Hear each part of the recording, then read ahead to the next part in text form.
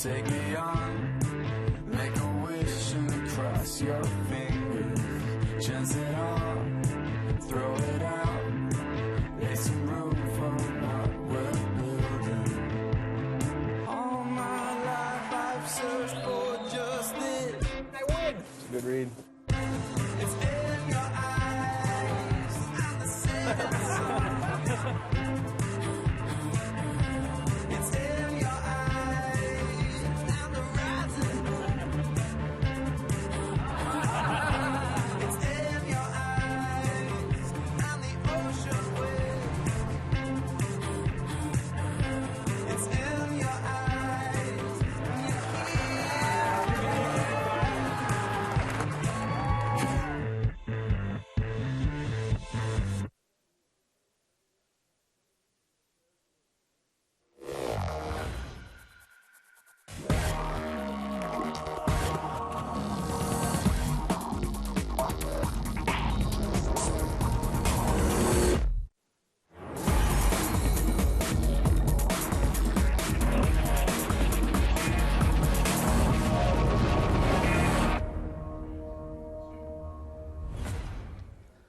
Hello everybody, this is Matt Brown alongside Mark Convey welcoming you to the PokerStars and Monte Carlo Casino EPT Grand Final, our 5th day of broadcast in this scheduled 9 days of coverage, and today is all about the main event, day 2. If you can hear me, hello, you're listening to the English stream. You've also got German, French, Italian, Russian, Polish and Lithuanian. Take your pick, spin the wheel, Raggedy Man, good luck. Also, remind you, if you are watching us on your laptops, you can take us with you on the move. Make sure you get us downloaded the PokerStars.tv mobile app, available for iOS and Android devices. This is what we've got coming up for the next few days. As mentioned today, it's all about picking up the main event. We've kind of let it tick over in the background, but all the way through now till the 2nd of May, and that final table, you see also it's 12 o'clock Central European Time kickoff from now all the way till the 2nd of May. Here's my colleague Mark Convey. Good morning, Matthew. Good morning, everybody. Please do get in touch. We want your interaction in the show. It's what makes it so special. Hashtag EPT Live via Twitter is our favourite way for you to get in contact. But if you have a longer question or emails your thing, nuts@pokerstars.tv is the way. And also a reminder, check out the PokerStars blog, Facebook, Instagram, and PokerStars' YouTube channel. Indeedy. Now, obviously, lots of big names played, day 1A and day 1B. Here are some of the big names arriving today. Umberto! Sharky. He's a crazy man. He is a crazy man. Marcel Lusk. Smooth criminal. It's a bit underdressed for him. Yeah. There's the richest man in poker, Antonio Svendiori. The magician. Ah, the man who kicked off a poker boom back in 2003. It's moneymaker. All of his fault. And here's a man. He's looking quite unbearded, actually. He's taken the beard. It's almost a tash going on there. Bit of came in on his chopper. George Danza, loving the hairstyle. Yeah, man. Georgie Danza, looking the swish. Juan Manuel Pastor. Yep, trying to run past us. Get out of my way. Poker to play. Andreas Villalobos there. Mike McDonald. And a poor man on crutches. I know. Don't know who that was. Sorry about that. Mr. Lodden is one of the players who will be featuring our table this afternoon. And Uela Liv Beret and a Mr. Kurganov. Gosh, everyone's in a hurry, aren't they? Very keen. They're not the most prompt of people, poker players. Well, you don't have to be. You don't have to be. Now, here is our feature table for today. And as Mark alluded to, Johnny Lodden, one of the players here. Elke you might have heard of, Anna Marquez, Noah Birkin. We've also got the chip leader, Hendrik Latz. He's got 191,500 chips. He is not only the chip leader at our table, but the chip leader of the tournament as it stands right now. Yep, he played yesterday and finished both starting flights top of the pile. Elke's still in great shape, 72,000. Johnny Lodden not far behind. Then we've got Anna, Emil, Casanova, and all the way down to Noah Birkin being up the rear. He's the one most in trouble, 22 big blinds. Yeah, Noah's the only one that's really going to be wanting to make things happen quickly. And we're coming in at 400, 800 with a 100 ante. So a bit of room to manoeuvre for Noah, but not a lot. So the first couple of levels of the day, we'll be bringing it to you from our side set here, and then later on moving to the big table. Okay. You want me to be put Yeah, here? the big table was used for the shark Whatever is cage convenient, you know. I'm a heat nice guy. being filmed yesterday, so I had to dismantle that, and it's I a have the big same- process. Yeah, and if you forget your penknife, you are in so much trouble because there's a lot of those tiny little screws, I'm the French fish. and everyone's there like with the edge of a knife, trying, you know, it just doesn't work. It just does not. You'd think they'd move on to Allen keys at this day and age, wouldn't you? I always forget how to spell Allen Keys, and then it just sounds like a man I know called Alan Keys. What if your name was Alan Keys? There must be someone out there. Is there anybody out there called Alan Keys? Now, don't just go creating a fictional Twitter account just to please me. We would like to hear from you. If your name is Alan Keys, we will give you a card protector. Yeah. But I am going to need some serious proof of identification. Well, they would have had to have already tweeted maybe at least 10 times from their Twitter account with their name on it. Or already have more than 100 friends on Facebook. I like it. I like that's a sturdy approval method. Because we don't want unpopular Allen keys. You know, they've got to have at least 100 friends and be real. Yeah, we don't want to know you. If nobody wants to know you, then we don't want to know you. See everyone here just getting the chips into play. So it always strikes me as nice and comfy, even though that's just absolutely normal spacing on a poker table.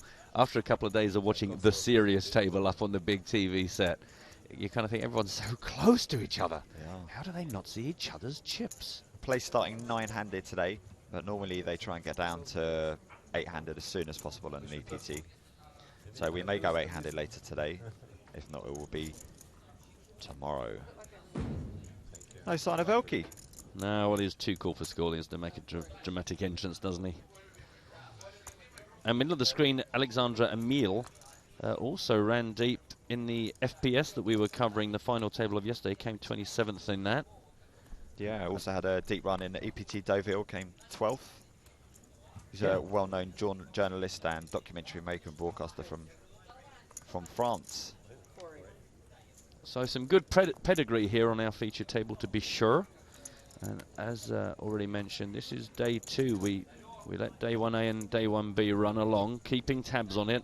Any of you that were following that on the PokerStars blog will already know some of the big names through and some of the big exits. But we are picking this up already. Level 9. Oh, look at that. First hand, we have an all-in from Noah Boken. We said that he was the shortest stack and had work to do. Yeah. And he shoves over the top of an early position raise from Lodden. Gets it through. Also worth mentioning the other change to the games we've been watching the last few days. 75-minute levels at this stage. So again, good news for anybody that's shorter stacked. A bit longer to play with. As Mike said, a couple of 9-handed tables as well. So you kind of, at this stage, it's the only stage really where being short-handed, you've got a few advantages coming to you just because of the way the structure is. Opportunities to get yourself back into things. Yeah, day 2 on EPTs. Play 6 levels, 75 minutes, and then come back for day 3, level 15, where the levels will extend to 90 minutes apiece. Minimum queens. A lot of people already popping up on hashtag EPT Live. Good morning to everybody. Already tuned in. Harry's with us. Good morning. Ed, the Dyer, JK, lots of our familiar friends. Good to have you with us. Don't forget any questions you got, any silly comments you'd like to join in with. Stay with us. Keep us posted. Now then, Stephen Chidwick, the only Brit at the table. He was a PokerStars qualifier, flying the flag. Yeah, he's had a phenomenal season on the EPT. He came 13th in San Remo just last week. A couple of weeks before that, he came 22nd Vienna. He was the bubble boy at EPT Deauville, so missed out there. And then back in Prague just before Christmas, he was 3rd in the Eureka main event, and then followed up with a 3rd place finish in the main event. Yeah. So incredible year, incredible season for him. Yep, so I say some proper pedigree on the table. And Anna Marquez as well. Had plenty of TV time from her in the past. Chris is asking, what level are we on, and what is the starting stack for these tourneys? We're on level 9, the blinds are 400, 800 with a 100 ante, and the starting stack was 30,000 chips. The average at the moment sits at around 55,000. There, boom, how about that for an answer? Everything you wanted to know. and more. Min raise. Bit early in the day for min raising, isn't it? In the hijack. Gets the job done. It just shows you with the average only 55,000 at the beginning of day 2 that day 1s on EPTs are just about survival. You don't have to build up a huge stack. Most people don't. The average is less than twice than what you started with. You should, with the amazing structure and the amount of chips you've got, patience is the key. And then try and move through the field on day 2 and 3. Yeah, absolutely. You can't win the tournament on the first day. Just got to make sure you get through with enough chips to keep on the fight. The majority of our players here are only, you know, there or thereabouts, 66,000, 56,000, 59,000. Obviously with a massive exception of Hendrik Latz in our seat 3 in the black top. 10 o'clock on your screens when we're aerial. This is Mr. Latz. Yeah, he came 54th here last season, so he's put himself in a position hopefully to go a bit deeper than that. But as we know, chip leads on day 2 are like tissues in the wind. They mean nothing. Tissues in the wind. Other than littering and pollution.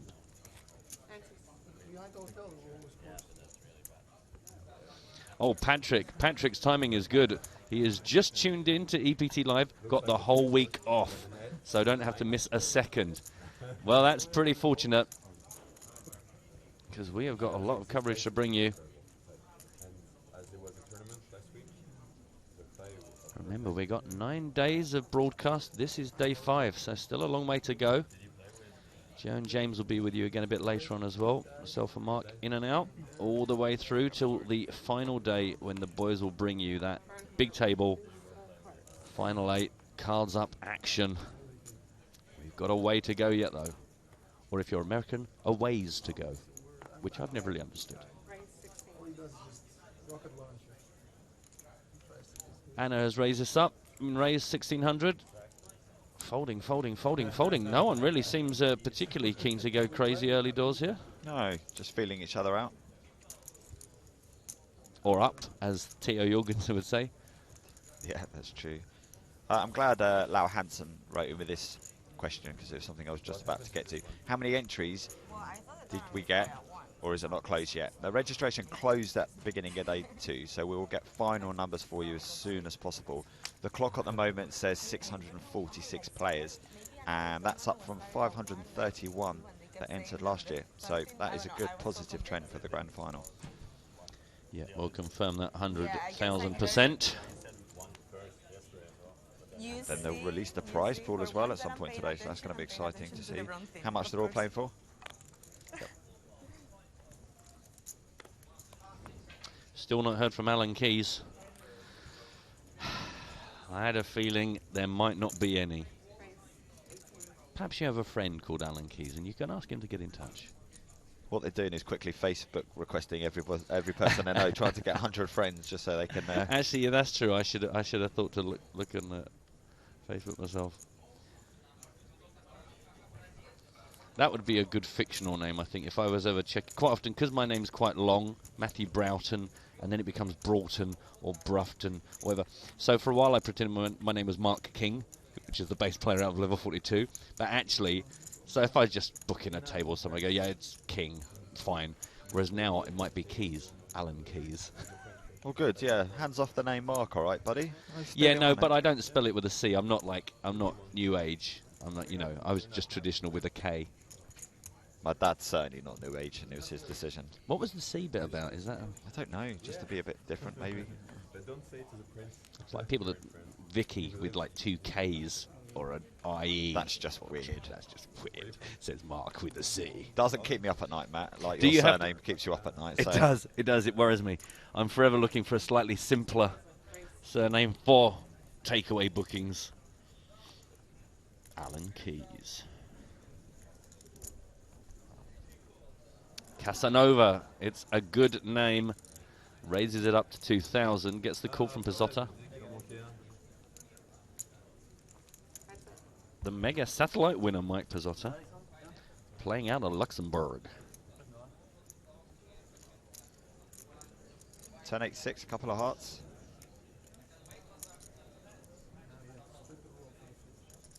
No, And a C-bet. And an Elkie. Welcome. Hello. Yep, 2,500 out of Casanova. Mike Pizzotta's calling this. Another 8 on the turn. Casanova is the player instantly in the blue hat and red top. He is not going to slow down. There's 11,100 in the pots, made us 6,100. That was clearly not the card that Pizzotta was looking for, probably hoping to get more straighting cards. In fact, the board paired and he did not want any more of the action.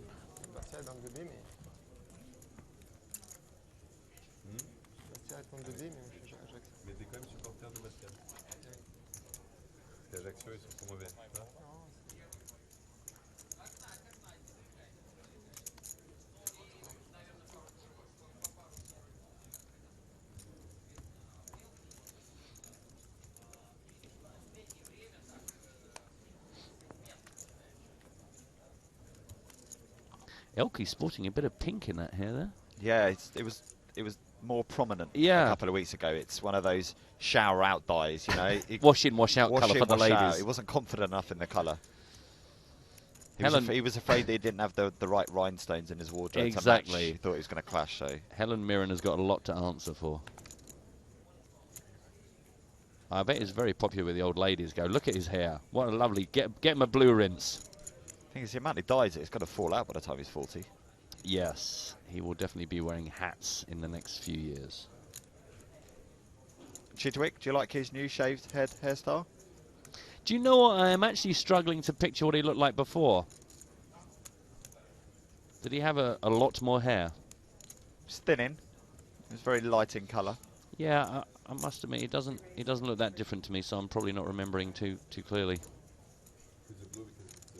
Wow, 3-bet from Ana Marquez. In a small blind, so particularly you would think a bit of strength in the hand.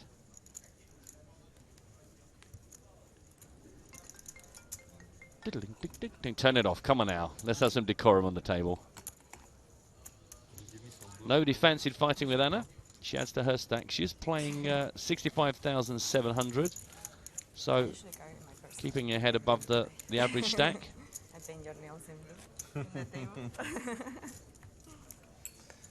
Maybe it doesn't work with me.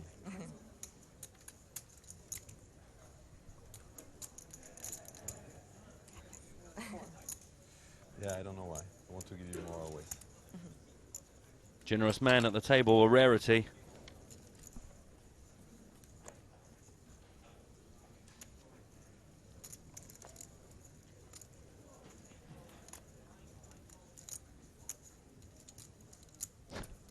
Interesting comment on our Twitter feed from Will Shillabier saying, stop moaning about your short name.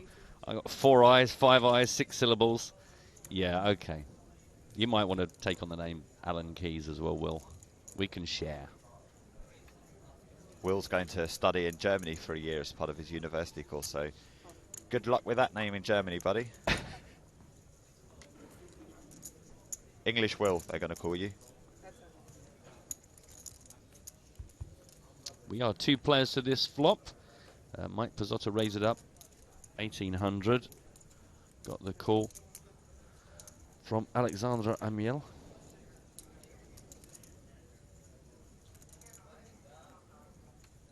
Elke's got such a short attention span. He's only just got here and already straight on the old phone. Sorry, what was that? Hey! Ba-boom! Ladies and gentlemen, Mark with a C.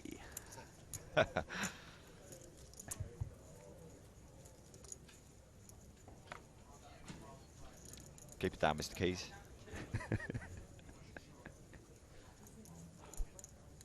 I was trying to sell some old garden furniture and somebody said, is it all in one piece? And I really went to say, I was trying to type, yes, I mean, some of it will need tying up with Allen keys. And I tried so many different spellings and in the end I went, a screwdriver. I thought, I'm meant to be a journalist and I just thought, I'm a man in his 40s and I don't think I've ever typed in the words Allen keys, so I have no idea how to spell it. It's pathetic.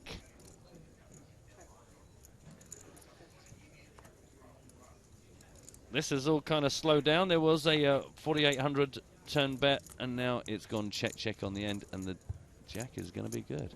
Happy the club didn't come. Surprised we didn't see another bet on the river with ace jack. You, not me. Yeah, you would have thought it's a bit paranoid to worry too much about the 10, but then again, it's why make your life more complicated if you run into a tricky player that suddenly fires back at you and you make some crying call or fold the best hand. There's no real pressure right now to... If you think you can win a reasonable pot, then stick with a guarantee rather than risk giving away a bigger pot. Good advice there. Good advice. Thanks. It's the keys to doing well at poker.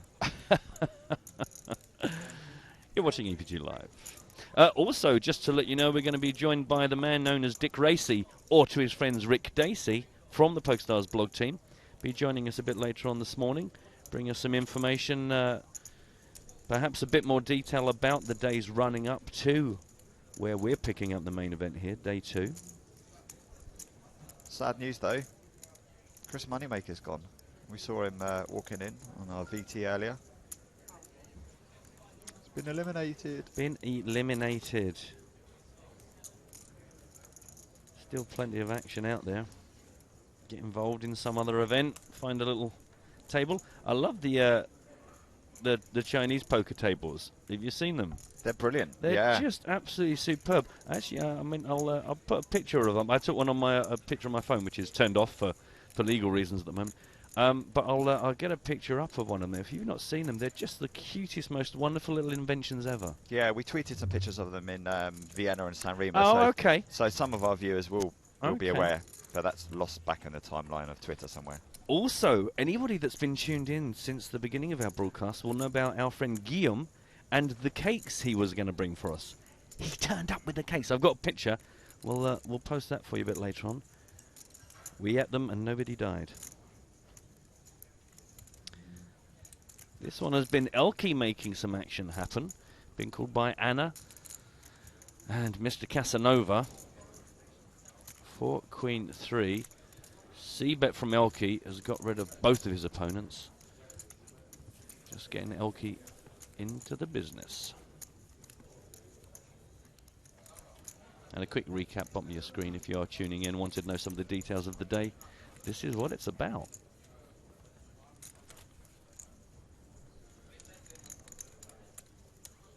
Cagey start so far, but I think we'll see the players sort of ramp up the aggression as we go through the day. You steadily want to build on day 2. Get yourself in a position, first of all, to make the money on day 3.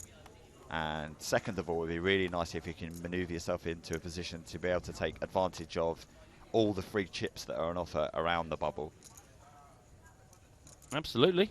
So if you can get yourself up to 60 or more big blinds by the end of today, then you're going to be in great shape to take advantage of the bubble coming into day 3, which normally happens, breaks in the second level of day 3.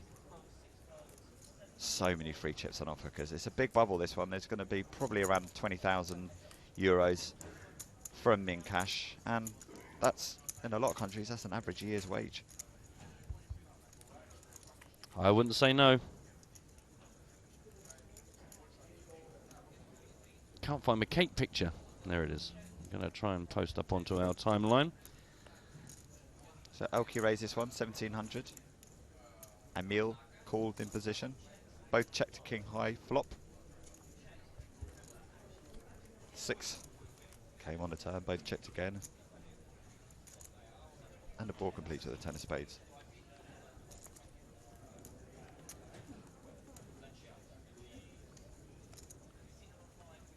$10-7 good. Elke got there on the river.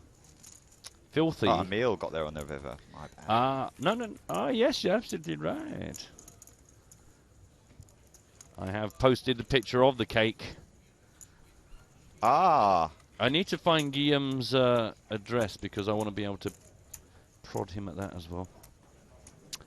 Elke has just made all of his followers aware of his appearance on the table, so hopefully we'll find more people joining us, joining the conversation. Don't forget, hashtag EPT Live if you want to take a look at myself and Mark enjoying Guillaume's cake.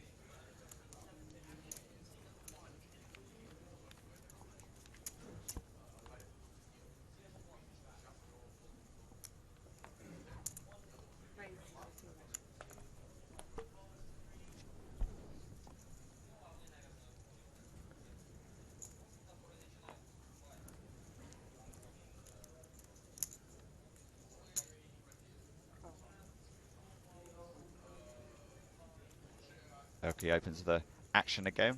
Under the gun raise to 1700. This is the first we've really seen from our chip leader. Calling. Emil calls as well. And Gianni's in there as well from the big blind. So we're going to have four-way action to this flop.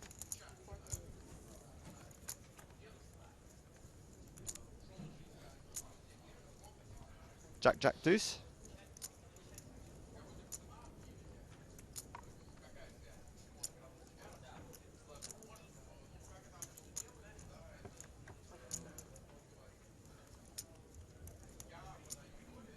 Elke comfortable enough to bet into three opponents.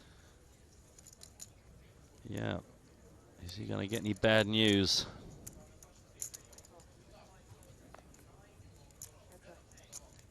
Gets a couple of folds, but also gets a call from the chip leader, Hendrik Latz. Third diamond on the turn. Never a good sign. It's the point at which you kind of think, well, hopefully you were semi-bluff betting rather than betting for value and stopping a danger card come. Which side of the equation are you sitting on?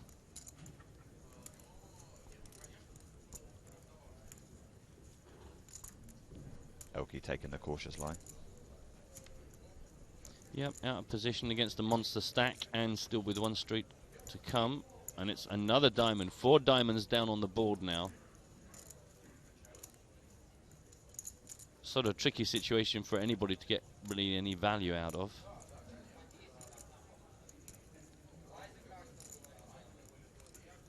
And also the sort of bullet, unless you've got the absolute nuts, if somebody plays back at you, you just hate where you are. But it's not really that stage of the tournament where we'd expect too much fancy play.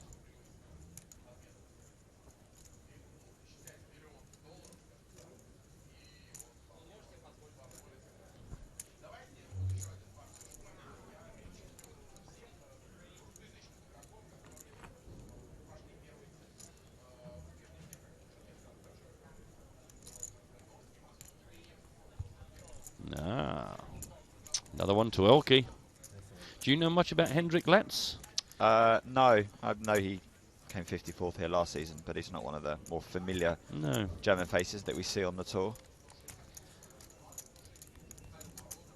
Been a dreadful season, hasn't it, for the Germans, this EPT season 10. They're on the wane, they're on the slide.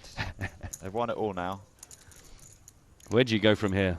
Bulgaria, obviously. That's the next big boom in European poker talent. You heard it here first on EPT Live. And probably the only place that you'll hear it. Wow, Jax, 3:30 AM my time, and it's EPT Live time. You're a brave man, Jax. Good lord. Gonna be a long, late one for you. And Matic Goll is saying, wouldn't mind a piece of that cake. It was an awesome cake. It was the sort of cake you could taste the quality of the cocoa. Great day ahead with super commentary. Yep, Joe and James will be back later on.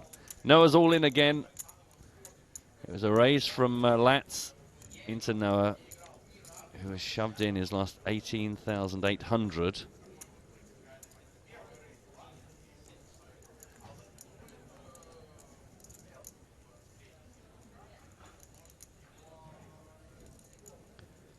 Interesting thing is it's actually on Elke. You clearly had some sort of a hand to wonder about. Been called.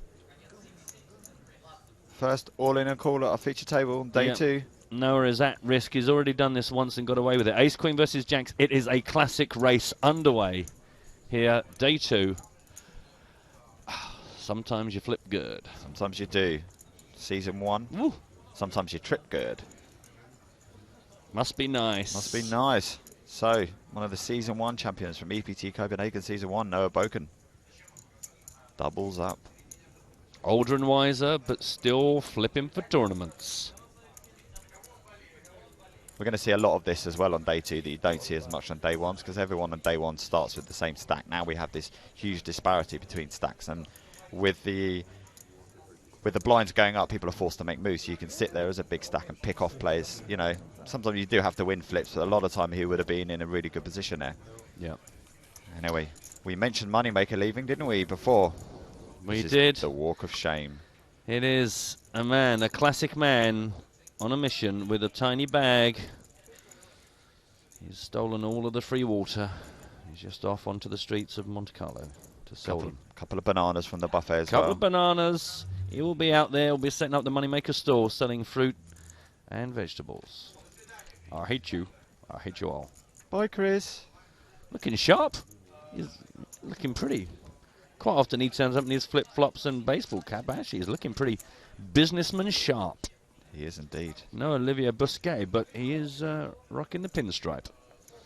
We will shortly be joined by PokerStars blog honcho, Dick Racy. I don't think your mic was live there. Have another hello. Hello. There we are. go. See what we did there. It was an inquisitive hello. It was a quick hello. How are you, sir? Very good, thank you. And yourselves? Very well. Super. Lovely. Any early action? Noah just survived an all-in. Yep. He was behind in a classic race of Jacks versus Ace Queen, and boom, a couple of aces helped him out of that one. But apart from that, it's been quite cagey so far. Players feeling each other out. It's early on. So it's what we expect. You would have thought so, sure. Yeah, Noah was the only one really with a stack where he had to make a move. So he's been all in twice. First one he got through. Second time he was called. Got to win races to win tournaments sometimes. That you do. It's a game of skill, but there is a touch of luck in there. What? Hang on a minute, I'm going to have to Google this. I've not heard that before. Only occasionally. Oh, okay. Well, that makes more sense, certainly.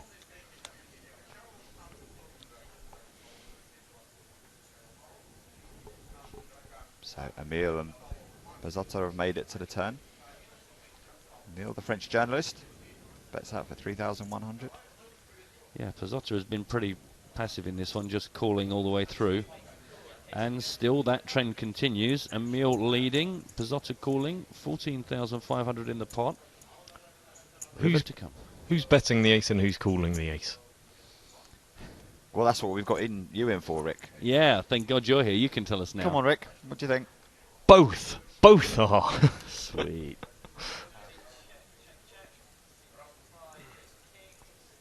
Oh! Kings versus Queen 5. It's close. I take it back. Neither are. Neither are. Certainly wasn't expecting the Kings, but I don't know why not. He was leading all the way in strong positive style. Managed to get paid off by quite a strange speculative hand there. They just didn't believe. Yeah, I thought you might have gone for a bit more value on the river. Check, check. Here's how things are standing on our feature table. Needless to say, no surprise to find that Hendrik Latz, who was chip leader to start with, is still massive chip leader. The good news for Noah is he's no longer in the danger zone. He's got 50 big blinds, and even the shortest stack, Stephen Chidwick, still in no real particular danger with 31,300. Sure, Chidwick's not about to panic, is he? No. As you see, that is Rick Dacey's name, and he is a PokerStars blog staff writer. What's the blog up to this week, Rick? Anything exciting going on that our viewers should be checking? Lots. I mean, in terms of absolute relevance to right this second, you can obviously click through to PokerStarsblog.com, and on the right-hand side, you will find a widget. On that widget is the Day 2 seat draw. So you can see what's going on across the entire tournament, as opposed to the one feature table, and also from there you can click through to the live updates, which should be filling big action and interesting events from around the tournament floor, because there are, you know, sort of 340 odd players left in this event at the moment, so still plenty of action left. Yeah, and this is the first day that all the players have been under the same roof, so you can really get a feel for where the tournament's going proper. Sure.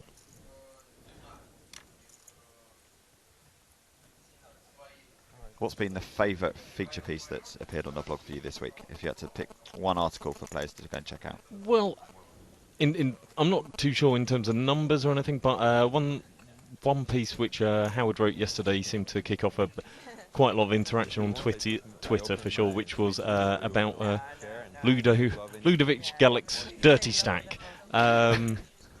Which that's not a euphemism. No sniggering, Broughton. He was up into the chip lead or near the chip lead. He'd obviously won a huge pot, and he had just stacked his chips willy-nilly, not in colour, and we got a photo, and I think people were making the assumption that he was just doing that in perpetuity throughout the entire tournament, and so people were complaining, why is he allowed to do his stack like that? Yeah. Obviously it did get sorted out, but that was quite a fun post because it's somewhat illustrative of how Ludovic plays, which is a little bit wild. Yeah, it is. He's been one of the stars of EPT Live this year, so he's a player that our viewers are familiar with. So, have a good article for them to check out. Sure. Man who loves a 4-bet. Here's Loon. Yep. Seat draws, funny old things, aren't they? Funny old things. I know, aren't they just? I'm just saying that because we've got Boken and Loddon on, and they were on the same table yesterday as well. What are the chances? I mean, you could actually work that out. I'll get a calculator. But it's relatively slim. 3%, I don't know. Something I have like no that. idea. I'm just going to I'm agree. just pulling it out there. Yeah. Whatever you think, I also think. But they were playing alongside Victor Blom and Annette Obrestad yesterday. So that's a doozy of a day one table, hey? Well, exactly, and you had Blom seat 5, Loddon seat 6, and Annette seat 7, which was fairly grim. Boken had a little bit more breathing space, so you would have thought he would have appreciated that. And there you see the security code to get into Anna's phone. Always worth holding up in front of the cameras. Maybe they're checking out the new EPT app that's available. Nicely done. Let's take a look at that. The EPT Guide app is a great way to keep up to date with the European Poker Tour. From the home screen, browse locations and check available schedules by tapping on the images. Inside any particular event, you can check a range of information from day-to-day schedules to the entire festival lineup. If you want to stay in the know, hit News and scroll through the latest headlines from EPT events. For bite-size info, you can read the latest EPT-related tweets. The app is completely free to download and available for Android and iOS devices. He has got a voice, hasn't he, that Hartigan? He has got one of those smooth, creamy voiceover voices. It's like James Bond. Voice of the EPT. Meanwhile, all of these players have been all in, but survived. That is a lie. It's not 100%. It's not entirely truthful. That is true. Pretty far from truthful, in fact. Now, other things. Tell us other things.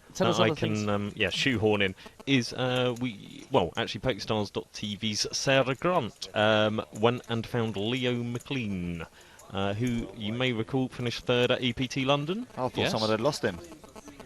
And he's been found. Oh, very good, very good. Bravo. You bear with him. He gets funnier as the day rolls on. Well, let's keep our fingers crossed there. McLean has decided, I mean, he's a relatively young man, he's decided to give the pro lifestyle a spin. Wow. Which is quite incredible considering, he seemed to be a fairly decent player beforehand, but turned a £93 qualification campaign into that 3rd place finish at EPT London for 250 grand. So all things considered, well, if he can get a 3rd once a season, that makes sense, right? That'll keep you ticking over. Yeah. I mean, he's had a bunch of cashes since he finished. He's had a couple of final tables, I think, in small side events. So he's been ticking over, but I think a finish in the FPS high roller as well. So good luck to him. But it's quite interesting him talking about having to talk to his parents and his step-parents about kind of justifying it and, trying to dispel some of the misconceptions about poker. So that's an interesting little interview. Nice. Because, if you're not inside the poker industry, sometimes it's quite hard to fathom what goes on and that it's a real thing and that, it is a skill game. And so it must be very hard for, an up-and-coming player to explain that to his family.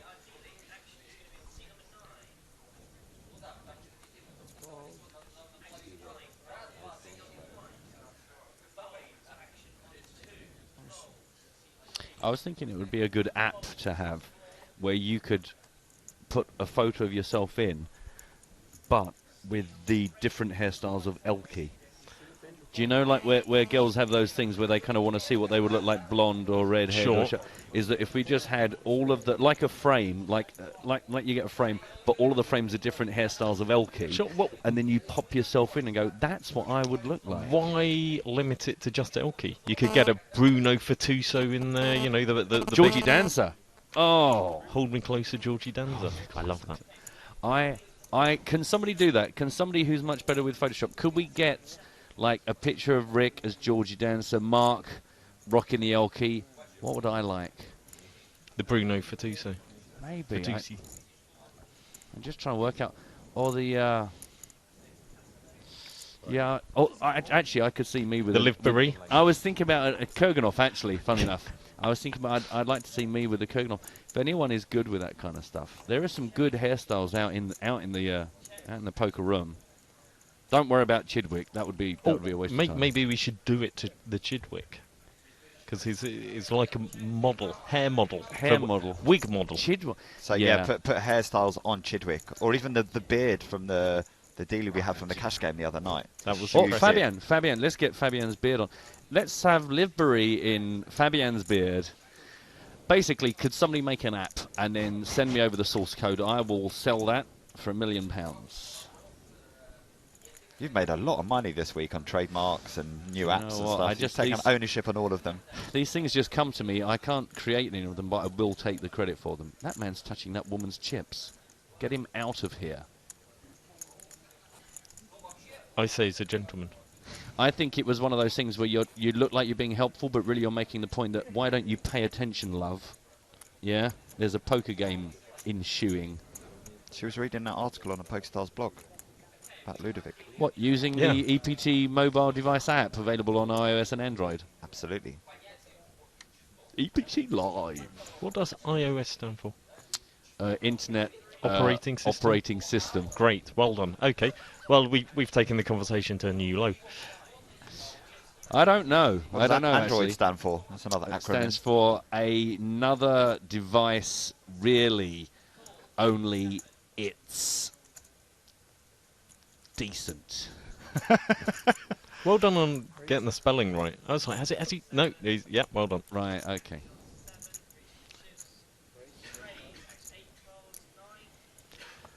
Here's a little question. Now, you're not allowed to think about it for too long. Are you Okay, ready? 16.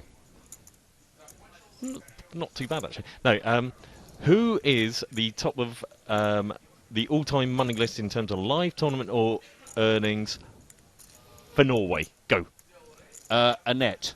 Oh, Oh. Whoa, dear. almost Oh, the Daisy dear. slip. Yeah, almost. Saved it there. Yeah, well done. Oh. Well done. Well, I don't know that I would have thought that would be a difficult question. I think a lot of people, because she has kind of been off the scene a little bit, she's got almost 4 million in tournament winnings, but 2.7 million of that was in 2007.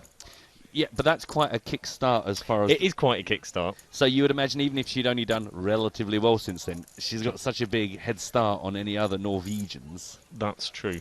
But I think most people would plump for Loddon.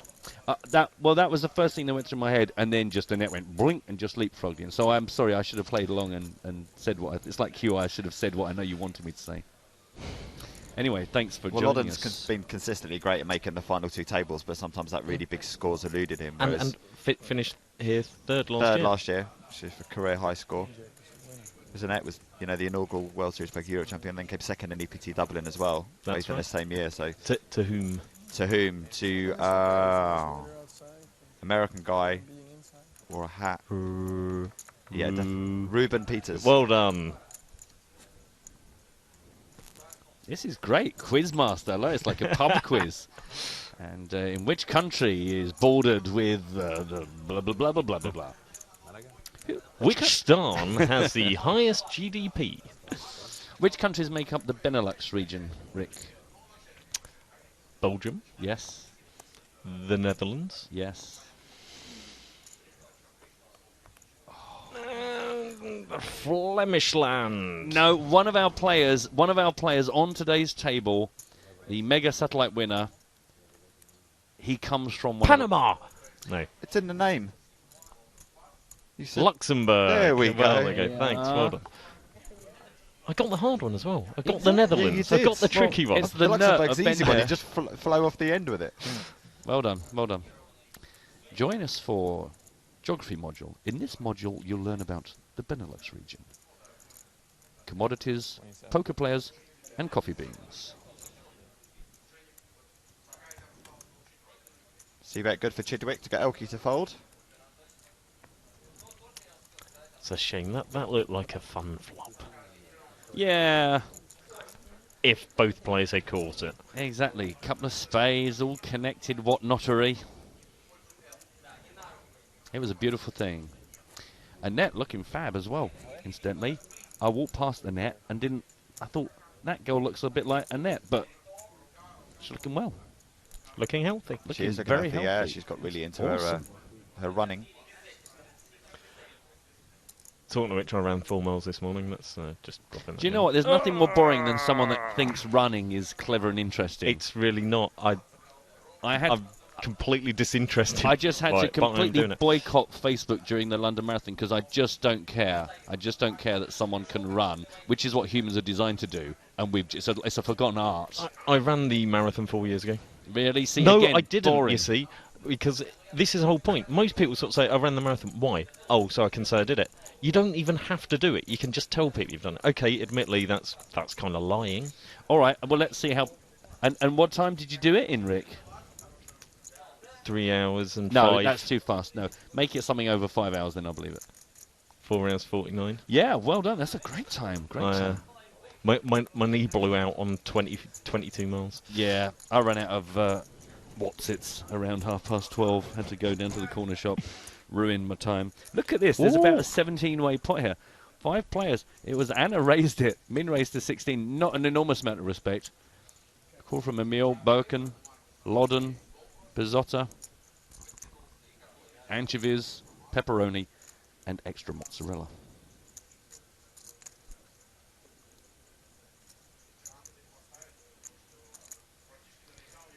Who's Lot got of it? clubs.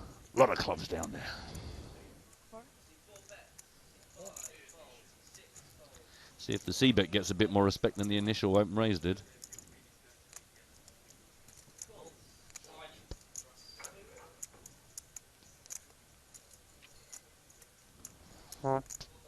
Heads up.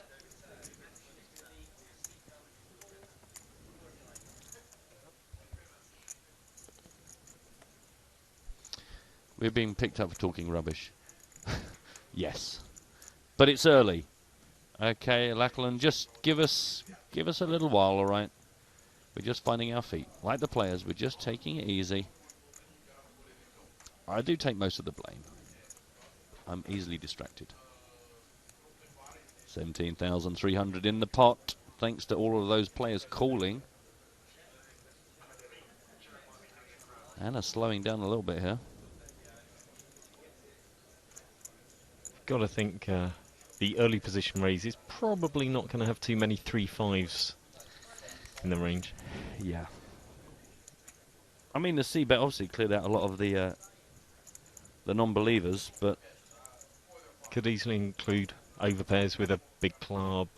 yeah. The winning hand with something else to connect with.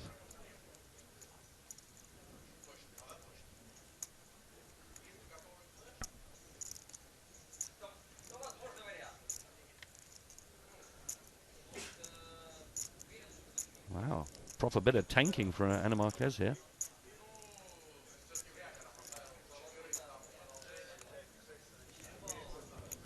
Decides to wait for a better spot.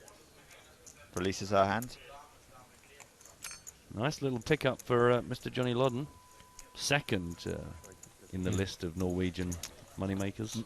Is he now? Third. No, probably not. Probably not, because Third. Kjetil, a Norwegian journalist, has written in and saying who is second on the all-time list. Jan- Research is allowed, and it's a It's Jan Slavic. trick questionnaire. Yeah, is it? Jan Slavic. Done. Wow, is that right? If you need nothing, you ask me. I believe you. I was going to say someone like Andreas Højvold or I something think like he's that. 4th or 5th. Yeah. Because obviously, if you're saying it's a trick question, learn, it's obviously not going to be Johnny. Exactly. Good news. Steve Fair has found Alan Keyes. I was saying what a great name Alan Keyes would be. Oh, and we wondered if anyone had it. And Steve has found, he says, please meet Alan Keyes. Alan Keyes is an American conservative political activist. Wow, hardcore. What, did he used to be a diplomat? Go on, why? Oh, no, I'm just reading it. Yes, he did. He began his diplomatic career. It's kind of boring, but his name is Alan Keyes. He must be very handy around the house. Well, that was the good news. The bad news is that Olivier Bouret is out. No details as yet. We'll bring them to you when we find out. So, quick day 2 for her and for Chris Moneymaker. Yeah. Thank you, Steve. Thanks for the Alan Keyes link. Can anybody else find a slightly more interesting Alan Keyes is all I'm going to ask for. So, how often's Chidwick going to be betting this flop? About 100% of the About time? between 98 and 100 is my guess. Most of the time. Most of the time, Most I think of that's the fair to say. Because that's going to happen incredibly frequently. The power of the C-bet. Still rocking it. Established 1999. Shavik is not correct. That was the tricky part. Well, I'm at a loss then. I think this guy's just messing with us. No, he wouldn't. He's a friend of the EPT. He's worked on the EPT for several seasons. He knows his stuff. Well, I've got no comeback.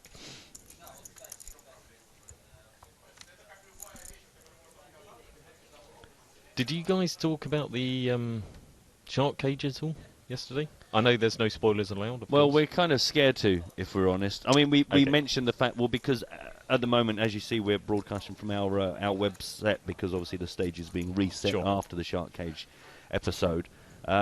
We've not talked a huge amount about it because I'm always scared. I'm never entirely sure I know what I'm meant to talk about, so I don't say anything. Okay, fair enough. I don't want to put you... Well, no, if you position. are more confident in what you can say, then go for it. But I'm going to have to leave the booth. Okay, well, I will, in that case, I will avoid any spoilers by purely talking about the behind-the-scenes part, which I was... Got a little eye-opener yesterday. Went to go into the green room, which is the fancy TV production word for waiting room. But there's always tea and biscuits. There's snacks. Well, there was some croissants, some pain au chocolat. It was very nice, but it was quite interesting. So I was in there with Hartigan as he was briefing the pros that were playing, Nice. which were now, if I can remember, David Williams, Maria Ho, Gus Hansen, Patrick Catanius, and Vicky Coram Mitchell. Vicky, obviously very used to the TV world, so it was very chatty and very funny. Unfortunately, I thought a lot of things she said I probably couldn't write because they were too risque but funny. Right. But yeah, she's game for a laugh, shall we say? But it was quite funny because Gus kept rushing off to buy people into main events, As you do. but wrote a post about that and also how you can kind of create your own shark cage game at home. Good thinking. I yeah, like that. I which- like that. Because, as I say in the piece, in a slightly over-the-top self-referential way, I was a bit of a cynic about the format at first, but having seen it, I can really now see how it's actually really good fun. I've got to admit, I'm with you on that. I am ridiculously cynical when it comes to people trying to make poker better for television. Sure. And I just think, do you know what? We've seen a lot of this, and mostly it doesn't work. But hats off. We were actually talking to one of the co-creators last night, saying it is actually quite a stonking little format, isn't it? It's And good I fun. can quite happily sort of say, this isn't any kind of loyalty to my employer. It looks a lot of fun. I'd love to play it myself. Yeah. Admittedly, the fact that you can win $1 million Helps. Helps the draw. is a big incentive. Yeah. No, that's all good stuff. I like a bit of that. But End of the year, I understand, is when it starts airing. Do you have any more knowledge on that? no, that was one of the things I was trying to chase up, in fact. But I know the final is later this year. We are now almost halfway through the heats. But I think it's going to be some compulsive viewing, so I'm looking forward to it airing. Absolutely. And there's still qualifiers running over the summer for the Barcelona heats, I do believe, as well. I'm getting a nod. Yes, there are. I got something right. Well done, Comp. Yeah, and so I definitely encourage people to have a go at that. There's big online qualifiers, and then if you finish within a certain top slunch, then you can submit a sort of video submission to sort of say, look at me, I'll be great on TV. And it isn't just about entertainment. You can balance it going, I'm a decent player, or I'm just wacky, or preferably a bit of both. There we go. We've got a lot of raise here under the gun +2. 1,800. I'm confused on the Norway all-time money list, because you were right according to the Hendon Bob. Yeah, Shavik is second. So it's some sort of trick question that we don't know. So we're going to need another clue from you, Chetel, if we're going to continue. Is it going to be something to do with deals made or something to do with online tournaments? We're not losing out on technicalities here. That's why. It's because Thor Hansen is listed as American and not Norwegian. So resident of Midgard. Also, some bad news is that Allen keys are not called Allen keys in America. So the Allen keys from America is not suffering. It's not really what we're looking for. It's not. We need someone who actually is called Allen keys in a country that has Allen keys. What are they called in America? I don't know. This is Razorheart said. Problem is they're not called Allen keys in the US. If anyone knows what Allen keys are and knows what they're called in America, please do update us. Also, there's a question, we were just talking about the shark cage. Well, that's Better's one. I wish somebody would turn their phone off. It's not me. Daz said the shark cage. How can guys not see Phil Lack reaching for the bluff button? Don't forget is that when he puts his hand on the table, you don't know if he's pressing the bluff button or not. It's a bluff. We mentioned that Liv busted. Here's her doing the walk of shame. My elimination, it's sad. Yeah, no, I was super short coming in today with like 8 big blinds, and then I double, sucked out with ace-5 against Gus Hansen's ace-queen, and then Ole predicted, he's like, oh, you're going to get in a flip and double again. And correctly, I did get in a flip with him, my ace-queen against his deuces, but I didn't win that coin flip, and now I'm here with you. So you get to play against really good players all the time now, so I can't say I really get intimidated anymore. I actually just like the company, having people to talk to who you know. Obviously, they're both great players. You know, Ole in particular is on a sick run, and it's great to see. Really nice guy. So, yeah, fingers crossed for them. Fingers crossed for all my buddies still in. There's Sorrel. Yeah, like lots of my close friends are still in, and hopefully one of them will win it. It'll be so cool. Good name drop in there, Liv. Good friends, Sorrel. That was good for her to pop by and have a chat with us after busting. It's never easy when you first go out of a tournament. Yep. Got a good nose, hasn't she? I've never really noticed her nose before, but it's very good. Very well proportioned. Sculpted. Sculpted by nature. By nature, yeah, let's not start any rumours. Okay, going back to the shark cage, I believe there was a mention about how do you know if they're bluffing or value betting? Yeah, well, that because somebody was saying, well, they see him reaching under the desk. Well, just because there's a button there. Well, the whole idea with the button is that you selected either bluff or value bet. Yeah. And they've now changed that so it's now cards, just to, you know, make it a little bit more optical. So everyone at the table can see you flick over the card and you get the reaction. Okay. Oh, so rather than the button, you have a card on top of the table. Yeah, so just to explain the concept, when you get heads up on the river, so it's only heads up when it's when the total play is four-handed or more. Okay. When you make a bet on the river, before you put out your chips, you have to select the bluff or value bet card. If you are bluffing and you select the bluff card and you get called, then you get sent to the shark cage, and so you miss like an orbiter play. If you get your bluff through, then the other player gets sent to the shark cage, and as an added incentive, if you either call or get your bluff through, accordingly. Yeah. You also get a extra 100,000 chips if you make it through to the final. So obviously, if you're picking bluffs off or you're making successful bluffs, you could go through to the final with 50% extra of your stack, which obviously gives you a better chance to win the winner takes all $1 million. What if you're bluffing with the best hand? Then it does not count, because at showdown, basically cards pretty much always get shown. Okay. And let's be honest, I guess it's pretty obvious if someone's bluffing and it just turns out they got the best hand. There's never going to be a situation where someone's abusing the system, because it'll be so obvious, I would guess. Well, it's not even that. It's because if you abuse the system by kind of bluffing and putting the value bet card out, so you can't get sent to the shark tank. The shark cage. That also means you can't get the extra chips and send the other person. So it's actually, you kind of get circles, circles within circles. Wow, like a wheel within a wheel. Yes, exactly like that. Like sausage, egg and bacon, it's a meal within a meal. We saw Anna Marquez folding another hand there. Update on the Allen keys. Allen wrenches is the most popular answer. Graphical Nick, for some reason, thinks they're called hex keys, but I think he's made up. No one else thinks that. Everyone else says that they're called Allen wrenches.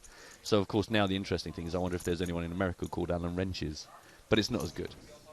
We're going to draw close to the Allen keys discussion, I've decided, because I'm on my own. I think that's for the best. I think you're kind. I think you are at best kind to say that. Mr. Johnny Loudon raised this one up. Being called in a couple of spots here. Milne Birkin also coming along for a ride. Dacey's legs just fell off. I thought they were both real. I didn't realise they were both wooden. Going to start some kind of weird urban myth like Shania Twain now. What's the Shania Twain urban myth? She's got a fake leg. Have you never heard that one? I've never heard that ever. Never heard that one. You just made that up. Really? That would be a weird one to pull out of the blue. Wow. Good Lord. People liking the addition that you spoke about to the rules of the shark cage. That's good. Look out for it later on the year, boys and girls. I think it's going to be a smash hit. Pop pickers. And also, definitely have a chance at qualifying as well. Yeah. I certainly would, if I was allowed. Yeah, those qualifiers start on the 29th of May and run until June 9th. I wonder if... Are we allowed? Are we allowed? I don't know. Problem is, we're going to be in Barcelona, so how do we play it, even if we qualify? Oh, I don't... It's only I've just one been day told off. I'm not allowed. Not allowed. I think you should demand some extra riders. I am gutted. I just wanted to sit in that green room. Oh, I can't believe it. I'm sure you can sneak into the green. This is an interesting hand here at the moment. Chidwick's pretty much clicked it back just a little bit more. That's a check raise there, isn't it? It is indeed. Yeah. It's cheeky.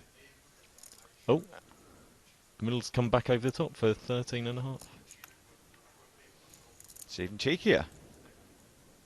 Which kind of do you think? I mean, that generally looks like he's gonna snap it off if Chidwick shoves here. You would think so. Yeah. Yeah. Once he's put in that mount, Chidwick doesn't have that much fold equity, so maybe that's why Chidwick's just elected to call. He'll be first to act on the turn. He's only got about half the pot in his stack behind.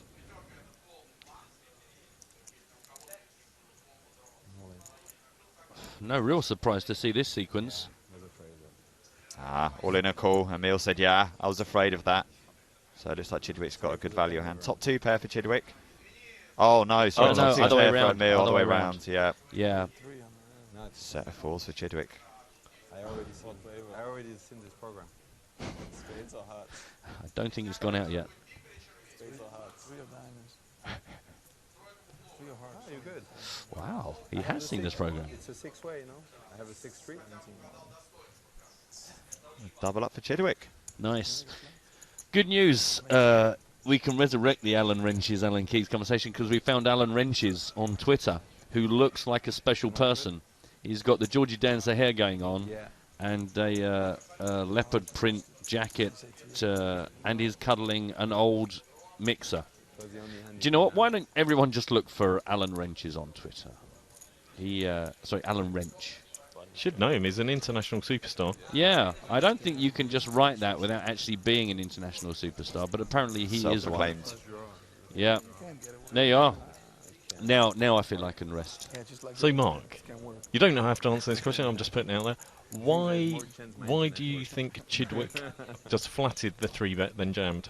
What's his reasoning for doing that? Would you say, or possible factors leading to it? Well, maybe he didn't want to fold out complete bluffs. Okay. So therefore, if he just flatted, then checked the turn over, or even a semi-bluff, he maybe thought there's a better chance that his opponent would stick the chips in on the turn.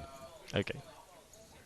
Do you have another scenario? No. I'm just wondering. I didn't know if it was one of those mentalities where someone, even though it's exactly the same amount of chips, whether the 4-bet jam looks stronger, so gets more folds from aces as opposed to him flatting and then it being a kind of new betting round and putting what is actually the same amount of chips in and getting a looser call from an ace, for instance.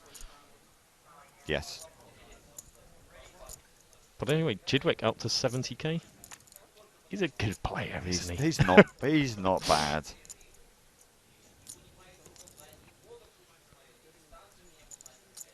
Yeah, for our own selfish purposes, it's nice to see him with plenty of chips, because then we should expect plenty of play out of him. Now, I don't know if you've noticed this, but Chidwick seems to always have an animal on his T-shirt. I've not noticed that, but now you've said it, I am noticing it. Yes, look, in future, he's got a bird. I think he had a wolf or a lion on before. Yeah, he did. Yeah. In Vienna, he had, or San Remo, I think it was actually. Yeah, he definitely had some That's sort of animal. just a wolf. Just one to remember for future.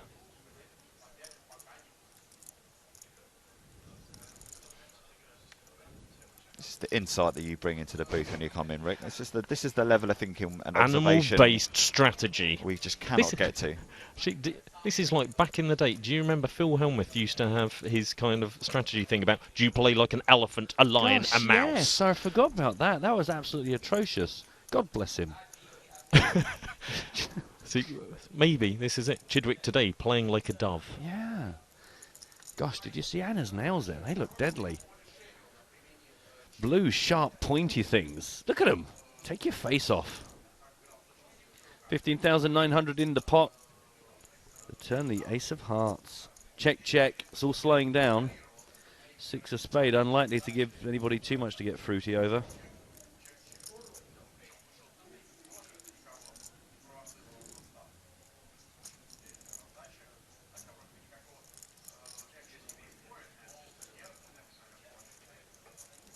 Just under a quarter of an hour left on this level. Roll straight into level 10. Chidwick has put out a bet here. Remind you, 15,900 in the pot. 12,800 is the bet. 'Tis sizable, and Mr. Johnny Loudon is going to take a moment before making a decision here.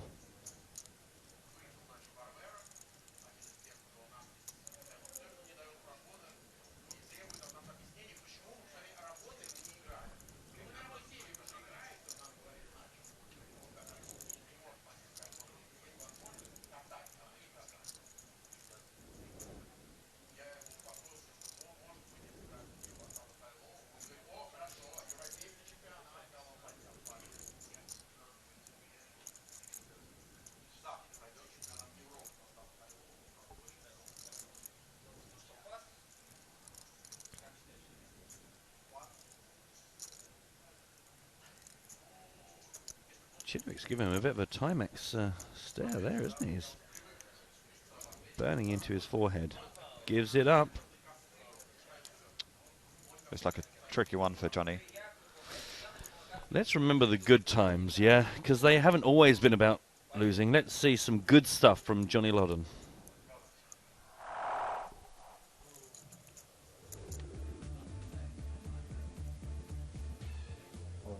And Johnny Loudon shoves. Oh man, Johnny has really stepped in it here.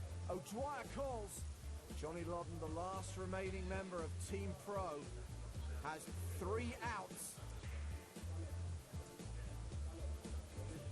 It's a king.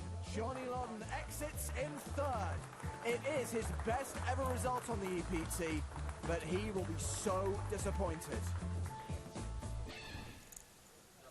Yeah, when I said let's remember the good times, obviously that was bittersweet.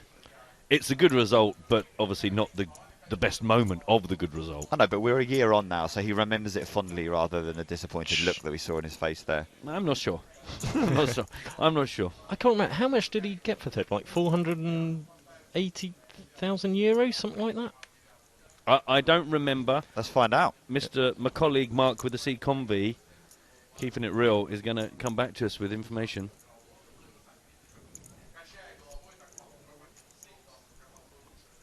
Okay, well, I'm going to have to get... So, once Convy does the big reveal... It's happened. It's happened. I think it's about 467,000. Okay. We'll Approximately. Approximately. Someone might have said that in my ear. We'll take that. Okay, guys, well, I better get back to it. So thanks very much for your time, and please do remember to follow the rest of the tournament at PokerStarsBlog.com. And follow them on Twitter as well, at PokerStarsBlog. Thank you very much. You're welcome. Cheers, Rick. The man, the myth, the legend, Mr. Dick Racy, jogging to victory in a slow fashion.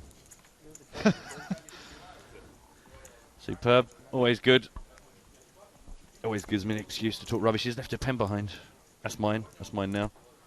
God, you've just got everything this week. Oh, actually, I think he's left a broken pen behind. I've been duped. Five-way action, anybody?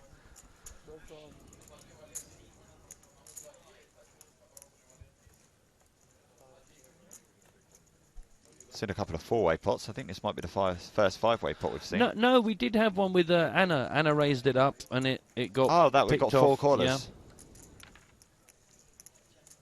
Queen 4 deuce, rainbow.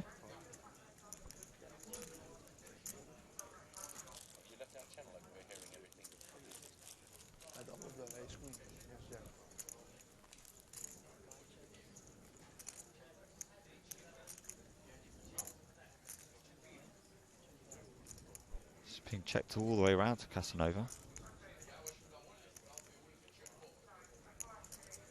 3,000.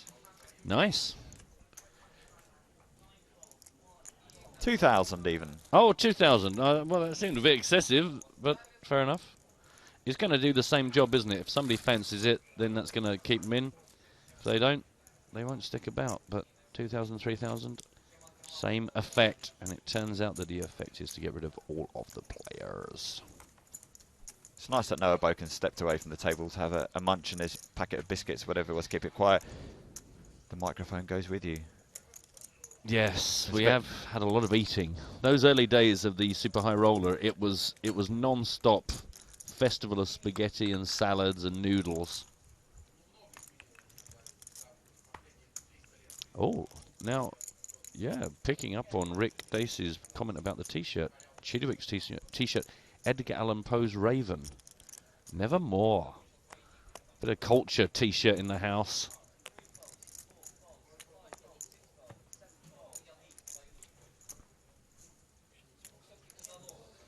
8.5 minutes left here, level 9. Going to roll straight into the next level. We are still at 400, 800 with a 100 ante. And it is the Brit Chidwick pushing the action again. Probably been, perhaps, one of the more busy players here. Yeah, and I think we're going to see that more and more since he's double up. Exactly. That's why I was saying kind of selfishly pleased to see him with some chips, because you know that he will be trying to drive the action here. Ace 4 jack, 2 diamonds. Elkie checks it over to Chidwick, the aggressor.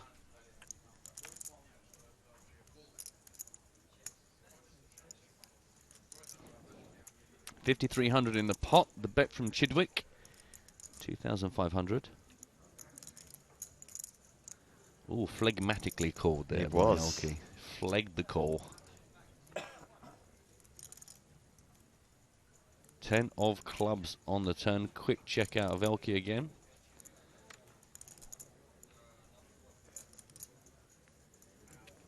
Gonna fire another shot here.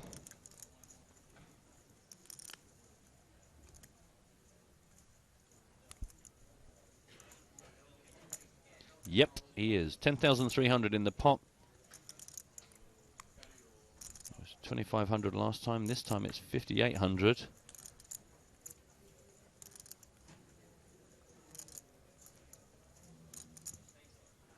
Elke's body language is of disinterest, but the chips do keep coming.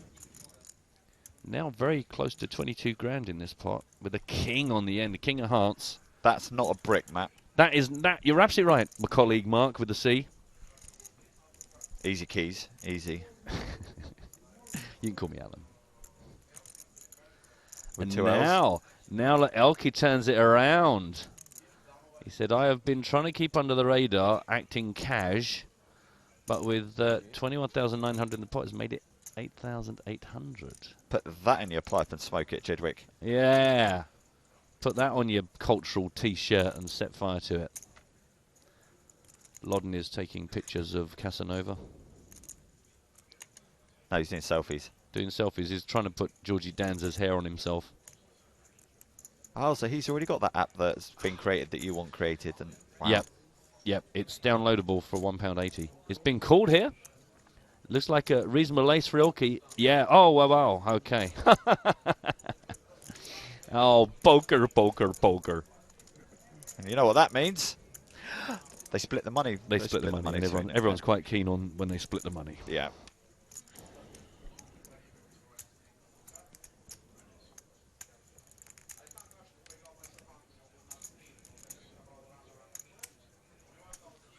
Ladies and gentlemen, the man, the legend, we saw him walking in. Umberto Brenes is out. No. There he is. No, you can't do that. You've lost. No one cares. No, that's fair dues. Oh, well. No, we can't hear you. We turn the microphones off. It's Spanish for I shot myself in the head. Spanish. He's going, oh, yes, the completamente babido. So that's one Team PokerStars pro out. Another one, Nacho Barbero. He was spotted on the feature table rail coming over to see his buddy Noah Boken a little while ago. He's also been eliminated. Yeah. Maybe I got a little bit knocked off. Johnny's reading the instructions of how to do the Photoshop on the app. Exactly. They're detailed. It's it's not an easy app. It's Part 2. Place the hair you require over your face and crop.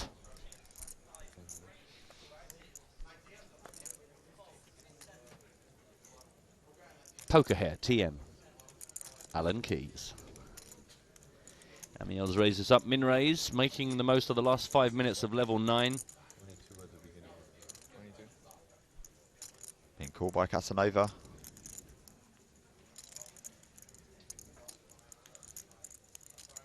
And Mr. Chidwick just coming along for the call. There's a bit of a flag fold there from Johnny. Yeah, I still think he's thinking about that last hand. Yeah. Yeah, he's got that faraway look in his eyes.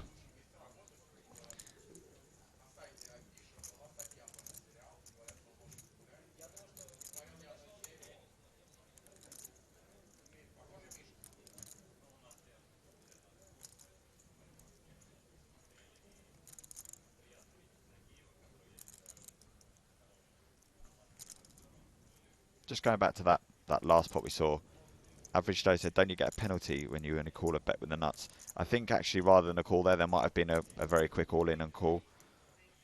We thought it was just a call on the river, but I saw a big bunch of blue chips in front of Stephen Chidwick's stack. So I think he set Elke all in, who quickly called. I think they both realised that they both had a Broadway. Okay. It's all done in a flash. Look at this. We haven't seen much from our overnight chip leader, German, by the name of Latz. He's coming here with a squeeze to 6,500 from the big blind. Yeah, it was Emil actually raised this up, got a couple of calls, and now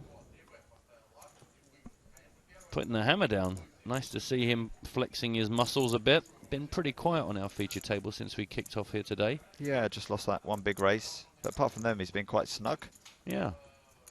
Let's have a look at how things are looking on the feature table. We still have that chip leader, Hendrik Latz, top of the pile, 174,500. Smallest stack now is Alexandra Emil, down to 26 bigs with only 2 minutes left on the clock. Noah Birkin out of real immediate danger now, even when these blinds tick up to 500, 1,000 with the 100 ante. So, by rights, we should be with this gang for a while. Can't imagine anything too dramatic is going to kick anybody off. No.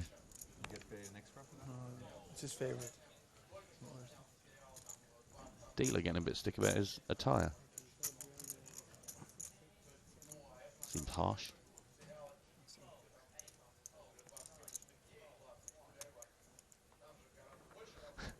Stefan, a bit of love for Umberto. The shark is gone. Yep. He looked in pretty good spirits about it, although pretty experienced. In fact, everyone that we've seen leave the tournament, Moneymaker, Liv, Umberto, all look pretty chipper about things. It's just while they're on camera. It's their camera face. Exactly, and They're then now the cameras they're go now- off and they yeah. smash the walls, smash each other. No, they're not that bad. They just go and find a plant outside and just pick off all the leaves. Exactly. Or they pop into the nan room for a hug from a overweight elderly woman. Just calm down before the next game.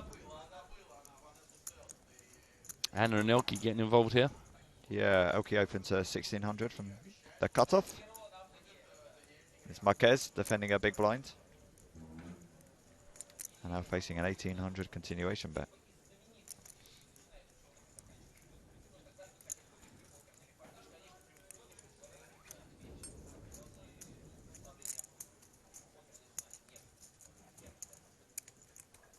Very quietly going about their business this table, aren't they? Yeah. So she calls the c-bet, another jack on the turn. 8,100 in the pot. Quickly checked by Ana Marquez.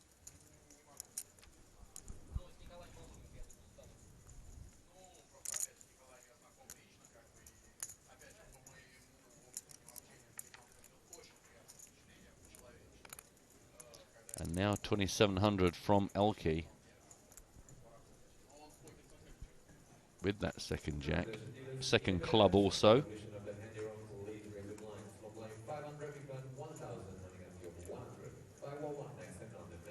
And you hear the announcement, the blinds are going up. We're into level 10 for the next hand. 500, 1,000 with a 100 ante.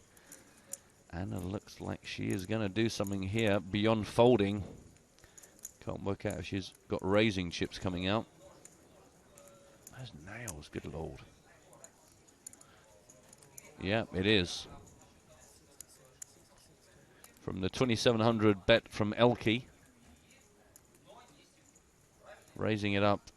I think I heard 6,000s and 600s mentioned.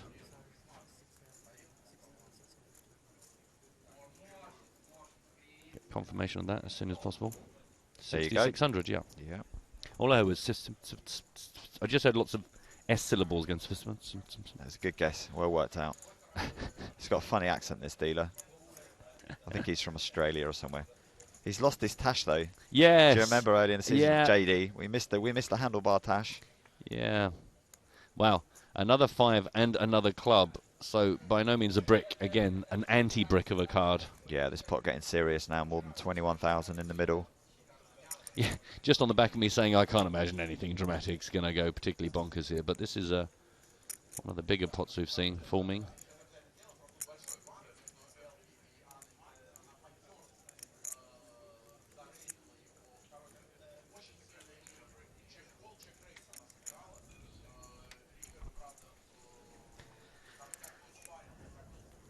Double paired board. Someone's bound to have 3 pairs, I would imagine, at least. Which, of course, invokes crazy time, where all chips are worth double for 13 minutes. So it's a new rule. It's because of the shark cage. You know, we've got to make these games more complicated. Add some new rules. You've turned from a cynic to a crazy man. You want Deuces Wild the next level or something now. Yep. And queens don't count. Well, you take them out the deck, or they just don't count? They just don't count. If you've got a queen, then you can only use one of your cards. Exactly, so you've got to bluff the strength when actually one is dead. 14,000 is the price to pay for Elke. No, we couldn't introduce that game. That'd be too dangerous. All our viewers would be asking for bonus coverage of it every single night. Anna takes down sizable pot here. Elke was a believer. Yeah. Not a believer, a believer. Anna up to 59,300. Elke at 62,000, just over 62,000. So it doesn't really hurt him, but it's a big injection for Anna. Don't forget instantly, everyone that was asking about the call with Stephen Chidwick, if you want to check out any of the action and make sure you've not missed something, don't forget you can rewind us. We are fully interactive. We go both forwards and backwards, which I believe is the definition of interactive. Yeah. Pulls us. Just pulls us now and then. I'm pretty sure Chidwick just put a big pile of blue chips over the line to set Elke all in, who called, and they both turned over the hand quickly. They took their chips back, so it all happened in a flash. Because, yes, one cannot call with the nuts on the river. For fear of collusion. Yeah. Let's be honest, this is a pretty classy field, though. We don't have to worry about any of that. Nice raise up. Under the gun. Gets the call from Elke.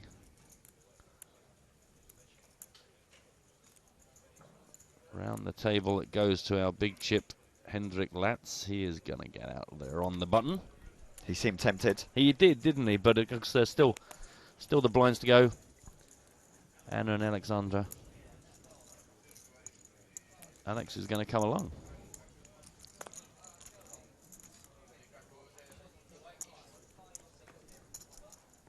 Three players to the flop of Jack, King, 7, Rainbow.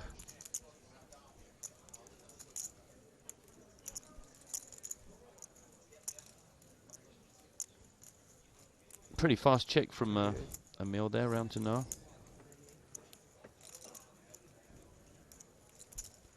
Bets 38 in his gravelly Dutch voice.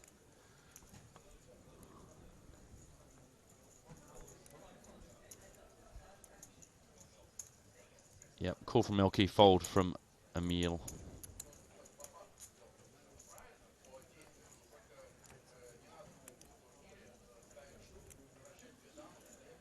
Another jack, another spade.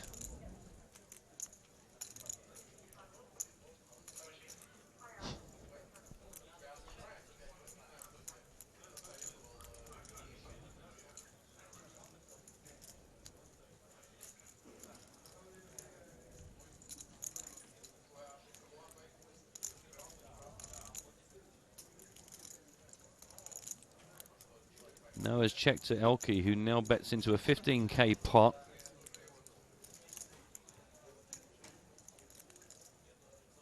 $7,200. Key decision here for Boken. Only got 28,700 behind. It's a decision for a stack right now. He knows it. Yeah. Yeah. Gives it up. Yeah, it looks a bit sad. Bottom lip fell down. Fell down? It fell down. He felt that bad about it, yeah. Gosh, he is a fragile human. He is. Just got to pick your lip back off the floor sometimes and get on with life. Sometimes. That old metaphor, you've got to pick your lip up, carry on smiling. It's not always easy.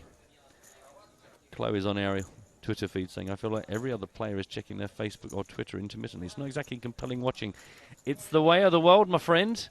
If you've ever played much live poker in these kind of early mid stages, people are not exactly super focused all of the time. Today's modern technology, so many toys. Toys for the kids.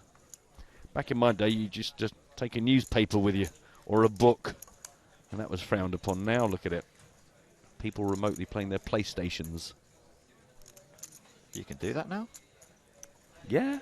Wow. It's unbelievable with the PlayStation 4. You could be sitting at home and you can access it on your little Vita. Ah, so you have all the games stored on the hard drive on the PS4 at home, and then you can just access that across a internet connection. It's bonkers. Wow. And it's so fast. That's the technology spot. Thanks for tuning in. It's scary. Scary technology.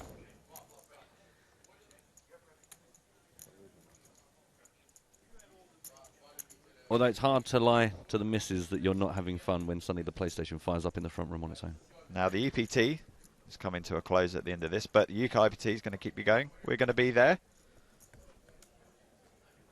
Broadcasting on the 11th and 12th of May. Cards up coverage for the final table. Cards face down for the penultimate day. Come and join us. UK EPT Nottingham, May the 5th to the 12th. £1 million guarantee on that one. Yeah. Trialing out a re-entry. See how that goes down. No, I think that's a good move. If you've never been to the Dust Till Dawn Club, you should do. It's one of the best places to play poker in Europe. It is. It is a stonking building. Unique, really, in the way it's set up. Certainly something to see. Chidwick has raised this up. He's been quiet for a few orbits. Getting back into it here.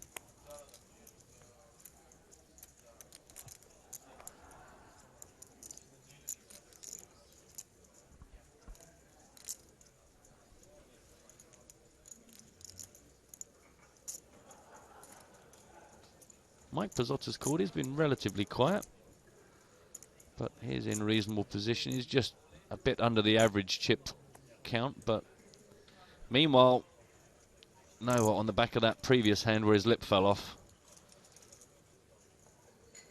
he's now all in. That'd be half of Pizzotta's stack to call this. Can afford it. Just depends how strong he is. Yeah, it is for a big chunk of his stack, so no surprise to see him take his time. Big decision for him. Yeah, and interesting because obviously it's kind of like a squeeze. You know, Chidwick started it. Pizzotta just called the 2 grand, so it is a good spot for Noah to be doing this with quite a wide range. Of course, his stack's under more pressure since we've ticked over into level 10. The blinds are now 500, 1,000 with a 100 ante. I think we should run a competition in this level. That's a good shout. Yeah, I don't have any ideas. Oh, really? Yeah, but I just thought I'd throw out the idea. Well, you're the competition king. I thought you've got something stored away somewhere. Okay. Hello. Right, but give me a couple of minutes. I'll come back to you on this one. Okay, I feel like we need to give away a card protector before the break. They are nice. You're right. That's fine because that gives me a good hour plus to think of something to inspire our audience. We've lost JD. We've got Dave. Maybe we should do a competition of what town Dave comes from. Wow. So the viewers have to try and listen for his accent. And they've got to get what city he comes from. Is it going to be really quite obvious? It's not massively obvious. I can give some clues if people don't get it, but how about that one for a competition? I'm happy with that. I love it. Oh, you know what? It's not even Dave. So forget that. They look identical from behind. You're watching EPT Live. Okay, we're not doing that. Please don't try. Yeah, please Dave's from Newcastle, but that isn't Dave. So that competition, failed spectacularly. In fact, there's a good shout actually from Schillebier saying, innovative televised poker ideas akin to Shark Cage? Yes. Let's open it up to you guys. Let's try and think of a new format. But let's try and think of a good one. All right? Like, think about the Shark Cage. It's very, very simple, but it works. So nothing stupid. Give us some ideas. What would you like to see? What is it kind of like? 4-way tables where somebody has to play without looking. How about like The Voice, where you have to play without looking at your cards and you have to choose when to spin around, but that reduces your chip stack? I don't know. Are you entering your own competition? I am entering my own competition. Oh, well, I'm just trying to think. It's not easy, and that's why I think the Shark Cage is a really good little a winner, because it isn't easy taking stuff. I did actually have, you'll laugh, but I had a treatment actually that was considered by ITV once called the Saturday Night Shuffle. And it was a big Saturday night ant and deck UK format involving people wearing cards. They had cards with Velcro strips, and they had to pick a pair, and the couple became a starting hand. It's very, very interesting. This was your idea? It was. And this is when you said you're a cynical person who doesn't like poker being changed just for entertainment purposes, and you came up with that idea. But in fairness, it was meant to be an entertainment show. Right, it was when poker was booming. They wanted an entertainment show that was based around poker. It wasn't trying to do televised poker with a twist. So I was quite happy to get involved. Anyway, so there you are, guys. EPT Live, hashtag EPT Live on the Twitter, on nuts at PokerStars.tv. Get us in your ideas, and if we just sense a little kernel of spark of creativity, then Broughton will trademark it and steal the idea off you, sell it to ITV to make money out of it. Well, I've already tried that and it didn't work, so I'm quite happy to just open the doors now. But you'll get an EPT 10 card protector. Exactly, they are attractive things. Meanwhile here, just to recap, it was Noah raised it up to 2K. Got the call from Stephen Chidwick. The flop brought 2 8s and a queen. Chidwick check, Noah bet. Stephen raised it to 4,800, got the call. Now with 15K in the pot and a deuce, a second club down on the turn. Chidwick has checked. And Noah with the decision to make. 4,000. Relatively small bet compared to the size of the pot. 4,000 from Boken.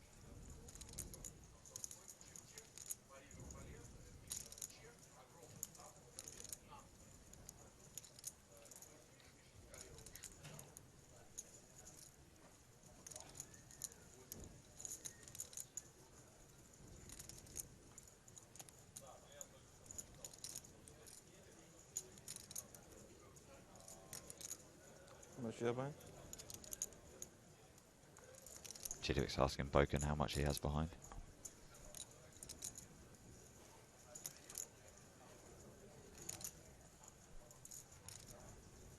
Gives him a flash of his stack.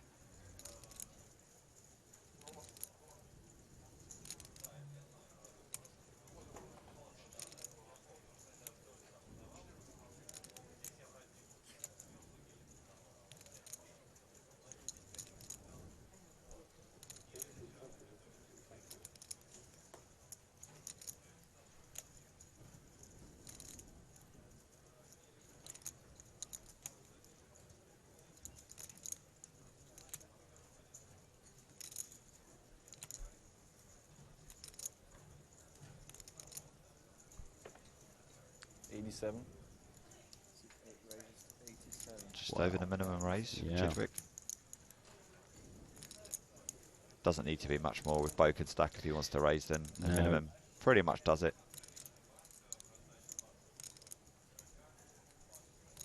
Sends the message to Boken. Do you want to play for stacks, buddy? Yeah. It also allows Chidwick to have a few bluffs in his range, so he's balanced. He could be raising for value here or for bluffing. If Boken shoves, he could fold. Boken's got to try and figure that out now. What is Chidwick's aim with this bet? It is horrible to be with that stack size because you just know good players are just going to lean on you. It's a bit like, funny enough, when we were watching the FPS final table and we were saying it was maybe a failing of our chip leader to not just appreciate people's stack sizes and just put pressure. And Vanessa was saying, you know, you've just got to look for the vulnerable players and put them in really horrible spots all the time. And this is a perfect example of someone getting it right. Just know that with every street of betting, your opponent is more and more aware of the stack he's got left and what that means for his chances in the tournament. Yeah, it's so important to be constantly aware of stack sizes of your opponents in the hand.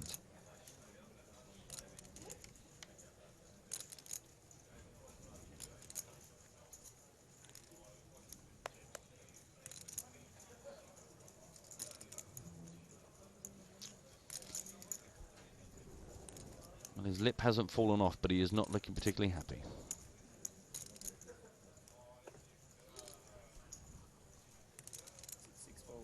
And he lets it go. Not happy bunny. Got himself back in it, Boken, but he slips all the way back down again. First level was great for him. Level 10 not so good. Down to just under 23,000 chips now. Any ideas tickling your fancy so far? Yeah, some really good ones actually. I'm just sort of quietly compiling them. First of all, just want to say hello to Yorick Stars saying, good afternoon from Germany. A guten Tag. Cheering for Lodden to finally make a final table spot. Some mixed nationalities there. Greetings from Germany, but hoping for the Norwegian to do well. Johnny, as we saw earlier, did actually make the final table of this tournament last year. Yeah. Yeah, I'm... of the ideas, there's a couple of legit ones. One I'm very keen on. I like Bart. Bart's got an idea where it's a pro versus an amateur. The amateur gets 3 hold cards, but has to play with 1 card face up, which I kind of like. But I love Uze, who just says, instead of the shark cage, how about a game called Rat Box, where the bad player gets put in a box with hungry rats. I mean, I don't know who decides. I mean, and I love the fact that it's not like a penalty for losing a pot. It's just bad players. There's a bad player. Just put him in the rock box. I'm a poker player. Get me out of here. Burn him and burn his feet first. I like Ratbox. I like the title. TM, Matt Brown, Alan Keys. Yeah, there's a few good ones coming in. I'm going to keep compiling my little list and then we will review. Thank you very much, boys and girls. Don't forget, hashtag EPT Live or email nuts@pokerstars.tv. For one of our lovely card protectors, we are looking for game variations. Ratbox. This one's been checked all the way down. Chidwick opens up a hand. 8 something. 8-5. 8-5. 8's good. There we go. He takes the pot down. Well, perhaps you'd like to play like these guys. The way to do it is to learn about the game, and the way to learn about the game is with a poker school. Poker School Online is the place to get your poker career going. It's free to join and free to play. If you dream of being a poker pro, but don't have a bankroll or don't know how to improve, Poker School Online is the place for you. PSO Leagues offer prizes every month, along with a host of Premier League promotions, where you can challenge yourself against the best people in the PSO community. Improve your game in minutes with Poker Bites, short videos that break down advanced poker concepts. Or watch full-length PSO session videos with pros like Nanonoko and Lex Veldhouse. Get your poker career started today at Poker School Online. PokerSchoolOnline.com. Good for future. Oh, we back on air now, guys? Yes, we're back here, okay. yes. Some good ideas. Also, we've been helped out by Ash that Noah Burken is pronounced book. Noah Buchan. Oh, now I'm getting older. So I mean, assuming you're not having us on. Noah Buchan it is. I always thought there was a bit of an to it. Burken. Double Dutch. It's all double Dutch to me. Nice one. Noah Buchan it is. Been saying it wrong for a decade. Some good ideas. Phil's I like. Phil Waterfield. When two players show down a classic race, they then forget the poker and have an actual running race for the pot. I don't know, like there's a track nearby, kind of like, that's it. They've all got their Lycra pants on. They go, right, it's ace queen versus jacks. On your marks, get set. They have to sprint. Like it. I like an element of Will's idea that they communicate through little writing tablets which are shown to on the screen to the viewer. I like that they can say what they wanted during hand and it feeds through to us, the commentator, when we're live on air. So we can have an interaction with them live as the hand's going on. Yeah. And that would be good. Yeah, I like that. That'd be nice. A whisper mic. Here's how things are looking on our featured table. It's still Hendrik Latz well ahead. He's not been super active, but he's not done anything to damage himself. Stephen Chidwick has very much been the most active player, I would say, and he is up now to 87,450. It is now a Buchan, and Alexandra Emil down the bottom with 22 and 23 big blinds. No one else really in any particular danger, with still 55 minutes on the level. Remember, 75-minute levels here, day 2 of our main event. The Brookie writes in to say, I feel like a better poker player every time after watching Stevie 444. You know what? I agree with you. He is an absolute boss. Famously won 100 World Series main event seats back on PokerStars when he was 20. Wow. Before he could even actually play in the main event. So he just said, forget the first one. I'm going to win 99 more anyway. He was one of the best sit-and-go players in the world. 48. Took that into MTT. Now he plays mixed, some of the highest mixed cash games on Stars as well. He's just an all-round good egg and good poker player.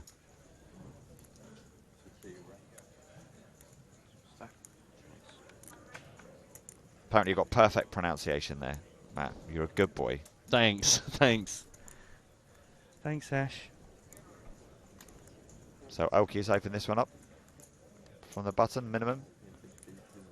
And Bazzotta's come in with a 3-bet 4,800. Latz looked tempted again, but decided to let it go from the big blinds. And Elki relinquishes his hand from the button. Thank you. I don't know about that. Alex Kravchenko is another Team PokerStars pro that's left the building. That's 3 we've seen busted today already.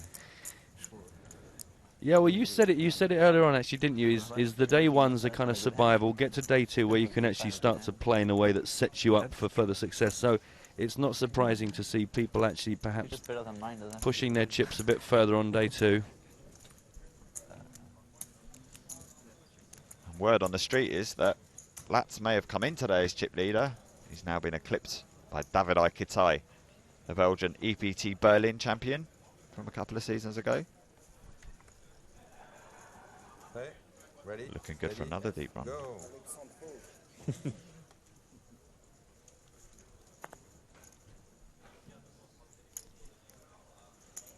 Let's just hope I haven't jinxed him. Commentator's curse.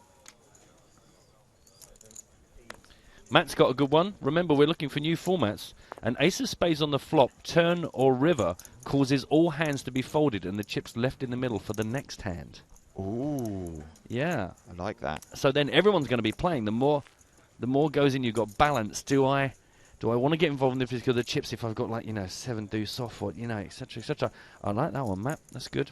Enjoy that.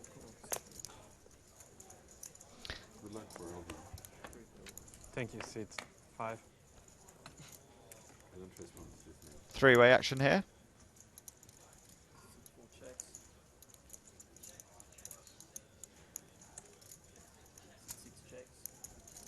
Very Broadway looking flop. Checked over to Pizzotta. No, Buchan had opened this pot from under gun +1.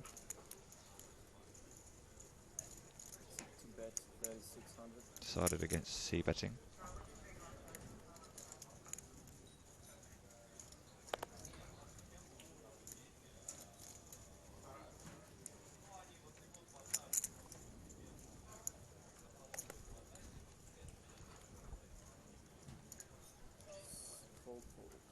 Bet gets the job done. Yeah, good job. Good job also, Junk Scullion. Musical poker chairs. Everyone has to stand up when the music starts and dance around the table. One chair is removed. The person that doesn't have a seat is eliminated. I don't know. I mean, it would be pretty hard if you were like the chip leader by 12-1, and then, you know, oh no, the music up. We're all dancing around the table, and you lose your seat, and you go, hang on a minute, I had all the chips in the world there. I don't think it's practical, but I do like the imagery, the idea of Umberto getting up and the silliness of it all. Exactly, the silliness of it, especially when you get the serious guys with the hoodies and the dark glasses. Mike McDonald's just been staring at the side of your face for 3 minutes, and then suddenly the samba kicks off. Brilliant. Mambo number 9. What if Timothy Adams or Antonio Ascendiari in the middle of one of their 7 meals a day? And oh, exactly. They'd have to put that down. They'd have to leave the meals behind. And they'd have to hope they get back in their seat, otherwise they'd starve. Oh, I like that idea. That's silly. I'm still loving Ratbox. There was another version of Ratbox that was the donkey cage, where if you, I can't remember what it was exactly, but you had to go and sit on a donkey wearing a dunce hat or something. That was I forget who that was. Sorry, I will give you a name check for that. That was quite nice. I mean, it was ridiculous. It was Sean. It was Sean, EPT fan. Never mind the shark cage, the donkey cage. I'm not sure about cruelty to animals. Chidwick raises this one up from early position, called by Latz on the button. 2 8s on the flop and a 7. Seen a lot of 8s coming out today.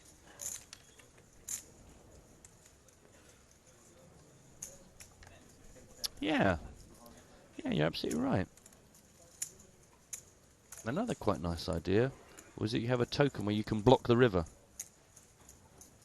Block the river? You can block the river. You've got a couple of chips where during a hand, at any point, you can just bang, that's it.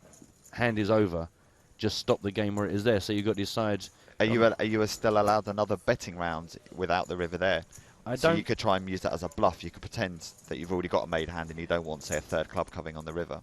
But really, you can use it, turn it into a bluff in scenario. What you're saying, it wasn't in the text of the tweet, but what you're saying is a very good way of making it quite sexy. Because now people have got to go, well, is he bluffing? Was he drawing, but now he's blocking it to show it as if he's already got the made hand of betting big? Or yeah, I like that. I think I'm actually going to give out a couple of card protectors here, so there's some very good ideas. Yeah, it's one of those Where this is like when we did the trophies before, and it's one of those competitions where we need to give out a few really. Matt Backer's asking, what's the link for the feed? Well, it's PokerStars.tv or EPTLive.com, but obviously you won't be able to hear that. That is true. That is true. Ashley says the game is Phil Hellmuth is on your table. You own him in a verbal battle and make him cry, and you win the pot. That's quite vicious. Yeah, I don't There's think not a lot of poker going on there. I think when Phil reads the rules to that game, I don't think he'll turn up somehow. Yeah. A 6th Street card.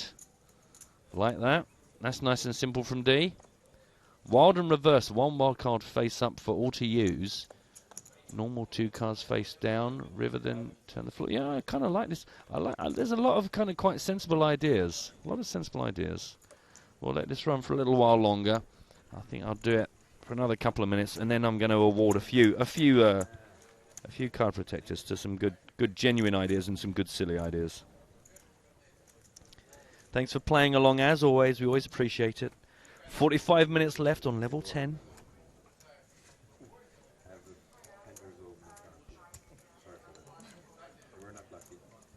Remind you, at the end of this level, 45 minutes, there'll be a one of the player breaks.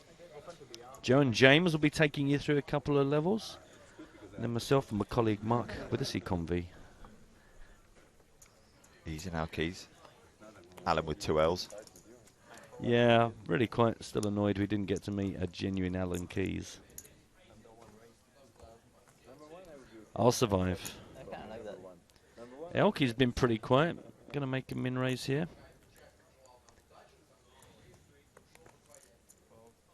Folding, folding, folding, folding, folding, folding. No, a bookin'.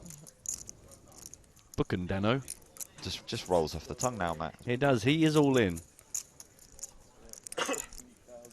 Less than 20 bigs.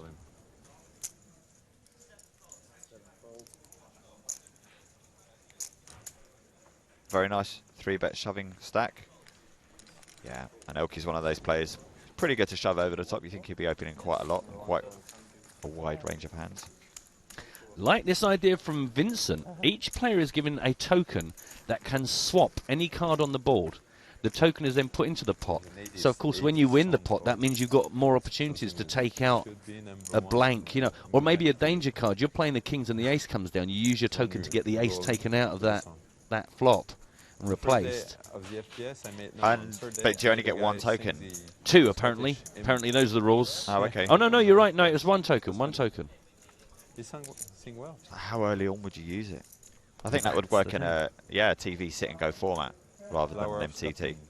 Yeah, I agree. Someone can sing Flowers Company here? Because the only problem is if you've altered the board, mind you, the thing is also when you use your token. Because if I've used my token to alter the board, that token is in there, so I'm more likely to win it. But then you wait to the river and then you go bang, because you're trying to guess what are the key cards that I care about. God, so many levels to it. I like that a lot, Vincent. That is very, very good. Well done. Stuart says a game against the pros. Heads up, if you beat them, you get to join Team Pro.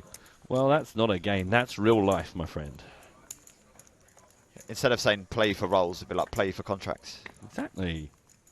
So if you beat Johnny Lodden and you're from Canada, you have to move to Norway. You have to become part of the EPT. Sorry, Norway Team Pro team.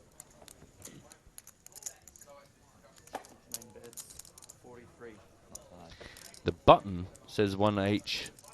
The button always has the option of playing his own cards or the discards of any player who folded before him. I think there's a reason why they got rid of their cards before you. Right, guys, I'm going to close this one up. Thank you ever so much. I'm going to pick a couple because some of these are very good. Okay, so any entries after 1 hit wonder don't count? I'll look at them, but 1 hit wonder is... we'll probably top it there. Johnny.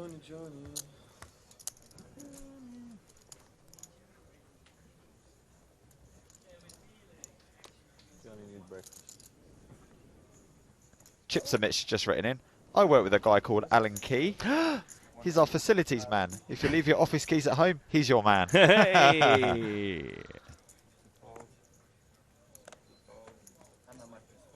Okay, I'm going to let you know who I want to give a card protector to.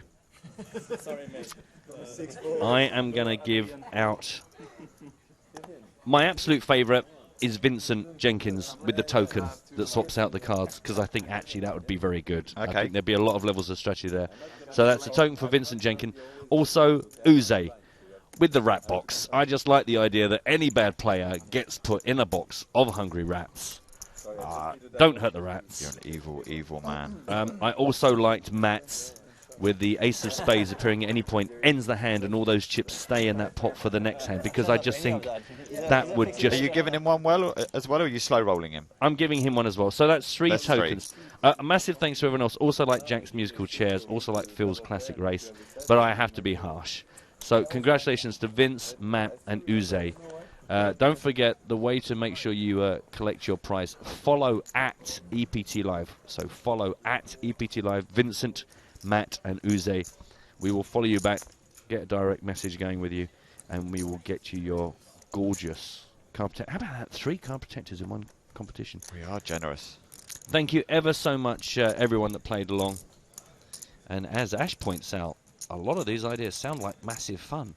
We are going to get to work on those. And why don't you introduce them into your home games, if you have any going on this week, and then let us know later on in the week.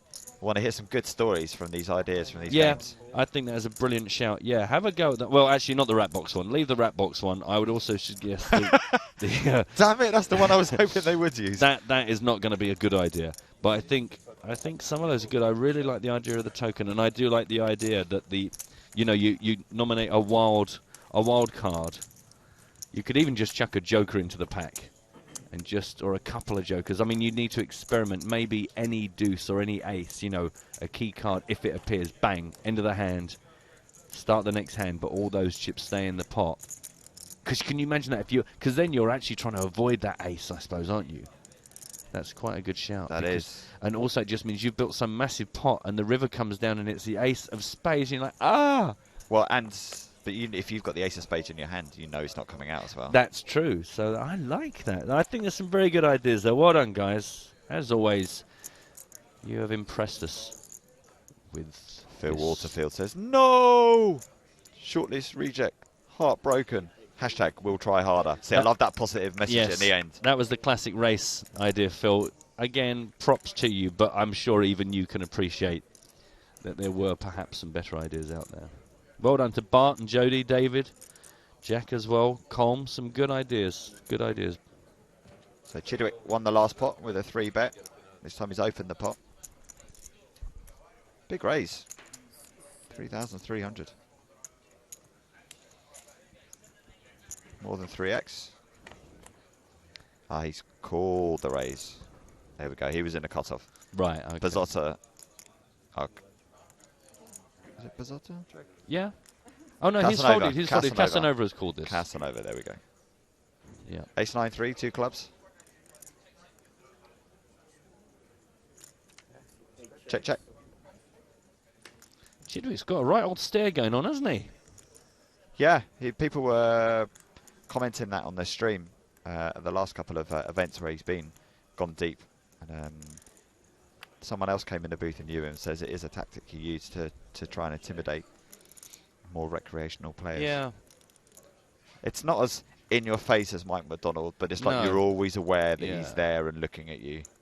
Especially horrible when you're sat right next to the player you're in a pot with and they're giving you a stare down. I don't really tend to do it. I tend to go off into zombie mode and stare at I've got a little ritual I do with my hole cards where I move them around in little squares. Because then if I am going to give away any tells, I've kind of distracted myself from accidentally doing it. And you're always doing the same thing? Yeah, always do the same thing. Move the cards around in a little OCD square, matching up the edges of the design on the back of the cards. Kind of boring but safe. Some good news. Guillaume has seen our picture. He has favorited the tweet that had the cake and the picture of us enjoying it. Nice.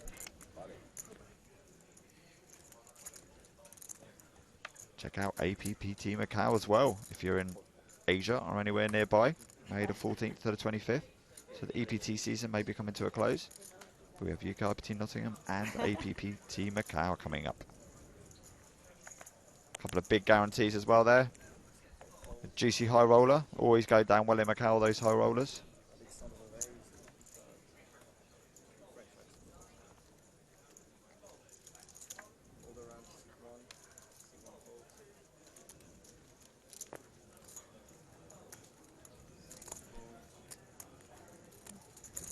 So Emil's opened this pot.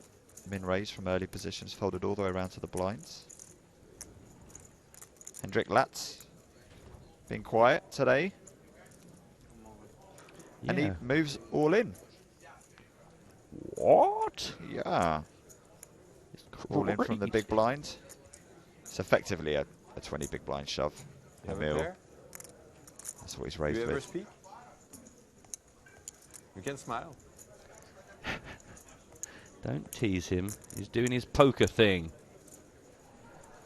He's done his speaking with his chips. Exactly, geezer.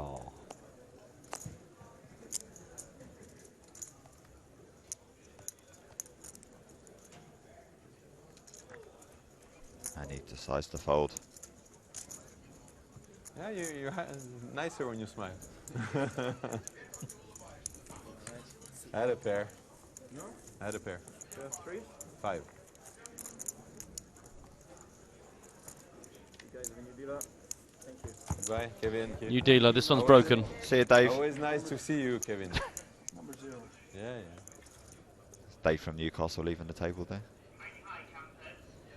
That's a state of all the chip counts of our feature players.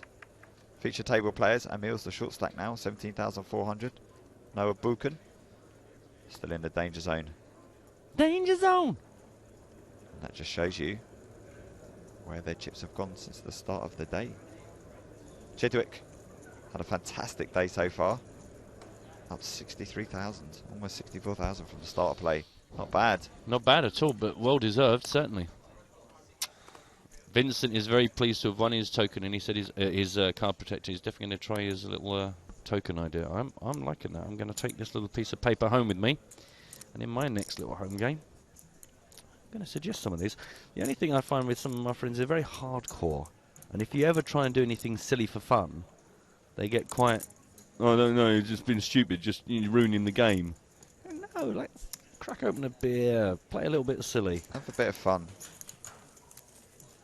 The poker police, aka Goa Boys, pulled me up and saying the fact that I said check out APPT Macau if you're in Asia. Like, if you're in Asia, everything's just around the corner. Yeah, Exactly. it's the biggest continent on the planet. It is one of the larger continents. Yeah. I was tempted to say something. He said, if you're in Asia or nearby, I'm thinking, blimey, that really is opening it up. It is. If you're in the, if you're on Earth, why not check out any of the tours? There we go. Owned by Gobbo Boy. I'll take it. It's fair enough.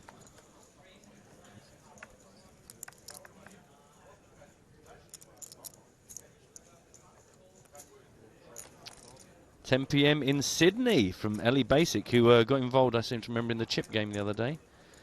Nice to have you with us. Yeah, another ace from Chidwick. Called by Elke. These two top-level pros go heads up to an ace-jack-9 flop containing 2 spades.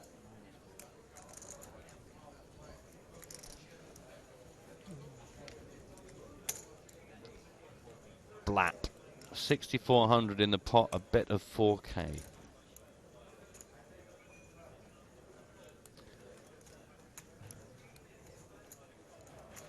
Casual calling.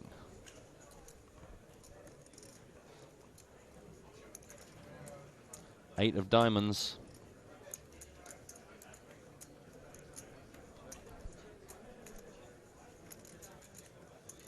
Chidwick slows to a check. And Elke checks behind.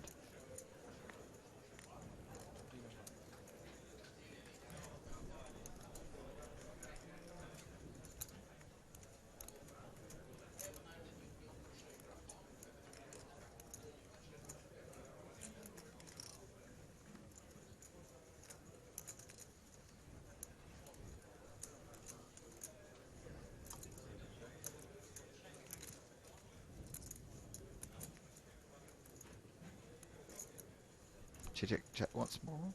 And Elke looks like he wants to have a stab at it. He does.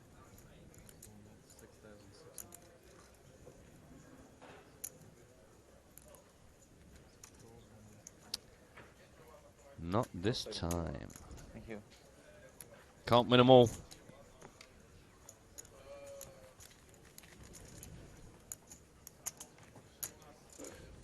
I think we should have a little look-see out on the main floor, see who's about. Yep, plenty of familiar faces out in the field. Ivan Demidov there, Team PokerStars Pro from Russia. That's just to keep the Russian stream happy. Yeah, I'm surprised they haven't exploded. Oh, Sorel. Wakey, wakey, Sorel. It's only the second level of the day. Indeed. Steve O'Dwyer, still rocking the ninja ponytail hairstyle look. Defending champion still, of course. Samurai. Davidai Kitai. Possible chip leader. Unverified. But possibly true. Disclaimer. May not be true, may contain nuts. That's Rono Low, who's a super high roller final tableist. And behind him, another super high roller final tableist. Ole Shemion. The one and only. Chesney Hawks. McDonald. Yeah, one hit wonder, Chesney Hawks. Mike McDonald. On the most famous stairs in poker. Yes, dialed down to about 8 there. Eugene chewing on some nuts. He's always got the nuts. See the nuts. Yep. Who's that guy? Is he a new kid on the block? I can't remember his name. I think he's more of a sit and go player. Philip Ivey to Andrea Kari, Brazilian superstar. David Williams, he is a genius. I love listening to his. I tuned him when he was with Joe and James. Oh, you mean his favourite commentary pair? You know. That's what he Yes. said. Yeah. And there's the lovely Annette, rocking a new hairstyle. I've got such a crush on her. I can't tell you. Cutesy. She is just such a little cutesy. I've just always had a bit of a thing for Annette. It always used to be her birthday is always around the time of when everyone would come to London in September for like a whole bunch of tournaments crashing into each other. And I used to, hi Annette, hello, can I do an interview with you? Don't know why. She's a little cutie. Move on. I will. I have done. That's it. That's the end of that. It's the end of my Annette Love segment. Germany versus Spain. Fight. Paul's asking, hi all, is today playing down to a set number of players? Or is it the survivors come back tomorrow? Thanks. Very nice TV table as well. We're playing 6 levels today. Doesn't matter how many players we get down to. So we'll be playing to the end of level 14. 6 75-minute levels. And then we'll come back tomorrow for day 3 where play will extend to 90 minutes per level. A bet and a call on the turn here. Ball completes for 5 of hearts. Flats and Marquez heads up.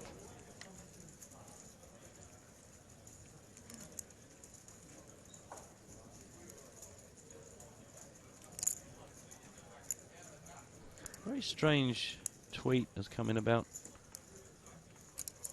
GPS. Not entirely sure what it's related to. Rishi says, I have the most accurate sat-nav. Was driving in Russia last week and it said bear left. I looked left and there was a brown bear. I mean, is that just a joke on Twitter? Well, now keep them coming.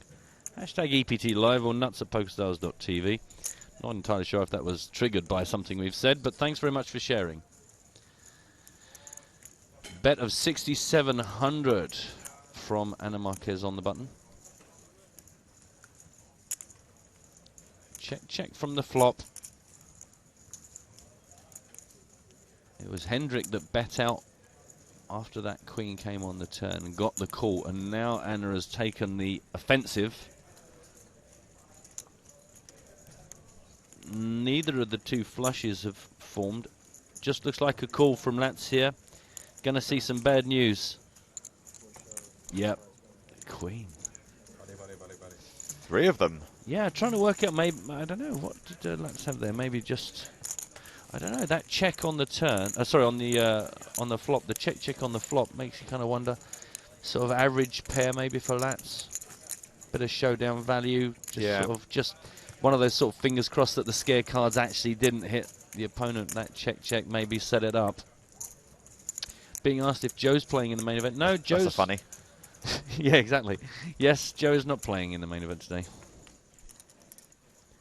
He'll be in the booth in about 45 minutes time.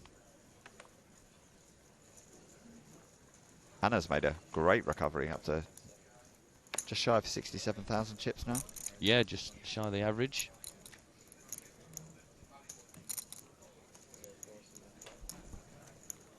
It's all been very civil. All been very civil today. Civil Twitter. Civil table. Nothing too out of hand poker-wise. Stephen Chidwick just doing anything he can to get over the 100,000 in chips. Involved in plenty of these. He's under the gun here. Big blind checks. Deuce 6-4, 2 diamonds.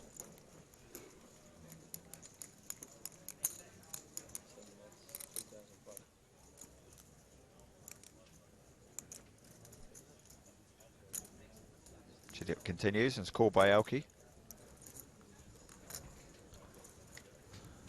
No, Buchan's back on his phone.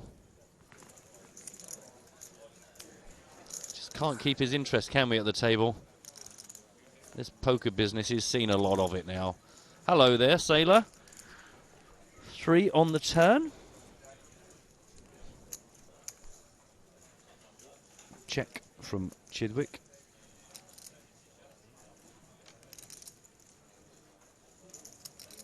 Check behind from Elke. Another 6 on the end. 15 grand for the taking in the pot right now.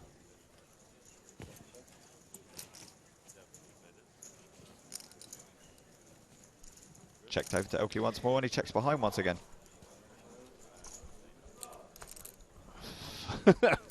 Fold. Very much into the muck from Elke. Stephen Chidwick taking another one down. Bum. And that does get him over the 100,000 mark. He has worked for it, to be honest, in the last couple of levels, and he has earned that. 104,850 for Stephen Chidwick now. Hendrik Latz still pretty static, but with such a big stack, no reason to do anything otherwise. And it's Emil and Buchan really that are in trouble. 15,500 for Alexandra Emil, and Noah with 18,600. Shortest stacks at the table right now.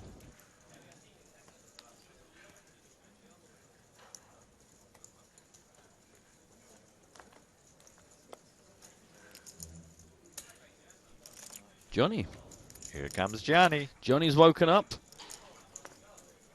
Under the raise. Under the gun raise. Min raise. Under the raise gun. Under the raise gun. Being escorted off the premises. Casanova calls. Heads up to the flop. Random saying Chidwick's on beast mode. He's kind of being very controlled, but he is... he's bossing the table, He though. is bossing the table. He's not out of control. Won lots of hands without showdown as well as with showdown. Yeah.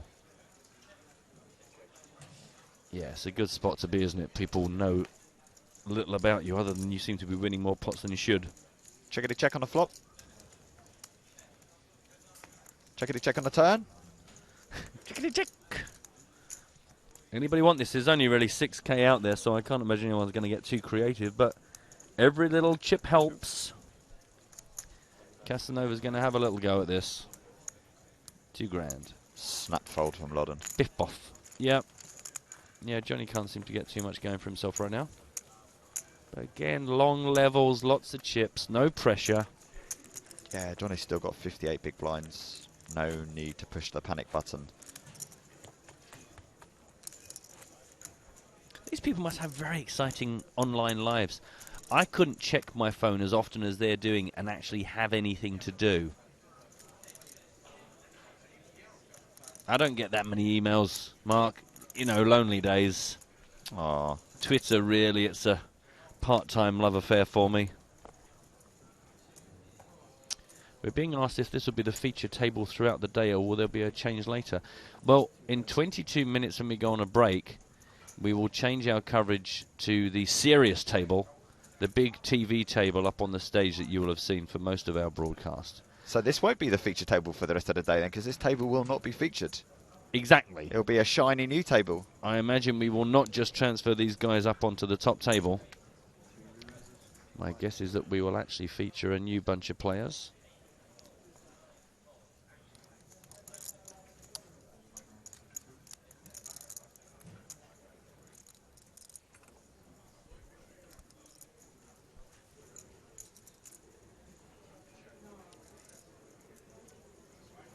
3-bet to 5 grand from our chip leading, table chip leading German Lats. Urfi is suggesting on hashtag EPT Live, it's a bit quiet out there. You're absolutely right. But it's that sort of stage of the tournament. Nothing too funky or freaky. 4-5-10 rainbow on the flop.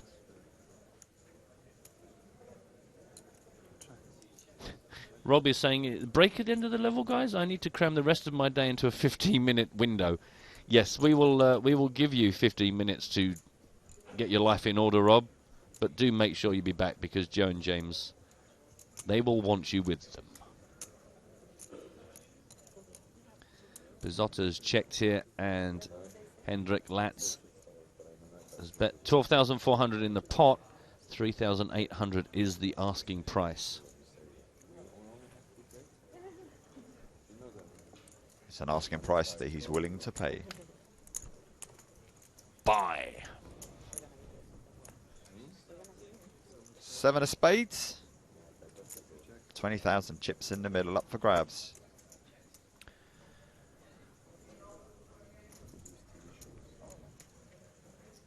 Lats has a peek down its stack. Sometimes an indication a player's going to reach for chips. Looks like a chunky bet. Yeah, if Johnny would just get out of the way with his phone.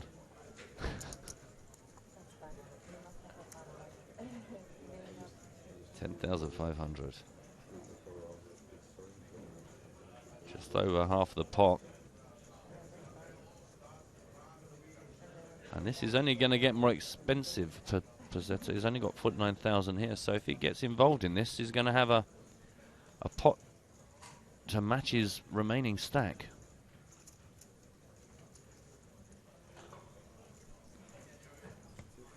He thinks better of it.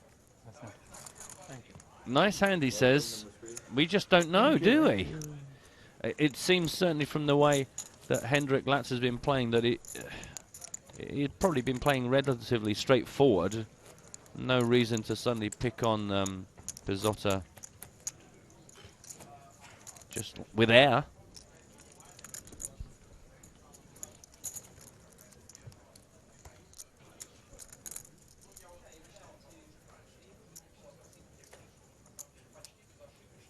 Hand number 58. Has it been that Fact many? fans. Yep, yep.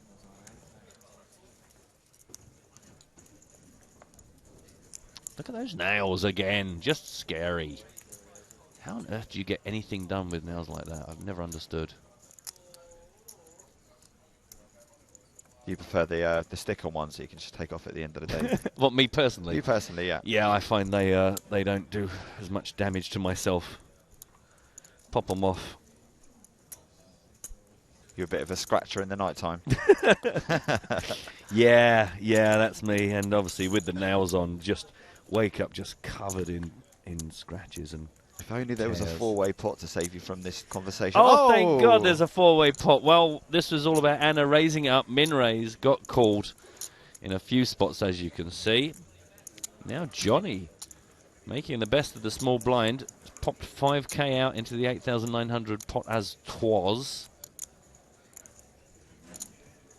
Elke flags a call. Suddenly becomes harder for Anna to play continuation of the aggression she showed pre-flop.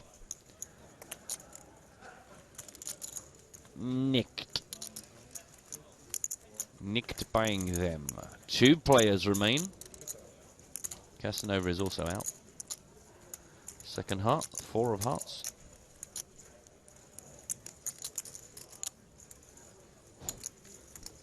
An interesting point from D is that when you have nails like that, you'll find that everyone does everything for you.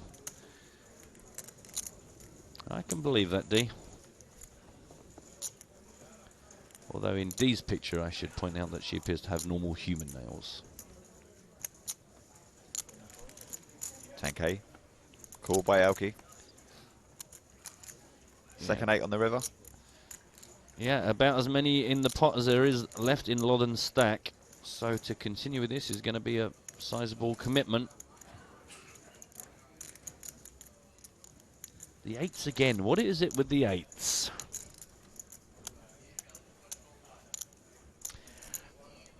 Breaking news. This table will continue to be our featured table. Up on the big table? Up on the big table. We're going to turn on the big lights in the front room and move these guys up during the break. It's not even Sunday anymore. That's true. Of course, the good thing is once we're up on that, we also have the ability to bring a second feature table to you. Word on the street. Katai, Mawson, O'Dwyer, fan favourite.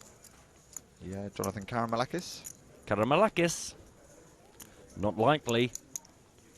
Will Molson, who famously came second into PCA high rollers before he came back and then won it third year. Yeah, he has history, as they say. So Lodden checked this river over to Elke, who's bet.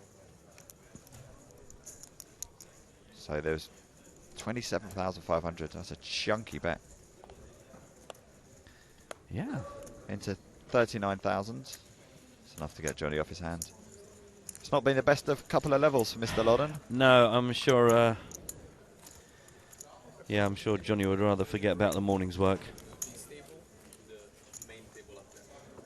Wait, were there more than us there? On the up there, stage. Okay. Can I see our cars there? No, don't worry, Anna. No, we've seen them all day here, Anna, but not when you go up there. So we'll still be guessing, spinning the guessatron. The good news will be, Mark. Fight. See that? No? Luca and Johnny had a fight. Johnny just punched Luca. That's rude. The good news is we'll be able to tune into their conversation far more clearly. Now, of course, the downside of that is they haven't really said anything to each other. But that's true. You know what? We won't be in the booth, so we can. Why don't we just go and rail and just throw stuff at them? Soft, I like it. I like it. You know, blueberries.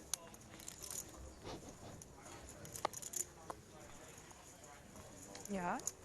What do you think? All in for a meal. That's a bunch, no? Yeah.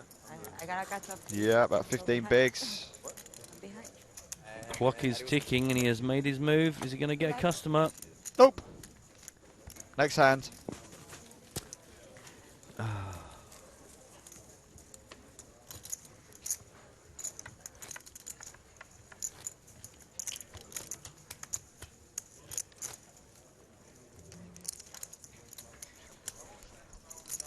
Come on, dealer. Deal us a bonkers hand that makes everyone go crazy. I've got a good feeling about this hand. Hand 60. It's a celebration. Not for Anna or for Alex, but Mr. Booken is all in. He wants to come to the party. He is all in for his last 18,100.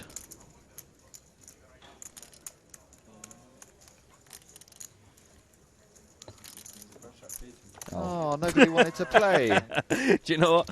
I thought, wow, I've accidentally got this right. This is going to be a big, big hand.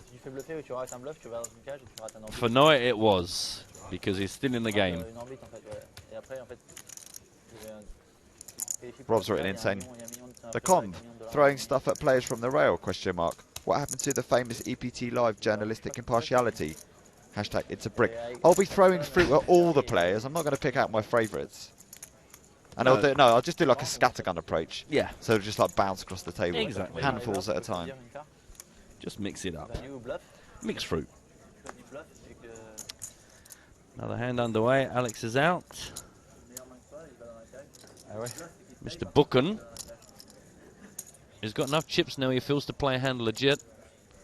Min raise, 2K.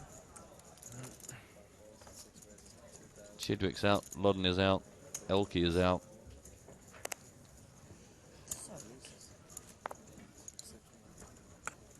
That's it. Noah's unstoppable.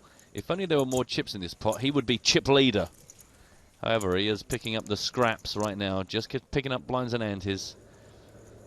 You can see that he is in better shape than Alexandra, but he will not be in another 12 minutes when the blinds bump up. Lat's still leading the way. Chidwick chasing him. Yeah, and Chidwick certainly has looked more likely to overtake Hendrick. Hendrick is snug as a bug in a rug right now.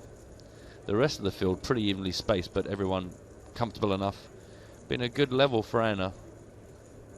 Yeah, 279 players remain in the tournament at large. We now know there is 6.49 million euros in the prize pool. The breakdown of that prize pool hasn't been released yet. Probably will be when James and Joe are in the air. We'll bring that information to you as soon as we have it. 6.5 million. Good lord. Lordy lord. That's a lot of euros.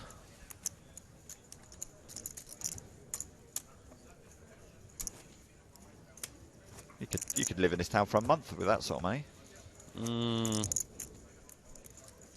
I don't know, if you find a cheap pizza place, you might be alright for a little while, a couple of weeks.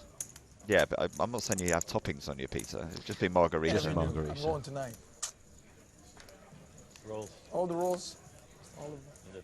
Action's going to start on Casanova. What about the other stuff? I saw some. What is this? Another 10 minutes of this level. I saw they had some fish or something. Mr. Chidwick is out. Mr. Loddon is going to come along. Oh, really? Raising it up. I mean, cooked fish, like sea bass or something. No, that's not that good.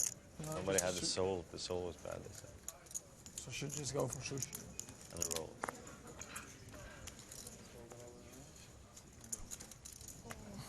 It's hard to know if Noah's making lunch or dinner plans with his stack. No, Avenue 31. Yeah. That's a little bit further down the street. Actually, both of them. Right hand side. It's really busy down there though. So Yeah, I made a over there is reservation. no dinner break today. So. He's been telling me how good it is. So we need to. Yeah. But it's like. It's weird. I never Monte been. Carlo good. It's, In Monte Carlo, in average, I think it's not so good. yeah, that's why Yeah, this one is better than. And I also think the Nobu is good. Not so There. good here. The new style. Yeah, but it's way worse than other Nobus, this one. I mean, it's still good, but It's better than Bahamas one. no, never. You don't think? I think it's much better. You don't know what to order then. Why? I think everything is worse. They use different fish, I don't know. It's weird, London is so close. It's very good. Hashtag sushi problems. Yeah, it's tough at the top.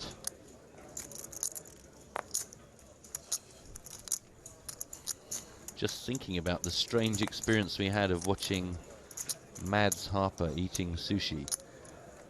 These perfectly formed items of fish that you can just put in your mouth. But she likes to chop them up with a spoon.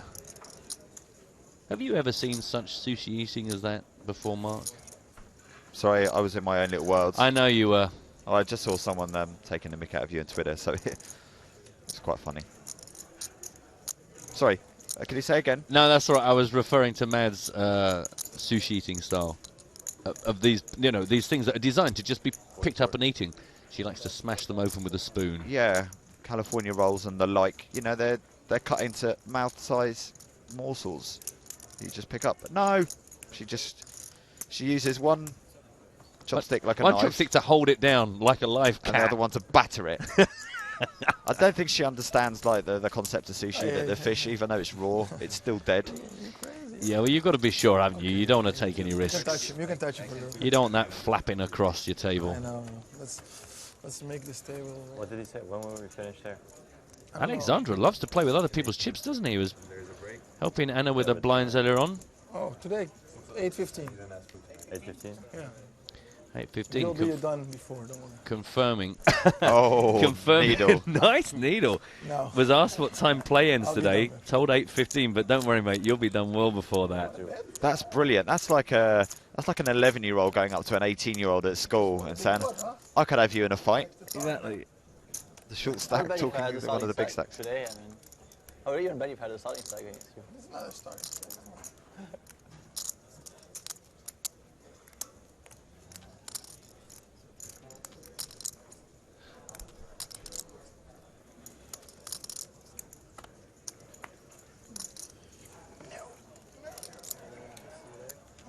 Here comes Johnny from under the gun again. Call by Elke and Bezotta.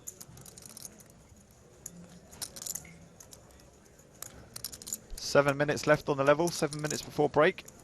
7 minutes before the blinds go up to 600, 1200 with a 200 ante, so it's that double jump level. Yes, yeah. Even though the blinds only take a small jump up, that ante doubling going to start to have an impact. Queen Hopefully. 6 tray, rainbow. Hopefully induce a bit more action from the guys, a bit more out there for the stealing. Yeah, I think it will. And these are the guys that are going to come up to the featured table. After the break, it'll be Joe and James taking you on the big table, the big business table.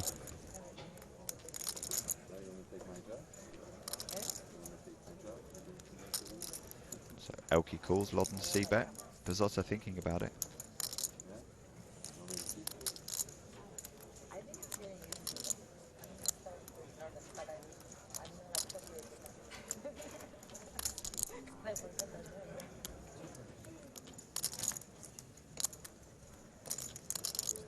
Thinks better of it. So heads up to the turn, ace of diamonds. Lodden reaching for more chips.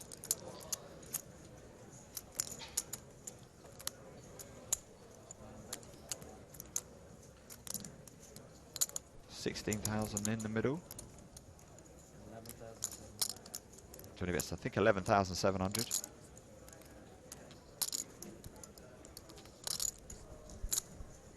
Quick call by Elkie. Yeah, sizable pot forming here. And then a little lick of the lips. Hungry for the chips, he is. And another ace on 5th Street. All in from Lodden. Triangle of death in attendance. Elkie not immediately I reckon he's thrilled. got pocket sixes, Lodden. Just hoping Elkie's got an ace. Spinning the old Guessatron. No, I like it. The Guessatron has been strangely unused. Boom, folds. Mr. Lodden will be pleased to pick up another decent pot before the break.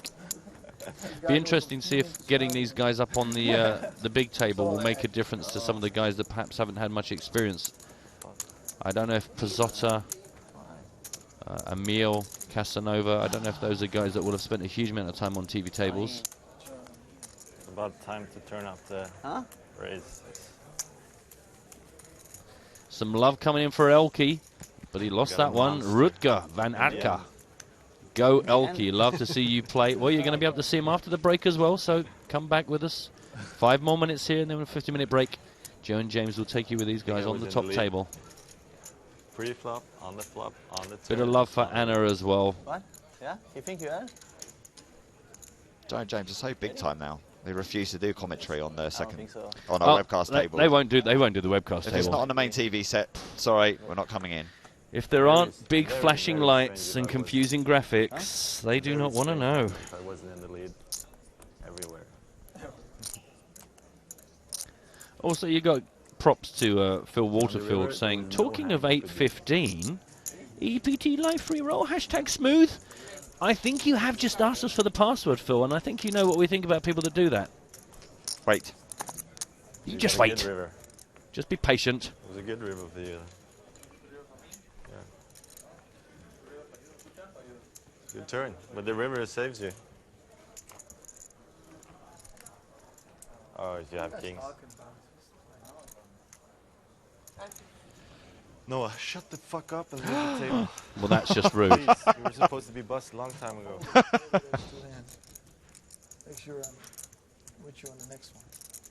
Do apologise if there's anyone under 6 watching. What on earth are you doing watching this? I busted on your table too last year.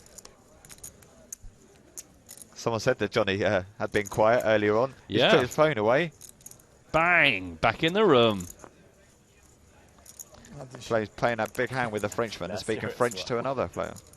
Aldina's got the same coloured nails as Anna. Do you think they go to the same, what they call, nail bars or salons or something? I'm not big on nails, as you probably gathered. Nice bit of fashion at the table.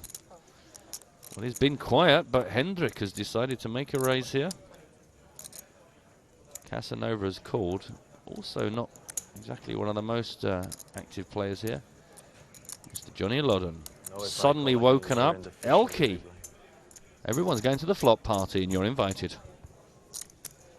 Stop using word I don't understand. Check.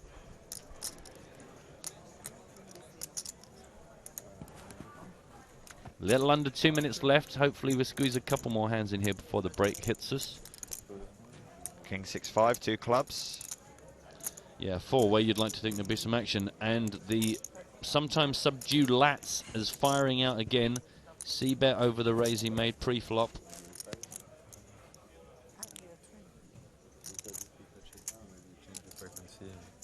Loddon likes a party. He's sticking around. He likes to party. Johnny Loddon does. Let's see what the turn brings us. 4 of diamonds is the answer to my question.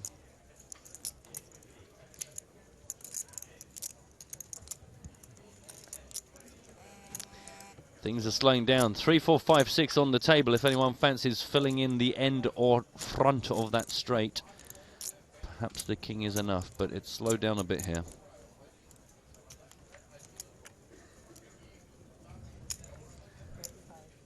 Loddon leads out. Yeah, opportunity knocks for Johnny.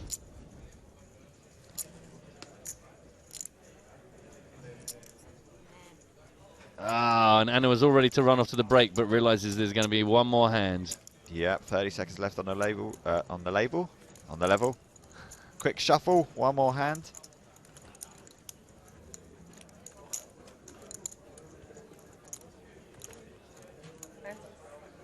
It's the worst thing, isn't it, when the hand comes out just as the break starts, because you know potentially you could be about to lose at least half of your break. Raise under the gun, fold. Oh, it's a 20-minute break. Okay.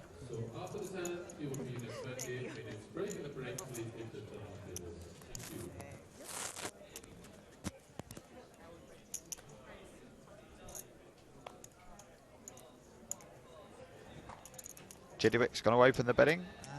2200 raise from the cutoff, and it's a raise and take, and that will be the last hand of this level. When these guys come back in 20 minutes, they will be on the big table, the TV set. The big table. Let's recap how things are looking here on our feature table. So Henrik leaves as he started as chip leader on the table. Stephen Chidwick, very, very busy, very aggressive, and he's got himself up to over 102,000 in chips. Noah Buchan is kind of where he started, really. And Alexandra Emil is the player that's most likely to come back in trouble. So, from myself and Mark, we're going to leave you in the capable hands with Joe and James when we return in 18 minutes here on EPT Live.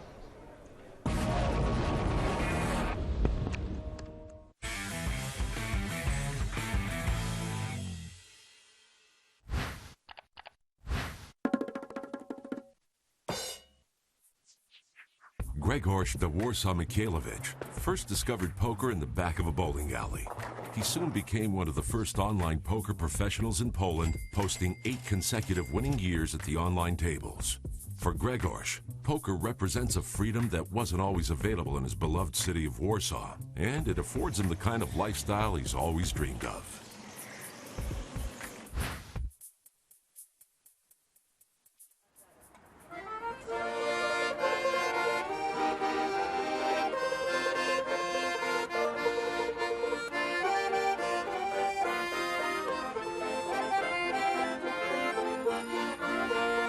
My name is Grzegorz Mikhailovich and I am a member of PokerStars Team Online since 2009.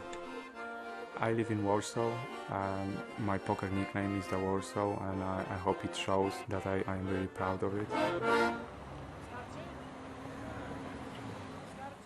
I was actually one of the first Polish poker players. When I started playing, I was focused mainly on the multi-table tournaments. Then I decided to play more sit and goes. For the last 2 years, I play almost exclusively small stakes, short-handed cash games. Może 12 grudnia, ale nie jest... Koleś asy znowu dostał. Ale damy na ten. A jakie mają blindy? 2 razy więcej. Ten ma... At the moment, I would consider Wojtek as my closest poker friend. Myślę, że gdyby nie Warsaw, dużo mniej swojej grze bym się przyglądał, dużo mniej bym analizował. Poker nie jest łatwą dyscypliną i jest wiele momentów zwątpienia. Są okresy downswingu, są okresy gorszego nastawienia i Warsaw jest niezrównanym motywatorem. Zmuszaczem. Zmuszaczem, tak. Żeby przeczekiwać gorsze okresy, żeby spokojnie grać dalej swoje, nie podlegać tiltowi, emocjom. Mniej wydawać na buty. Mniej wydawać na buty. I met Wojtek for a first time, I think about 10 years ago. We were playing bowling together.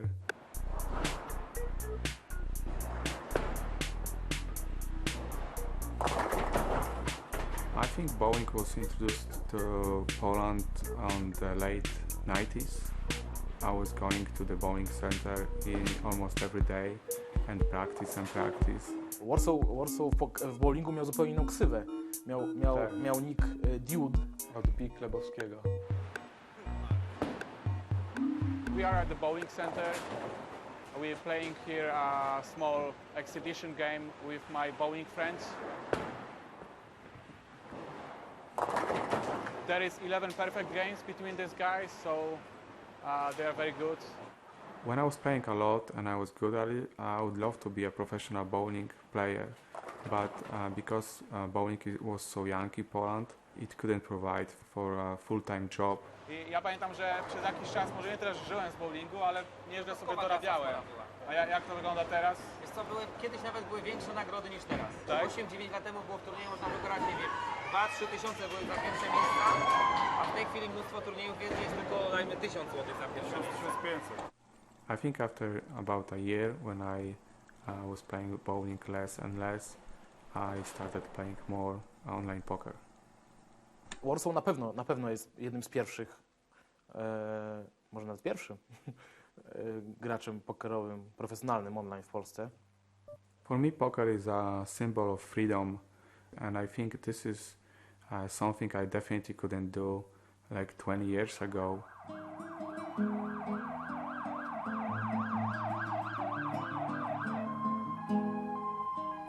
My country, Poland, has a rough history. It's been occupied very often during the last 250 years. And just after the World War II, Poland was occupied by the Soviet Union. Poland was a grey, sad country. There were no freedoms for people at all. Everything was controlled by the country, by the government. It was very tough for people to live in this kind of system.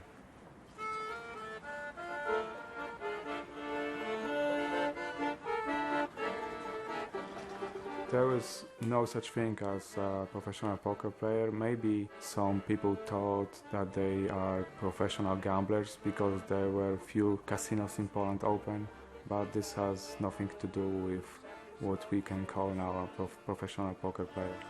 During the last 20 years, everything in Poland and everything in Warsaw has changed. From the old great times to the new modern buildings, new modern people, activities. Actually, everything has changed.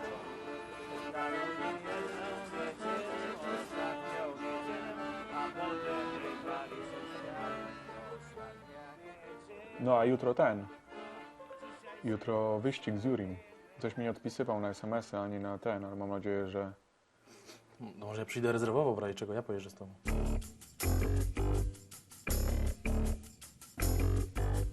Unfortunately, I have a history of making a lot of silly prop bets, most of which I have lost. No muszę powiedzieć, że Warsaw jest mistrzem w podejmowaniu dziwnych zakładów.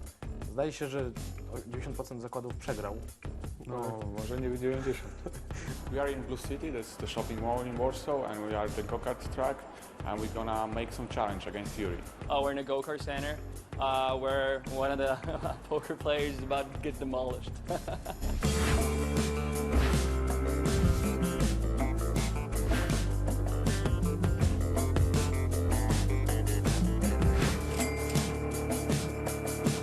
Yuri is semi-professional go-kart driver. He's very good at this, so he gave me handicap. Basically, we're gonna do 4 rounds, and whoever comes up with a better time wins.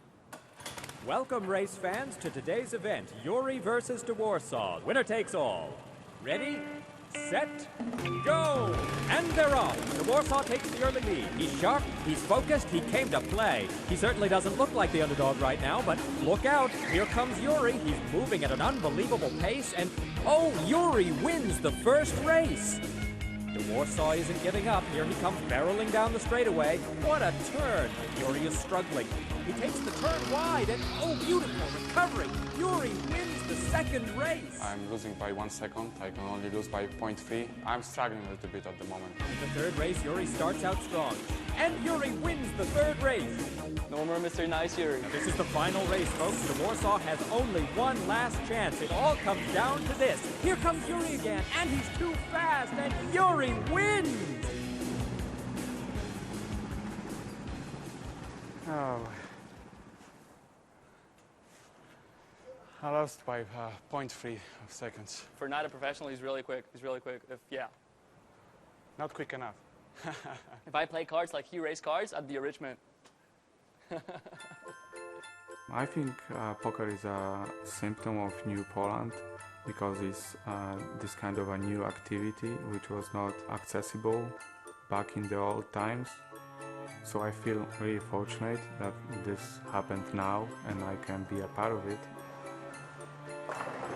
I can enjoy my freedom and I can do whatever I want, and one of those things is playing poker.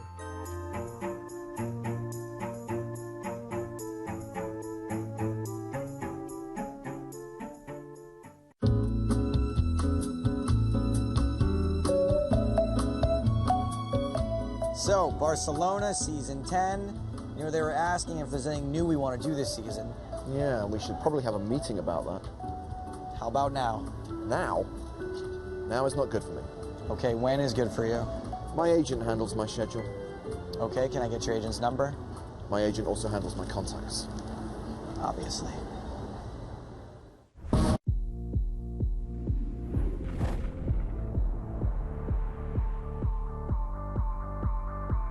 Just the feeling to get on the final table after EPT Grand Final, it's like really good. I won an incredible hand on the bubble. It's over, Johnny. Every time. We're done, guys. Really? I mean, unless they catch runners. That is a runner. A 3 on the river, and it is a chop! No way. Oh my God. You guys are witnessing the sickest hand in EPT history. It was an incredible final table. There was no weak spots and everybody knew each other well. So you have to play a new kind of game, but it was really fun. Everybody was like enjoying it. Except for Jason, he got frustrated. I'm happy with finishing third, but I had a lot of chips. I took a big decision, three-handed, with what turned out to be a flip, but I lost that one, and then I lost a few more, and then I was out. I think it's by far the toughest final table and to happen on an EPT Grand Final as well. That was cool.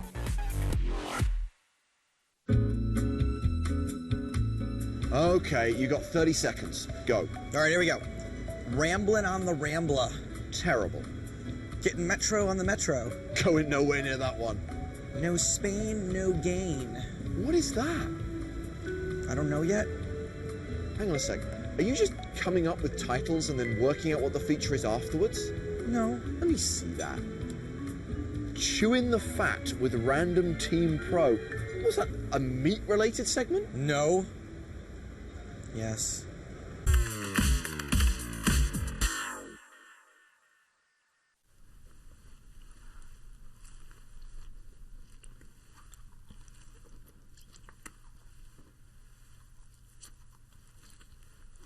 Oh, Luca, you're Italian. What's that like?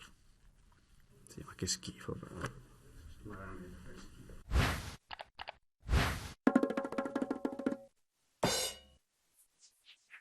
Randy Nanonoko is the ultimate grinder. In his lifetime, the 24-tabling online poker wizard has logged over 4 million hands and made Supernova Elite 4 times, earning him $2 million in winnings and over $500,000 in rewards from the PokerStars VIP Club.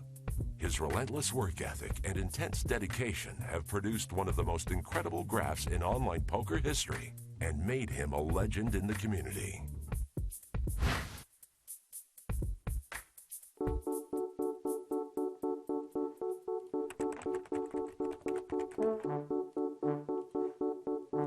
My name's Randy Liu. I'm 25 years old, and I play as Nano Noko. Play on PokerStars.com. Member of Team Online for PokerStars. I first discovered poker in college. I had some friends that were just kind of playing casually. I was already aware of what poker was, but I actually played it. In the beginning, I did make a lot of deposits, but didn't work out too well. That kind of drove me to work a little bit harder. Trial and error was kind of my way of approaching things. I would try tactics, if one aspect didn't work, I'll try a different one. And when I do that, I start to understand why one way doesn't work and why the other way is correct. I would say that I'm definitely one of the hardest working players in online poker.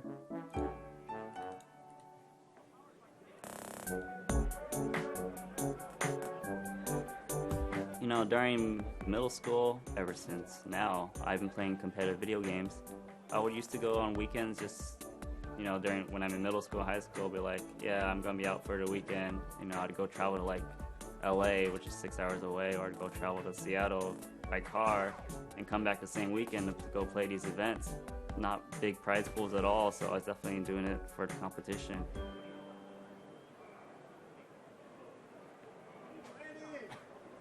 Oh, hey, what's up? What's up, Tom? What's up? I've seen you somewhere before. I know. Were you that looking to play Street Fighter? The Marvel vs. Capcom 2 champion. That's me. No, not a champ. Check it out. What? Is it the thing you're going to show me? Hey, DJ Showstopper! My personal friends don't really know too much about online poker. They know I play poker. They know I do well in poker. They don't really understand technical aspects of it. Hey, what's up? How's it going? How you doing? Pretty good. Panda guy! How's it going? Hey, it's good to see you. Have a good one. Hey, how's it going? My poker thing and everything. I don't get to see Randy that much. And so I'm like happy to see him. Like, yeah, I get to see you for the first time in 3 months. I've got random guy number 4, 5, and 6 coming up. Like, hey, I know you. My cousin knows you. I know your girlfriend. Right. Are you Nanonoko? Are you Nanonoko? That's the phrase. Are you Nanonoko? One day I opened up PokerStars and I saw this promotion, Supernova Elite. I was just really curious about it. So I clicked on it and read more about it. Pretty much you earn 1 million VPPs and you get live tournament packages and cash rewards and other great things. It was like an exclusive club that I just really wanted to be a part of. I know that not that many people can achieve such a status. That's when I had my aha moment. I realized all you had to do was play more tables, play more hands. So I added 1 table, added 2, added 3. Eventually, I was playing 24. In a day, I was playing more hands than someone plays in a week.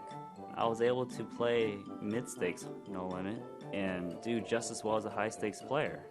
I started to realize this is the way I should approach poker.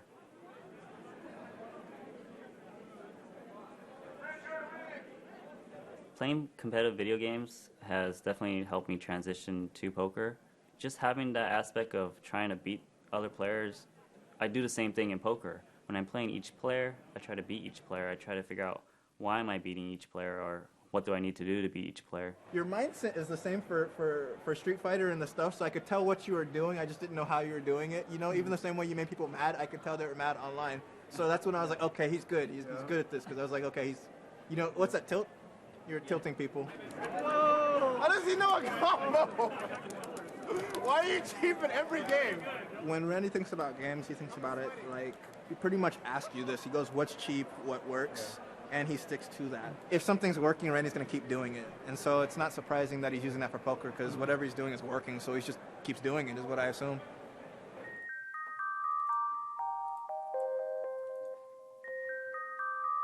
Playing 24 tables at the same time, it's a lot of information that goes through my head. When I'm in a session, I'm really into it, and I'm just kind of maybe in a trance, so I suppose. All the dots connect, like one hand goes to the next hand, and to the next hand, so there's just so many decisions happening at the same time. And it never stops until I choose to end my session. you know, I just learned to deal with it. I just learned to experience it, and I'm able to just play it, you know, in my sleep almost.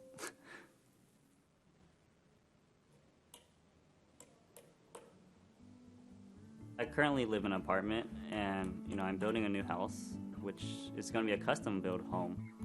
I feel very fortunate. Poker has given me such opportunity financially to be able to purchase a home at my age.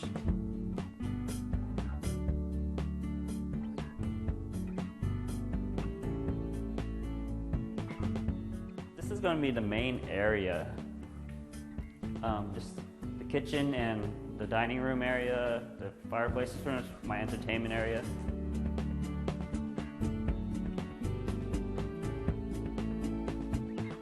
Over here is going to be my office. This is where I'm going to pretty much have my grind session, just kind of set up my computer.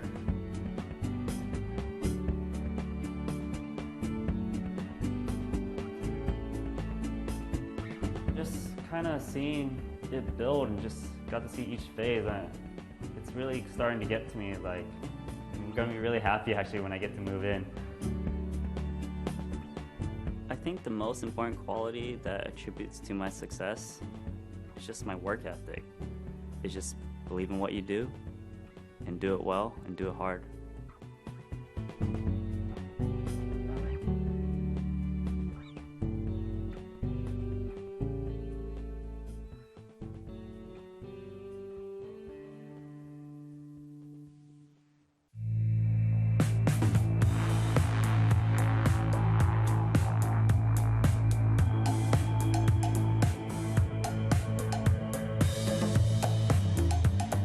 At PokerStars, you'll find more tables, more players, more games than any other poker app.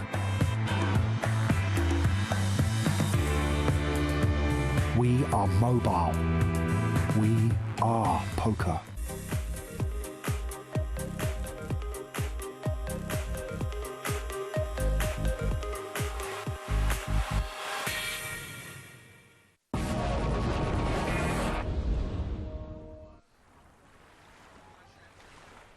Welcome back to Monaco and the PokerStars and Monte Carlo Casino EPT Grand Final. Hello everyone, it is day 2 of the main event. 270 players remain from the 649 who started. I'm James Hartigan alongside Joe Stapleton. Hello, my babies. And this is the moment when the TV cameras start rolling on the main event. So we've brought our feature table, table 11, up onto the main stage, up to the main TV table. I mean, with such an awesome lineup, Joe, there's no other table we could pick. This is a fantastic lineup. I can't even believe that it's only day 2 of the tournament and you have this many heroes at one table. There's one of them, Anna Marquez. And if she weren't enough, also at this table, we've got Elke, we've got Noah Boken, we've got Stephen Chidwick, and we've got Johnny Lawden. Plus Hendrik Latz, who came in today as chip leader. Just to give you an update on the tournament overall. Right here, right now, the tournament boss is Davide Katai, champion of EPT 8 Berlin. Also among the big stacks, JC Alvarado. Oh, man, adding a grand final jewel to the Triple Crown would be absolutely dope-tastic. Vladimir Troinovsky also in the top 10 right now. A reminder that chip counts, updates from the outer tables can be found at the PokerStarsblog.com. This is level 11 of the tournament. Blinds are now 600, 1200 with a 200 ante. And this first hand back from the break, Noah Boken raises it up to 2400. Everyone has to write an essay, by the way, during the last event of the grand finals, what you're planning to do for your summer vacation.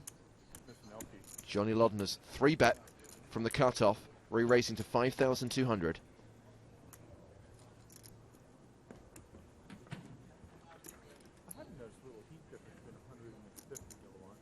Everyone else is folded. Action is back on Boken. And he folds.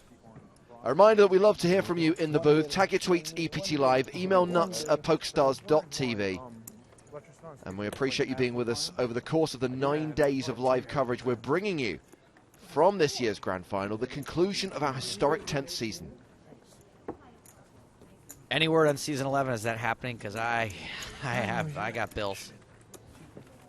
Well, you were sat alongside me the other day, Joe, when we discussed the schedule for Season 11. The dates have been published with a gap in between Deauville and the Grand Final, with further events to be announced. So these are the players on the main stage in seat order. And let's have a look at the players in chip order.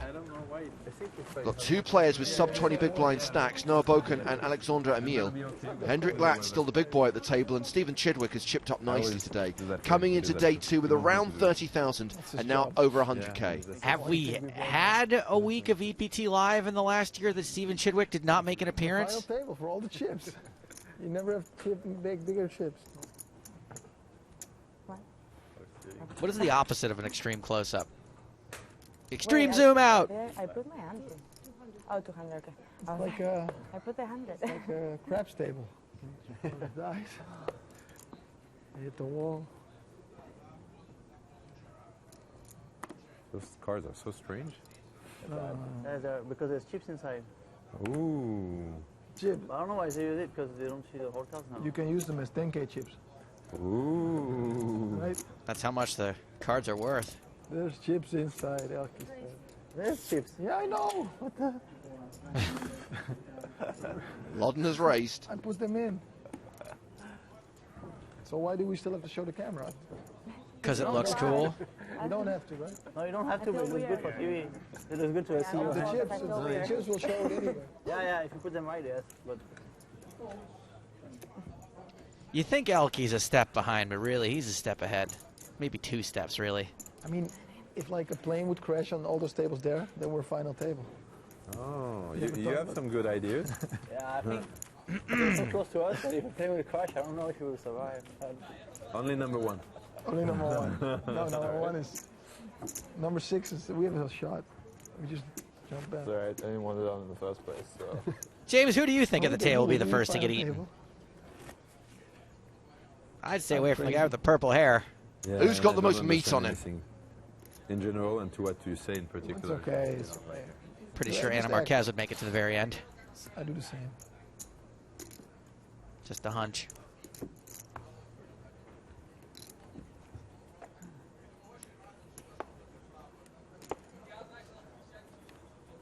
The players discussing the fact they are playing with the RFID cards. Whole card information being recorded for the future TV broadcasts. Obviously, with live transmission of day 2 action from an EPT, we're not going to give you whole card information. That's such bullcrap, by the way. I want whole cards. Team players, I like it. They play together. We choose integrity rather than your desires. Whatever. Team pros.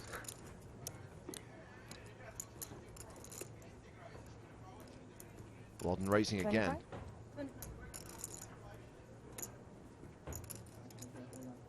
Anna's small blind.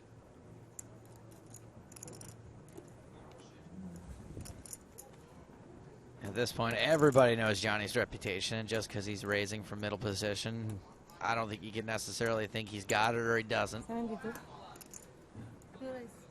Especially if he just got away with a raise and take it. So Anna has re-raised. It's a 3-bet to 7,200.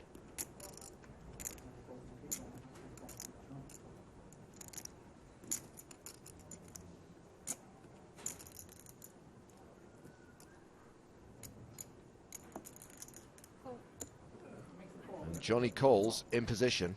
These two are going to the flop.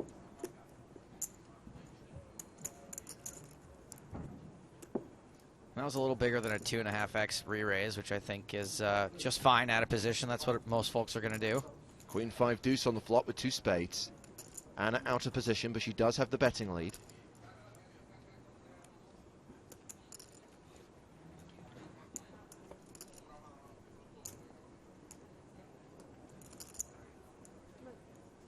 And she decides to take advantage of that betting lead by continuation. Okay, let's try that again. Continuation betting this flop. Into a pot of 17,400, she bets 7.5k.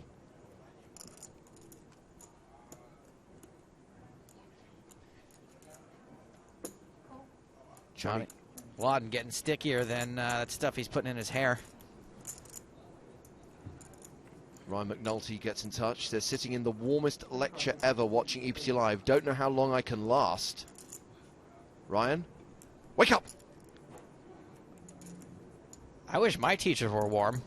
They're all cold bastards. So it's a 10 of spades on the turn. Come on in, sit down, learn about some samurai.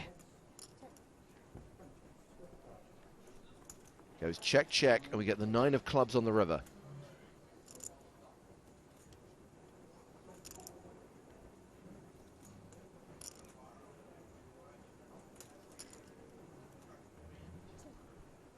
Check. Check, check, check, check, check, check.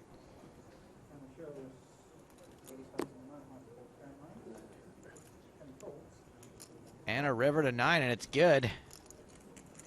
Ship the chips to Miss Marquez.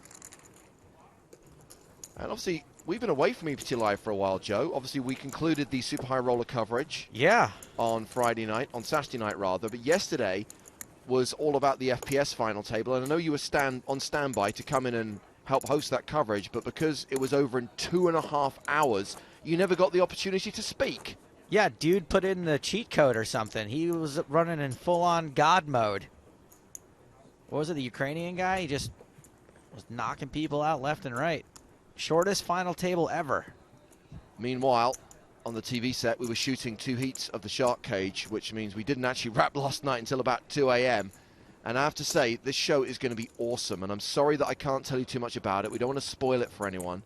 So not going to tell you what happened in those 2 heats. Suffice to say, when it airs on TV networks around the world at the end of this year, you are going to be very entertained. Are we allowed to know who's in it? Yes, and I did tweet the lineups in the heats yesterday. So how did Ivy do? Phil Ivey did not play. Oh. How did... Would you like me to tell you who was in the 2 heats, Joe, just to make life easier? I'd rather just keep guessing if that's all right with you. No, I'd rather tell you because I'd rather otherwise guess. This will get really, really boring. The first heat... How did Jen Harmon do? Victoria Corrin, Gus Hansen, Patrick Antonius, Maria Ho, and David Williams. Was there any clue in there as to who won, by the way you said their names? Can we go back and... And in the second heat, Antonio Sfindiari, Isaac Haxton, Elke, Bill Perkins, and Shannon Elizabeth. Oh, that's why Shannon was all creeping around my hotel room last night. Had to call security eventually.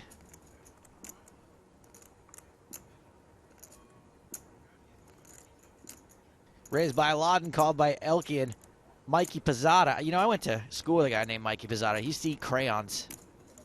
Wonder if it's the same guy.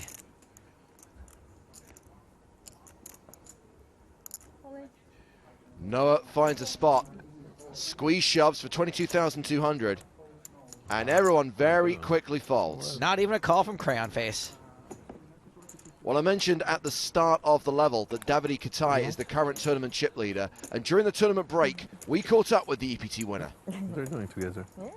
Yeah, after my win of EPT Berlin, making a lot of results. I won WSOP bracelets, but about the EPT, I didn't make like a great result. Make some one final table in the high roller in EPT Deauville, and nothing. I didn't do like a great year for the moment. So I hope so about this grand final to finish the year well.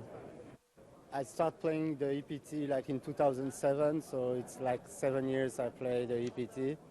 And I think now I have more experience than before, and I still enjoying playing all these great tournaments. And right now, Davide Katai is sharing a seat at the secondary feature table, or sharing the limelight rather at the secondary feature table with the reigning champ of this tournament, Steve O'Dwyer. I've got news of players who are not still in on day 2 of the tournament, Joe. Oh, boy. Courtesy of the PokerStars blog. First, before you even say this, is there anyone I'm going to get really upset about? Annette Oberstad? No! Just hold on. Just composing myself. All right, go ahead. I'm sitting down now. Pratush Badiga. No. Sorel Mitzi. No. Sam Cohen. No! Jan Dion. Guys, I maybe can't continue today. 2 more. Okay. Benny Spindler. Oh, my God, no. And Byron Caverman! Nah, who gives a... Just kidding. Oh, man, sad about everybody. And Byron, I believe, was one of 5 players who bought in at the start of day 2. Yikes. So it looks like 649 total entries in this year's grand final, up on last year. a prize pool of around €6.5 million, the exact prize pool and the payouts to be confirmed later today. Well, this hand started with a raise from Lats. Casanova defended his big blind, and he led the flop for 2.5K, and now Lats, the pre-flop aggressor, has raised, and Casanova folds. I love Lats. I love every kind of Lats. And now you do too. Christopher Adams says, those shark cage lineups sound amazing. Can't wait. Average Joe says, Antonio, Haxton, Elke. Looks like a soft table to me. And that's just in the one seat. I don't know how that's possible, but it sounded pretty cool. Be great. Okay, like that, and then open it here. You can't believe what he folded. He has to show it again. Well, hang on a second. What's going on here?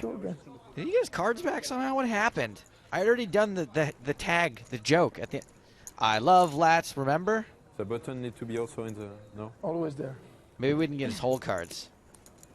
Wait a second. Is it hold cards or hold cards? Because you're holding them. It's hold cards, right? Because I saw someone, I read an article yesterday that said hold cards. That's a typo, right? You're in full-on troll mode today, aren't you? Is it just one time? Is it hold or hold? It's hold! With an E at the end. Yes. So H-O-L-E-D. I'm not going to entertain you anymore. Hold. It's been hole cards this whole time. W-H-O-L-E. Unbelievable. How did I get this far not knowing that? Just cut that question off at how did I get this far?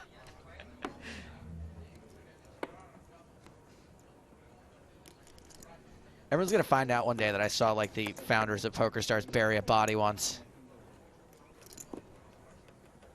The proverbial skeletons in the closet. They used my shovel. Under the gun raise from Lodden, who of course final tabled this event last year.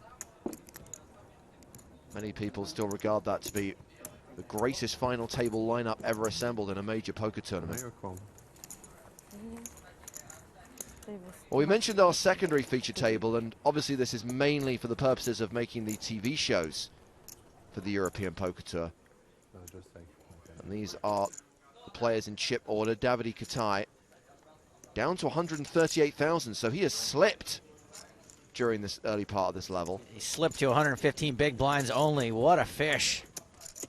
Also the table, Steve O'Dwyer, Will Molson. One thing, when you're reigning champion... Don't forget Jonathan Karamogalikis. The old monster dong on the left-hand side there in the full tilt patch. Yeah. Oh my God, I can say full tilt patch. It's fine now. We can say it. Don Patmat says Davide Katai made one of the best hero calls ever in the heads-up battle against Andrew Chen at EPT Berlin. And I remember at the time, Joe, that we kind of questioned that call, and Davide gave a very, over multiple tweets, gave a very sound analysis of that hand. He did. I wish I could remember what it was about, but it sounded real good.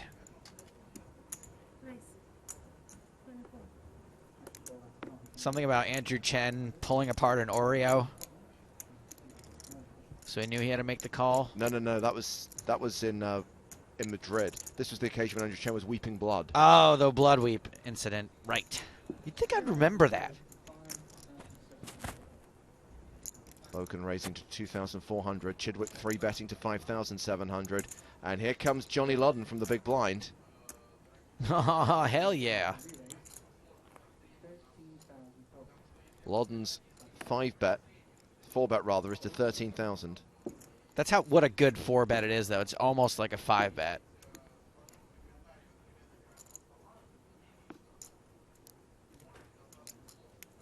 Boken has folded. Action back on Chidwick. Oh my God, what if you said 5-bet and then Chidwick 5-bets here? Wouldn't that be crazy?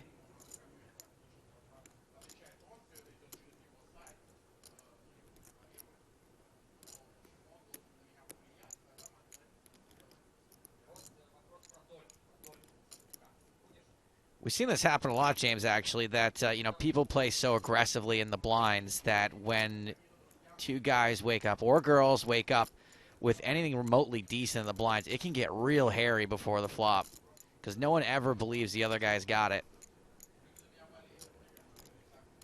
Poor girl.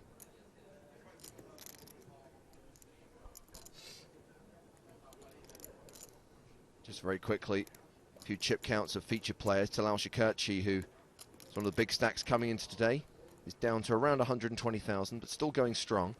Phil Ivey playing 75,000. Marc-Andre Ladouceur from Team Online, 65,000. As Stevie444 folds there, and Lodden adds to his stack. Johnny now up to 84,300. Chidwick drops below the 100k mark.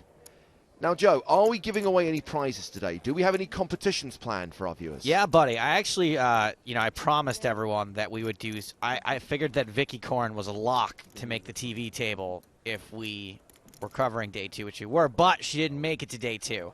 So I promised everyone a Vicky Corn themed game. And you guys know that Vicky hosts a game show in the UK. Quiz show. A television show in the UK called Only Connect, and it's actually a really cool show. I like it. What I like about it is for a game show, you do have to think a lot. Which is why it's a quiz show. The key thing being, Joe, that obviously we have got viewers around the world, many of whom may not be familiar with the format of Only Connect, so you are going to have to explain how the show works. What's the format? Well, the thing is, I don't know if I can explain it that well because I'm not an expert at it, but it's basically you're given a series of clues, and in one type of question, you have to guess the connection between the clues. Right. And in another type of question, you have to guess the fourth in a line of 3 clues that are connected somehow. So just to give everyone an example, you could say... I could say this. I could say Adam West, Michael Keaton, George Clooney. Val Kilmer. Right. Christian Bale, Batman. Actors who play Batman. Those are actors who play Batman. So if we're doing just the normal clues, and I would say the first name, right? So I'd say Adam West. And if you guess actors who played Batman, you win the top prize. And with every name you give, with every link in the chain you give, the prize gets worse. Exactly. Right? The prize goes down and down and down and down. So just to give you another example, as Elkin Chidwick go to the flop here, say, for example, we said Barcelona, and you were able to guess immediately from that first clue, we're talking about European poker tour destinations, you win the top prize. If you couldn't get it from that, and we then have to give the next clue, London, if you're able to get it from that, then you get a slightly worse prize, but still decent. But obviously, once we've given 4 or 5 clues, the prize is going to be, well, notional. Right, but the danger is that we say Barcelona and you guess EPT stops, and what we really mean is places where bullfighting has been banned, you're out. You've missed it. Right. You're gambling. And that's the key. You do get eliminated, right? If you guess incorrectly. You can't go for it on the first clue. Exactly. And then enter again based on the second clue. Exactly. Well, let's get to a real example. Let's play a round of Only Connect after this hand. Chidwick was the pre-flop raiser, by the way. Elkie defended his big blind, and check called the flop for 3,300. Check on the turn, and Elkie now leads the river.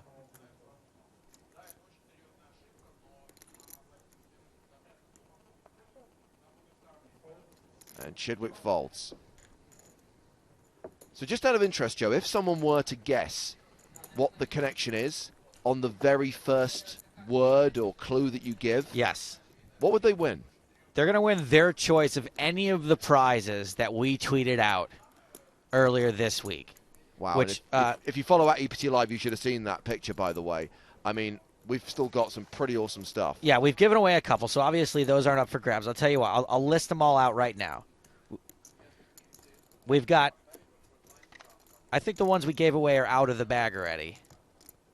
Yes. Okay, so here we go. We've got 2 Duracell Power Mats, which you can ask for one of them. So we've got a Duracell Power Mat. We've got a pair of Porsche design sunglasses. We've got the Nerd helmet, the Sennheiser game headset. And we've got, I forget what was in here. What was in this? What's that? Have we even opened that? I think so. I think we just forgot. I think there's something in there I wasn't even aware. It's Swarovski. Okay. Hang on a second. Tell everyone what's going on at the Oh my table. God, it's an EPT Grand Final winner's trophy. We can't give this away. We can? We can? No, we can't. Oh, it's the picture frame. I think Matt gave that away yesterday, didn't he? Okay. Okay, so the picture frame's out anyway. Sorry, everyone. This is unacceptable. Sorry about that, guys. Just going to go ahead and put this to the side. Where it should have been put yesterday. And, yeah. So if you get it on the first clue, you get your choice of any of those things. Jenny, I was just kidding. I mean, John. Let's pick up this hand, will we? Let's do that. We had a limp from Casanova, which is unusual. Chidwick then raised to 2,500. Loddon called, Elke called, Casanova calls as well. 4-way to the flop. King 7-7.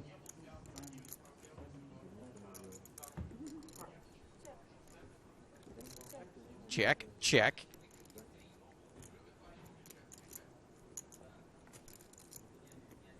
Mark and Matt said that Stephen Chidwick had been playing pretty aggressively since the double up, but he checks here.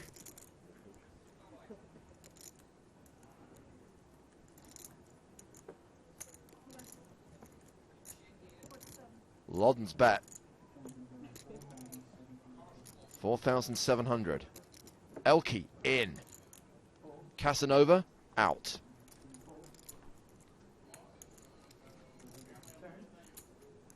Looks like Chidwick's folded as well. So heads up to the turn.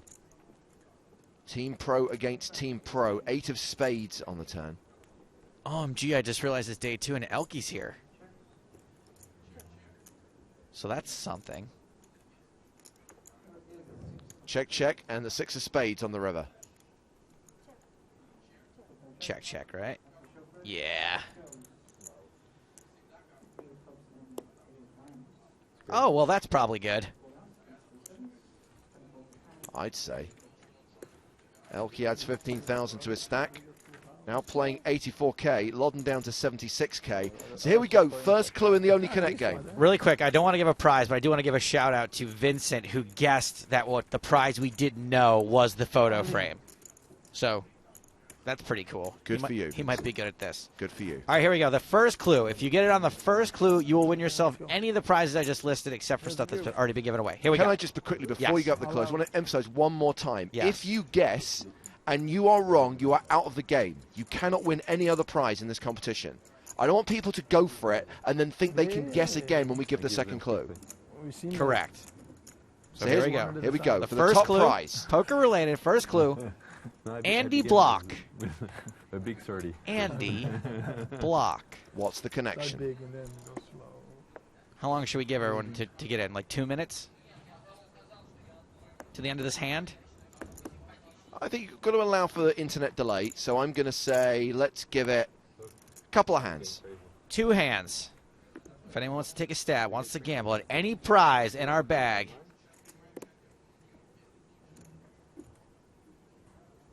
What's this nerd helmet worth, by the way? I want one of these. A lot of FPPs is what I'm thinking. Elke's raised it to 2,500. Well, I single-tabled Zoom for nearly 11 minutes yesterday, so I got to be pretty close to getting one of these bad boys. And Hendrik Latz has defended his big blind. 10-7-6 on the flop. Ross Jarvis has eliminated himself from Only Connect by guessing original Full Tilt Poker Pros. Ross Jarvis, you are out. No, sir. Yorick says runner, runner. Nope. Average Joe says cowboy hat. Nope. Gutschel also went down the FTP line. You're all eliminated from this competition. Good on you, though, Ross Jarvis, for taking a stab at it.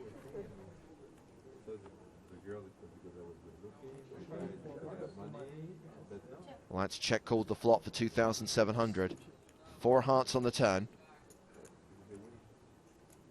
Sven and Joe both guessed blackjack. You're out. Ross Jarvis just guessed. Oh, man. Ross, we told you. You only get one guess. I don't even know what "oh, man" even means. How would that be a connection? MIT, not the answer. Irish Open Poker Champions, not the answer.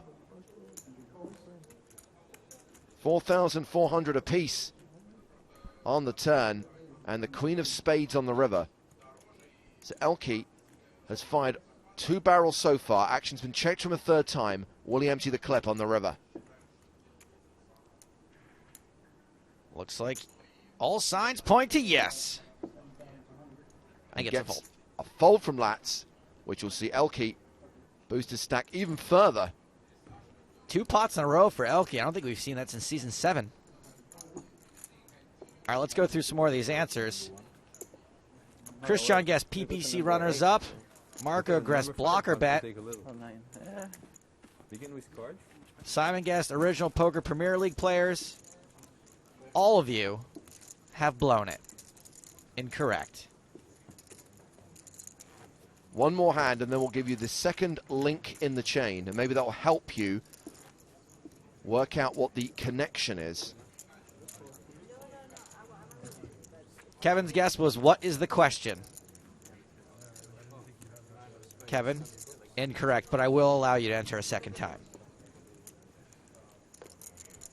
Andy Gibbons thinking outside the box. Incorrect, but outside the box. He says winner of single WSOP bracelets. I hope you're keeping track of these people and realize that they're all out, right? Well, the good thing is, James, that even if they delete their tweets, they'll stay in my timeline here. So I can search for whoever has the right answer and then search if they have any other answers before that. The other was called? Wow, the nerd helmet is worth 250 bones. Hi-ya. And just to clarify, that's 250 US dollars, not 250 FPPs. Yeah, that's smackers. Loudon raises to 2,500.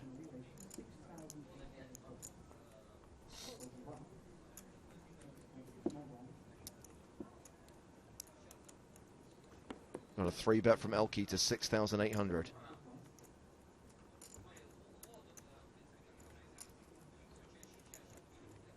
Chili.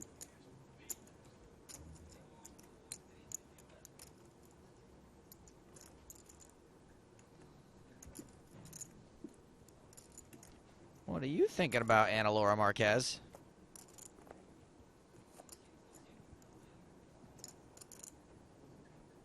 By the way, I do think you gave everyone a free clue, Joe, when you said, think outside of the box. Whoops. Would you ever expect something I would do to be that easy, though, is what people are guessing? You disappoint me. So Marquez, 4 bets from the big blind to 13,500, gets a fold from the original raiser. Action now on the 3-better. Oh my God, I sounded just like my dad there.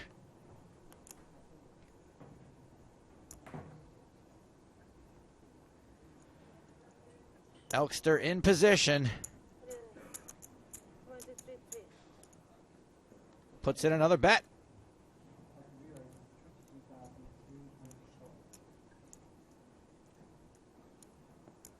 Elke's 5-bet is to 23,300. Asking Anna if she wants to play for it all.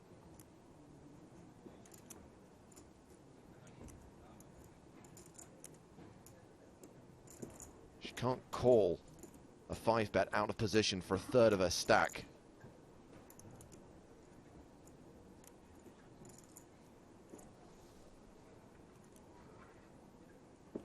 I really don't know that much about Elke's game anymore either.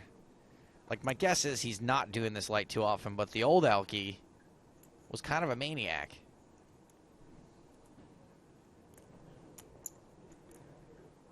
Well, she does call.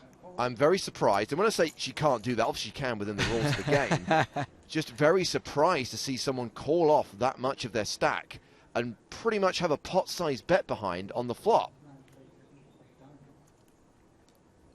And no stop and go either.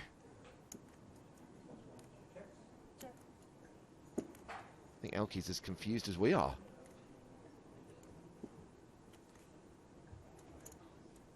By the way, our colleagues, Matt Broughton and Mark Convey, have eliminated themselves from contention. Mark guessed longest heads-up matches in history. Incorrect. And Matt Broughton said blackjack and was about the 28th person to say that.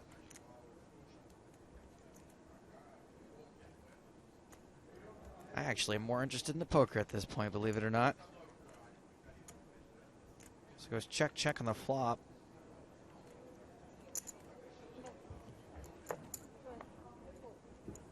So, wow. She bets 20,000 on the turn and gets a fold.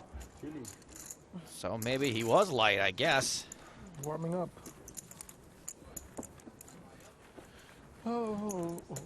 Well, there's just been a big hand on the secondary feature table. Mohamed El Siblani won a big pot against Steve O'Dwyer.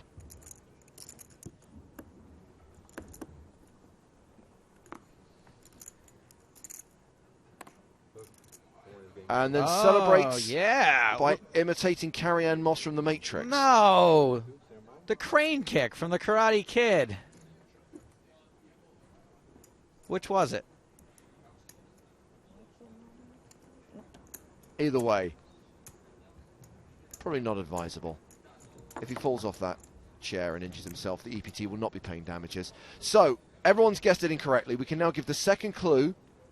So the first was Andy Block. The second name is? The second name is Barry Greenstein. Now, if you get it right after this one, Barry Greenstein, we will send you an EPT dealer button. One of those nice paperweights that you see on the EPT feature table. So the connection, Andy Block, Barry Greenstein. What connects those two players? Ah, Fizz has got a great guess here. His guess is great pants. That's not it, but I could see how you might think that when I say Andy Block and Barry Greenstein, that great pants is one of the things that would come to mind, but I got you that one. I got you. So let's take a couple more hands and see if anyone gets the correct answer. By the way, Hendrik Latz, still the chip leader at this table and possibly the chip leader in the tournament right now with 161,100. After winning that big pot against Elke, Ana Marquez is playing a six-figure stack herself, 103,500.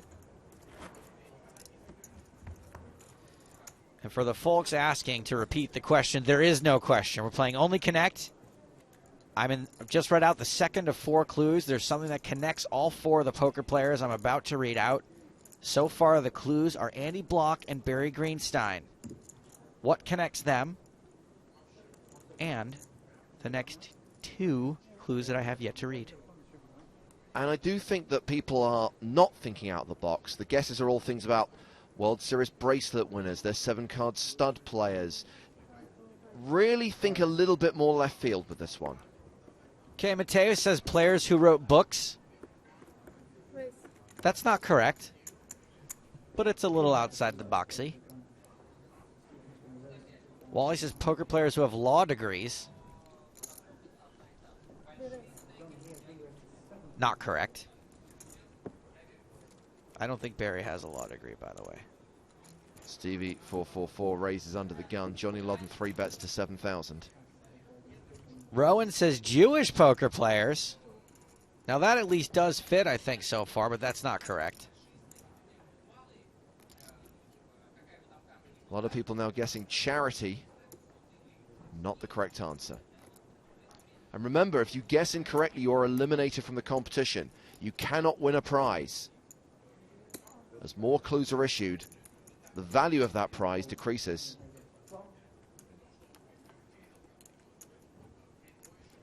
So Queen 5-5 in a 3-bet pot.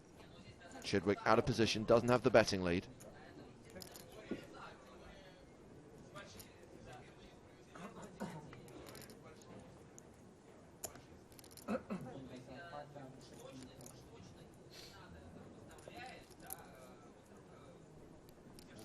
Lodden continuing the flop for 5,600.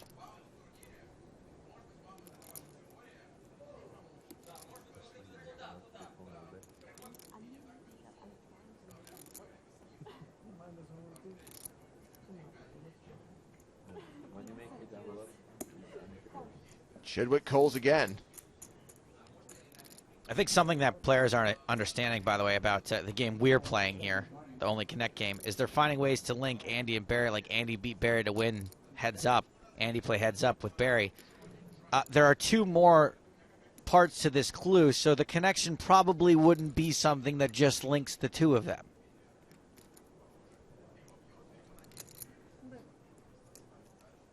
So Lodden, the pre-flop 3-better, continued the flop, continuing here on the turn. And it's weird the way guesses come in batches. Loads of people now thinking it's got something to do with Andy Beal. Nothing to do with Andy Beal. So Lodden fires again, 14,500. Stevie going to station him again.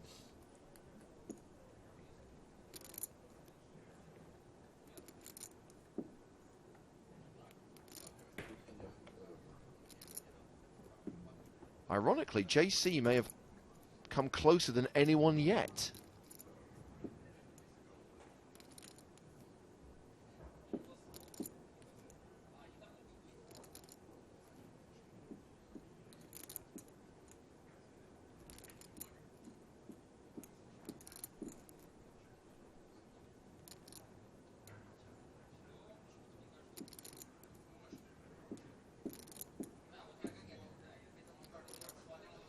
I think Chidwick would peel the flop a lot of times with a big ace. Obviously ace queen, but like ace king sometimes you might feel like he has to peel. This could be a pretty weird spot for him. Not a great spot with a hand like nines. Eights. It's getting a little dicier, especially if Lawton keeps this up. He knows he's going to face another bet on the river. Chidwick folds, Lawton takes it down. Well, that hand took a while, Joe, and during that time, no one actually got the correct answer. So I think it's time to go down to the next tier of prize. What was the thing that JC said that was close? JC said, players whose names Stapes has said in the last 15 minutes. Meanwhile, an all-in at the secondary feature table. O'Dwyer and Will Molson. I'm guessing one of these guys had to be pretty short.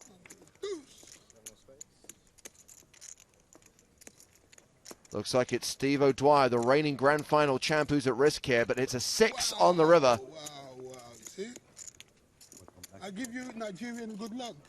You see? You see?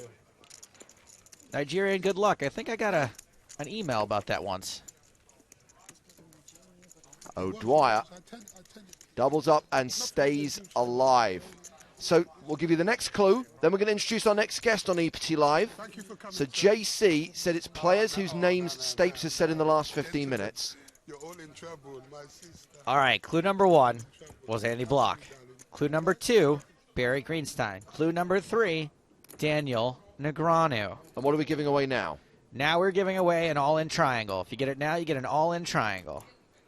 And at this point, we introduce Lee Jones, head of poker communications for PokerStars. It's today's edition of Lee's Lowdown. Please, please, please, please, please, let me get some of that Lee's Lowdown. Lowdown. Lowdown. Hey, guys. Hi, Lee Jones. How are you? Man, you guys are looking really sharp today. Lee, we're living the dream, buddy.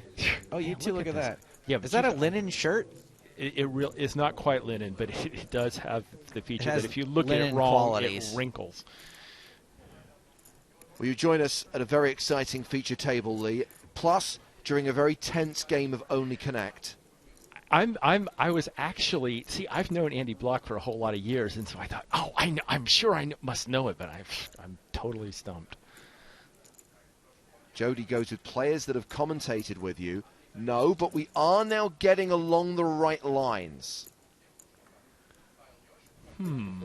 So Lodden was the pre-flop aggressor. Called in 2 spots. Yeah, Chidwick's planning to come back and get the chips that Johnny took from him in the last one. When it went check, check, check on the flop, Chidwick decided to lead the turn for 6,600.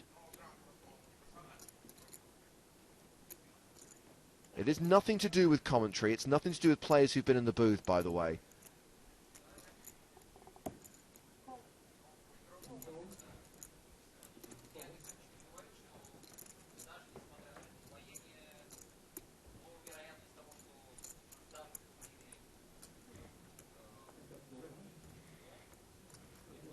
So bet call.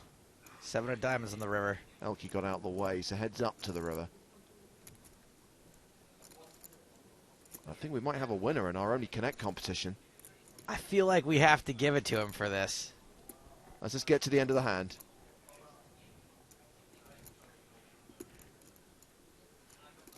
I'll bet Vicky Cora never had that answer on her.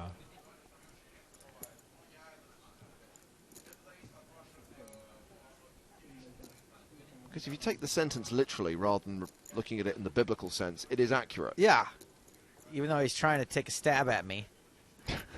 So I want to disqualify him. 16,500 from Chidwick. And Lodden calls. Looks like Chidwick has tabled ace-3. And Loddon called with a king.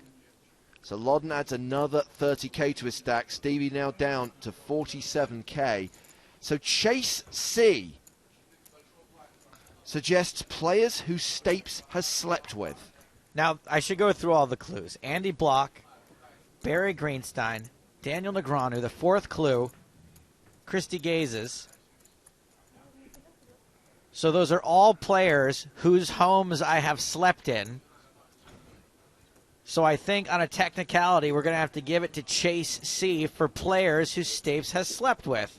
But we have to check Chase C's timeline and make sure Chase hasn't guessed yet, and he hasn't.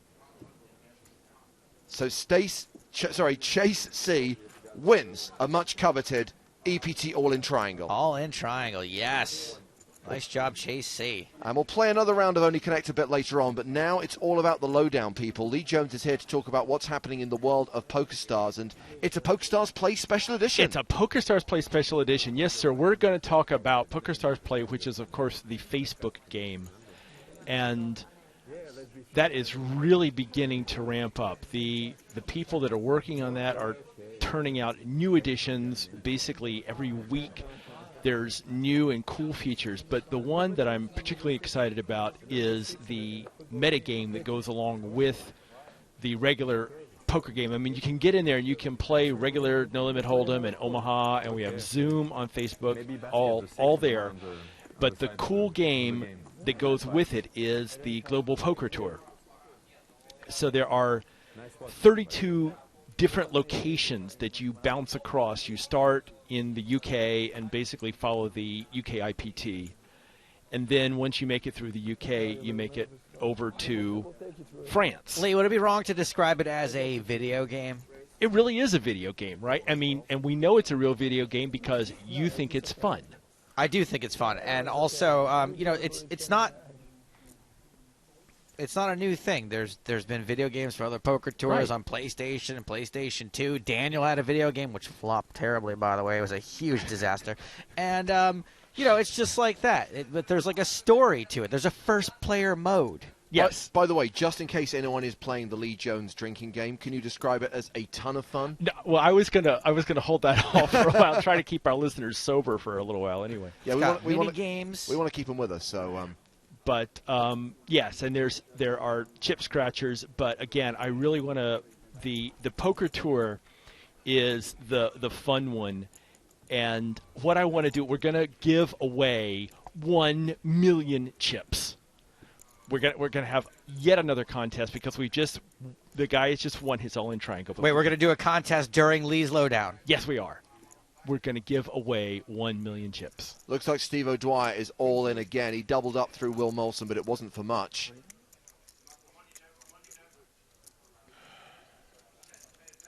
I like you. Nigerian Luck likes him.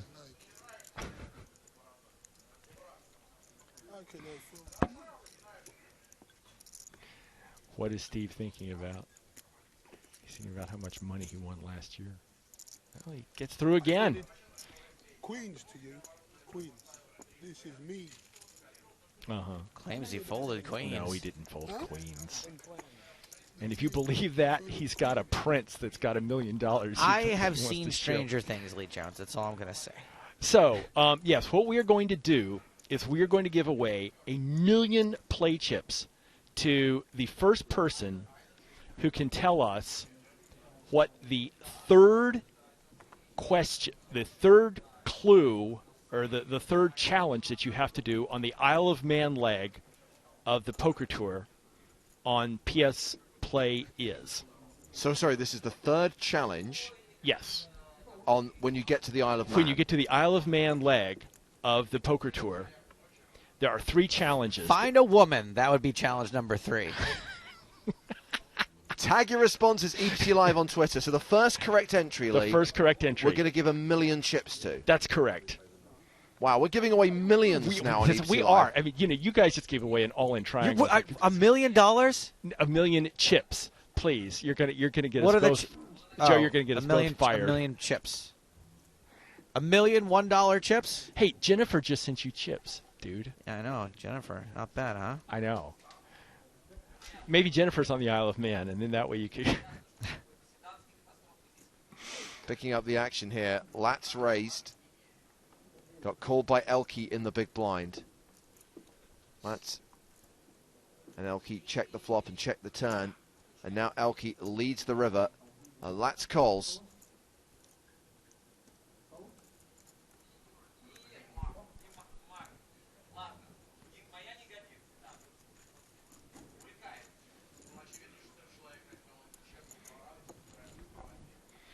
So yes, everybody out there, fire up PS Play, and you're looking for on the poker tour part of the game, which is right there at the top.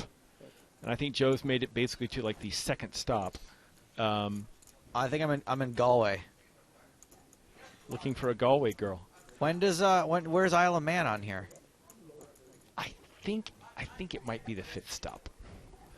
Oh, it is. It's locked. I got a long way to go. Yeah, because it would take you too long to get to those challenges. We may have to give this prize away like tomorrow. No. Somebody will be close to it already, Joe. 100%? And then, or I mean, actually, if that's all you focused on, you could zip through it in, the next 10 minutes. Huh? No, it's already expensive. I want to give a quick shout out to Steve for his Only Connect answer. It said Stape's first 4 poker interviews. That was actually something I was considering picking as a clue. So. Would you remember the first 4? I remember the first one was Ted Forrest, like a first on a podcast, the first long form interview. How'd that go? It went really well, actually. Cool. Probably why you got to do the second one, right? Now, this is an amazing. And you got Sean dealing. Oh. Now, Sean right there is one of the best dealers on the tour. Is that Sean the dealer or a different Sean? Sean the dealer dealing. There's a famous dealer named Sean the dealer. Oh, I mean, I don't know. I just know that's Sean. And yeah, that's Sean the dealer. That is Sean the dealer. There's only one Sean the dealer, and that is Sean the dealer. In fact, if another dealer were to join the EPT, we'd have to change his name. Absolutely. He also rocks the coolest red Casio watch you've ever seen. In case you're wondering, I recognize him by his manicure.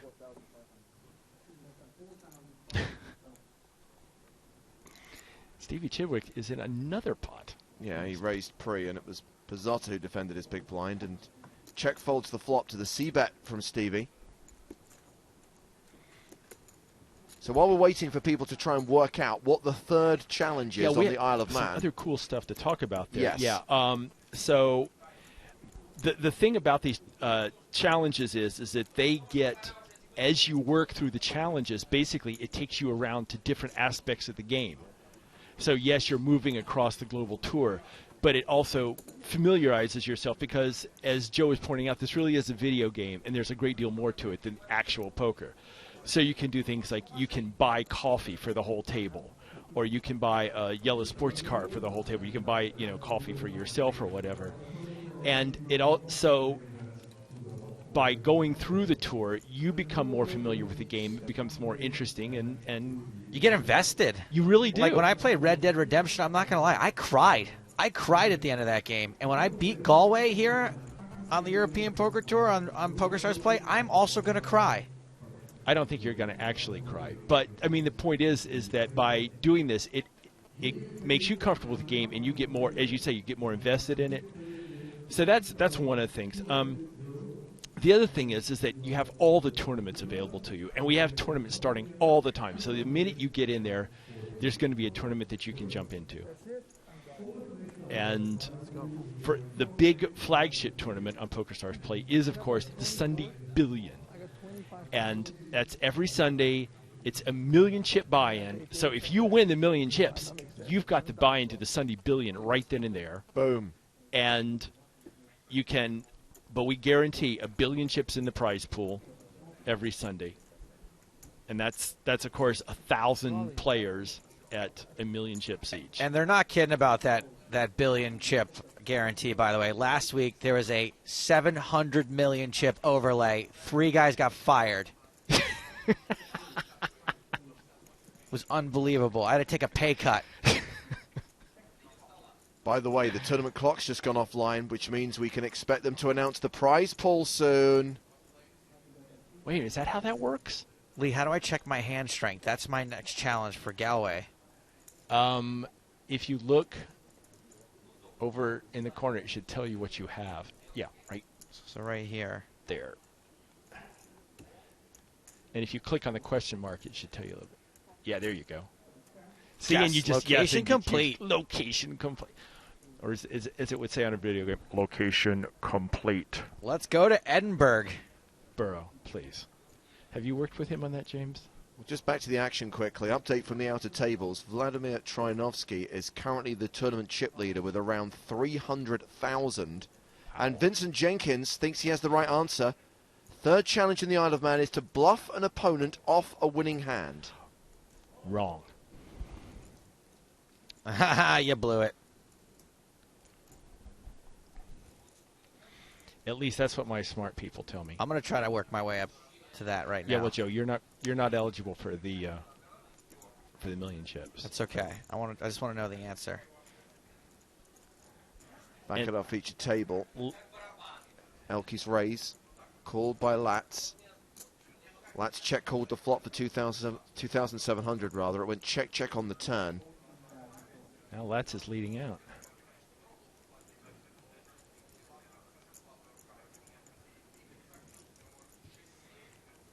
Basically, almost the whole pot. Actually, you overbet the pot.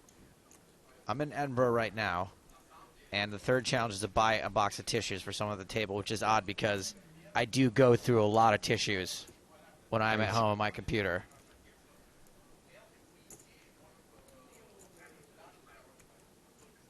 Tournament staff are about to announce the prize pool and payouts. This is exciting. So stand by for that announcement. While Elke announces that he folds. It was interesting because as soon as Latz bets, Elke did this. And meanwhile, Martin Van Leden may have the right answer.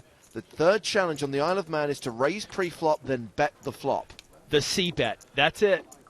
So well done, Martin. Wait, that's what a continuation bet is? You are going to receive 1 million play chips on PokerStars Play. And you can play the Sunday Billion now. That's right. You could actually enter the Sunday Billion, Martin. Well done.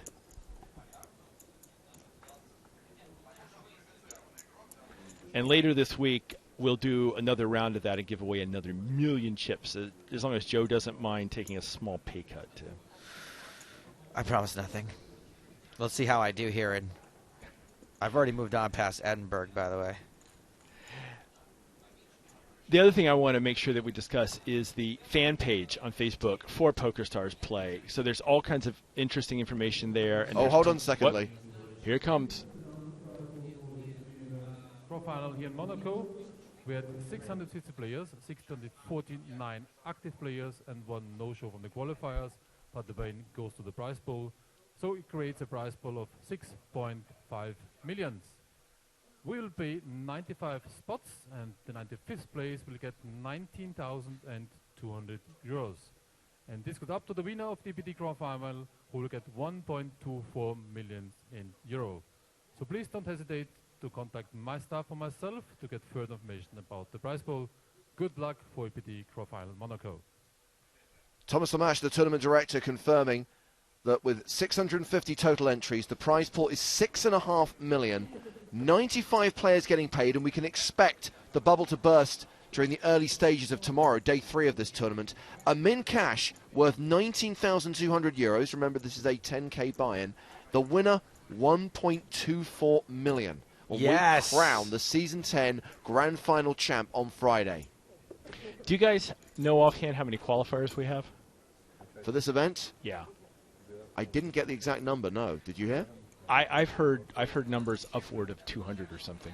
It's pretty impressive.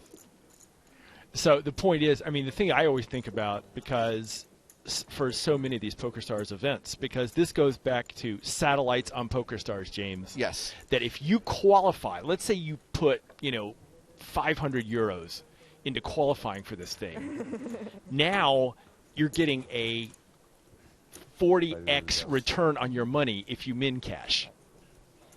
Yeah, we know that there were a couple of really sweet satellites that gave away seats to this, right? That Oh, yeah. €700 satellite that gave away, what was it, 20 seats to this? As a matter of fact, I saw Ned Oberstadt here, and she said, I totally qualified on a satellite. And, you know, she and many other people are perfectly capable of ending up at the final table of this event. And, you know, if you qualified for your, you know, €1,000 or whatever it is, that's a huge return on money. And it's a lot of fun. Satellites, people, it's where it's all at. And right now we're at 233 players in the EPT Grand Final main event, with 95 getting paid. Remember to watch our bubble coverage tomorrow. Once again, we'll be streaming live from noon Central European time. We'll be joined by Neil Johnson, head of live poker operations for PokerStars Europe. The whole Pope will guide us through the bubble.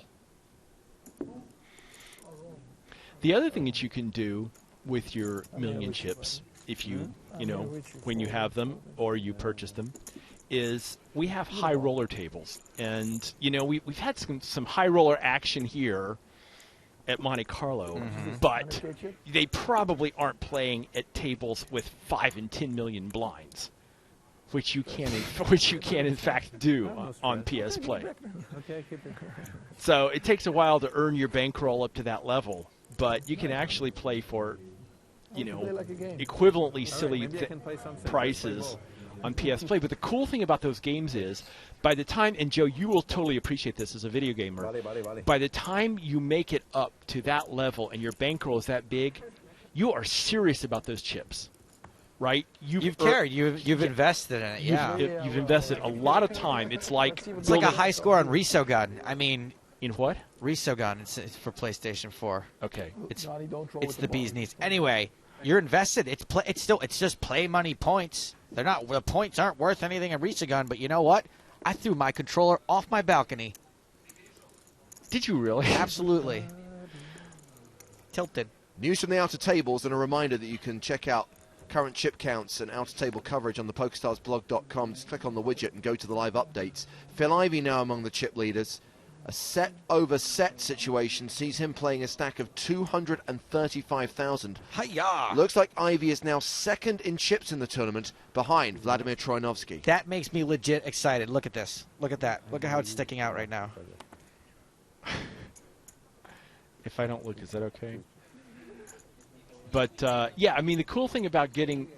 And I've talked to a lot of people that have built up big stacks on PS Play, and as you say, they've put a lot of time and effort and, you know, good poker into building up those stacks, and now that matters. And it's not because it's money, but it's because you've invested time and energy and all your good poker play into building it up. And so when you lose some of those chips, you care. And I just beat Isle of Man, so in your face, game designers. Oh, you just made it through Isle of Man? Yup. Sweet. Yup. Now I'm just going to retire on top. Look at all these. Whoa! Look at that, Joe. You got a lot of friends out there on the game. I got a lot of friends in the game. A lot of imaginary friends. I'm one of the most popular play money players. Ed Kilworth gets in touch on Twitter. We were talking about satellites for events like the EPT Grand Final. Ed says, "I'll be honest, Lee, I don't feel that confident entering a satellite with people like Annette in the field." Yeah, but that's only one seat. There's 19 more. Exactly. You know, and look, if you get kings and Annette gets queens, 80% of the time, you get there. But obviously, Annette, being a more accomplished player, is more likely to hit her queen in that spot. Well, that is true. She has actually said that she loves playing PLO because she is so good at flips. But, yeah, I mean, sure. I mean, you're going to run into the Annette Oberstadts of the world in those satellites. But you see people winning satellites all the time that are relatively inexperienced. But, you know, it's a lot of fun to play them, and you can, in fact, win. We've got 12 minutes left on this level. Then the blinds are going up to 800, 1600 with a 200 ante. We'll roll straight into the next level, by the way. No break between levels 11 and 12.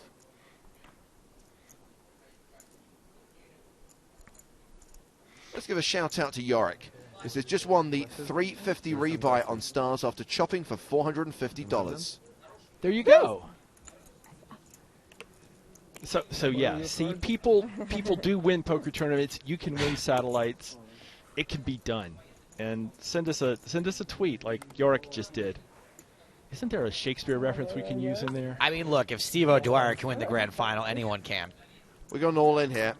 Ana Marquez opening for 2,500. And Alexandra Emile, who came close to final tabling EPT Deauville this season, is all in for just shy of 6,000. And wearing Anna's sunglasses, I believe. And now Anna is hating her situation. Right, because she wishes she had those specs. I'm doing so good. Which, by the way, would one of you guys explain to me what happened on that hand between her and Elke? No. Okay. Not that I don't want to, it's just that I can't. Look at this. Forced to call the all-in. And dominated. Domination Nation. I think the life is better with those sunglasses. I'll never take it She off. was hoping it was ace-king, you know, and now she discovers that she is in just pretty much a world of hurt. Yeah, this is not looking good.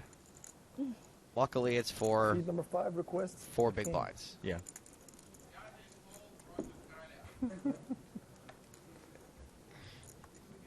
Oh, there we go. Now we've got a sweat. Never easy. Ooh. I like Noah's hair. The river is not a heart. Yes. Emile doubles up through Marquez. We're in trouble now, guys. Yeah, I'm going to be a raising Keep the machine. glasses. Give me more. I need more. Oh, no.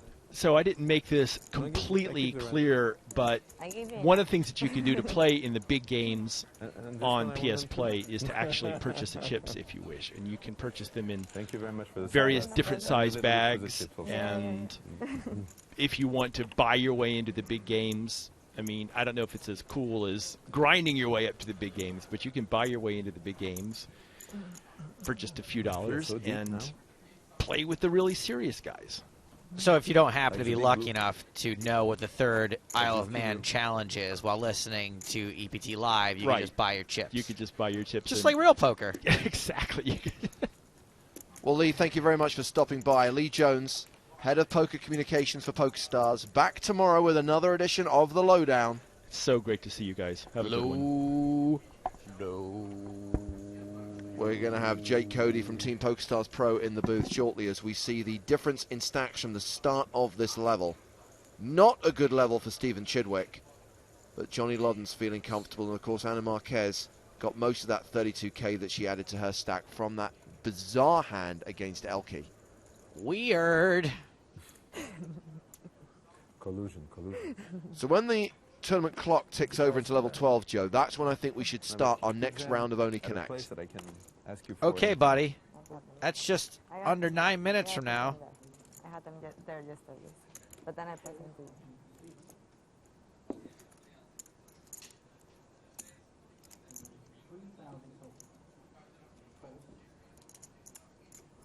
Again, we see a rare limp from Casanova. Stevie checks his option in the big blind. Ace, 5 deuce with 2 spades. Is having the last name Casanova like the same as having the last name Lady Killer? Because that would be a sweet poker player name. Jack Lady Killer.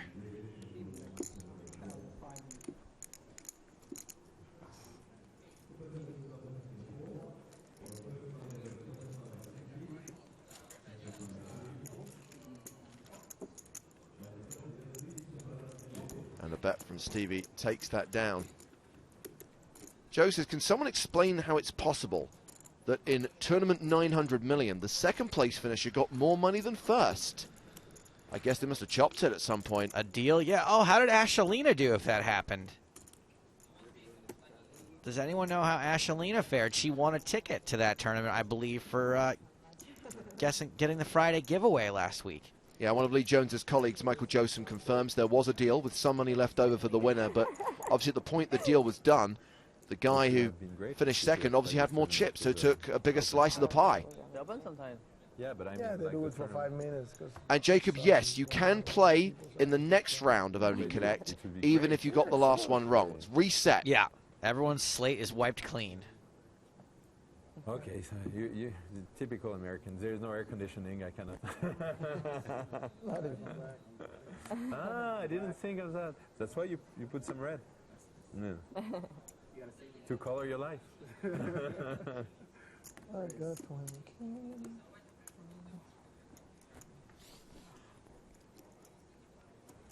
A glimpse there of Going back Sean to the my old dealer's life, before this A6. world-renowned red watch.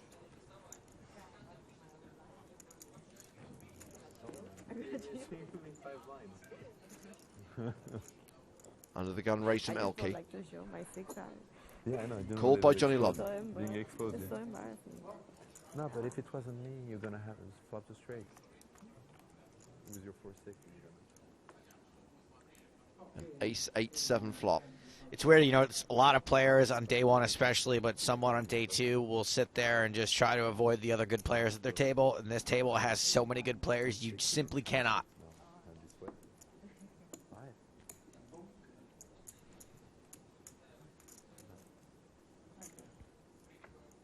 Elke continuing the flop for 2,600, gets called by Lodden. Another ace on the turn. Lodden checks again, Elke checks behind.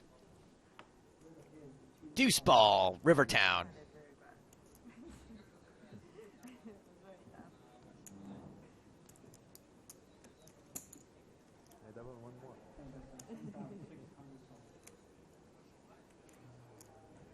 And Lodden now leads for 7,600.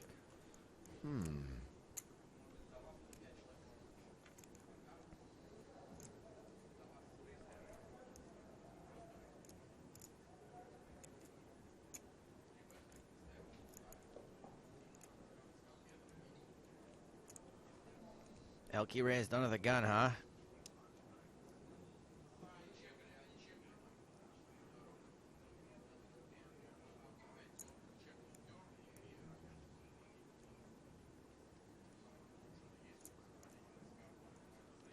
And it's not uncommon. Oh, okay, Elke's going to call. I'm going to see whether I was right or not. Well, Elke's marked. Lodden with ace-5 with trips. So what I was about to say is not uncommon for players to slow down when they make a big hand on the turn so that they can get that river bet in. Elke, I'm guessing, had some kind of pair that he raised with under the gun. Probably a decent one. Well, let's take a look at some of the players on the outer tables. With 225 players in the tournament right now, this guy leads the pack. Vladimir Trinovsky, a high roller regular. He's the main event chip leader right now with around 300K. Second in chips at the moment, Phil Ivey. Philip Horatio Ivey. Whoa, someone just touched him too. Still alive are the two most recent EPT Grand Final main event champions. Mohsen Charania beat Lucille Kai heads up at the conclusion of Season 8. And at the conclusion of Season 9, we had that amazing final table. Lodden, Negreanu, Cody, Mercier, and this guy, Steve O'Dwyer, who came out on top. I'm from New York originally, New York? but I live in Las Vegas. Yeah. Where in New York? Harlem. Manhattan. Harlem? Yes, sir. Above the 110th Street? Yes, 155th. A real deep Harlem. Nice Bobby Womack reference. No, I never stopped. I disagree. I never stopped. It's good. Double them up again. We get a real. Even Harlem's quite expensive these days.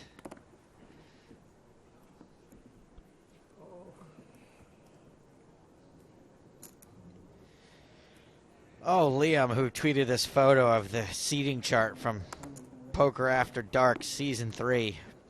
Nerd alert! My God. Also, the last clue was Christy Gazes. Did she sit in seat 4 on Season 3 of Poker After Dark? Actually, I think she might have. 4, 6, 4, 6, 4. No, not 4. 8, 6. 8, 6. I think about the only time you can needle a player for doubling you up is if you have like 3 big blinds. This time. Just 2 minutes left on this level. All right, I wanted to do that for a long time. I give you some change. Thank you. And they're playing 6 full levels today, so this is almost the halfway point of day 2. You want it to be feel more helpful. Yeah. Like also I can make change. Yeah. I think I have a little bit more chips. And tomorrow is the day when we expect the players to make the money. Confirmation that 95 will get paid here in Monaco. We'll start paying players probably around the 2nd or 3rd level of day 3. Once again, EPT Live covering the main event from noon Central European time. We're going to pay players probably around the payout window. Well, Ross Jarvis and his colleagues at Poker Player magazine are very excited. OMG, Phil Ivey, 2nd in chips at the EPT Grand Final. Stop the tournament now. Go to the final table immediately. Agreed. Sorry, everyone else.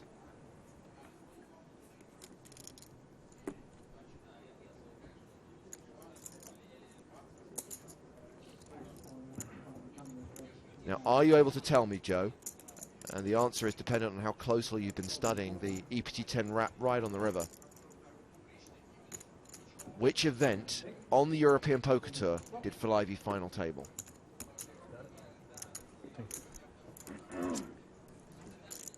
I can tell you that, actually. It was? EPT Dagobah. All I remember is that it was really hot and sweaty. Which is the hottest destination on the tour? Other than Dagobah? Barcelona. Indeed. And can you tell me what season it was? Season 3 of. Still no number 1, but number 2 in season 3 of. Well, this hand was 3-way to the flop and heads up to the turn.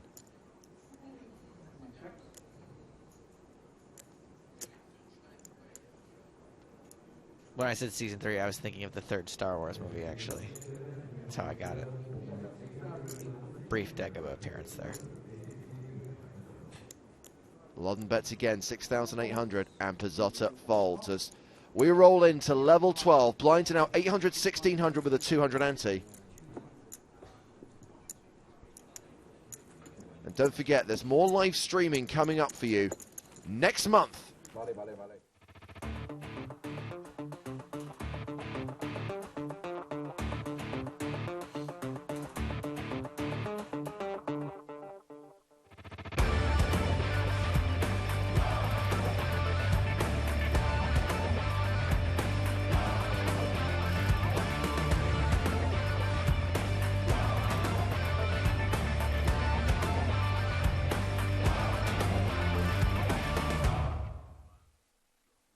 I can't wait to go to Canada so I can get some frickin' poutine.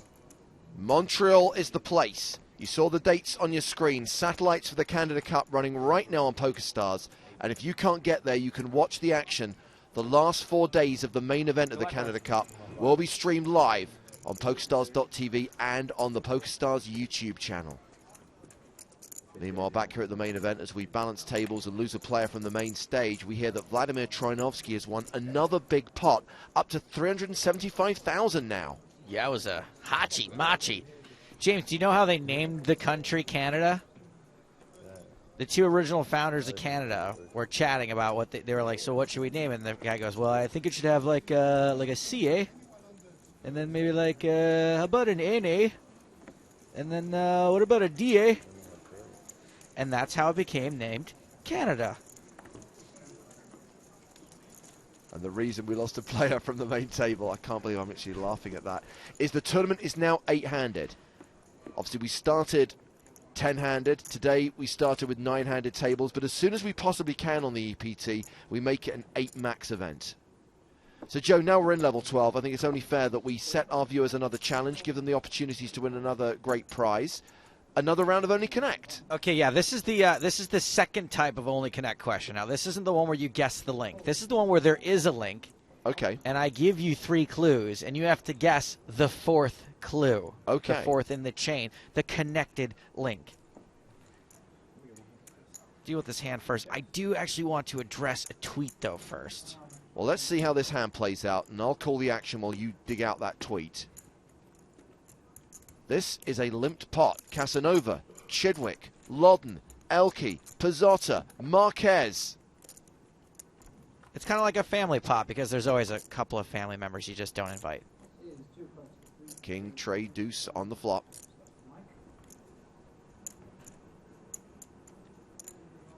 James wouldn't know because he is that family member.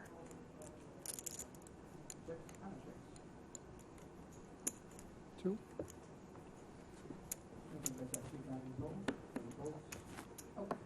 Look at that. Casanova bets into, what is that? 1, 2, 3, 4. 4 opponents. Sorry? And he gets folds all around. By the way, Playground Poker are watching the stream. Hey guys, just saw the Canada Cup ad in the stream. Great stuff. It's going to be an awesome event, and we are looking forward to being there. Alan says, any ETA on an updated PokerStars wrap since Vicky Corrin made history in San Remo? No. Joe, what's the tweet you wanted to address? Uze says, Joe Stapes, I listen, your competition is very poor. How can we know where you sleep? Maddie's competitions are much better.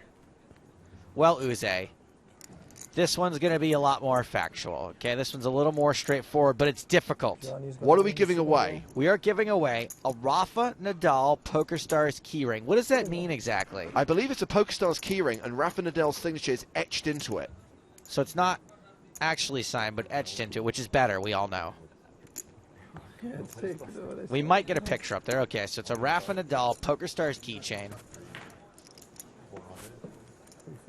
So you're going to give out 3 names. 3 clues, correct, and they are names. And people are going to have to guess just the final name or what the connection is as well. It's going to happen.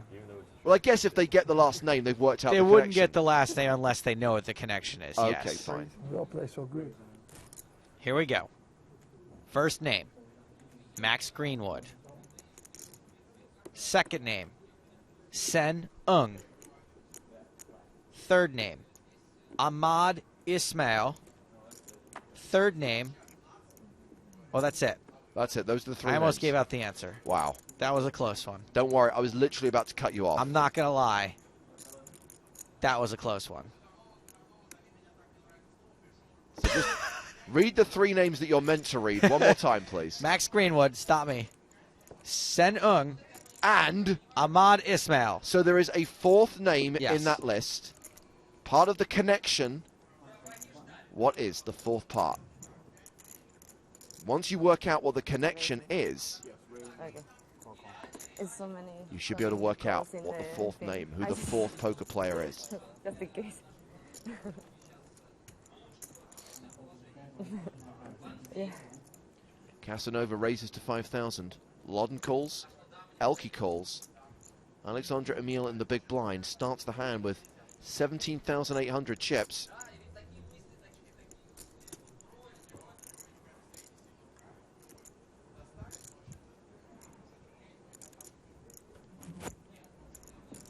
Emil folds, so we're going 3-way to the flop. Just me, or does Casanova look like a poor man's Creston Nielsen? I'm going to back you up on this one, buddy, but I really probably shouldn't.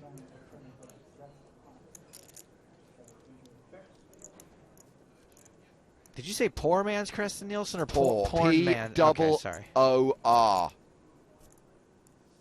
I know where your mind's at, Stapleton.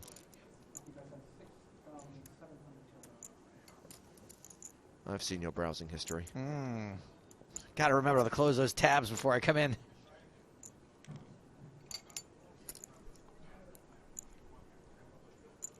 So a King, Jack, 7 flop. Action, check to Elke, and he bet 6,700.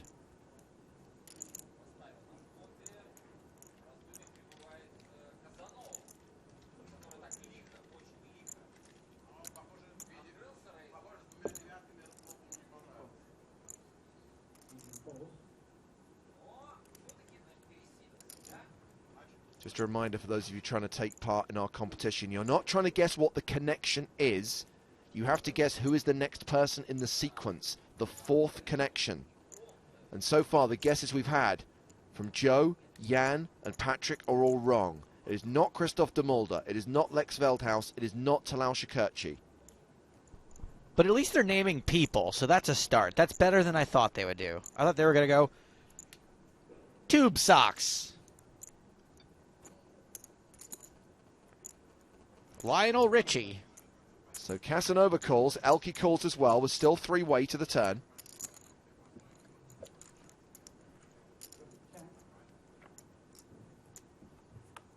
Deuce of clubs.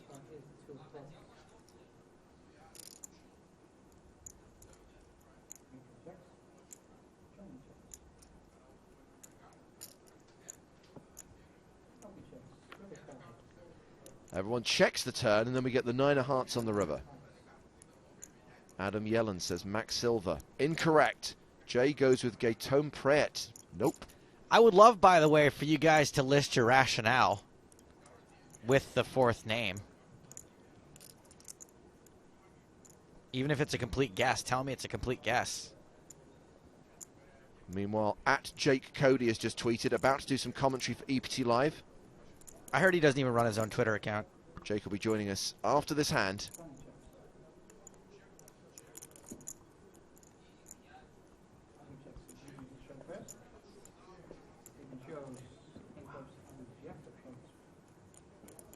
All right, well, nobody wanted to bet here.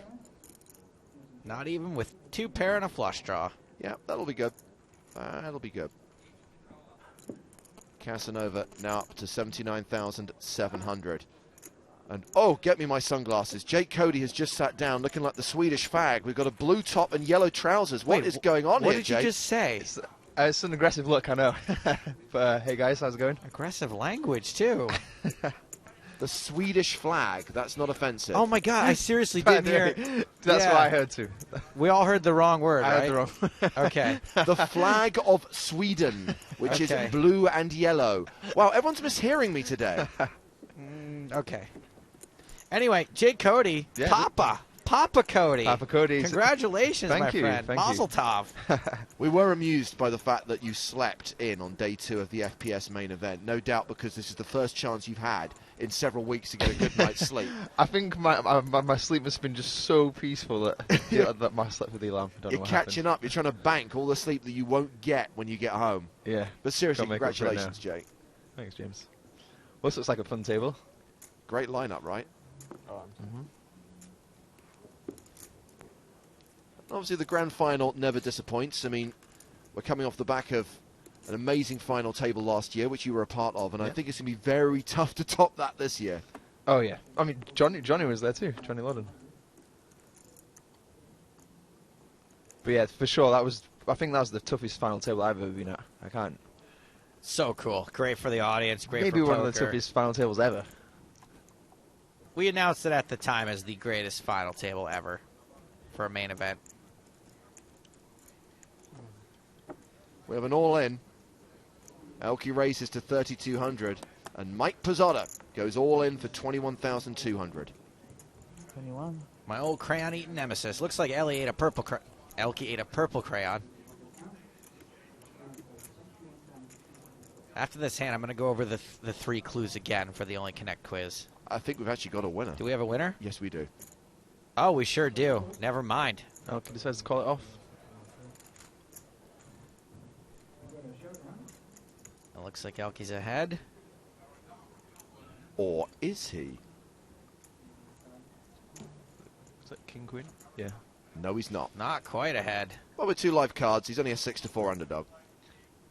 Yeah, I think he has to call there. Opening such a late position. Unless the guy's like unbelievably tight, I don't see how he could ever fold. Not too many BBs in there. Not too many left for Elke if he loses this. You probably have to give me odds now.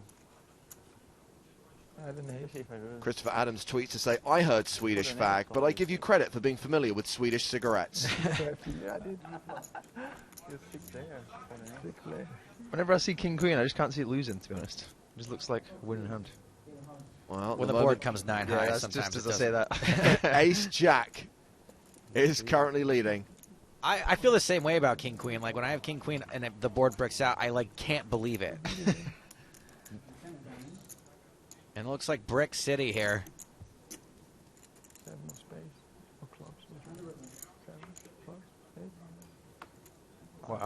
So Elke will be left with just 10,000 chips. Yikes.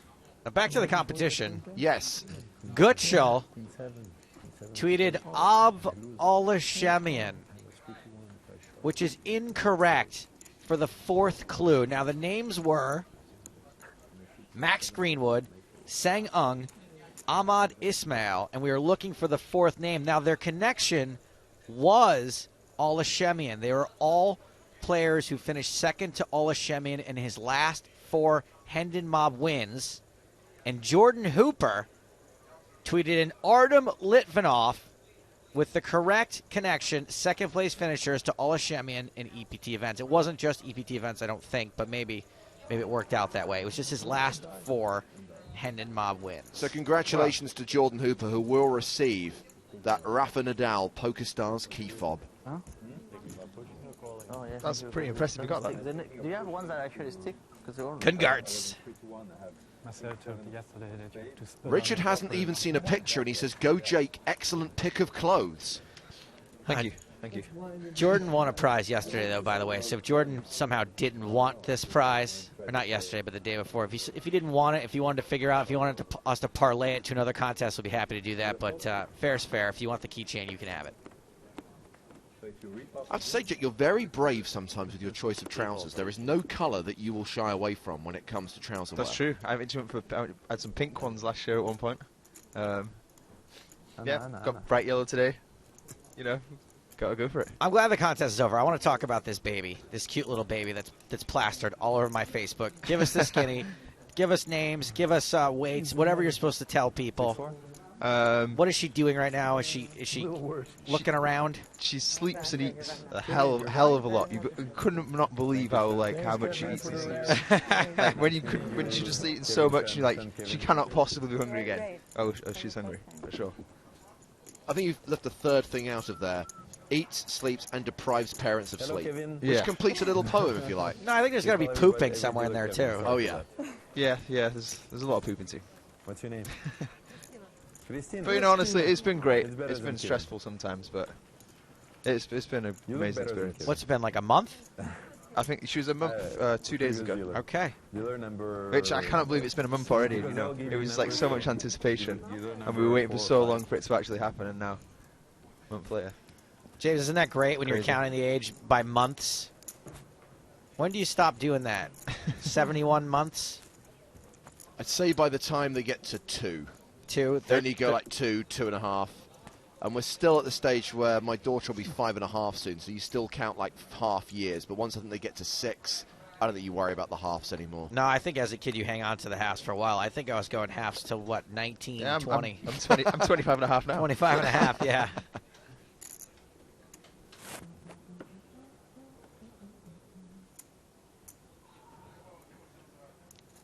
220 players left on day 2 of the EPT Grand Final.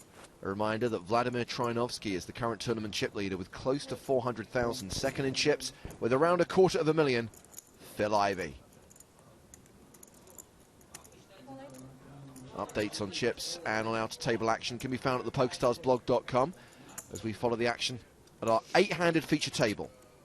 Jake, you may have said this already, but that tournament, the FPS that you overslept for, how did you do? Did you cash? Yeah. I ran insanely good as soon as I got up. As soon as I got back, so maybe it was like a blessing in disguise. Sorry, Jake Cody running insanely good shocker. He doesn't run that good all the time. It's been a little while for Mr. Cody. Yeah, it's been a little while. I ended up making the money, but, things didn't work out. So Anna Marquez opened, Noah Boken shoved.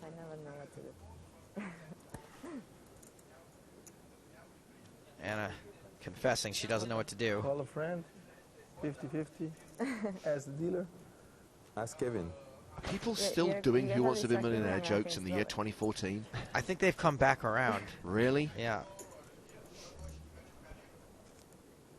Whatever, I'll just be on it.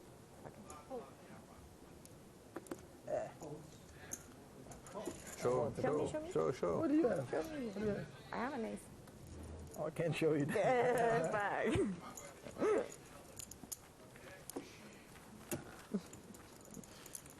Thomas Frost asks, who is in the booth? Sounds like Sam Trickett.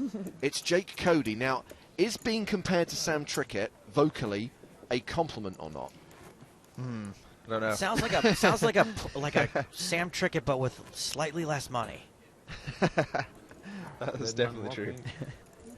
I guess we're both from up north, so you could kind of say that. Yeah. We kind of both sound a little bit the same.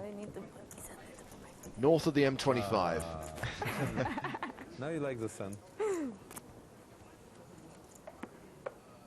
Saying that though, accents all over the place these days. I don't even know what's going on with it. I noticed, by the way, that the EPT Live free roll has just opened for registration, so suddenly all the free roll password requests have started coming in. God. You're going to have to hang on for that one. We'll do it in a little while.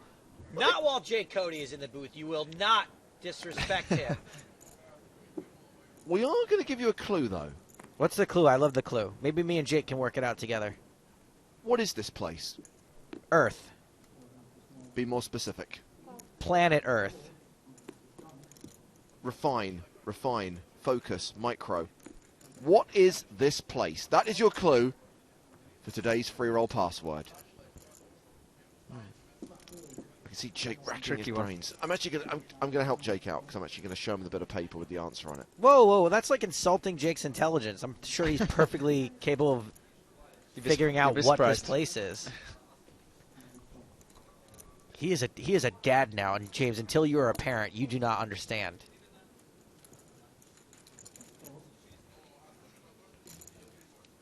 So this was a limp pot, small, big.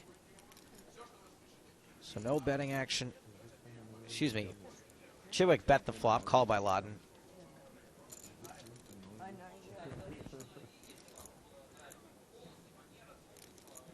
Yeah, this limping strategy of the small blind seems to be a trend which has been so much more popular in the last year or so.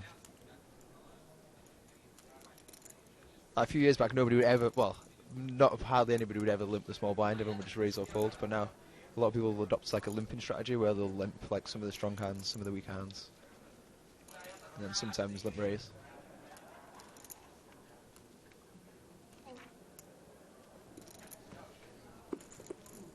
I got it. I figured out the free roll password.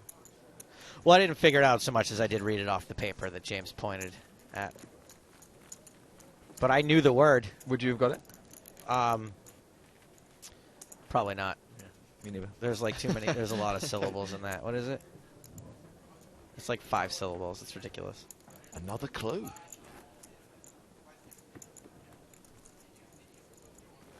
Chris McFadden says, the clues are getting easier. What, have you registered then, Chris?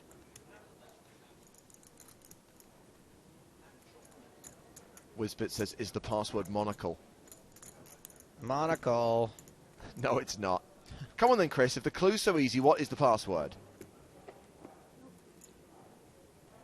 Speaking of monocles, I had a late night last night, Jake. I went to this club here in Monaco that I love called Francois Bonsoir's. Have you been there? Francois Bonsoir. I yeah. mean, I cannot believe I haven't been there. It's in a converted chateau. It used to be a castle, and Francois Bonsoir's is amazing. Sunday night is they have a No Doubt cover band, and 2-for-1 shrimp shooters.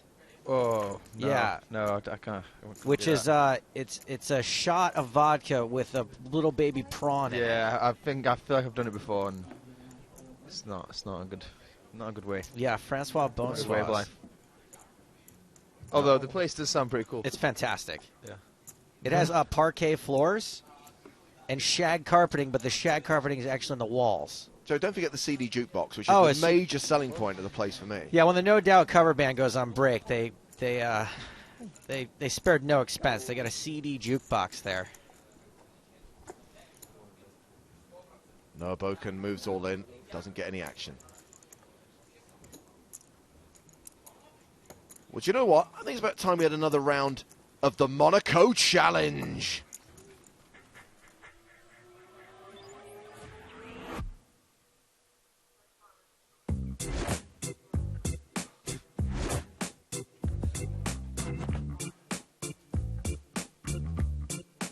I will guess that the flag is A.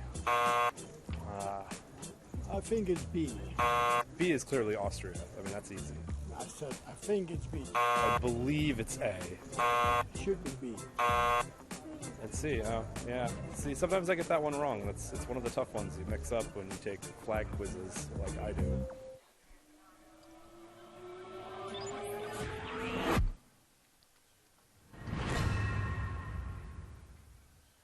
And while we were watching him play a trivial flag quiz, Steve O'Dwyer busted the EPT Grand Final. Sometimes art imitates life. The reigning Grand Final winner heading for the exit. Want to remind the audience, get your questions in for Jake Cody. Hashtag him EPT Live. We've got Mr. Cody here for the rest of this level, I believe. So fire him on in here. Can we please replay the Monaco Challenge where Phil Gruesome just runs away at the end? Because that's my favorite. What does he say before he runs away, James? Nothing. He doesn't even answer the question. He just runs off. He doesn't even murmur. He doesn't.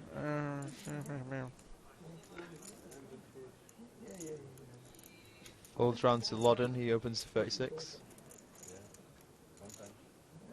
He's got a lot of chips. I expect him to be opening pretty wide here. By the way, a lot of our competition winners, please be patient. John, who's administering the @EPT Live Twitter account, will follow you back in good time, and we'll make sure that we can direct message and John get in touch. is very popular. Every guest that comes in here chats him up for a while. So she has a lot. He has got a lot of direct messages to respond to. Don't be nasty with Kevin. Good old Johnny. If you be nasty with Kevin, Kevin is going to be nasty with you.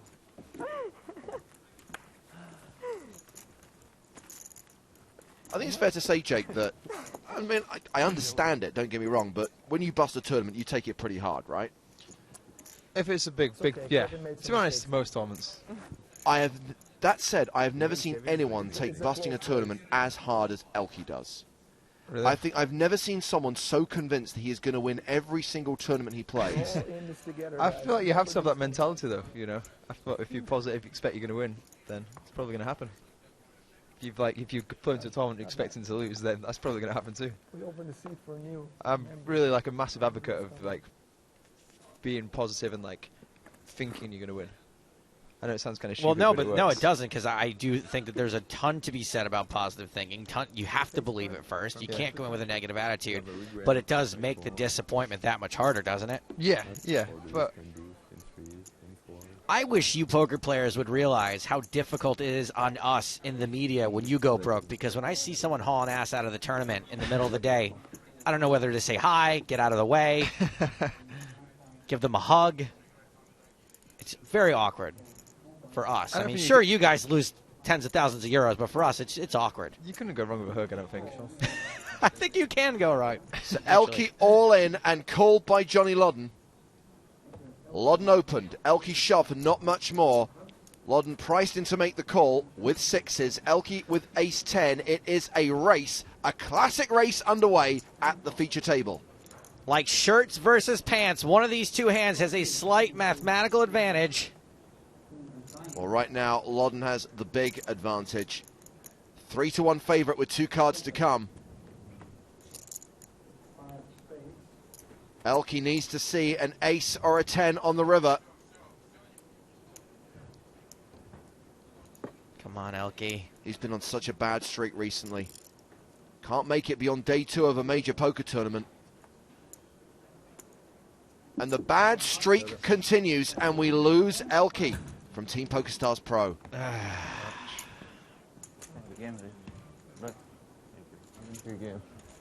Looks like he's taking this one pretty well.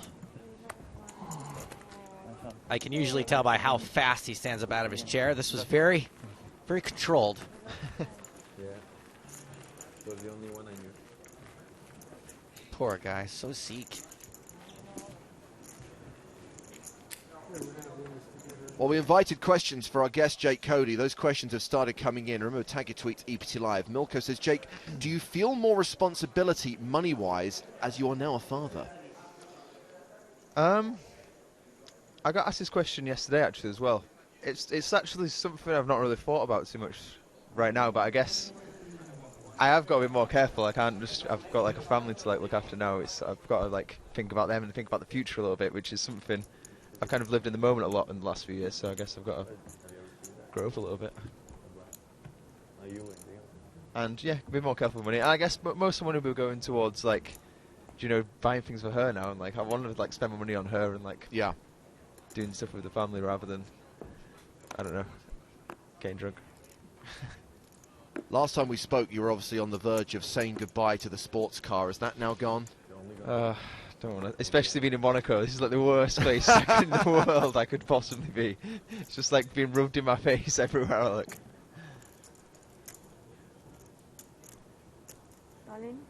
Yeah, it's sad times. Ana Marquez moves all in. And gets called. King 8, King 9, Nope. King Deuce. Alexandre Emile was just showing what he was folding from the big blind. So Marquez was shoving on Emile, who of course is the table short stack with 12k. So just the King of Diamonds. It's fine, let's go next hand. King. Let's keep it going. Jake, Joe White has a question about the Nottingham leg of the UK IPT. Are you just playing the main event, or would you consider playing some of the side events, cash games, maybe if things don't work out in the main event? Yeah, I mean, I'm definitely playing. There's a 3k high roller before the main event. In fact, I think that's on like maybe the 5th of May, but I'd probably have to double check. That's got 300k guaranteed. I'm going to play that for sure. Then there's the main event, and then, do you know, to be honest, I feel like I'm on fire right now. I feel like I'm playing really well. So I just want to play as much as possible. I'm going to be playing a lot of the side events here in Monte Carlo too, and then Nottingham. I just want to play. Basically, I feel like I'm going to win, so I want to play. We talked earlier on about the Canada Cup, and I want to advise people that satellites are also running on PokerStars for that event in Nottingham at DTD, one of the best poker venues in Europe. Play a satellite, and again, if you can't make it, the great news is a rare live stream from the UK and Ireland Poker Tour. Nick Welfall and Mark Convey bringing you live coverage of the final 2 days of the main event. Yeah, Nottingham is going to be awesome. I honestly can't wait to see all my friends, and like, it's going to be such a great atmosphere. Like, it's going to be awesome. Early position raise from Stephen Chidwick. Stevie's been such a big part of EPT Season 10. Final tabling Prague, he was the bubble boy in Deauville, but then deep runs in both Vienna and San Remo. Yeah, his record seems phenomenal.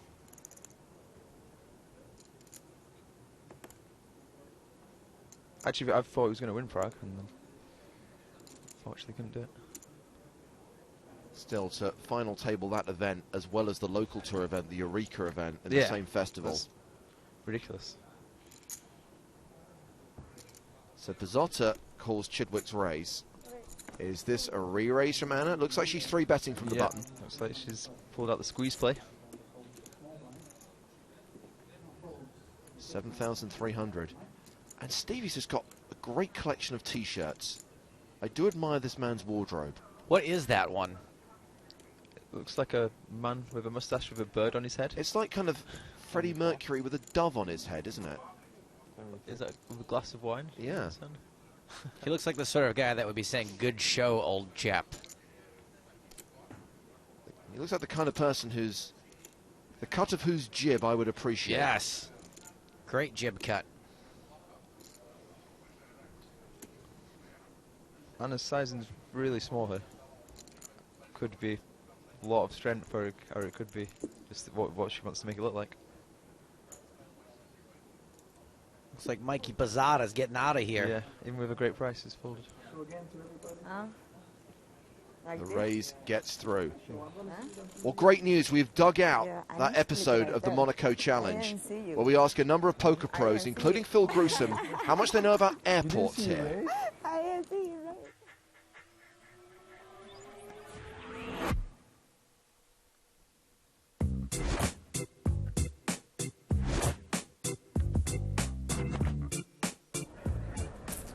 I'm going to say no major ones, but I mean, this place is so rich, there's probably a bunch.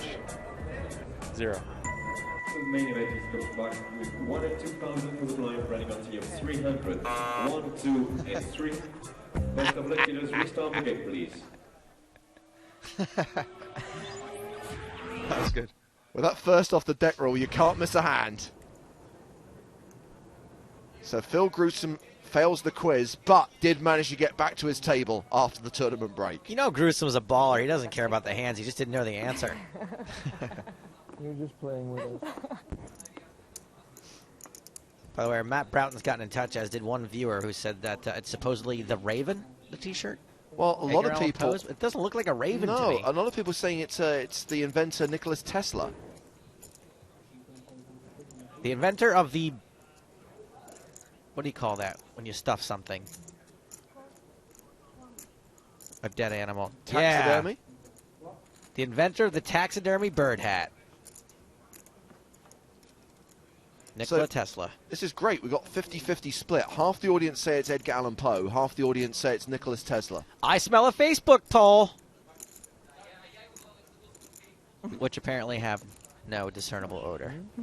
I've got a better idea. Can we get Donna, the floor manager, to ask Stevie to settle this dispute of EPT Live viewers and get Steven to tell us who's on his T-shirt?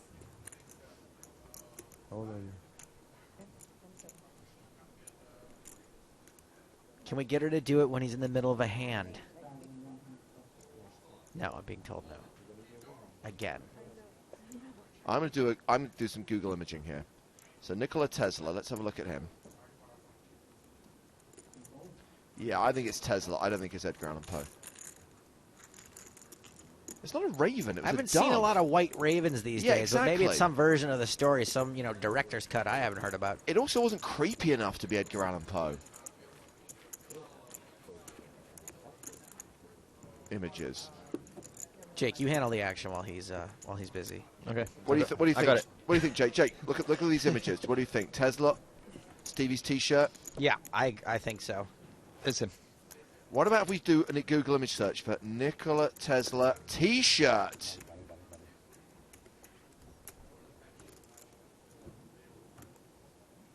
I think I would add the word bird in there, homie. Nikola Tesla bird T-shirt. There it is. That's the one. Yeah, that is the one. Any explanation or derivation? And is the bird on his head or just near his head? Is it like a bad photograph?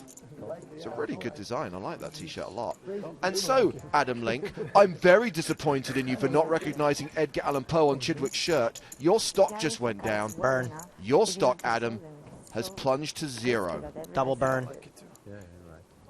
Double reverse burn. Oh, Johnny's opened the next hand again under the gun. There we go. Jake's on it. And Noah has reshipped from the burn. Gets it through. John Duthie's chimed in on the T-shirt. He thinks the T-shirt says pocket tens. I saw a lot of jacks. I think we should get the free roll password out there in the public domain. We gave you a clue earlier on, but now we'll reveal the word you need to register for today's game, which starts as usual at 8:15 Central European Time. You'll find it in the EPT section of the lobby. The password you need is Principality. When asked what is this place, Monaco is a principality. I don't even know what that means. What is that? A principality? Because there's a prince? Well done, Joe. Oh, it's just like what it sounds like. That's not often that happens. Principality will get you into the free roll. The prize pool currently stands at $1,500. If we get 2,000 or more shares of the EPT Live player before 8:15 this evening, we'll boost that prize pool and make it 2K.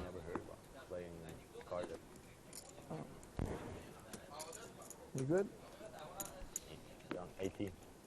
So who is the best Dutch player for you? Apparently that T-shirt only costs $6. That's a bargain. Yeah. No, right now. I checked. Well, times aren't very good in America right now. Robin. I don't follow. What's better? So Stevie calls in the small blind. Johnny Lodden checks his option. It's continued with the limping strategy.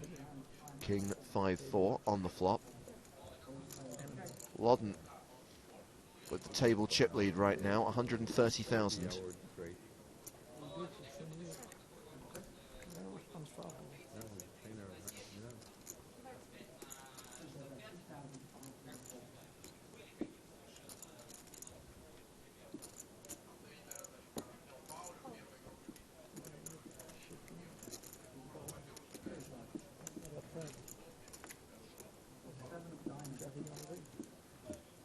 Check on the flop. 2,500 apiece on the turn. Chidwick checks the river. Johnny bets. Looks like 6,000. A blue and a red. Oh, what you can't see about Chidwick's t-shirt is he's holding a laser gun. It's like Tesla's been archified. Can I read the description of the shirt that Matt Broughton has set in, or am I not allowed? Go for it. And we'll blame Broughton if we get any complaints. With his faithful pigeons by his side, he made electricity his bitch. Nice. CJ says, yeah, Chidwick looks good in the T-shirt, but not this good. And I would agree. The best French player. Me too.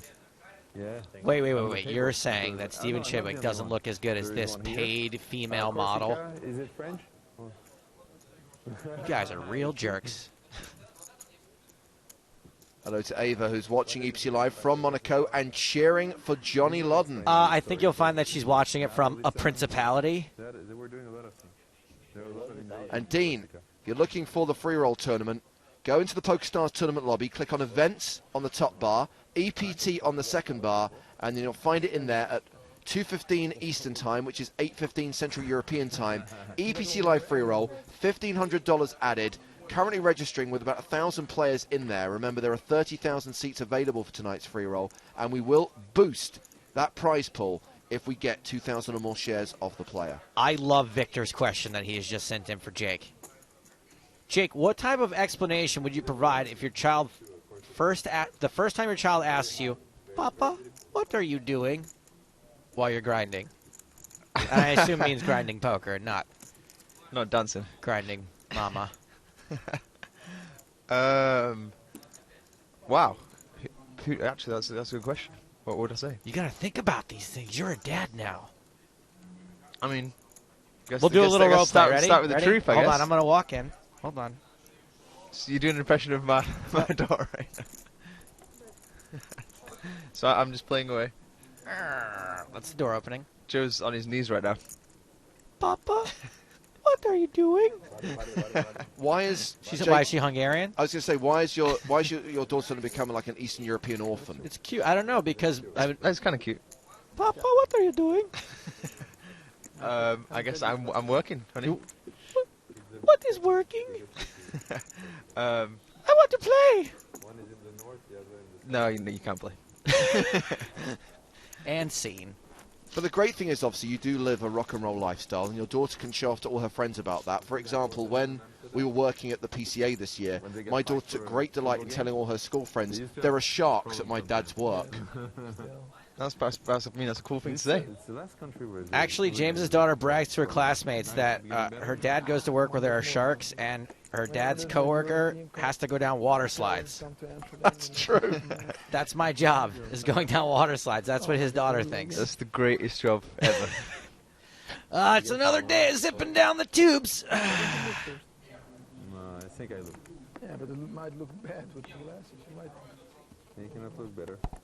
Deck Kelly asks, what does CO stand for next to the name? Deck, obviously a reference to the table positions that we put against the player's name. It's a nickname, though. Basically, it just means. No, it does. Cut off. It's just a nickname. It's not.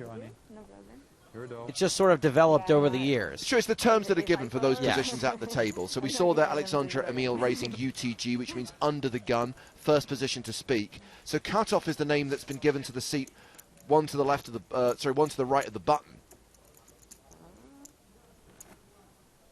I wonder where that comes from. And then hijack. Yeah. I don't follow it.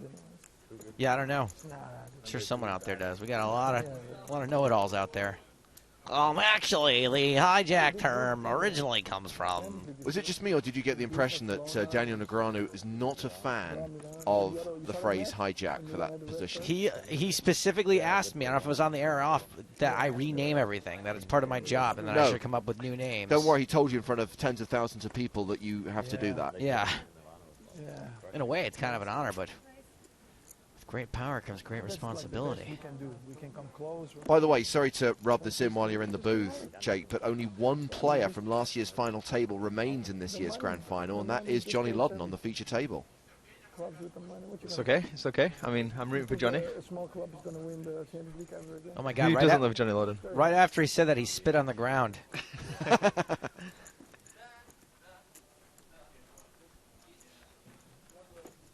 But that's not a very good record from like last year's final table. No, I kind of have a weird feeling that we're going to have the opposite final table this year Oh, that we really? had last year. It's going to be like Sunday morning wrestling when it was like two nobodies fighting each other. It's like John Smith versus Bob Jones. Nee, goed eten. Nee, teentje. Die van hem. 30. Michael Joseph says, I think the position names originally come from Tommy Angelo, and I've heard the same thing. It'd be funny if poker was kind of like wrestling. You know, people had walk-on music and things like that. I think that'd Every be time they great. played. I always think about what my entrance music would be. I know my exit music would be There Goes My Hero by Foo Fighters. What about you? Do you have a song that you would use? I don't have one, but I'm going to think of one. Think before I go. about it. Yeah, one if you bust out as well. And then it comes on as you're walking out, so everybody knows you've busted. You're like, don't play it. Thank you. Not this time. Not in the mood. Oh, we're not going to take it anymore, I think was going to be my exit music, my entrance music.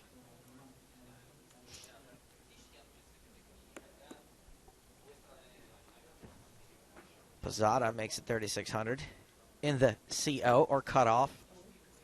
All that means is you're 2 away from the button deck. Or 1 away, excuse me. 1 away. I guess get those messed up. So what's the 1 new, away. Right next to the button is Did the you cutoff. find any new names for them? I haven't had time to work on it, actually. But there's a lot of pressure with that. Like, I'm not crazy you about can't that because, like, you have to like hit it out of the park when you exactly, reveal it. because you're like, guess what, everyone? I've got the new names, and they've got to be amazing. Everyone's going to be like, no, we're going to just keep using the old names. I'm unlikely to attempt it, but if I get struck by lightning or something, if I get struck by a Tesla coil and have a moment of genius, Blue chip. On this table, this is a big stack. maybe I'll take a crack at it.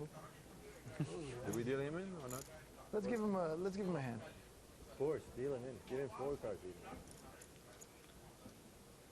Someone said hijack is because you're hijacking the button. Right. And Triple Espresso says cutoff meant you could cut off the action before the button. Hijack meant you could hijack the cutoff. Don't change him out. What is this? Kind of slow roll is it? This can't be real. 5 is What? my He place. didn't look good on TV? What is this? Oh my 5 is my place. What is this? 5 is my place.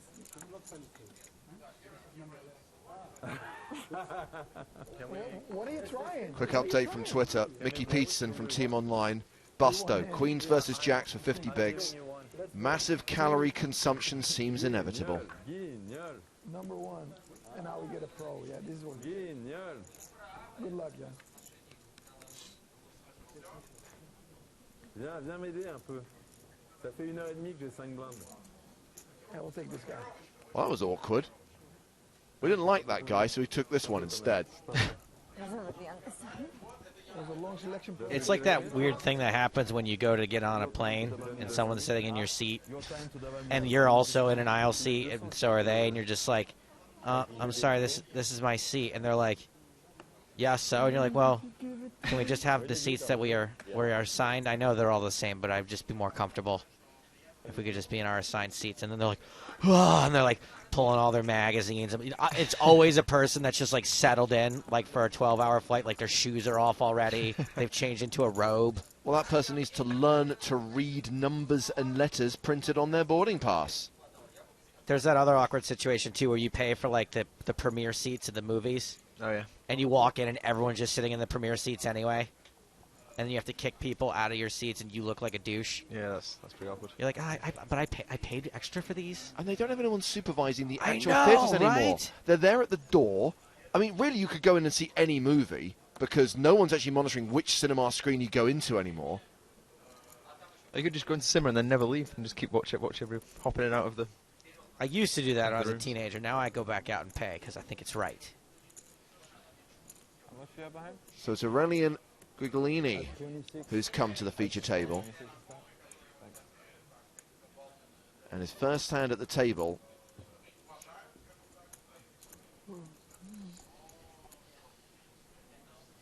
Sees him limp and then face a raise from Stephen Chidwick, which he calls. Sorry about the confusion there. King 9-5, Casanova in from the big blind. I think Chidwick, it couldn't have gone down like that because No. Chidwick's under the gun. Yeah, Chidwick raised, and I think they both called. Graphical Nick, you need to do something about your colleagues. And by do something, we mean take them out to a nice steak dinner because everyone's been working very hard. No, I was thinking more something like a baseball bat with nails in it. To help tenderize that delicious steak dinner. Absolutely.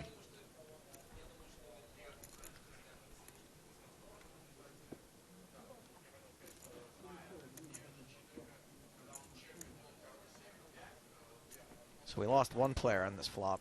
Heads up to the turn, which is the Queen of Hearts.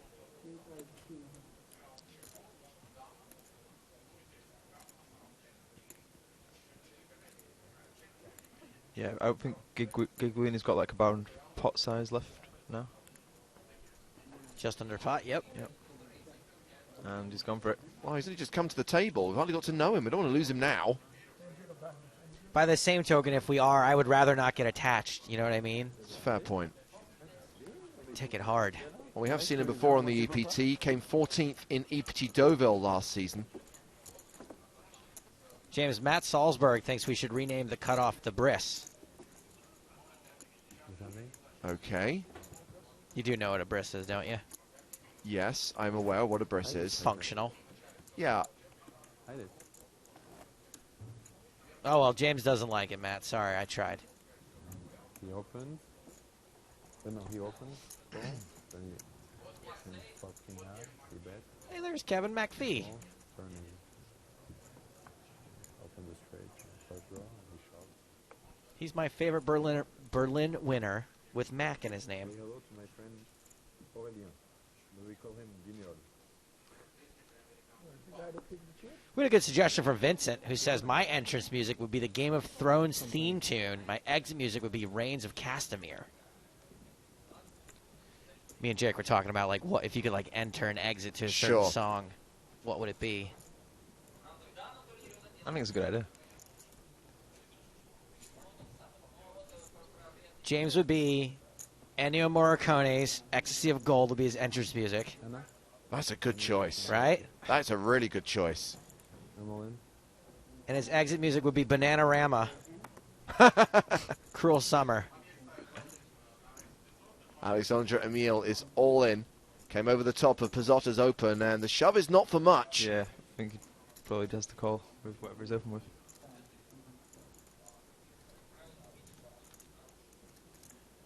Adam Fell on Twitter says, it's embarrassing, but I think I may have a crush on this dealer. If it means you keep watching, I don't care. Don't forget to play on PokerStars, though.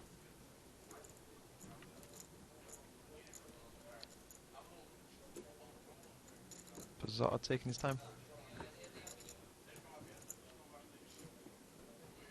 We should tell people that the longer you think doesn't necessarily make you look like a better player. I'm a nice guy. I entertain the table. You got the glass also. Never without my glasses. So what, is he open for 3,600 and it's only 7k more? Yeah. He's getting well over 2 to 1. I mean, he has to call with every single thing he's got. Hey, Mikey, want to make a call? I mean, even if he's opened like 7 deuce off here for some reason, Yeah, he should call. Wow. Well, it was worse than 7 deuce, apparently. Yeah, sorry. Is it good? Did the chip work? Thank you. What if you have an unbelievable live read on someone? Good. What, that they have only like kings and aces? Yes. Well, you can probably fold then. Okay. Well, that's For sure. probably what happened. I'm going to give Mikey Pizzotta the credit there for having an unbelievable live read. Yep. I mean, you wouldn't be getting the right price against If those I hands. didn't put the glass, you might call? Yes. Oh, sorry. Tiny Bet's brought up a great thing that I'm going to bring up. Don't forget to wear them. Sitting in your assigned seat is important in case of a crash. Identification is easier and more accurate. Excuse me, you're in my seat. Yeah, if there's a crash, just say the word crash as many times as I can before a plane takes off. He may leave the plane entirely. I'm supposed to be the 10 years old, not you. You get 3 balls. If you get the ball, behave. you win all the chips. You're all grown up now. Surprised to see Anna No, more than that. wrapping herself up in that Because top. now he looks That calm, but room he's is a- really hot. Yeah, I think we're in the playground. Yeah. Girls, man, they get cold. You're the principal. He's a Kevin teacher. Yeah, telling not to put the cats. Principal. So falls onto the blinds again. I think this is the third orbit that this has happened. Don't trust my feeling. With these exact blinds. 38. No limp from Stephen Chidwick. He Yeah. raises to 3,800.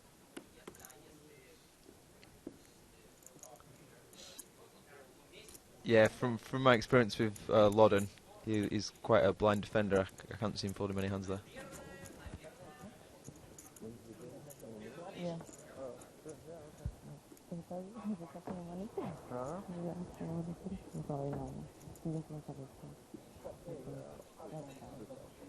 I know, of course, I know.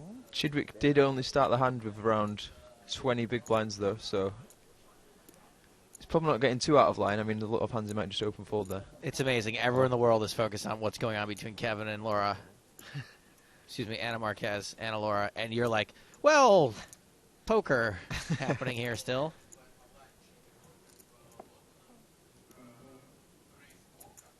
And Chidwick goes ahead and bets the flop for 5k. Loddon calls. Queen of clubs on the turn. Chidwick's got 23 behind. There's near enough 20 in the middle. I can't focus. Or something is off with me today. It must be the spring or something. Just think it's the sit in the chair He's game. given a lot of hands gut shots in a pair now for Chidwick. It's a pretty good card for him. Did Anna say she'd eaten something that given a horrific wind today?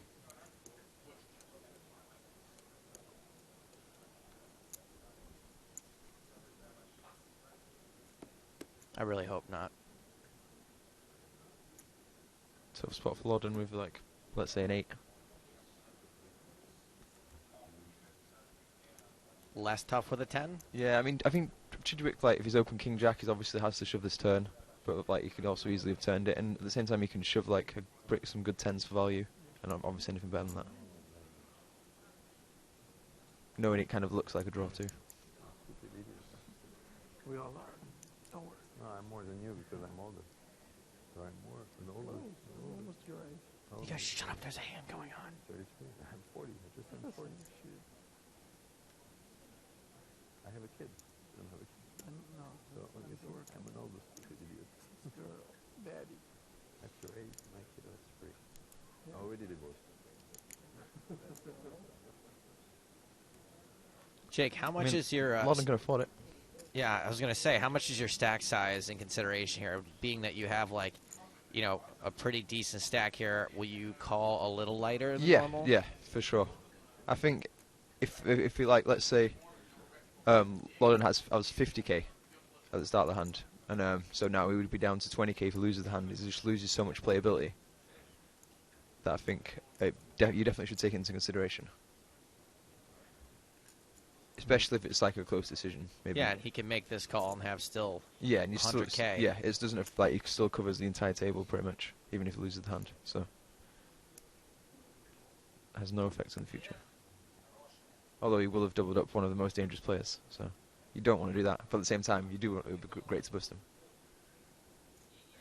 All factors at work here. Johnny must have been in the tank for over 2 minutes now. Free roll details at the bottom of your screen. To be honest, I think it's quite tough. It's quite tough to fold any kind of good 8 or 10 here. Near enough 2.5 minutes. Just 'cause I think just so many hands that Chidwick's obliged to just jam this turn with. Lots of hands picked up equity on the turn, but Johnny folds. Yeah, it's a tough spot. Chadwick survives and chips up to 42k. Johnny down to 124,000.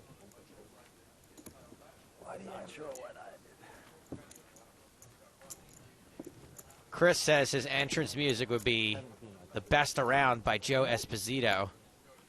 His exit music would be Loser by Beck. That's I actually love that song, by the way. The Joe Esposito one. I think it's from the Karate Kid. Yeah, it is from the Karate Kid, but I think it was originally supposed to be for one of the Rocky movies, and they repurposed it for the Karate Kid. Really? Yeah. Just a quick update on the chip leaders here on day 2 of the EPT Grand Final. With 200 players remaining, Vladimir Troinovsky leads. Also in the top 10, Phil Ivey, Ola Shemian, of course, and Villa Valbeck from Team PokerStars Pro. It's unreal how consistent Shemian seems to be. Absolutely unreal. Can you give me the glass? No. Joke. Yeah, I'm like here. It's only for me. It's only for I you. ask is the first. So, fold on to Casanova. She said no, I folded. He's raised. No, he just Yeah, called. he's just called in the cutoff. Limpy. A lot of mix it up.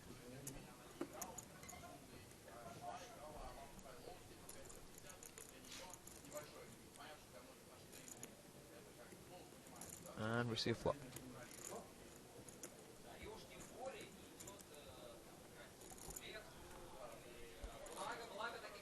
Ace, 6, deuce. Action on Lon, who checks. Over to French David Tuckman, who also checks. Casanova announces 3,000, gets a fold from Loddon.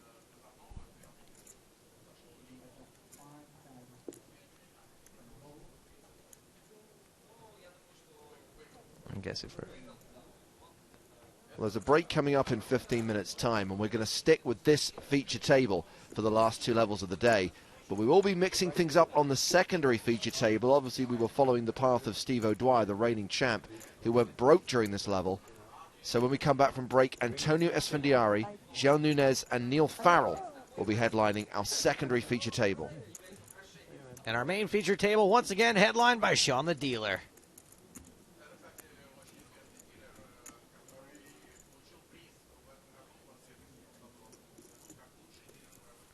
I hope that if I'm ever on a feature table, some of the heroes will come out and give me advice, even if I'm not as hot as Anna Marquez. Jake Cody, you would come help me out on the rail, right? No doubt. I know you would, because you're a good kid. Got you back, Joe. You are one of the good ones, Jake Cody.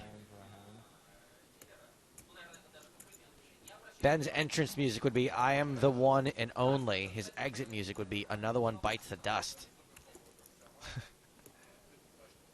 Anyone who chooses a Chesney Hawks track has got issues. Anyone who chooses a Kenny Chesney track is awesome. No shirt, no shoes, no problem.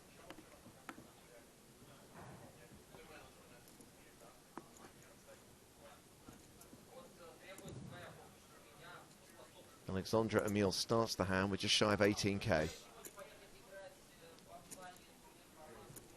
Not shoving, just raising.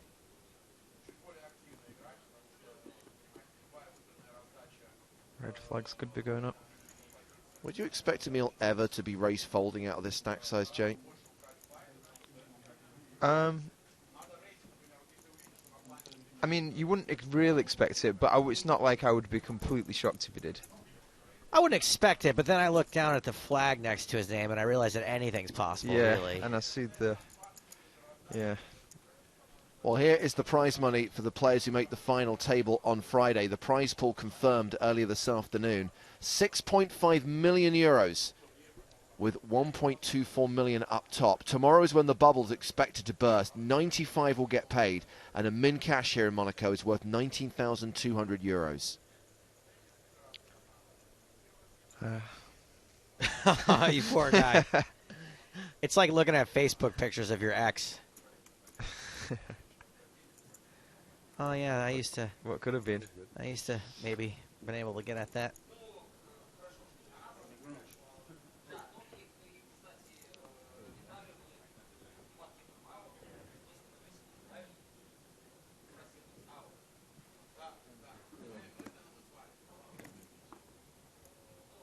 Rishi says his entrance music would be Tim Capello, I Still Believe, a.k.a. Lost Boys, and an exit would be The Streets, Dry Your Eyes.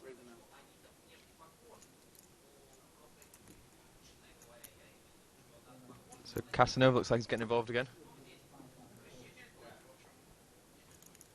A raise. He's 5,000. bumped it up this time. So hang on a second. His strategy seems to either be limp or make a massive raise.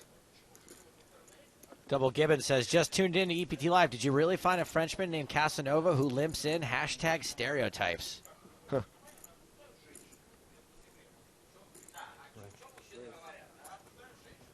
Well, here comes the re-raise from Mike Pizzotta. Shove from Casanova. So Pizzotta 3-bet to 12,000. Casanova's shove is for 76,700. And last time he folded when he was getting a great price. This time, not so good. Well, it's for everything he's got. Yeah. He says, yes, let's do it. I mean, the pre-bet and the size of the small blind there looked scream strength. That's a good hand. That hand, not quite as good. Both look pretty good to me. Pizzotta at risk with jacks. Casanova way ahead with kings.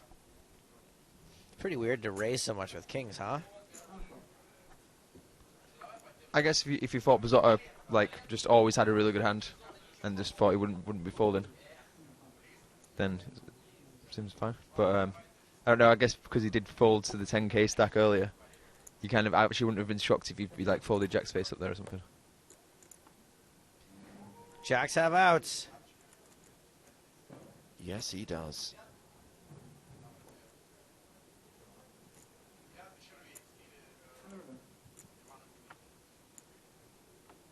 But that's not one of them. Pizzotta eliminated. His chips now belong to Adrian Casanova. Yeah, all the money's going to go in pretty much every time when those two hands and those stack sizes come together. That's poker. Uh-huh. Adios, Mikey Pizzotta. Who I may or may not have gone to elementary school with. If we see him chowing down on a box of Crayolas, that's probably the guy. I like the watch him leave camera. All the way out the door. It's good to know that, Jake. So you don't like get halfway to the exit and then like drop kick a garbage can. Yeah. Make sure you get outside the door. I know where the camera can't reach. Exactly. Colton says, entrance music, best day of my life, exit, Ave Maria. I like Simon's suggestion. My entrance music would be the Okie Kokie. Exit music would be the Hokey Cokey. In, out. Shake it all about.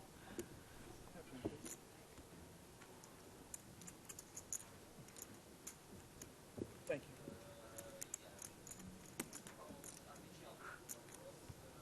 you. 8 minutes till the next break.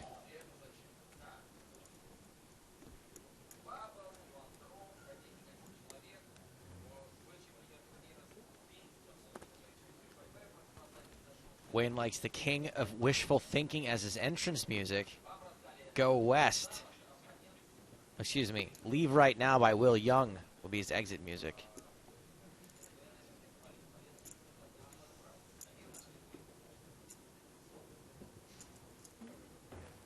I need two behind. First walk, I don't want to see. I don't want to see. No, you want to look. Negative reroll. And Amiel. So the first walk I've seen anyway, since I've been commentating. Thank you. Gets a walk. Cheese says he would come in to enter Sandman, and his exit music would be Nice Guys Finish Last by Green Day. Can you stop the glasses, please? No, no, I don't talk to this guy. It's getting ridiculous. Everybody know his family is not good.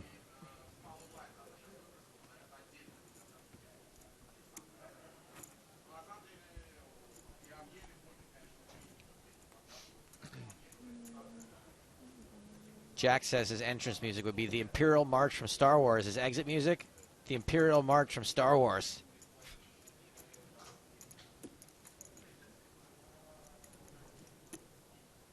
You come up with anything yet, Jake?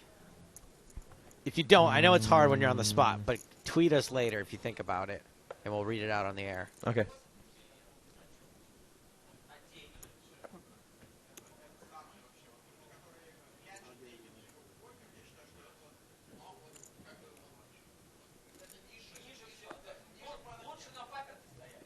Oh, our Russian friends next door are getting a little bit overexcited.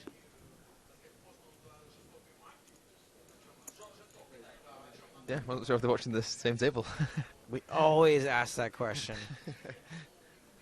Loddon raising to 3,200 in the hijack.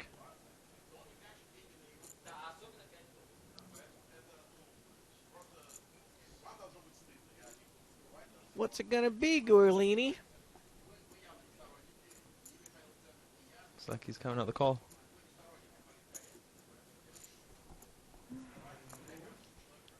Christian asks, who is the lady at the feature table? She has a lost look on her face. That is Ana Marquez, probably still best known for nearly final tabling the PCA in 2011. That was the year that Galen Hall won it. So 9-6-5 on this flop.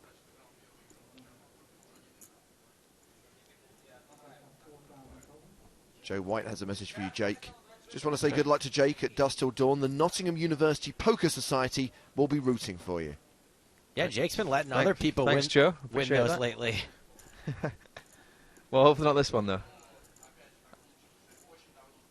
So Johnny Loddon's fired this flop, knowing he can put a lot of pressure on Guglini. Yeah, Guglini's not got that much behind either, so any bet is threatening his tournament life essentially in future streets. Looks like Guglini's raised. I'm loving One Drop's idea of some entry music. I would play the EPT rap song, but I would replace all the names with mine. Johnny shoves, and it looks like Guglini's made the call? Or is he just I showing? think he just asked him how much he had. Saw him pushing chips toward the middle. Yeah, I don't think you need to worry how much Johnny's got. I think it's more important to realize that it's going to cost you everything you've got.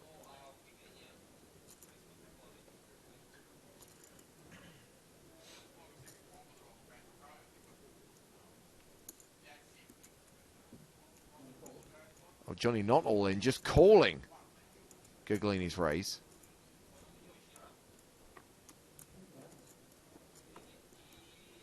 $10 on the turn.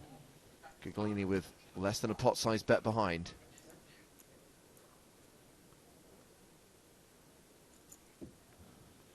Morning. There he goes.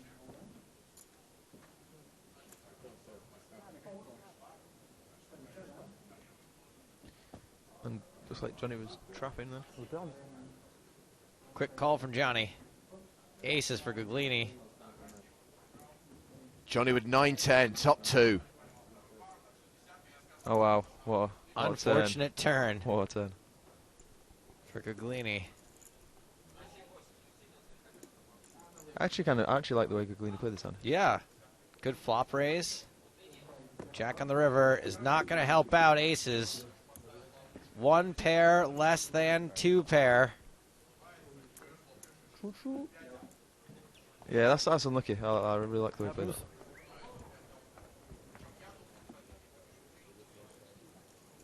And to be honest, I don't really think Johnny can get away from it when the stacks are so shallow. Yeah, I think both guys played it the way they should, right? Yeah. Yeah, I mean, Johnny can't be loving it on the flop, but I don't think he can fold.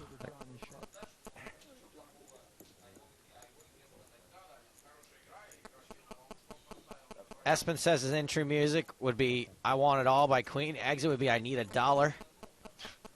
Tony, that's quite a good one. Yeah, that's not bad. Tony says where the streets have no name, his exit would be my way. I like that. I did it my way. Ryan Reed, his entrance would be Alive by Pearl Jam. Exit, I gave my best, but I guess my best wasn't good enough. I'm sure the real title is shorter than that.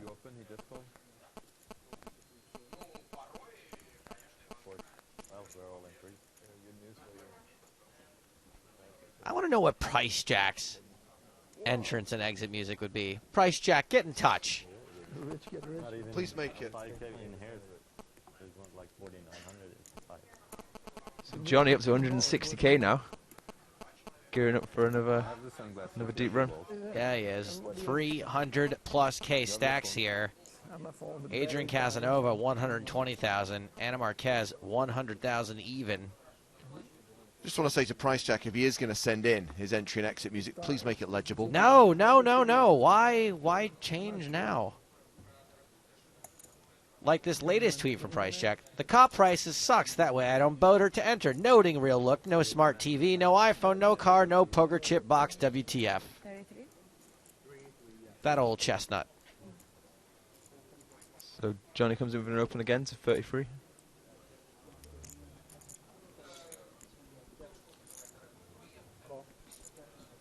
On a flats.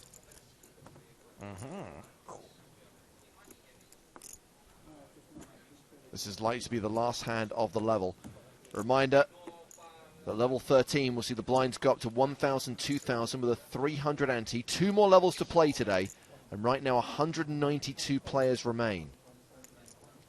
It looks like we are going to finish the day with probably close to 140, 135 players. And that'll see us on target to make the money during the first 2 or 3 levels of day 3. Yeah, boy. 3-way to the flop. And it's all spades, 10-7-5. Casanova, who called pre out of the big blind, checks. Loddon, the pre-flop aggressor, does not continue.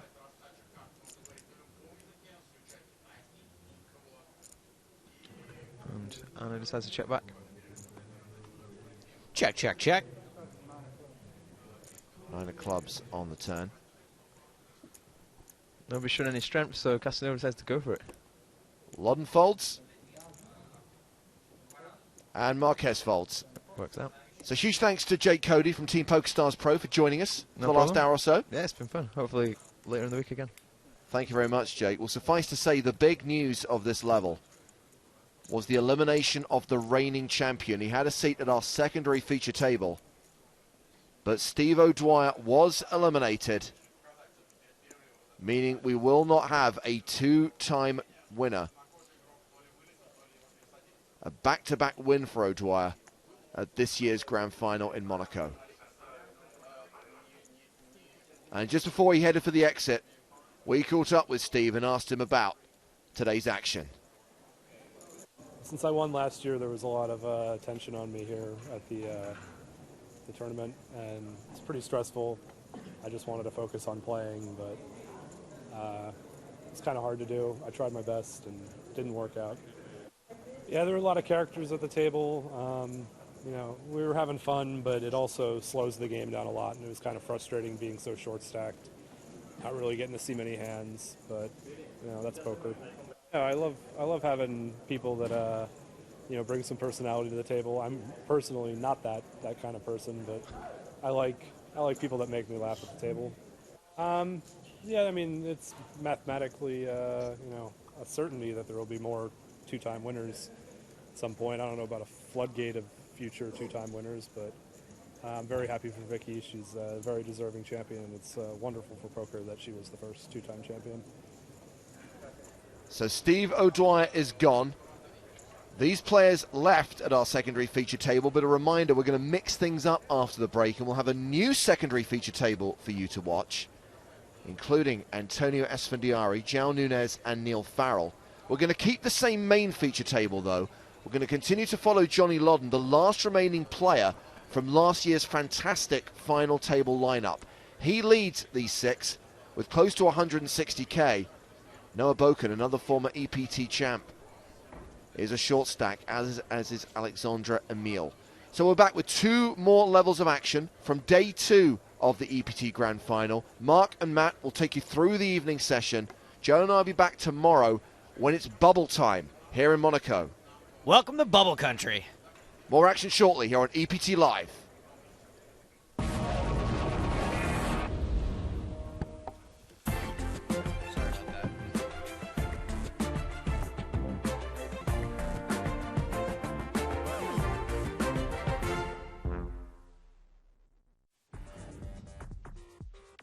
The EPT Guide app is a great way to keep up to date with the European Poker Tour. From the home screen, browse locations and check available schedules by tapping on the images. Inside any particular event, you can check a range of information from day-to-day schedules to the entire festival lineup. If you want to stay in the know, hit News and scroll through the latest headlines from EPT events. For bite-size info, you can read the latest EPT-related tweets. The app is completely free to download and available for Android and iOS devices.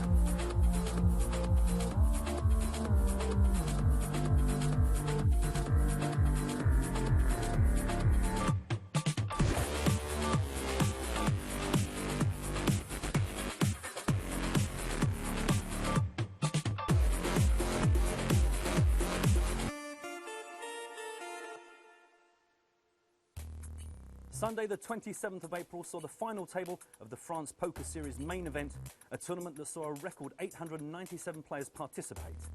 With 8 remaining, it was Ukrainian Yuri Nestorenko who came into the final table with an overwhelming chip lead and ran like God, knocking out Roman Koronev and PokerStars team online Gabriel Nassif to continue building his massive stack. And if that wasn't enough, this happened.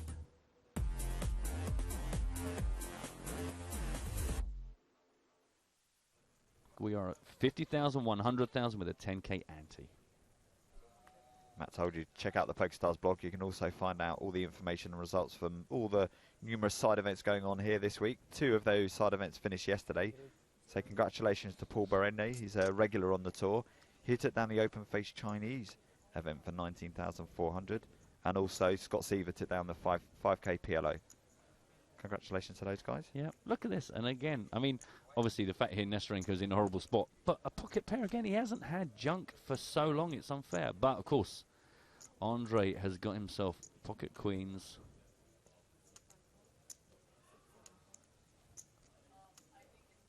I mean, if Yuri Nestorenko was to hit his set here, you would have to think he has done a deal with the devil. Yazbek also going to go fishing. No set, no bet. Get a sponsor now. 5 or a 3 could see a potential to dent. No, something's going on here now. Are you kidding me? That is ridiculous. Sacre bleu. Oh Zut my alors. word. This guy sold his soul to the devil at some point today or yesterday. He had a radish on a plate this morning. He had 1 radish on his plate, and I thought, who eats 1 radish?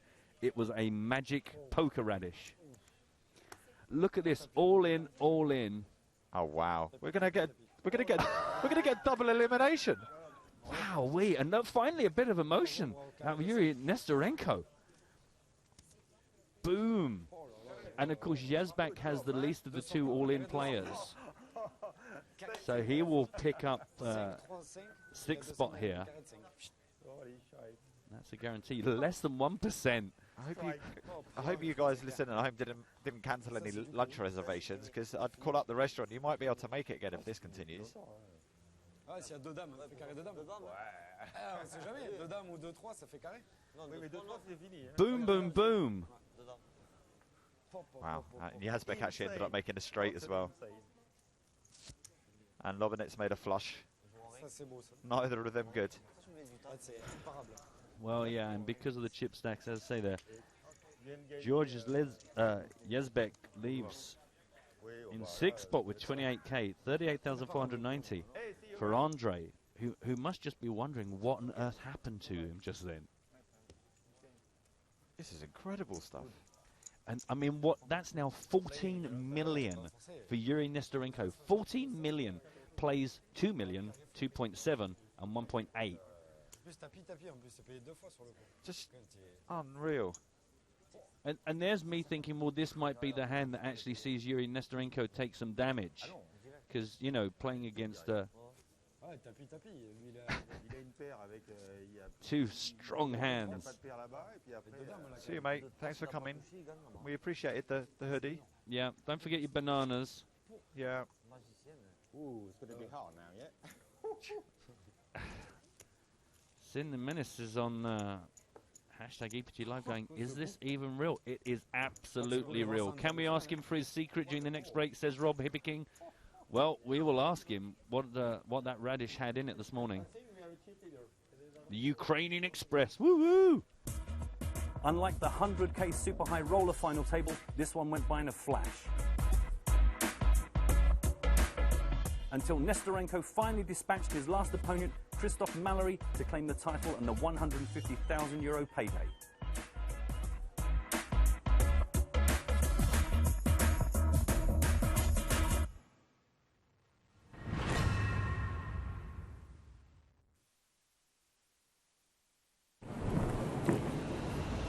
Whoa, hold on a second. I have to find my Oyster card.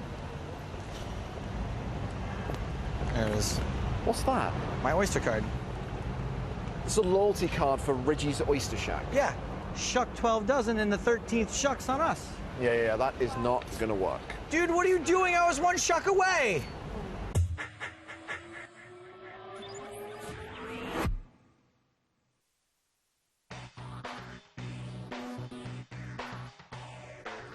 Hello. Come on in. So I just woke up. Day 2 today. This is my sloppy room. It starts in about 27 minutes. So it takes about 5 minutes to walk there, so if I want to be on time, I have 22 minutes. This is my roommate, Noah Boken. Good morning.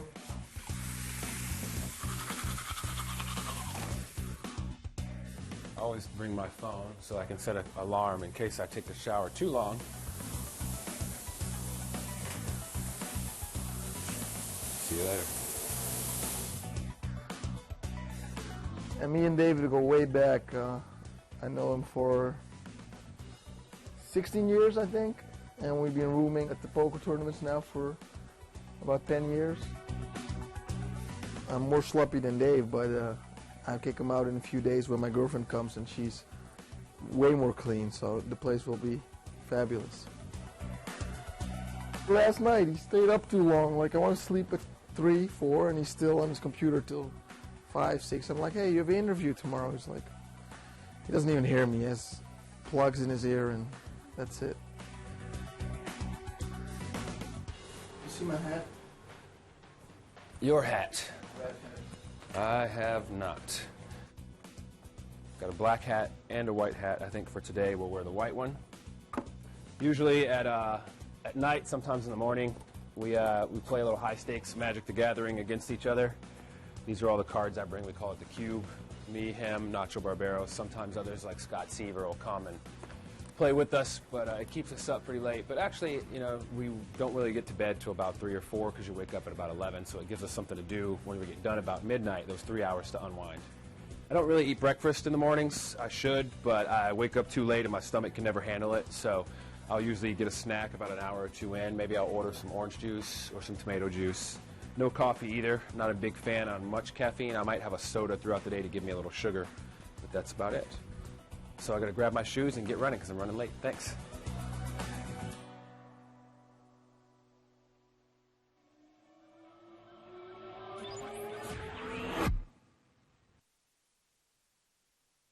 Wow!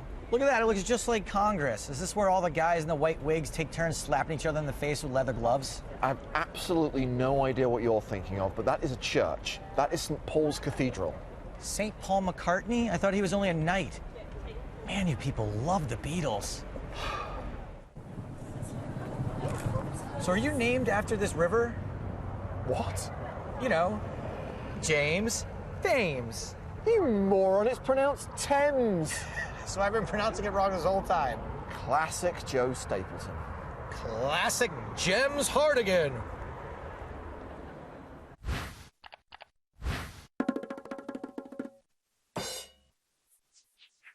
In just over a year, Tyler Frosty012 Frost has amassed the poker resume of a seasoned online professional. In his first year as a full-time pro, he earned Supernova Elite status and, thanks in part to his ever-popular poker blog, was named to PokerStars' exclusive Team Online. This hard-working, fun-loving Canuck can usually be found 24 tabling mid-stakes, full-ring no-limit hold'em, or celebrating an epic day with friends at a bar.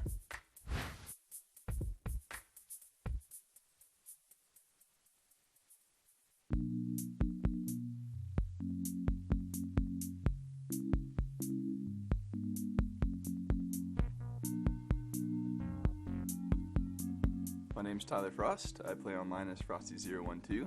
I'm a Supernova Elite VIP on PokerStars, and I'm a member of Team Online. I first discovered poker just by playing with my friends at home games around the same time that it got popular everywhere. Me and my friends would just get together after watching a hockey game or something. I think it was my idea to begin with to start playing poker for like $5 home games. How did it actually start? I'm pretty sure I suggested it. Everyone has different stories. My story is right. I don't care what anyone says. I know it. After skimboarding one day at the beach, we got together in my backyard. Tyler suggested we play it. We busted out the old school, like really thin the red, white, and blues, and we just played the most horribly wrong game of poker that has ever existed. After playing home games for a while, I just decided to take my profit from those home games, or at least some of it, and I deposited $100 on PokerStars.com. And I was very cautious with my deposit. I kind of told myself that if I lost this money, I wasn't going to redeposit just because it was a lot of money to me at the time. I usually just stuck to a pretty tight strategy and tried to take advantage of people just playing crazy. My confidence started to grow after I was winning at a pretty consistent rate. After I built up my bankroll to like $1,000, I could always play within 100 buy-ins of whatever game I wanted to, and I never really had the fear of going broke after that.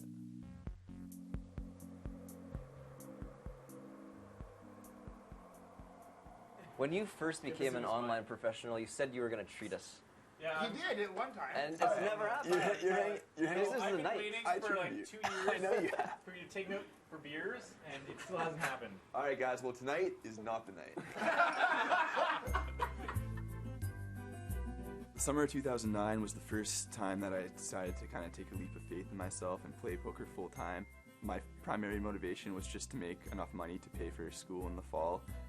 Because I worked at a landscaping job the previous summer, and I didn't really make enough money to fund my classes and my housing. Tyler finished his third year at UBC, and like most art students, they're unable to find a work during the summer. So he went right into playing poker, and everybody doubted him. Everybody laughed at me. They thought I was crazy. Even their parents were in on it. All of our friends were like, "You're not going to make anything. Why even bother? Don't do it." Everybody was just thinking this was a big joke and that I didn't really have a shot at doing it. His goal was to make $10,000 over the whole summer, so he had May, June, July, and August. I set the goal of making $10,000 for the summer, which would cover all my school costs in the fall, and then some. And he ended up making 30 grand by the end of July and just took August off and just basically spent all of it. That was the first time where I kind of saw poker as a valid career opportunity even. So I've only been playing poker full time for about a year and a half now, but I feel like I accomplished quite a bit in 2010 alone. This is my first year as a Supernova Elite. Every month I have to at least earn 50,000 points or I lose my status. Sometimes this has been very easy. Other times it's been very difficult because I've been away on vacation and missed a few weeks out of the month, and this is what happened in May. Things got complicated in May because I took a vacation over to Spain and London, which occupied the first 2 weeks of the month, and it turned out that I had to earn about 28,000 VPPs in 3 days, which is a lot of hands at mid-state cash games. So on May 31st, I woke up at 8 in the morning, and I realized that I had to make about 8,000 VPPs that day. I had until midnight Eastern time, which is of course 9 o'clock Pacific. Obviously, if I thought it would take me 12 hours, it would mean that I would finish at 8 o'clock p.m., which would be an hour to spare, which is obviously cutting it very close. I had to start grinding right away, otherwise I just wasn't going to make it. So I started playing right away at 8 o'clock, fired up 24 tables. There were actually quite a few games running at the time, so it was pretty nice start. And so things were going just almost exactly as expected. Unfortunately, around 4 p.m., the games started to slow down quite a bit, to the point where I couldn't even play 24 tables if I wanted to. So at this point, I was feeling very stressed out. I was under a ton of pressure. I was just racking my brain with other ways to earn VPPs. I was throwing in more higher stake tables that I normally play. I was also playing some 6 max tables, tables I never normally play.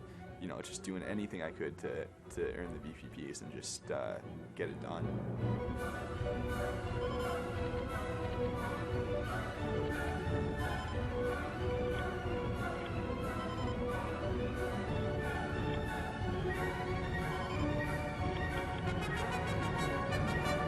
It was definitely a race against time.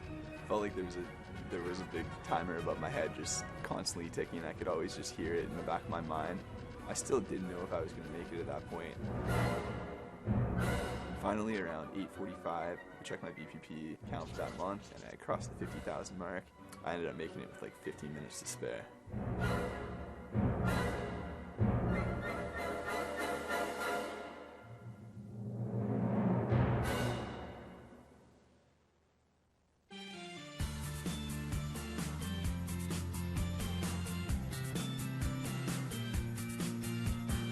I go out quite a bit. I wouldn't call myself a party animal. I'm young. That's what me and my friends like to do in our free time on the weekends, is go out to a bar or a club and have some drinks and just have a good time. For me, time away from the tables is ultimately more important than time spent at the tables. I see poker as kind of a means to an end. It gives you financial freedom to do what you love, to have more free time, to travel, to do those kind of things. I think a lot of people kind of, for them, poker is the end. There's more to life than just sitting behind your computer, grinding it out every day. You don't have to sacrifice other things in your life that you love to do to play poker professionally.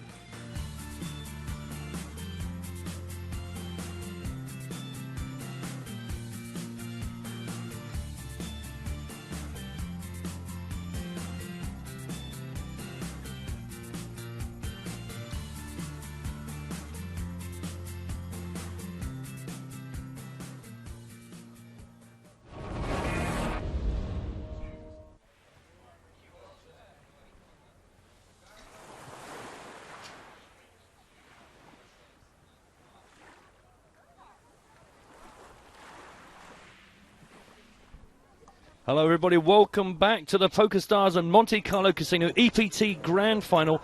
We are in day 2 of our main event, and we now already know that our top prize is 1.24 million euros. 650 players already down to 192. And our feature table has been decimated. These are the players we watched earlier on. Matt Brown and Mark Convey with you as we pick up some familiar names. Oh, I'm glad we still got the same table. It was playing really well, and we both watched a bit during the break, and it's still, apart from losing Elke, seemed like a fun table. Yeah, Chidwick has taken a bit of a kick in. We watched him work so hard to get over 100,000. Now he finds himself with just 43.8. Dick, someone's got the phone on. Turn the phone off. Blinds are now 100, 200 with a 300 ante. Anna's changed her hair. It was getting on her nerves. Did she have it down before? Yeah, she had that kind of that little one, little floppy bit over the front, and it was all hanging down. She's had a bit of a reorganize. Got to get your hair. Got to get it under control. So as you say, 1,000, 2,000 with a 300 ante, 75-minute levels. We have got a couple more levels to get through today. Mr. Loddon's still in. And doing rather well, 166,900 for him. Yeah, talking to people doing rather well, just having a look at the live update section in the PokerStars blog. Trojanowski still leading away with about 300,000. Some other big names in the top 10 include Scott Clements for 260, Phil Ivey 235, Rhys Jones from the UK 215, and surprise, surprise, Ole Shemian approaching 200,000. How does he do it? What is he like? He's on fire. I don't know what it is. The poker magic. It is strong with this one. Don't forget, if you've got anything you want to get in touch with us, hashtag EPT Live on the Twitters. And for emails, nuts@pokerstars.tv. Still some people kind of playing along the old game from Joe and James, the entry songs and exit songs. I'm not entirely sure. Some of these kind of the wrong way around. They've got people leaving tournaments to Simply the Best by Tina Turner, which surely should be quite clearly the worst. Unless you're leaving the tournament as the victor. Yes, but I don't think that's what they meant. But, hey, each to their own. Hello, Paul. Paul Walsh is shouting hello. Eminem, yep, Eminem back with you for the rest of the day. Some of you had a busy day, so I read, so chill out. Enjoy some EPT Live. As we work our way down now, obviously it's Monday. We got the whole week of following this main event all the way down to the final table. On Friday, Joe and James will bring you the final 8 cards up. Now, who's this young man joining us? We've got some new players joining the table. All I know about this man is landed in the big blind, and his name is Bakar. Bert Bakarak. Straight into a tangle of the blinds with Johnny. Bakar comes to the table as chip leader, is set down with 180,300, so immediately pipped Johnny's table chip lead position. Yeah, and directly to Johnny's left as well. Yeah, so an interesting dynamic to enjoy.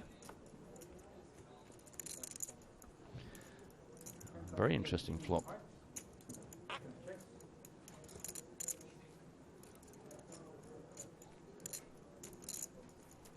So Johnny check called 3,500 on the flop. He's checked it over again on the turn.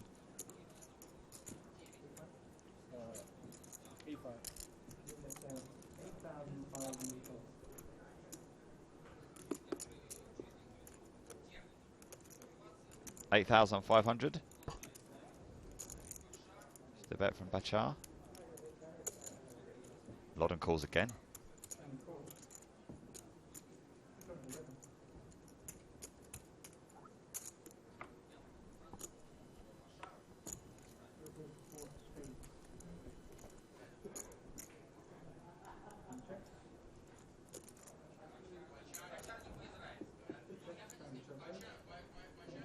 And it goes check on the river. It was so full of promise, wasn't it, that hand? Ace-5 from Johnny.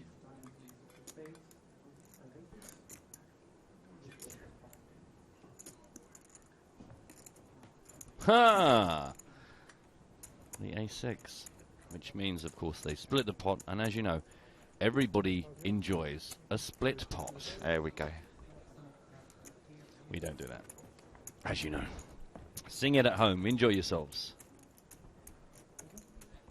So actually, we're being told, and this is Ziv Bakar, Israeli player with several EPT cashes under his belt. Certainly the fact he came to the table with a commanding chip lead over the table lets you know he is a premium player. Clearly had a good couple of days here. Tough name for not Israelis. No fun.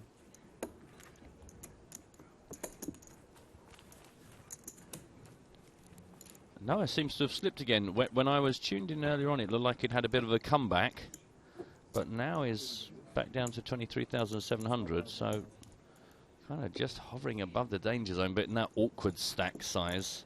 Yeah, same for Emil as well, very similar size stack. Yeah. Yeah, and then a bit of a jump to Chidwick with a 42,200, but even though the levels are long, we'll not be happy to be in that position.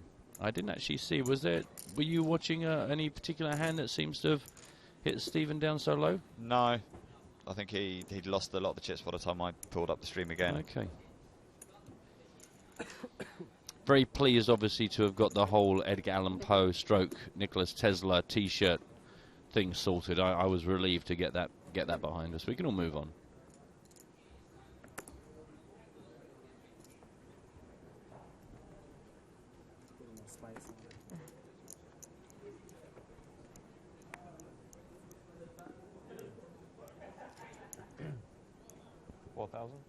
Raise to 4,000. It is a raise from Stephen Chidwick. Min raise to 4K. Well, the only way he's going to get some of those chips back is to risk some chips and put them in the middle, Matt. That's how you win at poker. Yep, that's true. Too many people just sort of think, oh, I better just back off. Now, here comes Ana Marquez with an all-in. That's a big all-in. And that's a bit of power play there again. You just trying to pick it up. You just trying to pick up some chips, sonny boy. Yeah, the effect, the all-in is for Chidwick stack, effectively. 41,900.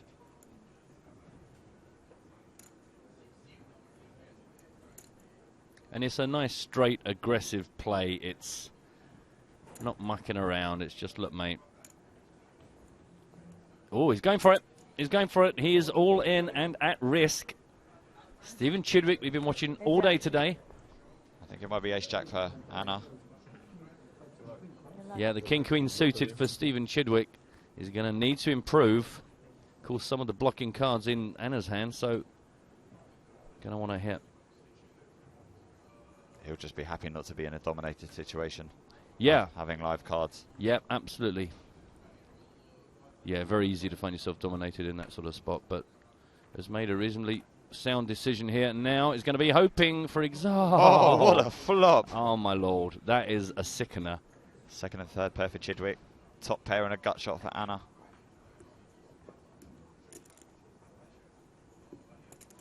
Wowee. Floppity flop. Safe as that particular card.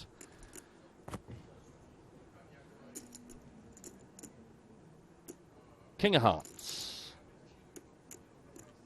Span the Guessatron there just for fun.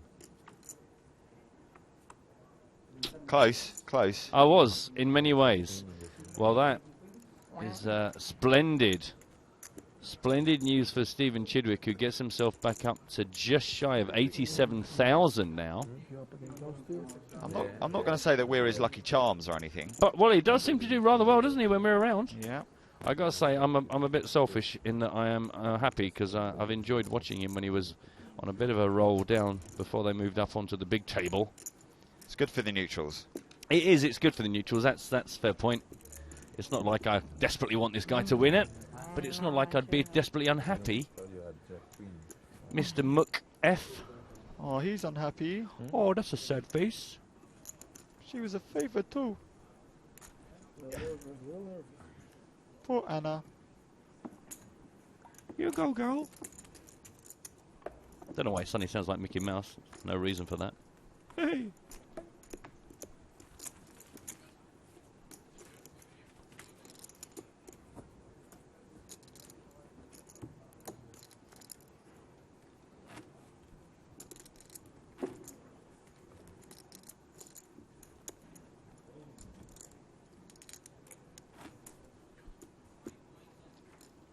Anna tweeting, I am so unlucky. Hey, you come here often? Hey there. I don't know if you know, but I'm kind of a big deal around here. I got a tangerine. Couple levels. Yeah, Anna down to 53,300 now. By no means short stacked, but won't be happy to have doubled up a dangerous player on the table. Oh, Christopher Adams has been nice enough to write in and say that Chidwick, it was not one hand so much, more sort of marginal blind-on-blind confrontations with Loddon. And that's why Loddon is, you know, we've seen it go the other direction since we've been away. Thank you for that, Christopher.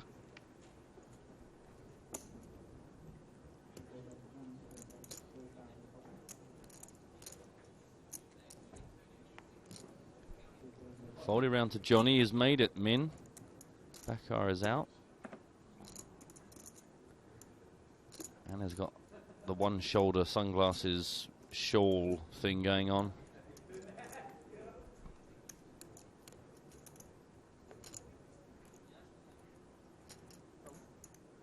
In a small blind, so you kind of want to give her a bit of credit for any move here. Well, she has 3-bet. Looks like 10,500. Correcto. Gorlami.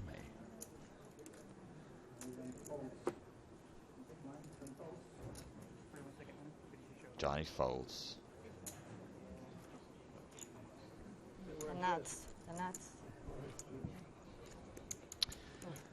Well, let's go and also hear, not that we'll understand him, from the man Troyanovsky. Я показываю какую-то свою там обычную модель игры. В принципе, проблем никто не доставлял. Yes. Все время там Yes, могу I couldn't agree выделить more. каких-то там противников особенных, потому что, ну, в общем, они не набрасываются на меня. Вот последние там полчаса начали набрасываться какой-то. Пришел, не знаю, голландец или скандинав, немец какой-то. Yes, yes. Мужчина уже пожилой. Well, I think I think we can all, we can all associate with the Vladimir's point of view. They're funny guy. But after I tried. Do you still remember a little bit of Russia? I do. I remember it from that summer of 1978. Well, in '78, I spent a bit of time in Russia, and he was saying he's basically just playing his usual game. No opponents are really making any moves except one. What's the right word? Let me just think. Well, I guess the closest translation would be an elderly chap that's joined his table. But tremendously high spirits from Vlad Troyo, as we call him. Little treat for our Russian team there.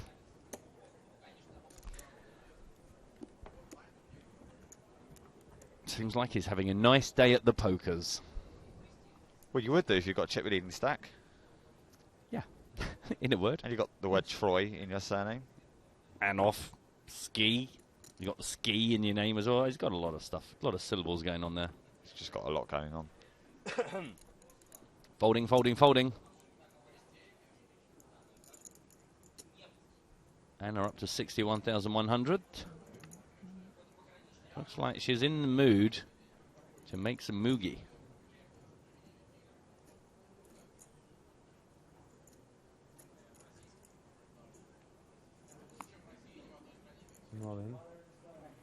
You forgot the glasses. Oh my God. How can you forget the glasses? Have your glasses? Again. What? All in and a call. Yeah. The two short stacks and the small and the big blind. Oh, Buchan.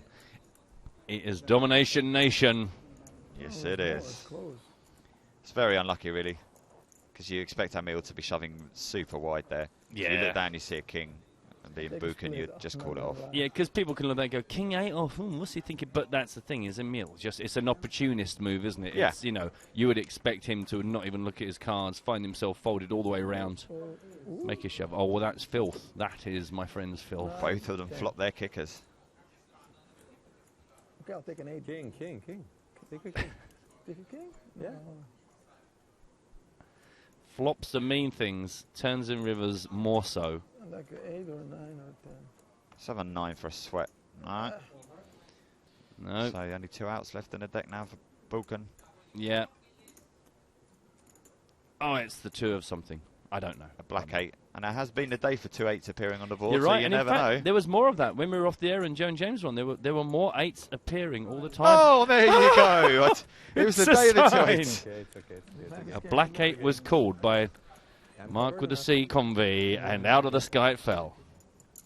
Nice playing with you guys. Very unlucky for Emil. Very nice chap. Thank you for the glass. French journalist and documentary maker and all sorts of Yeah, exciting business. Nothing wrong with that whatsoever. You get it in, and the way the cards fall, just as soon as you saw that Noah had an 8 in his hand, you thought, well, this is trouble. He's going to get at least another 5 or 6 of these out. Tell him, are you good? It's okay, it's just a game. No problem. Now we're up to... if you're here, we can afford what does that do for him, actually, maths-wise?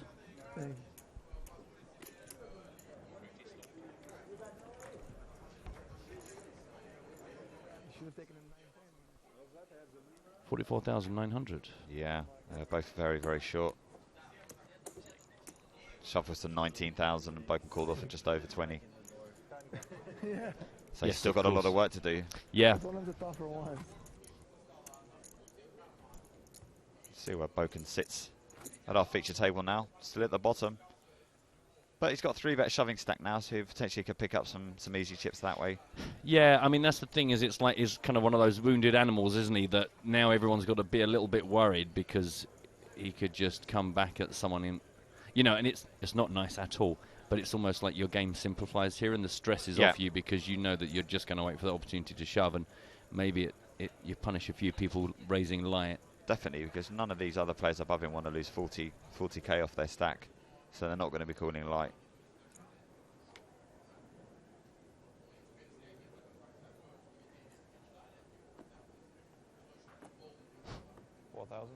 Raise 4,000. Min raising from Mr. Chidwick. Sorry. Folded round. Sorry. Noah's out. Now Casanova. In the blind, calls the min raise. So not too much invested by either player really in the grand scheme of things. 10 grand in the pot, 10,800. King 10, 7, 2 hearts. Casanova to go first.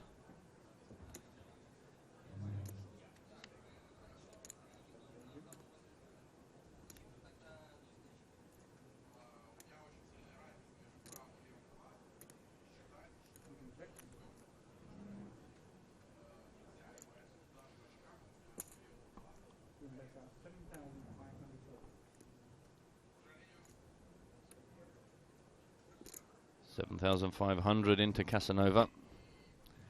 Got to think if he wants to play another 2 streets out of position. He does not.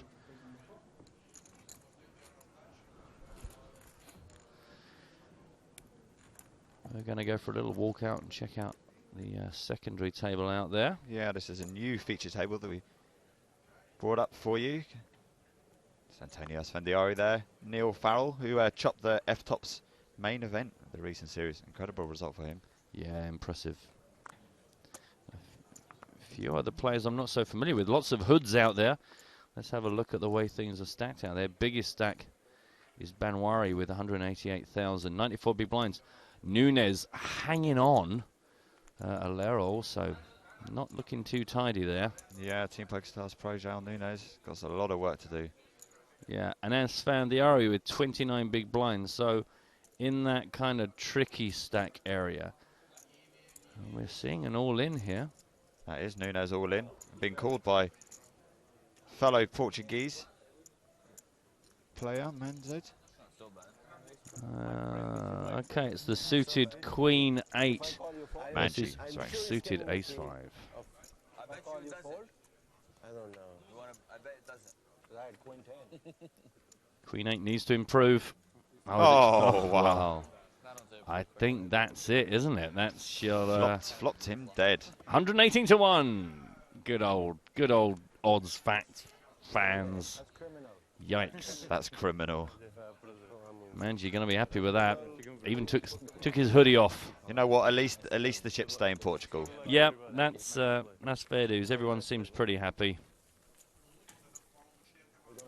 So short stack there. No surprise to see the shove. And obviously, the Ace 5 suited well within the calling range.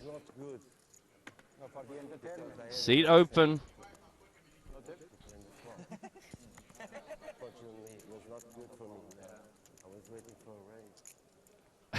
I thought that was going to be the longest mic lead in the history. I thought it was going to be like a clown's handkerchief. It just keeps coming.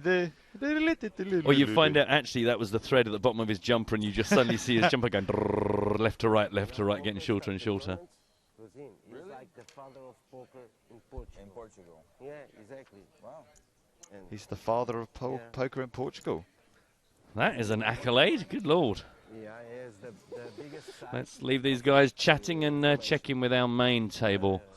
See how these boys are getting on. Hello. He's not coming, is he? Wow, David Ikitai.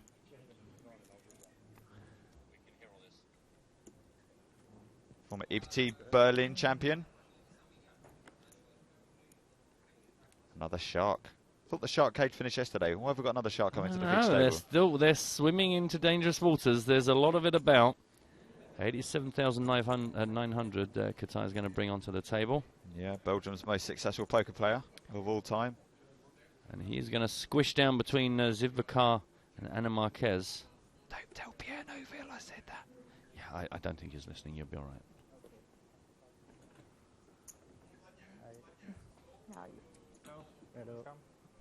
Hello, welcome. That was eerie. It's like he was in the room. Okay. It's good to see Sean the dealer. Yeah. He's very famous in Las Vegas, Sean the dealer at the World Series of Poker. We set you up. I thought he retired actually, so it's good to see him back. 184 players remain, as you see there.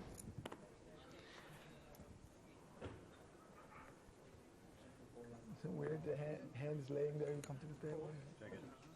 Folding. Limpy from Chidwick, Checky from Loudon. Battle of the Blinds. Yeah. Once again. Not really a battle of the blinds, it's more like a little sort of tickle of the blinds. Slight lack of interest of the blinds. 9-3 deuce with 2 clubs on the flop. Reminder of the chip values. They haven't got an exciting name yet. It's just not that kind of stage of the game yet. They're just blue and purple and red and black. They're the main event chips. Nick doesn't get quite the freedom. No, you've got to be careful with them, haven't you?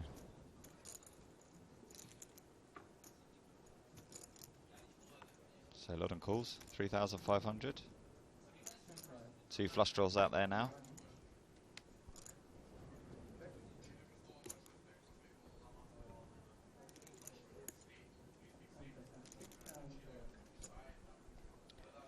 Check, bet, fold. 6 grand did the job.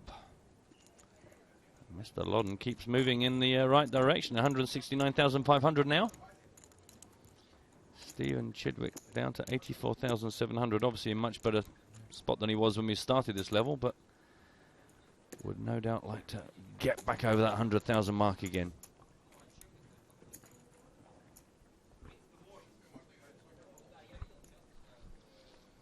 And we are going to spice things up with another competition. Yes, we are. Because, as you know, this is our last opportunity, and we have been taking advantage of it, to give out our beautiful Season 10 card protectors, because, of course, this is the last date of Season 10. That's it. Barcelona is Season 11. And if you've seen any of the adverts and idents going out, you know our card protectors were reflected in that huge rolling chip that goes down the road with the lovely little spokes, the EPT 10 going on. So we are going to call upon your artistic nature, as you know we often like. We've had you in the past making 3-dimensional trophies out of chocolate and foil and all sorts of stuff. We would like to see your designs for next season's card protector. That's it. We need a new one. So you know that it's kind of like a coin. On one side, it's always the PokerStars logo, and on the other side, it is a different design. This time, it was the gorgeous embossed EPT 10 with all the little spokes and flats. I don't know if somebody would be so kind on hashtag EPT Live, if you've got a picture standing by of the card protector, if you could put that up there for people to refer back to. But we would like to see on hashtag EPT Live and email nuts@pokerstars.tv. They can be as high art or as crude as you would like. Obviously, there needs to be a little disclaimer here that we can't actually promise that this card protector is going to go into production for next season. No, in fact, I can probably guarantee it definitely won't. But maybe, you know,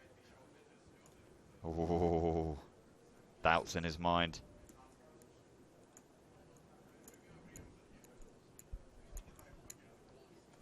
Use the power of the Shambhala bracelet.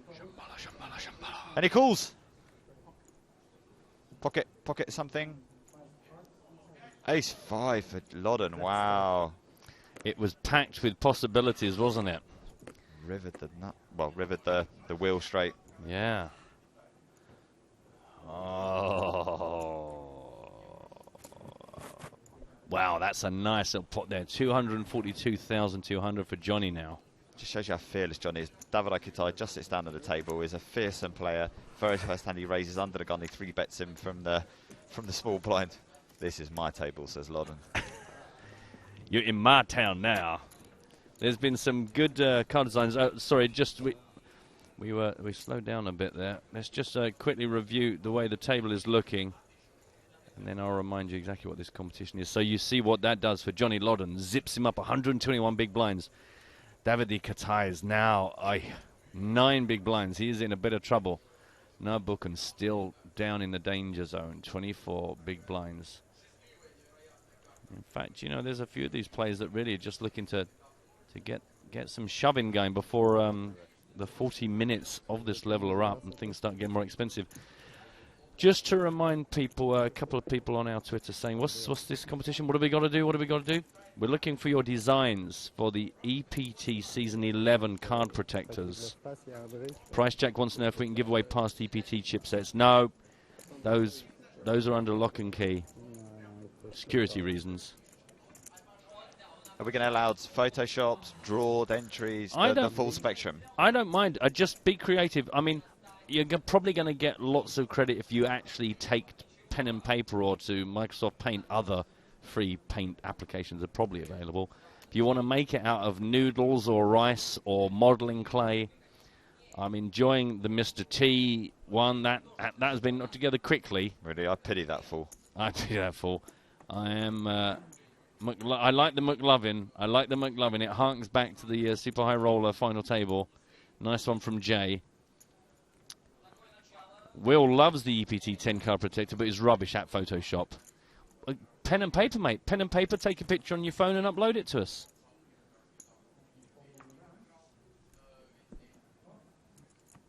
Couple of others with a couple of little tickles. Kind of intriguing message from Brent saying, I'd love to. It's my job to, but I have to go to bed. Are you a professional card protector designer? Is there such a job?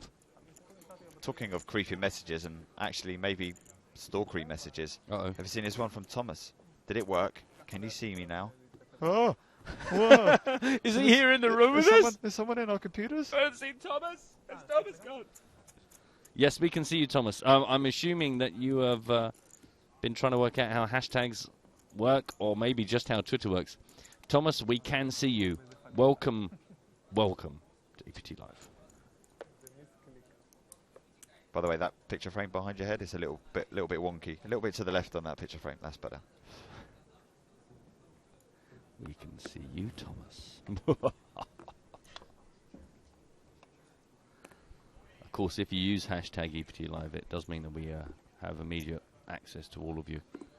Your model photo's up, Matt? Did you say that already? Oh, no, it's only just gone up. Yeah. Okay. Yes, if you would like to see the existing card protector, if you've not seen it, then check out hashtag EPT Live right now. There's a picture of myself holding... It looks like a microphone. No, oh, the other sorry, hand, the other hand. Sorry. Holding the goods. I hadn't looked, that's why I asked the question. Yep, you can see exactly what the existing one that I want you to better. Davide's all in. No surprise, he is short of chips. Shove from the small blind, called by Anna in the big blind. Anna woke up with an ace. And it's Domination Nation. Ace 3 versus King 3. Trey. King 3 Trey. Trey, either or. Oh, hello.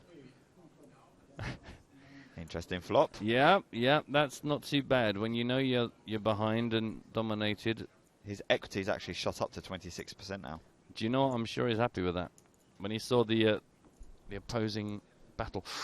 Split opportunities now as well. Yeah, but also brings the flush draw though for Marquez. Yep, that is true. A lot of those outs, he will not want to see any hearts. But there are some opportunities there for sure. Opportunities.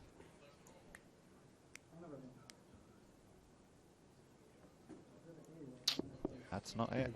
That is not it. Unlucky. He joined us. Short, not so sweet. He won't be telling everyone about the great time he had on the big table. Unlucky, but good news for Ana Marquez, who was kind of also in that 3-bet shoving range and is now back up to 77,500. Going to be far more comfortable. You have to try and get the microphone out of that potpourri scarf. Potpourri. Hey, we've had the first real proper artistic entry. But the word on the street is that there's an all-in on our feature table. So let's go over and take a look and see who is at jeopardy here. Oh, he's gone. It's Antonio. He is out of there.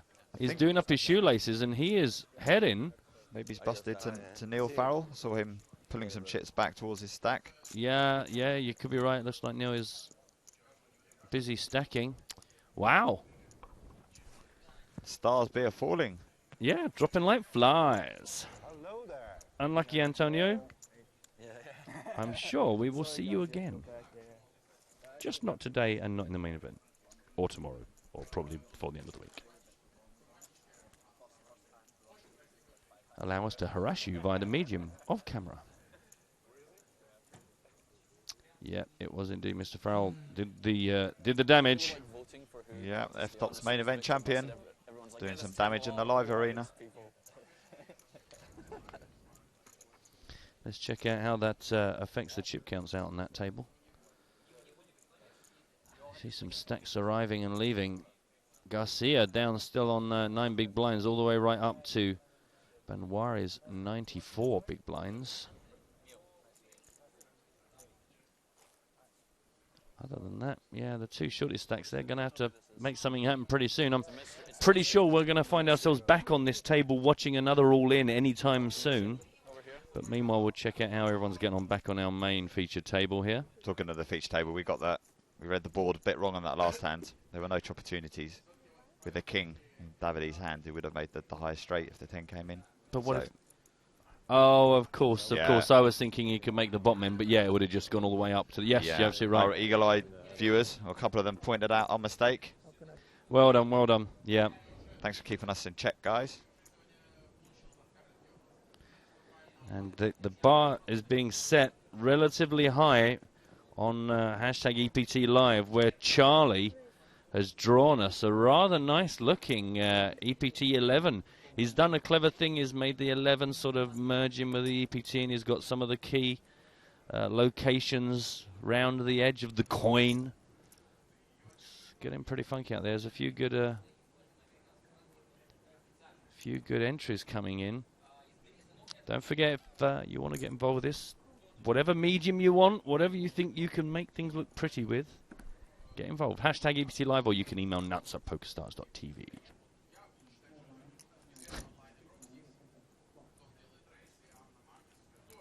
Well, Kurt's offered up the laziest entry.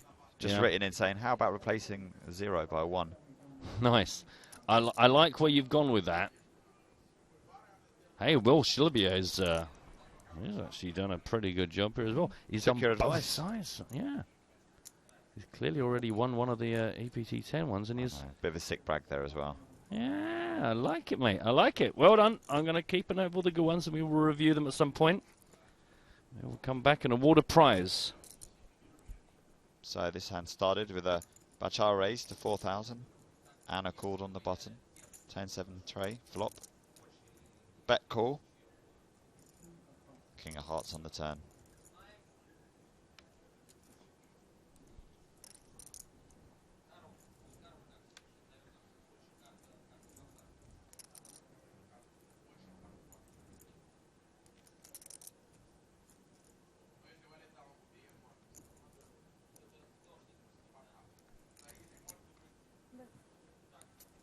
Char fires again.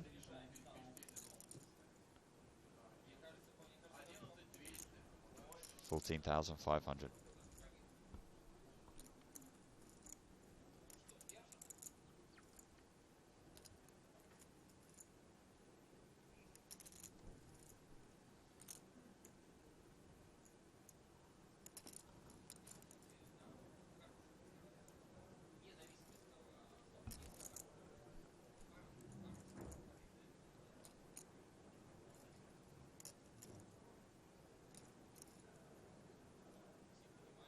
Marquez giving it some serious thought. Yeah. She's worked hard to get herself back up into a more comfortable spot and not at all keen to throw that position away lightly. Ziv is up to 188,300. Braden writes in to say, hey guys, it's 2:30 a.m. in Bega, Australia. Is there any Aussie player? There's none at our feature table. I know Jonathan Karamalakis was one of the Australian players to make it through to day 2. If you want to find out about any players from the tournament at large, head over to the PokerStarsblog.com. They have a live update section. You can check out the chip counts and have a look out for any Australian players. Gripfab. Twitter is working. Am I too stupid or can you see my tweets? Yes, we can see your tweets. Welcome to the party. Scott has very cunningly taken the photo of me holding said EPT 10 card protector and has clumsily photoshopped in another 1 next to the existing 1. Yes, you're doing it right. It's just that the result is quite poor. But thanks for playing, Scott. Next. People, we don't want you describing them. Wayne saying, I would make the 11 look like a Roman numeral 2 with a picture of Victoria Coronado. Well, then do it. Don't be telling me what you would do. Let's see it.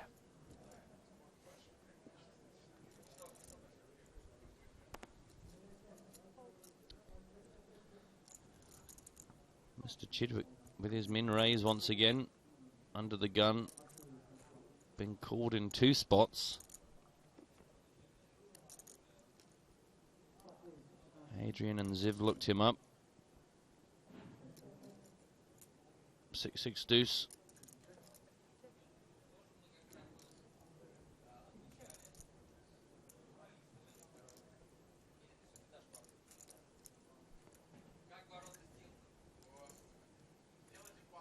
Chidwick declines the opportunity to see bet. So Bashard's going to bet in position.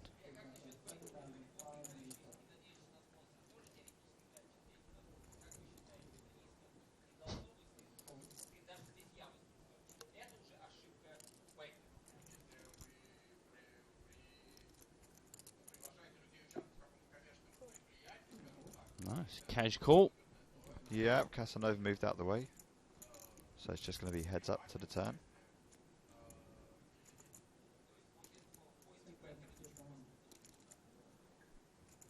That'd be a deuce of diamonds. I'm playing the board. I don't know about you, but I'm playing the board currently. Really? I'm pretty confident with my M7. Really? Just a 7? Yeah. Right. What have you got, 5-3 or something? No, I've actually got 8-3. Oh, so you out-kicked me. Now we're chopping. Well, now. I'm still playing the board. Joe is trying to follow in the footsteps of Guillaume. If I bring you over coffee and cake, will you give me a card protector? Do you know what? It's worth a try. You know what? We could up the ante every single time. we could end up with a full meal if we're lucky here. Right, well that river has induced the bet. Chidwick made it 11,100. The pot was 30,100. So not the biggest bet in the world, but a big enough bet. Wow, what's going on here? What on earth is Phil? Well, it might be a bit of upcycling. I was just going to ask you, are we going to allow upcycling? What's upcycling? That's where you get something and then you upcycle it to reuse it. So you check oh no, but then maybe that has to be from one use to another use. It's upcycling's with shabby chic stuff that people are doing these days. Upcycling chairs and furniture and. Oh, okay. No, I don't think I've ever heard that. Haven't you? No. I mean, he's saying, here's my rushed effort. It just looks like a picture of an existing card protector, only with EPT 11 written on it in a funky font. Not sure. Not sure about that. Come back to you on that one, my friend.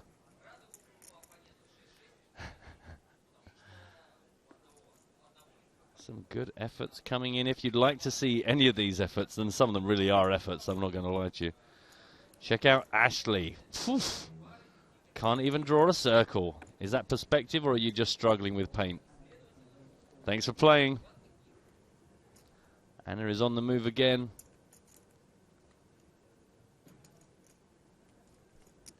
So upcycling is the process of converting waste material or useless products into new materials or products of better use or for better environmental value. So that really was already a card protector, so it wasn't really upcycling. But if imagine if someone had found a bottle top, say, a metal bottle top, gotcha, and now used that and turned that into a card protector, that would be upcycling. I like it. Maybe we should have done an upcycling competition. Well, do you know do what? our bit for the environment. We're, You know we're how here much for paper another. we waste. We're here for another few months. Meanwhile, Few loosely. months? What? What's happening after a few months? Yeah, didn't Is they? that it? Why are we wasting our time in a bunker? We've only got a few months left. They're telling us again to add a few extra days to the tournament. Marquez made this 4,000. And then Sylvian loosely has bumped it up to 9,500. It's pretty dark out there, but they can still see the cards.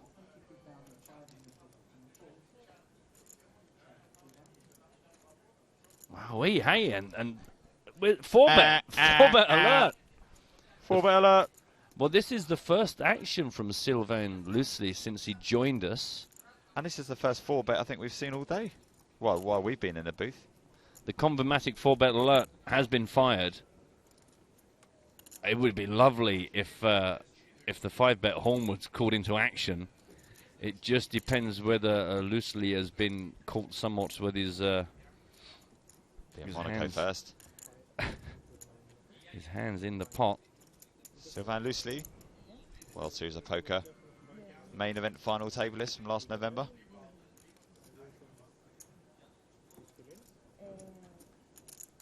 Come on, Loosely, give us the horn. No! A test, a real test there. I would love to see that Chidwick had nothing. That would be super. Some more good competition entries coming in. Nice one, Vincent. Again, you know, it doesn't have to be an awesome output as long as it shows that you've made an effort and been creative. I'm enjoying Andrew's one. It's an image I've seen before. It appears to be some animal holding the nuts.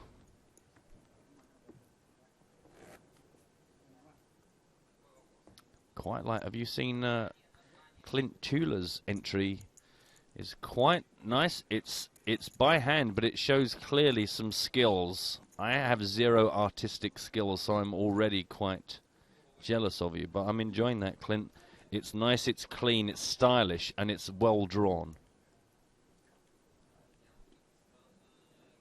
See, there's good, simple design in there. But it's gimmicky. Classy, isn't it? It it's is classy. stylish.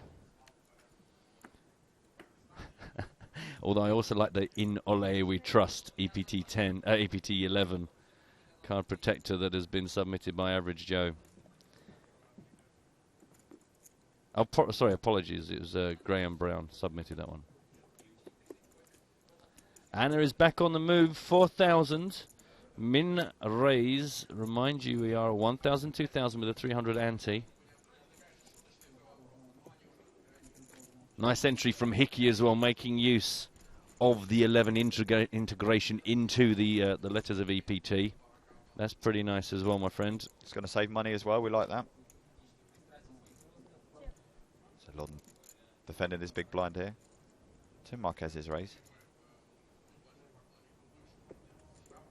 Good question from Ezra. Not wanting to be shapist. Do the card protectors have to be round? No. What could be more creative than changing the shape of the card protector? But then wouldn't a triangle be a bit confusing? Well, no. I mean, obviously, if its design was based upon the triangle of death, then it's going to cause all sorts of problems. But as long as it's clearly... Actually, that would be nice. It's probably time. It's probably time for us to move away from the circular design. So Marquez check behind as the invitation Lawton needed to bet out on the 3 of hearts turn. Actually, he was first to act. He was big blind. Yeah, so she checked behind on the flop, so he's now led out on the turn. Oh, sorry, I thought you were saying on the turn she checked behind. Sorry, No. sorry.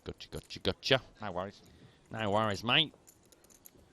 She's still coming on for the ride, though. It was check. Now a bet and a call. For the third heart, the king of hearts on the river.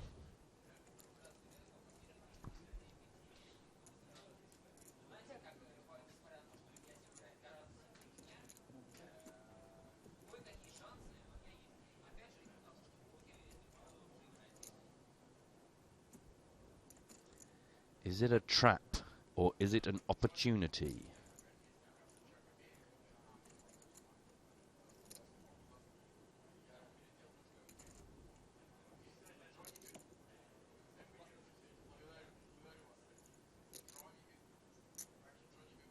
She bets 12,000. Let's see if it was a trap. Quick fold from Loddon. No, he was just trying to steal it on the turn. Yeah.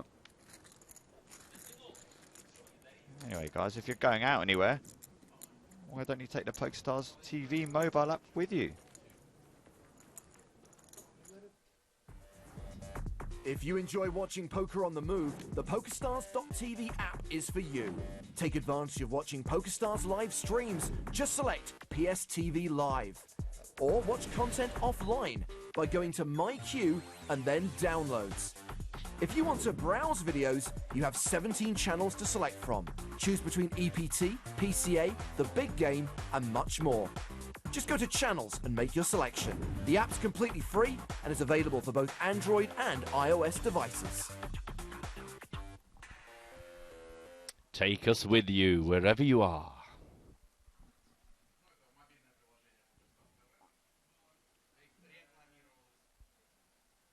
I'm liking the last couple of entries in. Yeah, there's some good stuff coming through, guys. Keep it coming.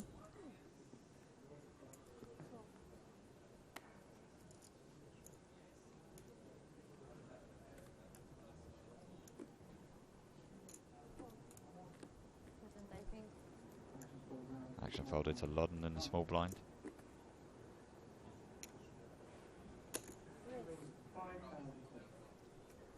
Exit 5,000 to go. Yeah, acknowledging that he's in a pretty horrible seat makes it a little bit more than the standard raise has been here. Not going to get through Ziv. No. Oh, teasing us with the chips. I think he's going to make a small raise. Yeah, it's just over the minimum, up to 8,500. Going to be no basher him around.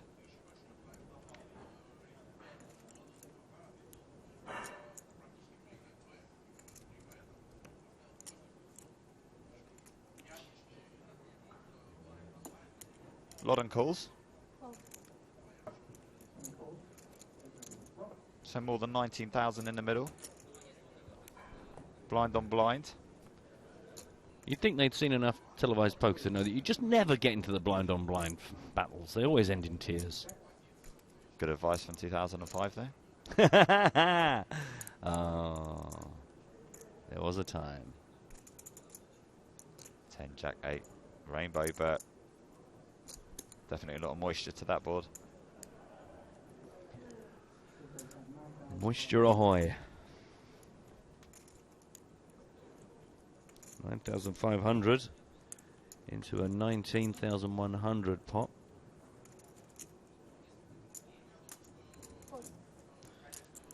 Johnny's going to call this. If you're sicko, you're kind of hoping for a really juicy turn card. That probably doesn't count as a juicy turn card. No. Be nice if we had 10-8 clubs.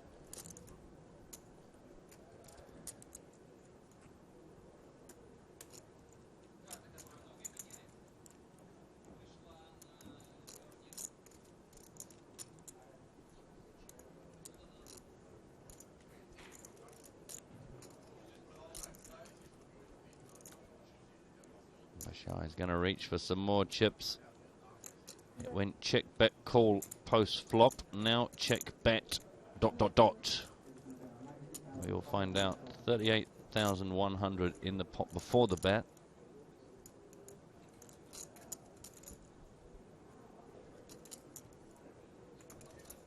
Dot, indeed. To be concluded. And we'll pick this up tomorrow when... yes. 19,500 is the asking price. Johnny coming along for the ride.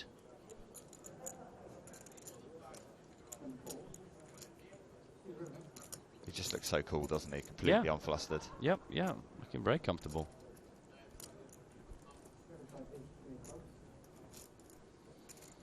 Well, the backdoor clubs do come in. Yeah.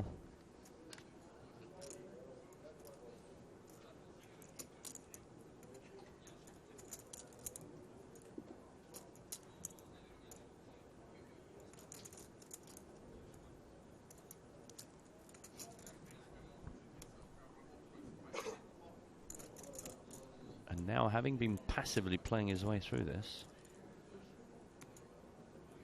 Johnny is now going to be the first to act for the first time here. He was the original pre-flop raiser, but since then it's all been check calling.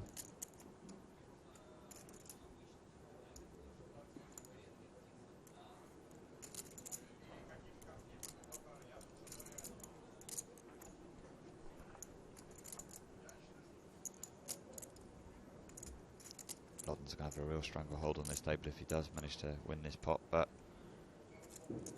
Bashar still looks interested.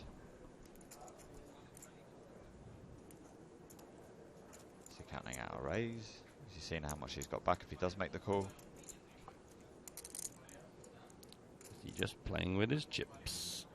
He does raise.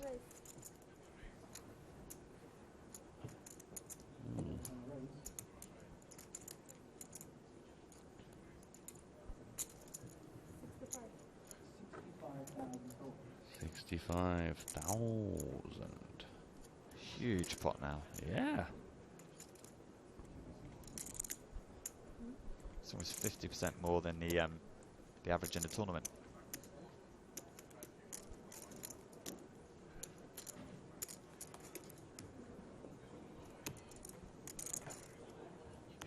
Oh, no immediate fold from Johnny, so it looked like he was betting for value. Oh, I thought they were going in there. Is a twist of the mouth that looked slightly less comfortable than you were wondering if he felt. He's not the sort of player to tank and Hollywood just to make it look like he had a hard decision and then fold.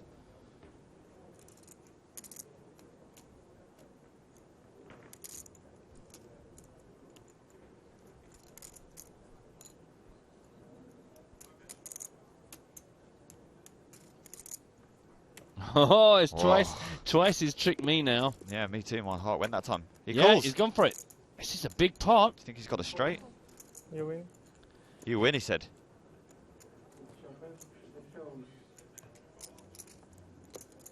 King, Queen. He was on the draw from the very beginning. 10-8. Two pair. Wow. Wow.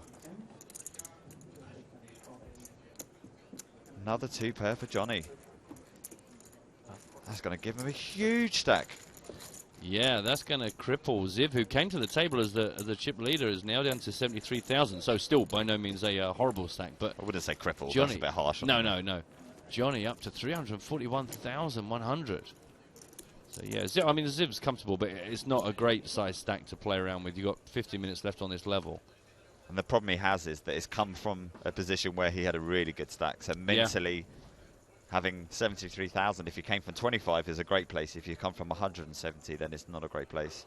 That's one of the biggest challenges in poker, is how to overcome that. You know, go through a bit of adversity. How then do you make correct decisions moving forward, not based on emotion, just purely on the situation? But if you fold there, you can't. With you. I love the fact one of our trolls is saying, we're here for the poker, not for competitions. But that's the person that started off saying, could the competition be for some old EPT chip sets? So it's like they were interested, then realised they couldn't win, and now they just want to try. Well, we'll see you tomorrow, Price Jack. Thanks, yeah, for being with us today. Bye. Pop in again.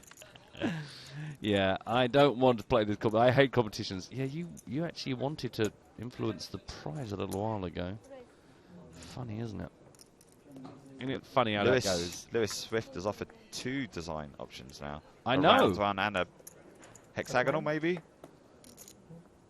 No, octagonal. Octagonal. Yeah. 8 sides.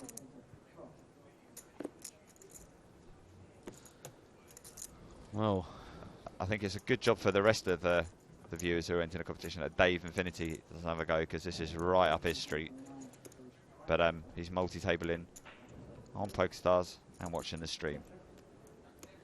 I mean, there's a limit to even the best multi-tablers, what they can do. Look, these boys at it again. This was a raise from Johnny. Min Ray's got the call. And now it was a check and a bet from Johnny on the 10-9-5 2-heart flop. 5,400 was the bet and the call. Turn brings the ace of spades, which of course means we have to take all the cards out, chips stay there. Oh no, that was the other game from earlier. But wouldn't that be great if you go, well, that's it, that hand's over, those chips stay there though, and then everyone's back in for the next hand. I think that's going to be a very good home game variation. Imagine if you're one of those players though that accidentally, well not accidentally, but kept their card protector as a chip and then almost moved all in on the flop, just got called because the other person thought it was an all-in move, and then the ace of spades come out in the turn, they're left with a chip in the chair. Oh, that would be horrible. But that's the way it is. Good if that's for the TV game though. Yeah.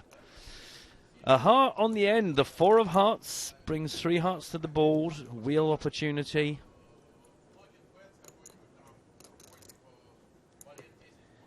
The difference is this time it's Ziv that's actually fired out, having been the passive partner out of these two throughout the hand. He's now come out with 7k, but he's going to get looked up.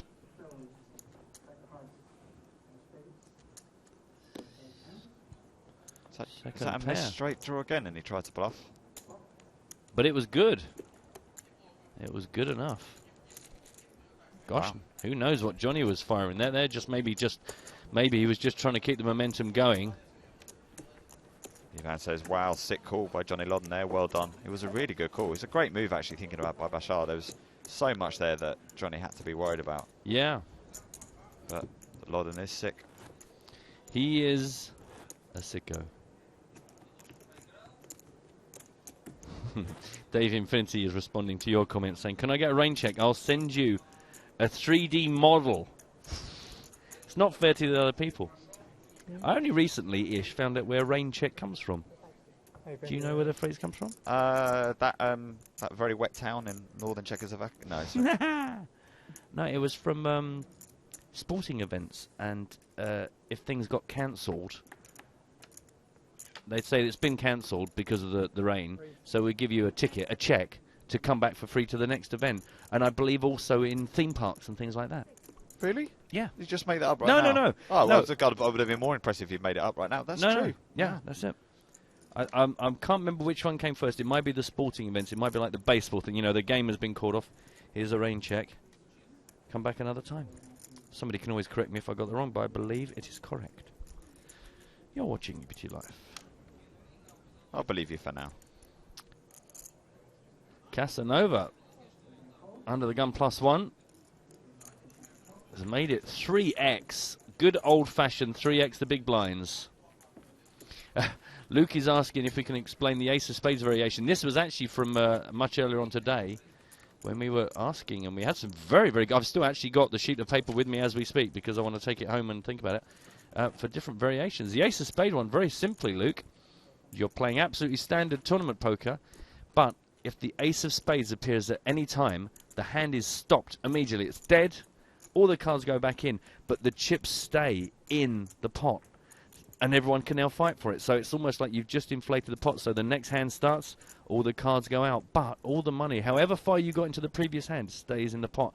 So it's just great because it means everyone's going to be going for it. Doesn't matter what their cards are. Just a little tickle that we think will spice up the old home games. Got some big news from the outer table. I'll bring you after this hand. Oh, hello, tease. News update flash coming through shortly.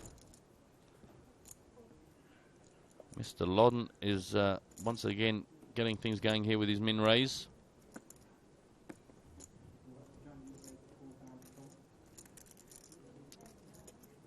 Anna is sitting pretty. Then we're going to see awful lot of raising from Johnny now. Oh, yeah. Like he wasn't dangerous enough just in normal parlance, but now with over 300,000 to kick about. Gonna be dangerous. Sylvain thinking about how loosely to play. Not showing much of a tendency for that so far since joining us. What? Okay, so fanboys of Phil Ivey, sit down. I'm afraid I have some bad news for you. 2 pairs, 2 pairs. He is out. No! Well, yeah, it was a cooler as well. Second straight versus the nut straight. Oh, there he is. Look, we need catch him before he gets away. He's got our microphone. That will be on eBay before you can say it. Yeah, it was a chip leading pot. Marcelo Marigliano was the other player involved. Queen 10-9 flop. Ivy had Jack 8 for the bottom end. Guess what the other hand was? King Jack, obviously, for the nut straight. Chips went in, Ivy's out the door. Even the best in the world can get unlucky. Some good stuff coming in. I like Braden Grant's rough sketch. Hope you enjoy it. It's very nice. There's a big A on it. I'm not entirely sure what that is, or if it's just part of the design. Hello, mate. Welcome to the table. Philippe Baruch comes to us with 61,600. Is stuck between Ziv and Anna.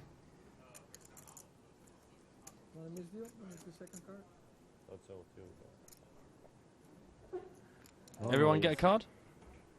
What happened? Everyone get 2 cards. Oh no, it looks like a card's been exposed. Second card, doesn't it feel? No. Oh? Yeah.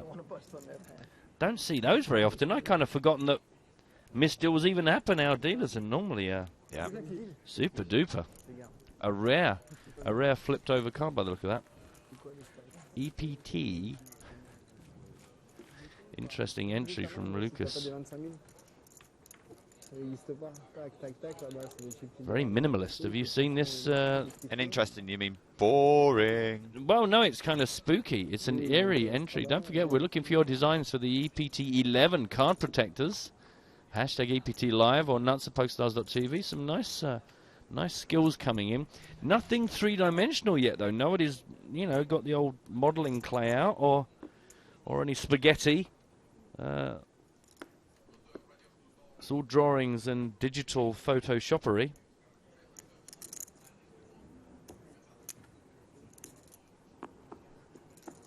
Moody, isn't it, that one, the Lucas one? It is, actually. Yeah, it's better when you open it up. I like it. Yeah. I don't know how you would turn it into a card protector, but... It's got potential. It's got potential. Now, here's one for you with your encyclopedic EPT brain. Oh, here we go. Mr. Paul Walsh. Hello, Paul. Something's just popped into my head. Who's been the oldest EPT main event winner? That's a good question. It's a good one, isn't it? A lot of people tried. Thank you. Perfect, thank you. Not sure. Not sure, no. Nothing immediate. No one obviously jumps into my mind. Joseph Muad, maybe. EPT London, Season 4. Pierre Noville almost became the oldest. He lost heads up to Mickey Peterson. Yeah, that was a cracker. That's a good question. We're going to come back to you on that one, Paul. Nice entry there, Nick. Nick's come up with a nice little card protector entry. Some very familiar themes coming in. Lots of people going with the locations embossed around the outer rim.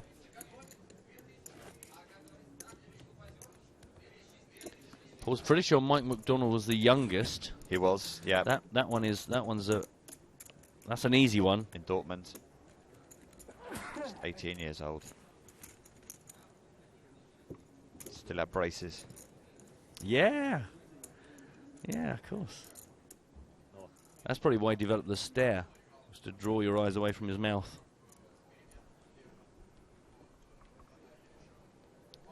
This one is going to start with recently big chip Johnny Loddon. No, thank you.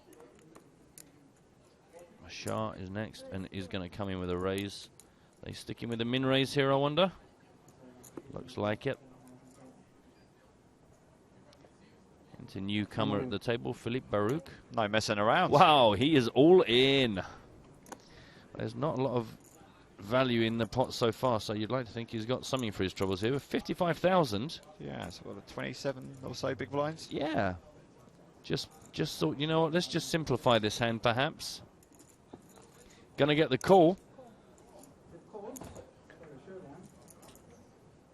Oh, welcome to the TV table.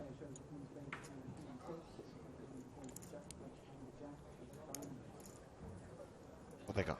I don't know. I kind of heard some of the card calling, but not all of it. We'll wait for the shot. I'm sure that'll. Can't really tell from their faces. Maybe, I reckon it could be a race if they're. Yeah. Wow. Classic race underway. Classic race underway. They were both so neutral that it Yeah. seemed to be their faces played with their equity alongside. Yeah, if you play enough tournaments, you just know that you're going to have to take these. Baruch's going to need to hit. Yeah. Or backdoor. Clubs. No. Yes, you're right. Yes, you're right. Yes, you're right. Sorry, I didn't see the 4 was also a club there. Ace is no good. Just down to kings or queens. 6 of them. 6 outs. Well, there's another short appearance at our feature table. Wow. Thanks for stopping by. You stay classy. Philippe Baruch, he'd pretty much only just got his microphone on, and he was already being asked for it back again.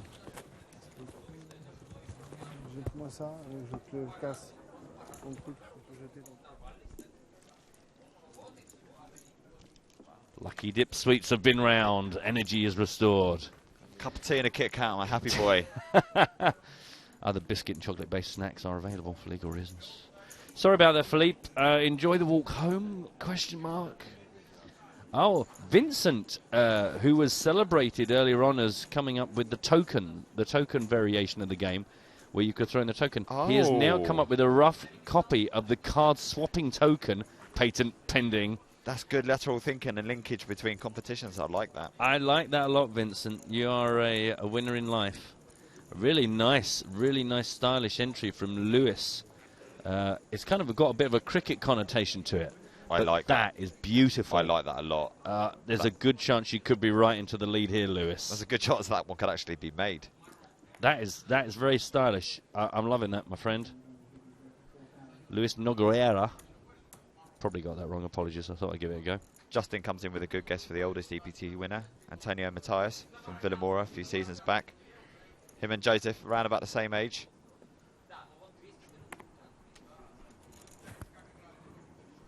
That's 2 people have come in with that. So with 54-year-old Antonio Matthias, not from Vienna, no. He was from Villamora. Had to dash off because his wife had a rabbit stew in the oven and it was all going to dry out. So he had to wrap up the tournament and then he was off.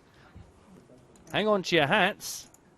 Ziv wants to know exactly how much No's gone all in for here. Blah, blah, all in for.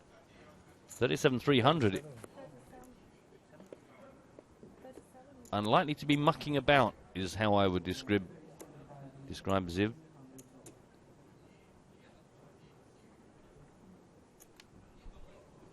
He's been right in the middle of the action since he's come to the feature table. Yeah, he is a very welcome addition.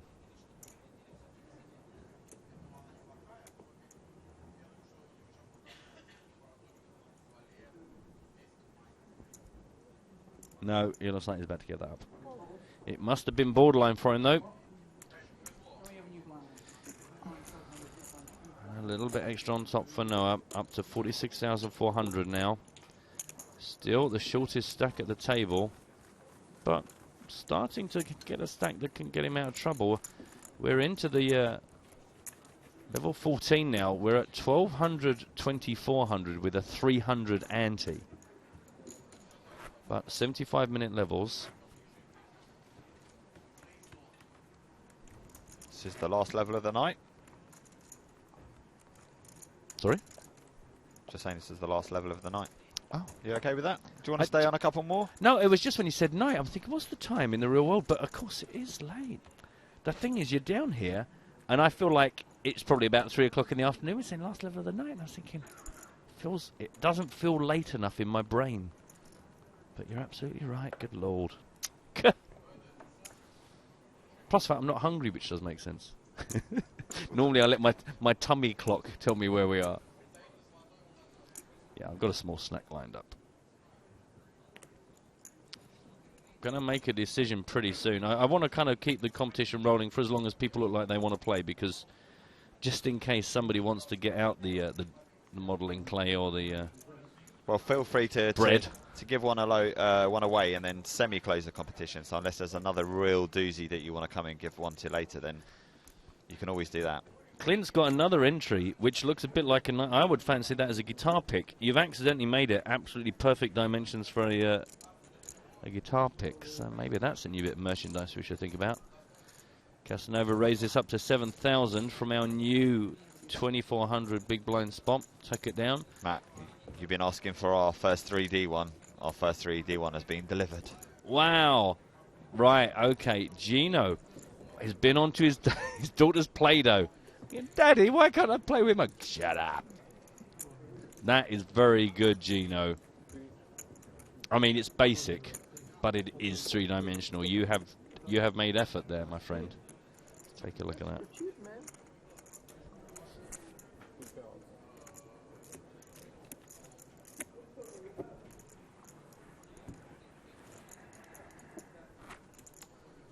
Got to give him an A for effort, for sure.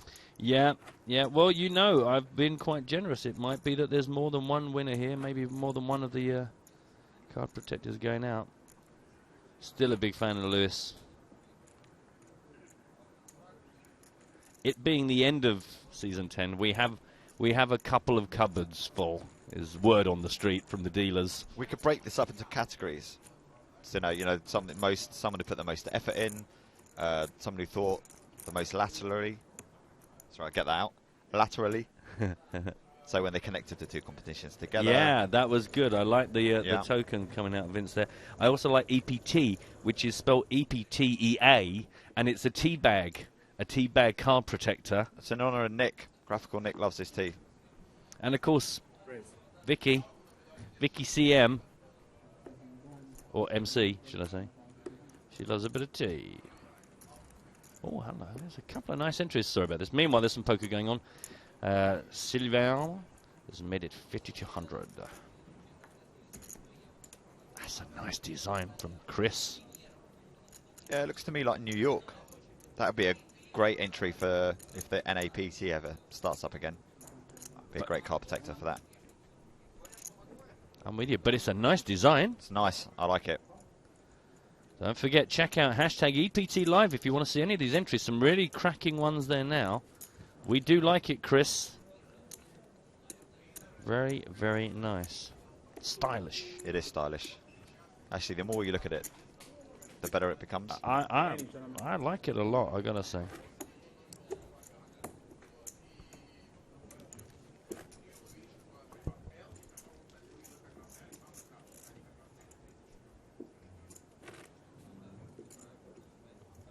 Have we got a new player coming to the table? Yes, we have. Now, I can't promise you're going to last long, sir. The last couple of people who have been along to play haven't lasted too long. But positive thinking and all that.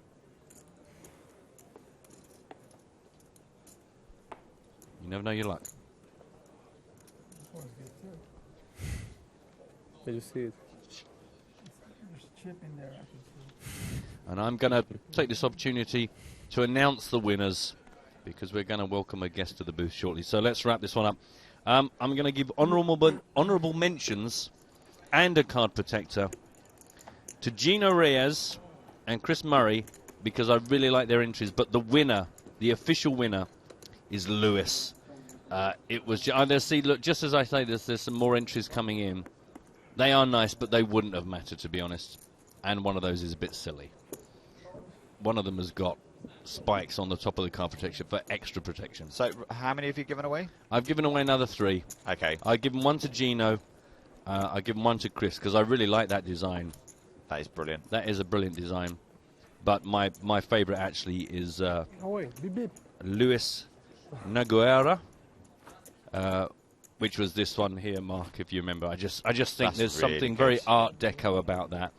And it's very, you know, everything's always very shiny, always very heavy, whereas that just looks like style. Congratulations to you, gents. We will ask you to do the usual thing, which is if you follow at EPT Live, we will follow you back and then we can communicate. Well done, guys, and thanks to everyone that joined in. That was a really nice participation. Thank you very much. Do you want to introduce our new player at the table, Matt? How about you take the Christian name, I'll take the surname. Well, give me a second. Abdelmajid. No. Abdelmajid. Abdelmahid. Abdelmahid. There you are. Abdelmahid. It just took me a couple of times, I think. Chibub. Abdelmahid Chibub. We're going to call him... Chibub. We're going to call him Adel. Mr. Chibub, I think is going to work. As you saw our graphic at the bottom of the screen there, we can also welcome a new guest to the booth. Team PokerStars Pro, Christoph de Mulder. How are you, buddy? What's up, Mark? How you doing? Very well, thank you. Good to have you back in the booth. It's always good to be here. That guy's like a white Landau Calrissian. He's got the cigarillo going on. He's got the cape. He's got a good look. Mr. Shaboob is looking smooth. Oh, he's got one of the old vapor light-up smokers. Not seen so many of them here. What did you think of our competition winners? Did you see the new? They were for new card protectors for season 11. It was looking pretty good. Yeah, we got some creative followers. We do. I mean, there's some of them are a bit daft. This one that had lots of poisonous spikes on the top as a real card protector. That's a bit scary, though. We don't need to kill the dealers if they accidentally go to muck your hands. But yeah, we got some smart people out there. Some creative minds. Well, we like to harness them. Do you know what? I'm going to want to do a competition before the end of the week where we get someone to make something out of bread. Anyway, sorry to cut you off there. We do have an all-in squeeze here. I'd finished. Thank God. Buchan moved all in from the big blind. Bashar raised. Was flattered by loosely in the small blind. It's about 15 bigs, it seems. Yeah, and it gets through. It's very hard for loosely to find a hand there what he can call when he just flats the small blind.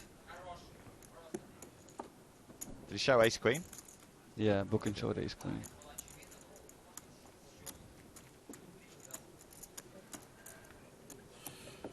No hero here, just a good hand. Certainly makes it easier.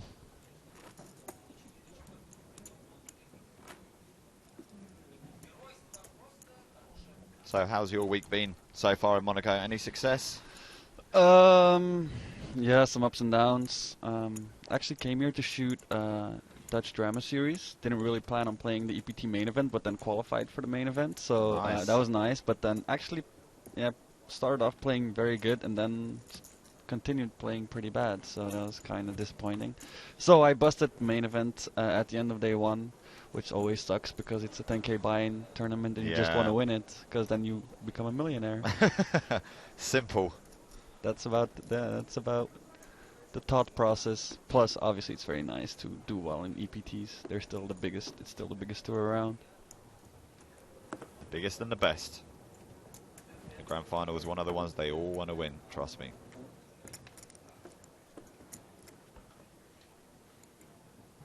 So is the show you're filming a reality show or something? Nah, it's actually a new concept. It's actually pretty cool. It's a real series.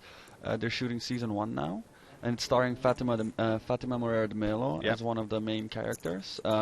Maddie and I are actually just it's got some kind of entourage thing around it, like the same concept, but then in poker, a guy who wins a big tournament, and then everything that comes with it, and how he evolves in the poker world.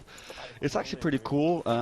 We already shot one day, but Maddie and I were just guest actors. We're just actually there for decoration, but I mean. It's still fun to do. Although television is just mainly waiting and doing stuff over and over again. But still, it's alright. And you were just playing yourselves? Yeah. Right? No, we're not playing ourselves. Oh, you actually have characters. I think we're John Doe's. I'm not sure if they gave our characters a name. Wow. We're not that. I'm not gonna claim to be having the main lead in the show, because that's definitely not the case.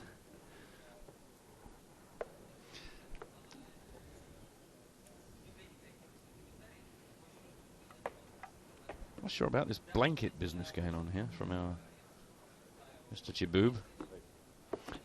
I don't understand, because when he gets announced as Bahar, but actually his name is Abdelmajid Chiboob. It's pretty odd. One of those complicated nickname, stroke, short name versions that we're unsure about. So Johnny's basically been bossing this table quite a lot. Yeah, that's what he does in EPTs. It's amazing what he's doing with how he's been going lately. Just always gets stacks together and then just gets unlucky at crucial times. His breakthrough was in this tournament last season. I think he's got to the final 2 tables more than anyone else in an EPT without winning one. But he's also played every EPT, so yeah. That's true. The odds are bigger than, but he's definitely playing well. Last year, he got pretty lucky to get to the final table, though. That's true. Yeah, the final 2 tables out. What was it with against double all in? Him and Steve O'Dwyer and one other player. Yeah, and they both had like only runner outs because Steve O'Dwyer dropped flop top set. That's right. And they managed to win. Wow. Runner straight, wasn't it? Yeah. I actually read on the board there with the best memories that's his best memory in EPT so far. That suck out on Steve O'Dwyer. Yeah. O'Dwyer got revenge in the end. Yeah, he still managed to win it. Got him when they were 3-handed. But Johnny's in my fantasy team, so he has to do well.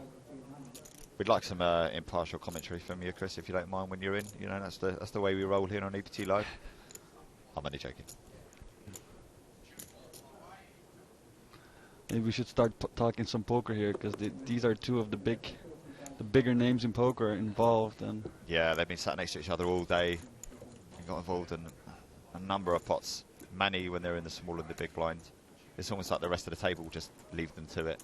Yeah, let them battle it out. Let them battle each other, and hopefully we can avoid them and pick a spot here and there. And we'll just wait until it gets to 10 big blind poker and then just hope to win. Perfect 10 cards you arranged?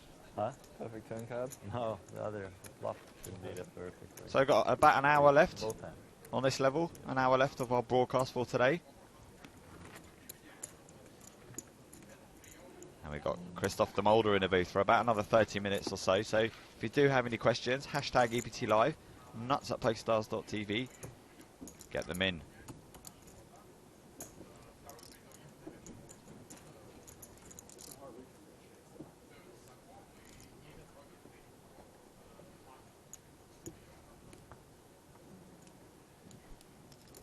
Johnny's smiling away, and why wouldn't he?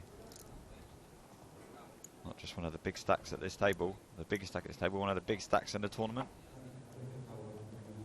He's the only remaining player from last year's best ever final table. We believe that the grand final table last year was the best we've ever seen on a televised poker show. And Johnny's the only remaining player left from that table last year. Be an incredible feat if he goes back to back. Yeah.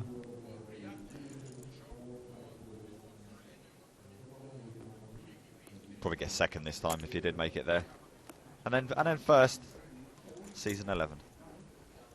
Baby steps. Have you played much with Chidwick and Loudon? I've played with Loudon last year in EPT Grand Final main event right here. Yeah. And he actually busted me just after the bubble. The bubble burst, he opened, and I jammed like 15 big blinds with ace-5 suited, I think, and he called with king-queen and busted me. And then I even tweeted, like, if I have to bust, it's too loud. And he's actually a really cool guy. I like him a lot. And it's one of those guys you're just happy when he does well, you know? Yeah, he's one of the good guys for sure. Yeah. Check. Checked all the way down. Good enough. Correct.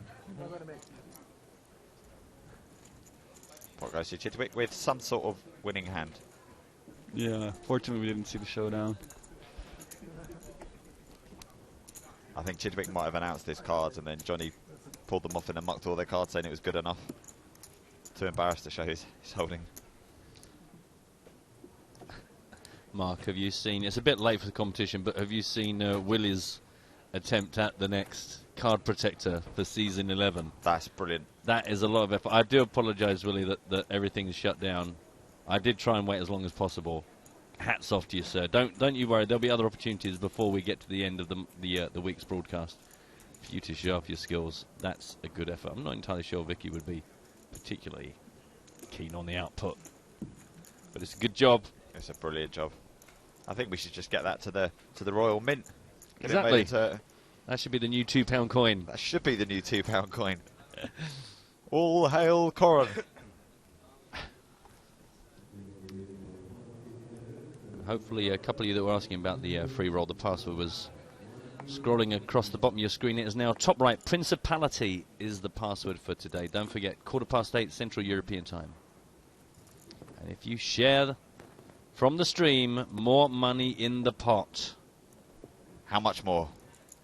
I believe it's 500, is it not? It is, yeah. Yeah, it's, I think we need to hit 2,000 additional video stream shares, and we will put another, well, not we, I mean, I'm saying it like me and Mark, we're going to get our wallets out. We will put another 500 bucks into this baby. Did you not see the contract for this event? No? What? No, I didn't.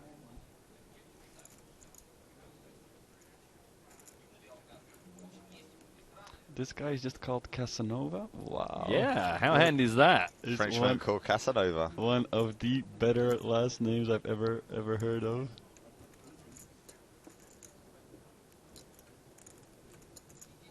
You're already popular in school if that's your last name. I mean, you don't have to do anything else. But wouldn't you feel the pressure of a name like that? A lot of expectation, isn't there? Let's be honest. Imagine if you can't perform like Casanova performs. Yeah, it probably brought some peer pressure along. Heads up to the flop, Lodden and Casanova. Seems like Lodden 3-bet pre-flop. 14,000. Yeah, Casanova raised up to 6,500 and then got re-raised by Johnny to 14 grand. And Johnny very swiftly puts in 10k on the flop. Pressure, pressure, pressure. Casanova's first name's Adrian as well, so it's A Casanova.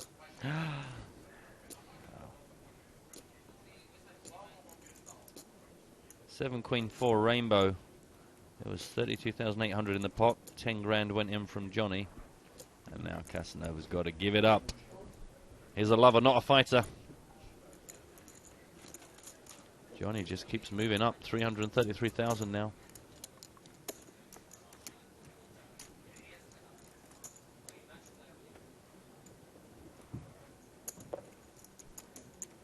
He's just going to keep running over this table if they let him.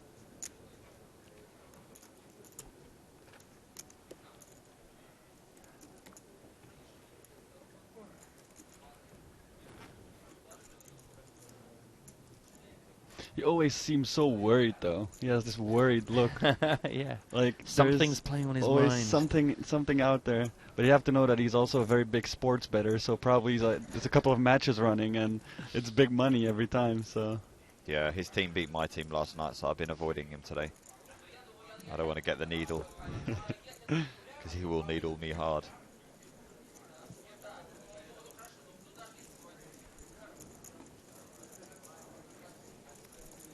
That was a brief look at the floor.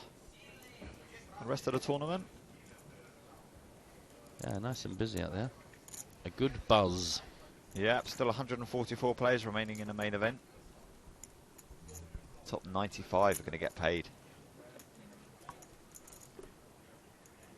So make sure you tune in tomorrow for the world famous bubble coverage with the whole Pope, Neil Johnson himself. Be joining Joe and James in the booth.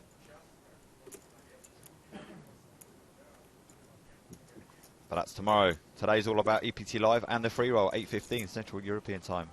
Principality is the password. And don't forget to share the stream. Share the stream. Wow. And Shaboob is all in. And Boken calls all in behind. So Noah's going to be the one at risk here. Ace-8, that's a surprising hand. That's Shaboob. not a very good hand to be going all in with there. Shaboob only had a little less than 10 big blinds. Figured it was time to go with it, but still. Against an early position open, you don't really want to be getting it in there with ace-8. Maybe No, just I think Shaboob's stack, I think we had him at 77. So he's got 22 back. So he made it big. So yeah, Noah's the effective stack here with 55,000. Yeah. He just put them all in. He put them at risk. Yeah, now I see it. And it's Domination Nation. Wanted to put the pressure on. He's looking for a 7 or an 8 now. Yeah, some opportunities there. 5 or 9. Booken just wants to see a really high card. Or a low card. Or a really low card. Either will do. Fist pump. Yeah, little mini celebration there. It makes a really nice double up, actually. Gives him a lot of more room to play. which is nice. Yeah, I think this is probably the most breathing room he's had all day.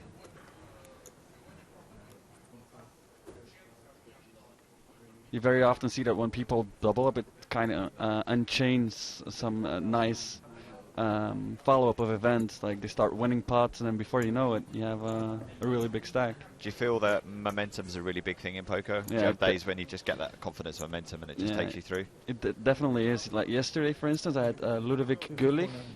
You know him, Gullich, at my table? Oh yeah, Ludo. Yeah, Ludo, yeah. He, and seriously, I've been playing poker for a really long time.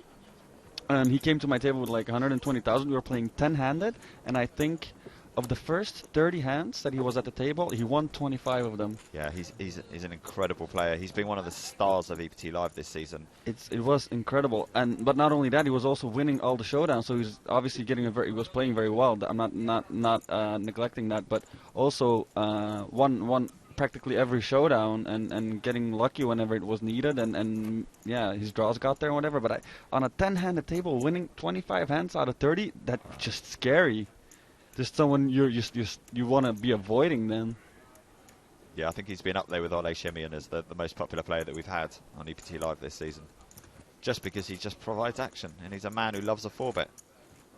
Yeah, he was definitely pressing it hard.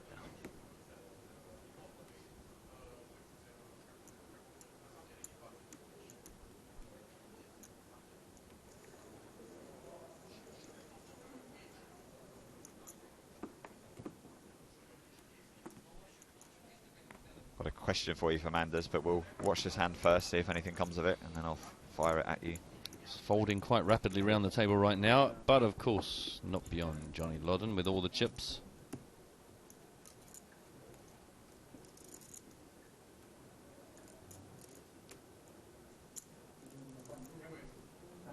Looks like a 3-bet.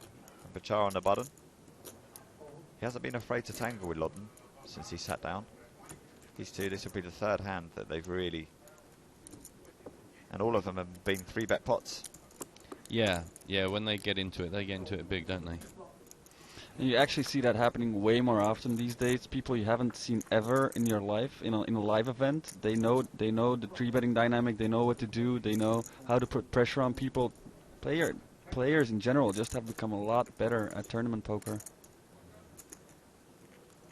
They obviously see it on TV, because we provide them with the videos and the shows. And they're picking up very well, I must say. You got nobody to blame but yourself. True. But I like competition. You won't hear me complaining. No. Well, I guess also that way it pushes you. You've got to keep developing your game. Definitely, and you gotta try to stay ahead of the pack and do as best as you can in order to beat those guys.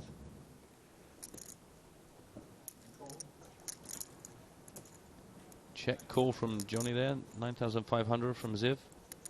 Now got 46,000 in the pot. 7 of diamonds on the turn. Bring some backdoor possibilities. It's funny when you're playing online, obviously you get a lot of really good hands, but for instance when you're playing live and you have King Jack of diamonds here and you see the flop, you already see 1 diamond and you see the queen and you're like, yes, I can make something. There is possibilities.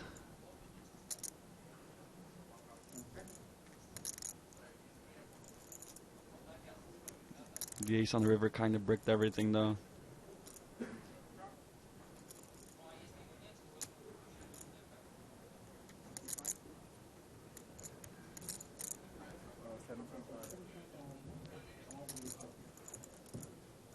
Not much emotion coming out of the face of John Loddon here. Just thinking it over.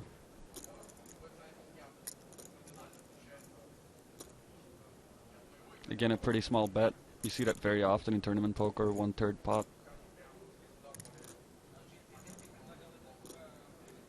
And it's practically tough with any hand that Johnny can have here.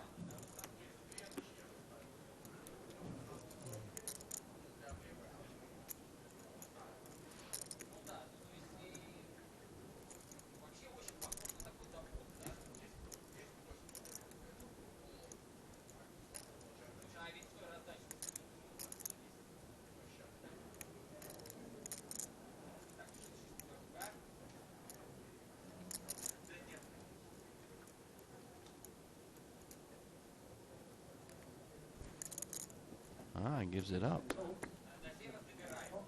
Thinks better of it. These two tangling again, time and time again. It's time for me to get embarrassed once more. I think we've already seen one edition of the Poker School only week where I got a lot wrong. And here's me getting something else wrong with a few other people. Enjoy.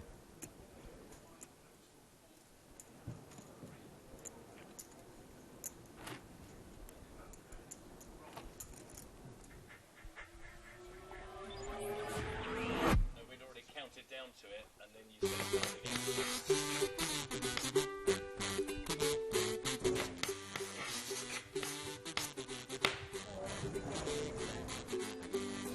Oh, sorry, I forgot. I know this, and I've met him. It is Hollis Mortensen. Thomas Preston. Oh well, I sucked at that. You're okay. If it was EPT questions, I would have nailed it.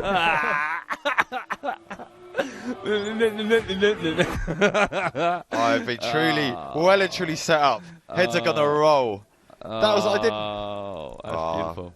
That is just beautiful. Oh dear. Always got an excuse. It wasn't my fault. Panic! It was an answer to a different question. Yeah, right. Bob Marley. Unbelievable. Anyway, there's poker going on. Can we get back to some poker, please? Now let's go back to this Amarillo Slim thing because I'm curious. Lovely stuff. It was quite funny when we were talking about Ludovic Garlic, and I actually got a message from Ludovic Lacaille on Facebook. He's like, "Who are you talking about?" How to inform it? It wasn't him. He's old news. And, old news. I bet he was delighted to hear that. Yeah, and he said the name's trending. So I don't know where it's trending, but. And someone else wrote and said, Willie said, "You will know that Ludo has never had a losing month." Are we talking about Ludovic We Garlic? are, yeah. Wow. And the funny thing is, actually, I had never heard of the guy before yesterday. Well informed, but I'm not a poker journalist, so I'm not supposed to know. Yeah, he won UK IPT Stroke Estrellas Marbella last summer, and then that gave him the bankroll boost because he was primarily an online player to then come and play some of the bigger events. He final tabled EPT London and absolutely crushed the feature table when he was on there. It was just phenomenal to watch, and he just keeps getting result after result after result. He won the Super Tuesday on Stars a couple of weeks ago. Yeah, the big. I read about that biggest Super Tuesday ever held on PokerStars. Yeah, it's not a bad payday. Not a bad payday at all. Anyway, we've got some three-way action here. Yeah, Noah kicked this off, made it 4,800, got called in 2 spots, and got snap called.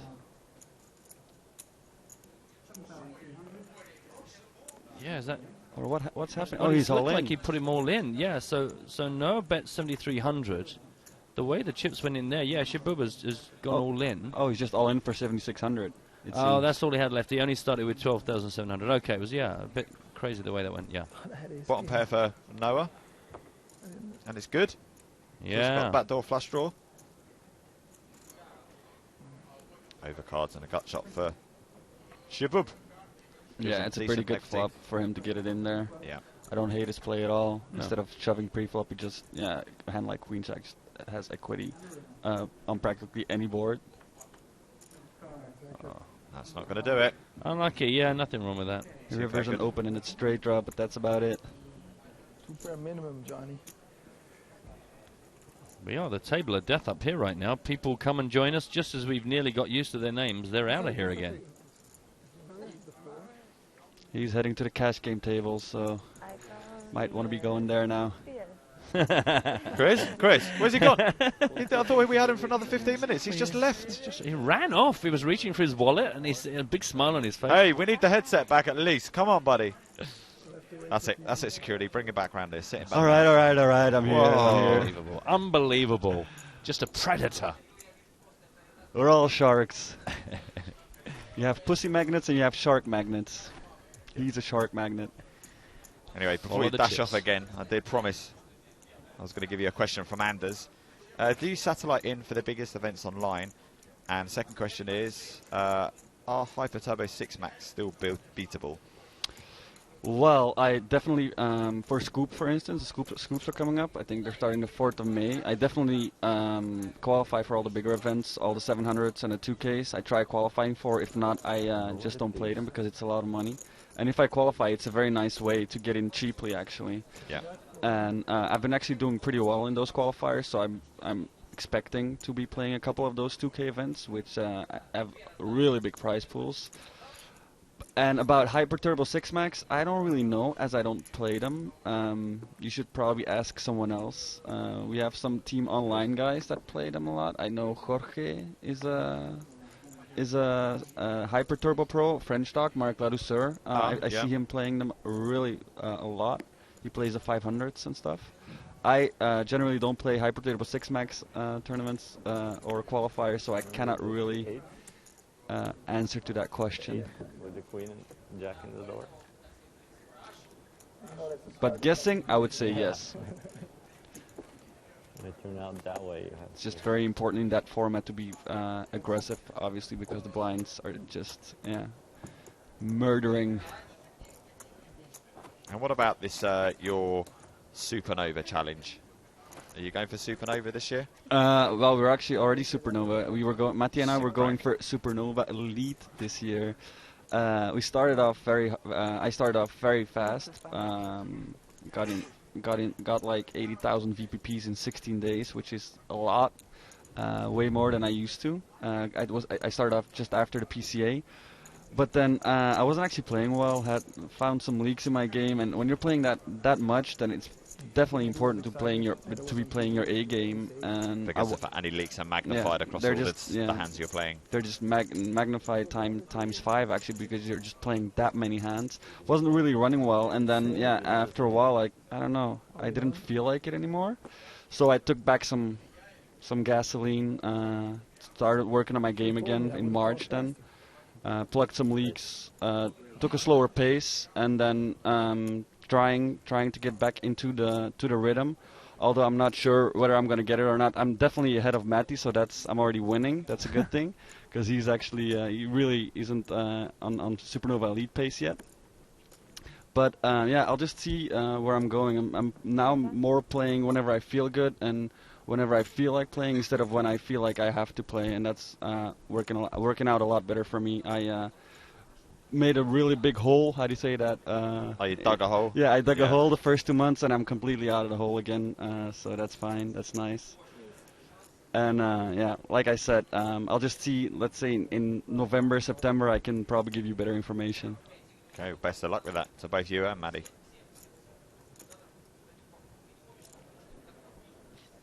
So another London Open, treated to a 3-bet from Marquez.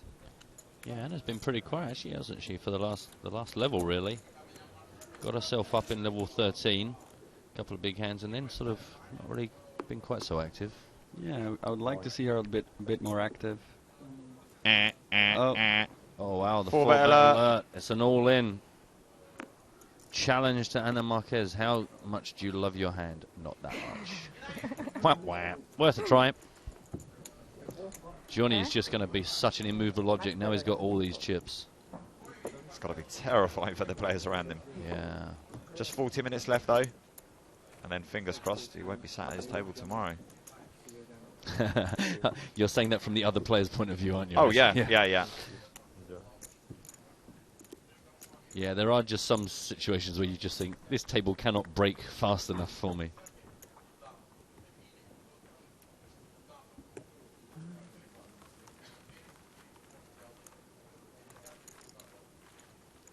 Remind you of the levels. We're at 1200, 2400 with a 300 ante for another 40 minutes. And that's it for the day. Day 3 tomorrow, 12 o'clock Central European time. Joe and James will be kicking the show off tomorrow. We'll be playing through again till the night. That's too nice. Too nice to fall, man. Shouldn't have folded. No, I said I should have folded, but too nice to fall.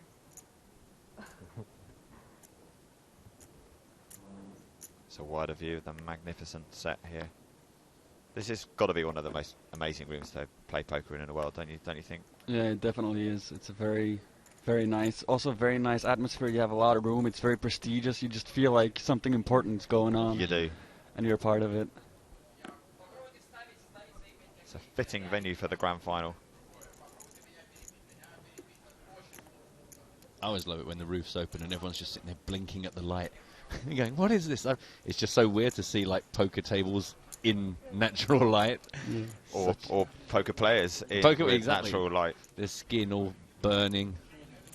Although I have to, how do you say that? Think contrary. Say something contrary. I see a lot of poker players that used to be like online internet wizards and used to be like really small, pale, very unhealthy looking guys who are now just, I don't know, they started working out and they just look so much better. So many of them just look so much better. I don't know what they're doing. Or why they started. Well, I know, obviously you know why they started doing it, probably because they were not feeling very well, although they were very successful at poker. But yeah, it seems like they became more human now. Let's put it that way. It seems a lot of them love to run as well. A lot of people, like, they want to go and run. They get their head clear and they get a bit of air. And indeed, you see a lot more players getting into sports. You see whenever there's a tour stop, you see people making arrangements to play basketball games, football games, everything. And it didn't used to be like that. People used to just only play. And like you said, whenever there would be sunlight or whatever, just be like, oh, what is this? What is this? The thing is also, it's begging for it, because you think, you know, when people leave school, it's hard to ever get a big bunch of guys together to do anything, whereas here, they're all traveling the same circuit, staying in the same hotels, doing the same travel, so to set up golf and soccer and whatever they want to do, they got a big player pool to pick from. Indeed, indeed. So now open this button. Chidwick defended his big blind. Check call the continuation bet. Now checks the turnover to Bogan as well, and he checks behind. Third spade, king on the river. Blank. Check. What do you got? That's going to be good for Chidwick, whatever it was. Is it the 7-8? No, it's ace-4. Baby ace. I don't think there was any way that Noah Buchan could win this pot. It was worth a go, though.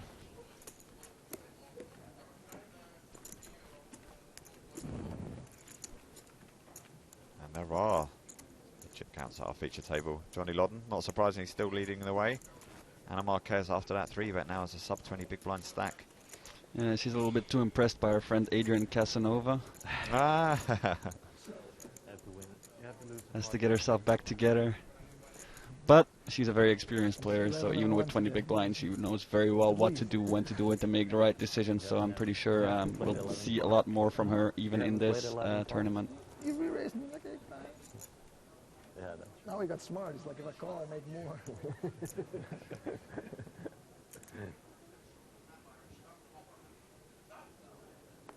It's okay. Is Nacho Barbero still playing? Just give a quick shout to Rich Bennett. It says, I've been enjoying the live stream for years. Finally decided to join in the fun. Keep up the good work, guys. Glad you joined us. Don't forget, hashtag EPT Live. You can also email nuts@pokerstars.tv. If you ever want to get in touch with any of us during the broadcast, always nice to know you're with us.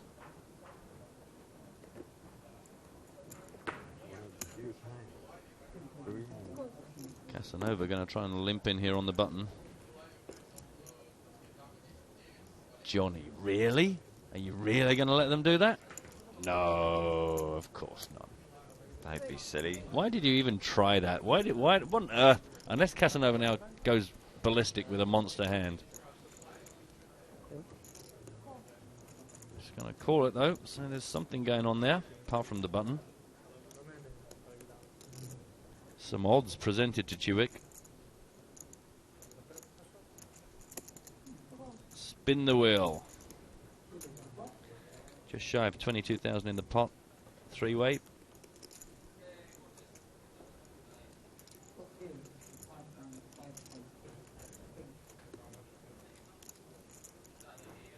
Ace 5-5.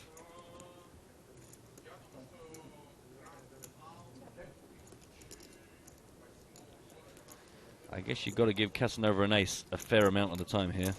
Yeah, I guess he could be doing this with such a wide range of hands, though.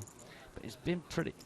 Oh, sorry, I didn't realise Loddon had checked. Sorry, Loddon had bet. I thought Johnny had checked. And it was also a flop that favors Loddon by a huge chunk. He's the only one that can actually have a hand like Ace King or Ace Queen. Probably Ace Jack as well. So it's going to be very tough for any of the other two guys to be winning the pot there. And that's why he does it, I guess. Nearly 350,000 in his stack now. He's pulling a Gaelic here. I haven't seen him lose a pot yet. They do call him the Norwegian Ludovic Gaelic, actually. They don't really.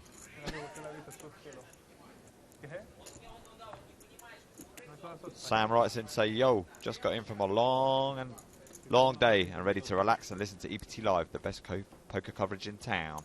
Hashtag entertain me. All right, no pressure then, Sam.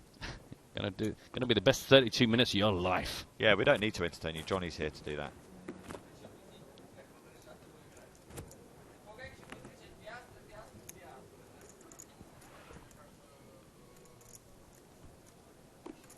This will be the last hand that Chris is with us. I want to just take the time to say thank you for joining us in the booth. No problem. Great having you in. Nice being here. You always put a smile on my face, Mark. Oh, that's kind. I'll give you that PayPal, all right? It's probably just the Amarillo Slim thing he's referring to. Oh, stitched up. And we actually see Chidwick limping the button here. Has Johnny been 3-betting that much that Chidwick decides to go small ball there? A lot of the pots that we've seen him play have been small and big, yeah, and he's limped a fair bit, so maybe when we were off the air, he got beat up a bit, because we do know a lot of Loddon's chips came from Chidwick early on. Yeah, so he must have been making some kind of impression if a guy like Chidwick is changing up his gear here. Yeah. It's cool to see actually the limping. It's giving poker a new kind of dimension. It used to be only it used to be only fishy, and people that did it used to be only the recreational players, but now you see the better players actually limping buttons very often, definitely in heads-up poker, and now also in big buy-in tournaments. Johnny decided to lead out on this flop.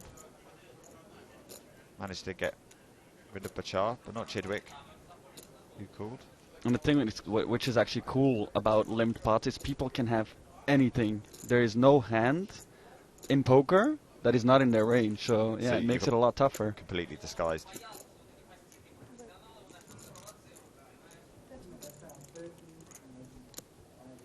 Seems like Loddon checks the turn, and Steven bet something like 13,500. I think that's spot on, my friend.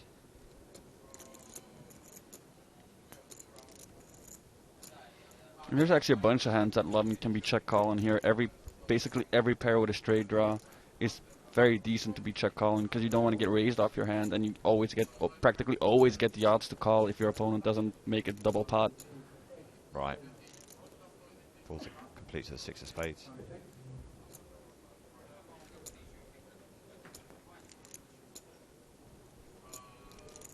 I expect this to go check pretty often, as Loddon has quite some 8s in his range, as I mentioned before.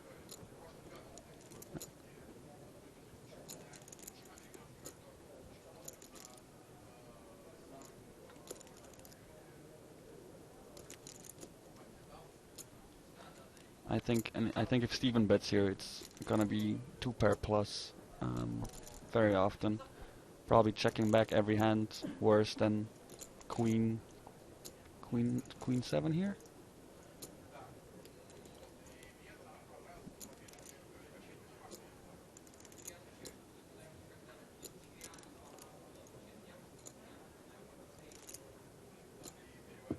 Queen. Just check behind, and Loddon's got a queen.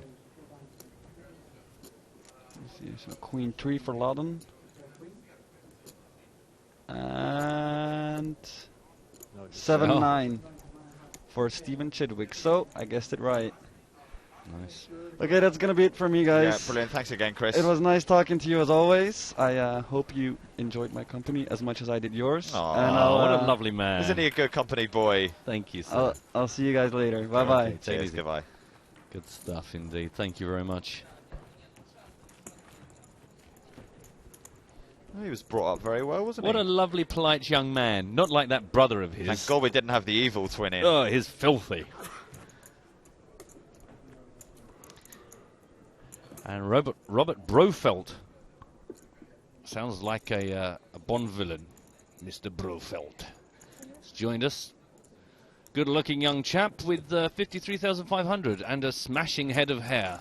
It's just windy on the way up. Have you tried walking up to the table? Yeah, I look a bit There's like that that. draft on the third step. He looks like one of those potatoes you grow crests out the top of. It grows towards the sunlight. Exactly. On the windowsill. He's on the windowsill, and the sun comes up to his left, and his hair goes da, da, da, da, and just. It's been a long day. It has been a long day. Photosynthesizing. It hasn't actually. Hasn't. No, we had a bit of a break in the middle as well. So. That's the thing, is we started off with such a bonkers schedule. It's like when you said to me last hand of the night. I'm thinking night. We've only been here for a couple of minutes. I like that Graphical Nick has quoted our friend Christophe de Malta when he said pulling a Gaelic. Yeah. Phrase of the day. That's just like winning every single pot. Pulling a Gaelic. It sounds like a medical complaint as well, which is double jeopardy. Well, I was running to the poker table and I think I pulled a Gaelic somewhere along the way. It's what happens when you do the Heimlich manoeuvre. You just get that bit next to it and it's like, someone did it on me, yeah, but I pulled my Gaelic on the way. Yeah. Bit of a twinge in the Gaelic region. Anna's having another go here. Minray. I know, actually, yeah, Minray's. Nah. Oops. Whoops. Oopsie daisy. That was one of the worst folds I've ever seen. It wasn't. It certainly wasn't the coolest, was it? It certainly wasn't the coolest ever. Anna just trying to work that shorter stack. Nearly 50,000 though now. Her and Robert. In fact, it's like a little sandwich there. There's the chap on your screen right now, Robert Brofeld, Anna and Sylvain, all sitting just between 49.5 and 55,000. Be interesting to see how they play the last 25 minutes of the day. If they're the type of guys who want to finish on a high and get that double up, or they think, you know what, today's been such a struggle, let's just get it past me, let's get to day 3, reassess. Yep. Absolutely. I'm just going to tee up now because it's the sort of thing that might need some preparation. If you're going to be with us tomorrow afternoon, I'm going to expect a bread-based item. Hey? Not to be delivered, but anyone that's viewing, today we had you get out the pens and papers, and you were very creative. I'm going to want something EPT related in bread. We've seen the Play-Doh, we've seen pen and paper, we've seen foil. I'm looking for bread. What about those countries that don't have bread? Or no, you use flat bread. It's a bit harder to mould something. Don't mind. What about the wheat intolerant, Matthew? Well, they don't have to eat it. They've just got to make me something out of it. Maybe it's a tortilla that's been cleverly cut into the PokerStars spade. Maybe it's somebody wants to bake me an EPT 11 card protector. I'm just throwing it out there. So people can bake a loaf in advance? Carve into it. It might be where they toast it and, you know, where you mask out a space. I mean, I'm making all this up as I go along, but I mean, I'm coming up with ideas, so you guys should be able to. You know, I'm thinking a piece of bread and you cut out something, put it under the grill so that it grills everything apart from the shape in the middle. No, I'm with you. You're my partner. I'll go with it. Guys, he's lost it. He's lost it. Can we get 2 signatures for tomorrow? Yeah? Yeah, it's a great idea. Great idea, thanks. I'm not entirely sure everyone's with me on this. But anyway, listen. Get Christopher Mulder back. I've gone wrong. I've gone all wrong. Help me. I'm off to the nan room for a hug. Anyway, look, you've been warned. Just think about it, audience. Tomorrow we're going to kick off with Joan James.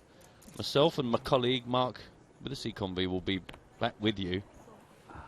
Tomorrow afternoon, day 3 of the main event, I am going to at some point call upon bread-based wares. That's all I'm going to say. I'll leave you with that. Leave you with that. They call you once sane Matt Broughton now. I was. And I came here for 9 days of broadcast. Kind of lost it. Rupert's tweeted in to say, yes! Sam Trickett doubles up to 240,000. Dangerous now. Nice. Yeah, he's another player along with Lodden, along with Chidwick. You don't want to have a big stack. If it's at your table. But if you're watching like we are, you want him to have all the chips in the world. Up to 164,000 now, Stephen Chidwick. So, good news for us. The average is about 152,000. So, by rights, we've only actually got 3 players above that number right now, but that doesn't mean players under that number are anything less than dangerous.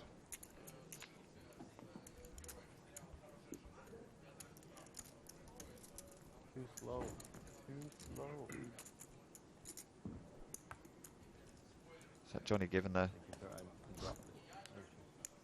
Oh, Johnny dropped his stress ball, then someone brought it back for him, and he was going, too slow, too slow. Where does he think they are? That was a nice... Did you see that infinity mirror shot there with the dark chocolate trophy? Beautiful shot. It was a beautiful shot. Look how smooth this is. Oh, it's just driving a golf cart. Yeah, known for their suspension and smooth ride.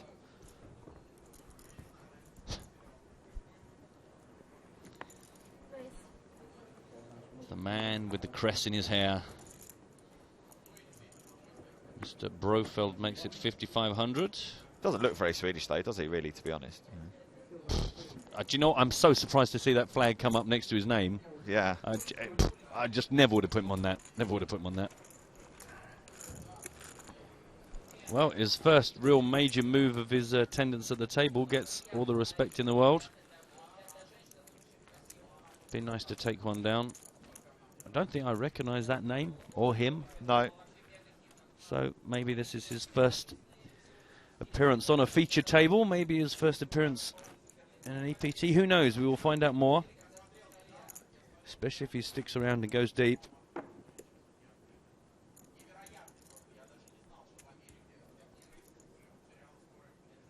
That's what Noah's looking up at. On the ceiling. Yeah. Like an enormous upside-down poker table about to land. Here we go, 20 minutes left, level 14. 128 players still live. And as we promised, we're going to stick with the main event now all the way down till Friday, when we're going to have to crown ourselves a champion.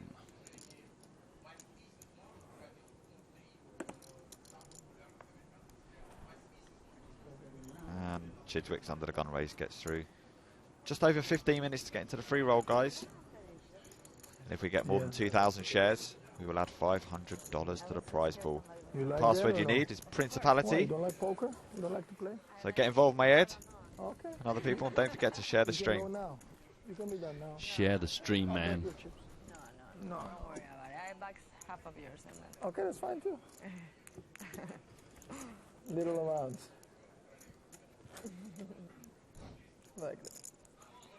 Noah's got that amazing thing with his voice where he can go high-pitched when he's speaking to girls so that he doesn't sound threatening, but can also keep the gravel in there so he can still sound yeah, sexy. the little, yeah. Some guys have all the luck. Salmon, tartar, nothing else. That's what you get. Oh, good. Fish was no good. Okay. Meat? The soul was no good. How about the meat? I don't know. Never tasted. Action's going to start on Johnny this hand, under the gun. Not my style. 1,200, 2,400 with a 300 ante.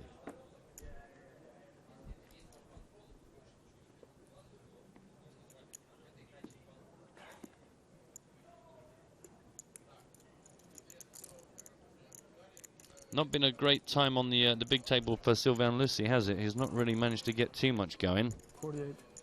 48 is the announcement from Noah Buchan. No, he hasn't at all. I mean, even Casanova's not exactly been misdirected, but he's sort of kept himself ticking over.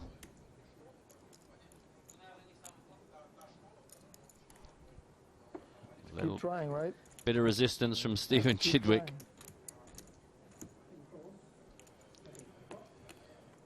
Defending the big blind up against Noah. 4 deuce queen, 2 spades on the flop, 13,200 sitting in the pot.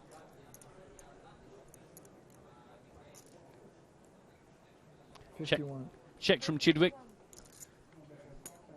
5,100 from Noah pretty quickly there. He had a plan waiting to execute. Incidentally, really quickly, a couple of people been saying about that they've won card protectors. Don't worry, if you don't get an immediate resolution, we've got all your names, we're going to take care of this. A lot going on here at Houston Ground Control. So don't worry, guys, we will sort you out.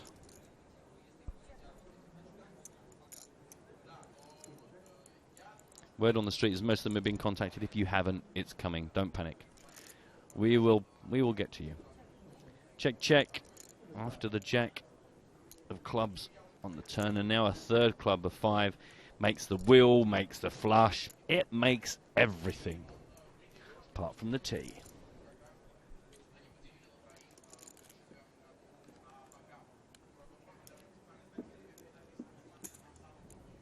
Chidwick's going to bet that everything. Yeah, well, it's just too beautiful, isn't it? It's too good an opportunity to risk, and you don't want to feel stupid and look someone up, inverted commas, to keep them honest, because there's nothing to say if you've got zilcho other than bluff catchers. Do you want to do that to yourself? Yeah.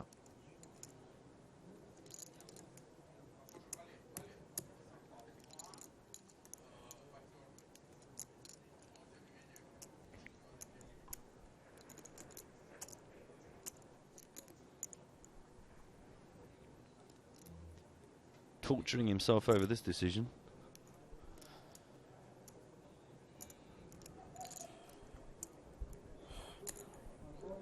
He has called, and already looks like he's seen some bad news. That'll be a loser then. The queen was good. He had it from the flop. One time.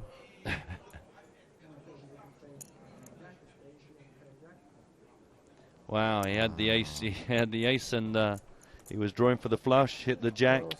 He was loving life. He was. Until the river came along. Yeah.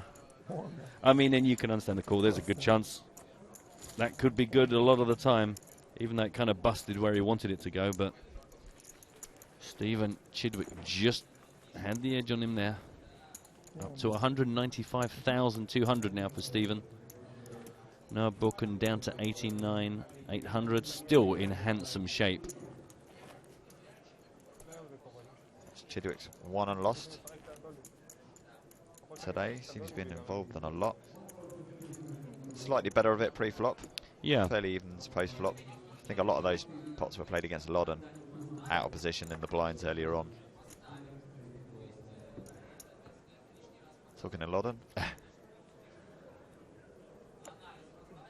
124 and lost 20. He's been in 44 hands today. That's a lot. Busy boy. Busy boy. Well, you don't get to have 327,100 in chips without getting involved.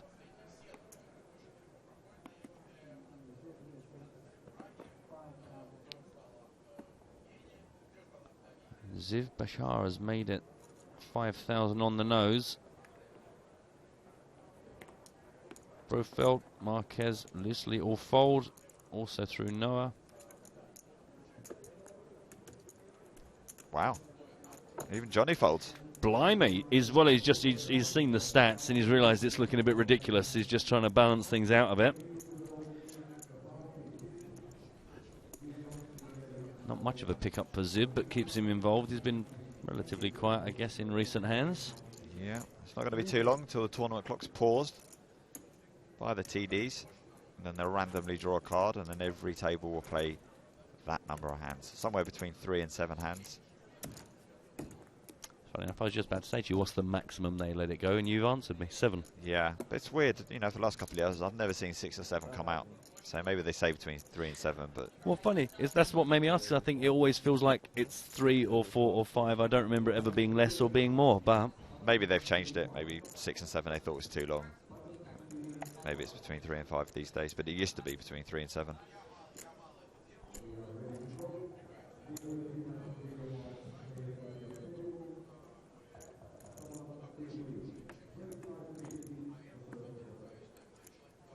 Cookies. That's another thing people could make, couldn't they? Cookie cutters. You get cookie cutters in the. Does that come under the? Does that come under bread? No, sorry. Let me start again.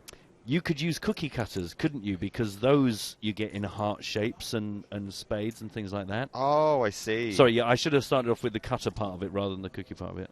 Again, just keeping people thinking. Just keep them thinking. I mean, you don't have to join in if you don't want to, but maybe you don't want to win a card protector or our respect.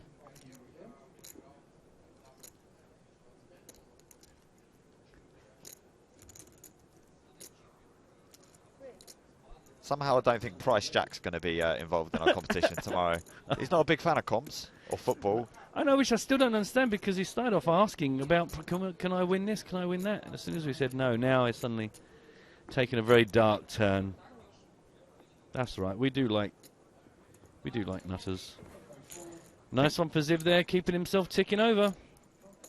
No one seems to want to play with him now. Slowing down now. Yeah, I guess the thing is everyone gets to a point where unless they're in any like really immediate danger, they kind of just consolidate their situation and go, okay, well, this is fine. Aggression, ahoy. A lot of time you see people with a much lower post-flop aggression than pre-flop. It just shows you how confident Chidwick is in his game. Playing post-flop. High aggression level. Master of the C-bet.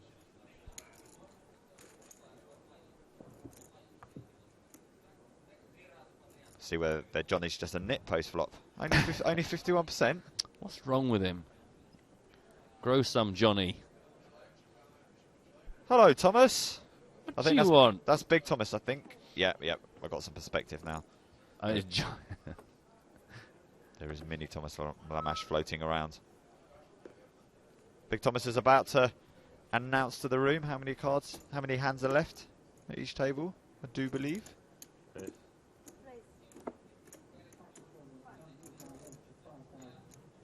Okay, ladies and gentlemen, the main event, the clock is now stopped 11 minutes before end of level 14. And we draw now the V stage. How many hands will play in all tournament tables? 3 more hands. Okay, 3 more hands on all tournament tables. There were the cards. We saw them 3 to 7. You're absolutely spot on. But once again, So 3 finish, please, the hand is the going magic on. number. Now towards the last 3 hands for 2 nights. 3 hands. There is visual confirmation of the number 3. For tonight, I think you meant, rather than 2 nights. Unless No, it's no, 3 means- hands for the next... No, for tonight. Last 3 hands for the whole tournament, is that? What? I thought we were finishing. Hold on, what's going? I'm confused. New rules, new rules. Oh, jeez. Did you see that? That deck had actually like Get it over with. 0 to 3,000 hands for the rest of the tournament, and somehow we got 3. Well, it's been a pleasure broadcasting to you, ladies and gentlemen. Yeah, we're going to do a 128-way chop in 3 hands' time. We've called in Igor Kurjanov to broker the deal. And even though he's got no chips, somehow he's managed to give himself second place prize money. He's that good at like figuring out the numbers. He is very good at those. I don't want any of your Norwegian friends. So this is the first of 3 hands remaining for this evening. My phone's dead. I'm going to run ahead of you and tell him I know about him. Take care of it. You can. Which name is it under? You'll pay my bill too then. We'll just. You guys can call. Rafael completes. I think he's trying to tempt Marquez into making a move. Well, if he was, she's done it. Yeah. Be careful what you wish for. He wasn't. No, he wasn't.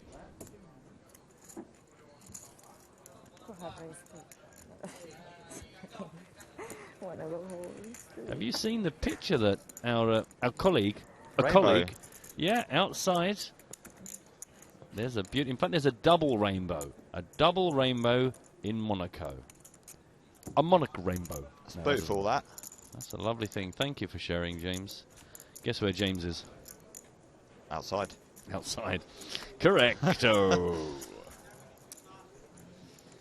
Hand number 2 of 3 coming up before we wrap for the day. 12 o'clock tomorrow, Central European time. We would kick off with day 3.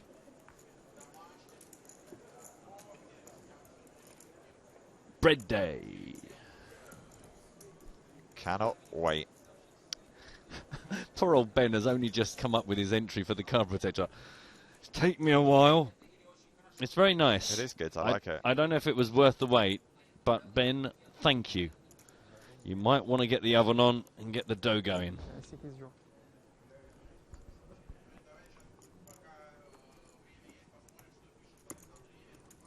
I think this could prove to be an amazing competition run by you, man. I think it's going to be one of the best ones ever, frankly.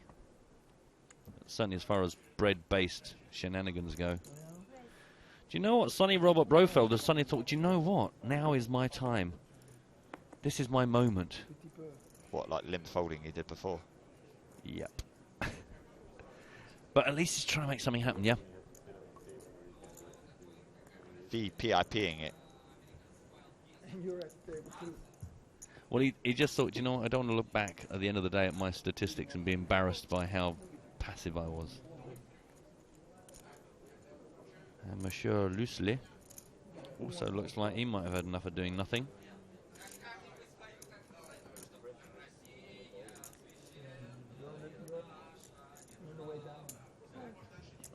Is that a call from Sylvan? I think it is just a call. Yeah, just a call. Big blind actually being defended here. Poof. King Jack 10, 2 hearts down. Very interesting flop. Both these guys got just over 20 big blinds behind. No surprising, not surprising to see it being played passively. Yeah.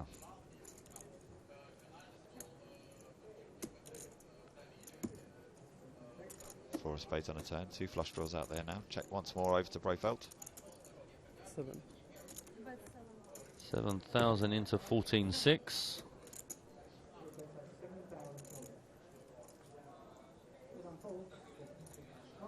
And Sylvan has indeed folded, so nice for Rob Brofeld to get something for his troubles at the end of the day. Ben is pleased to hear that it's baking day tomorrow. He says his baking skills are better anyway. Well, it was pretty good effort. And to quickly answer Rich Bennett's question, no extra coverage tonight when we close here at the end of the next hand. That's us done for the broadcast and for the main event day 2. Much more coming for you tomorrow, obviously. And indeed until the end of the week. Yeah. I just want to say hi, Simon. How you doing? Thank you for tuning in. And a quick advert there. Don't forget, there's plenty of stuff. Check out the YouTube channel. Check out the replays. Check out all the bonus material. As if you kind of want to watch more poker, you don't need to hang around waiting for us.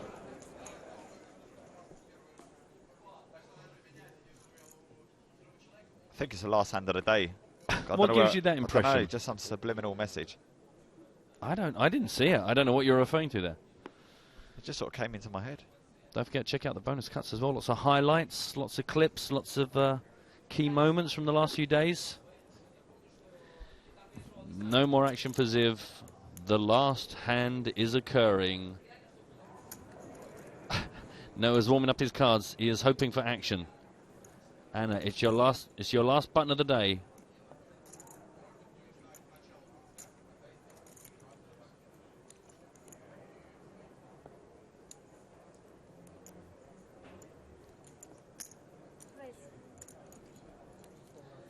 Just like it says in the books. You have the button, you must raise. Yep. Page 1, paragraph 1. Simple raise and take for the last hand of the day. Nice to finish on a win for Anna. We're done. We're done. Noah is done. Get the bags out. What are they? Keep me away from future table. Write your name, your chip count, your ID, what country you come from. Seal the bag. Off you go. Don't forget to enjoy your free roll, ladies and gentlemen. It's going to start any second now. Principality was a password if it isn't already full. And if it is full, keep an eye on it, because some people do unregister because they realise they're not going to be able to play it. Good luck if you're playing in that. And as I said, don't forget, check out Bonus Cut, all the highlights. Check out the YouTube page, channel, should I say. And once again, on the bottom of your screen, Principality is your password.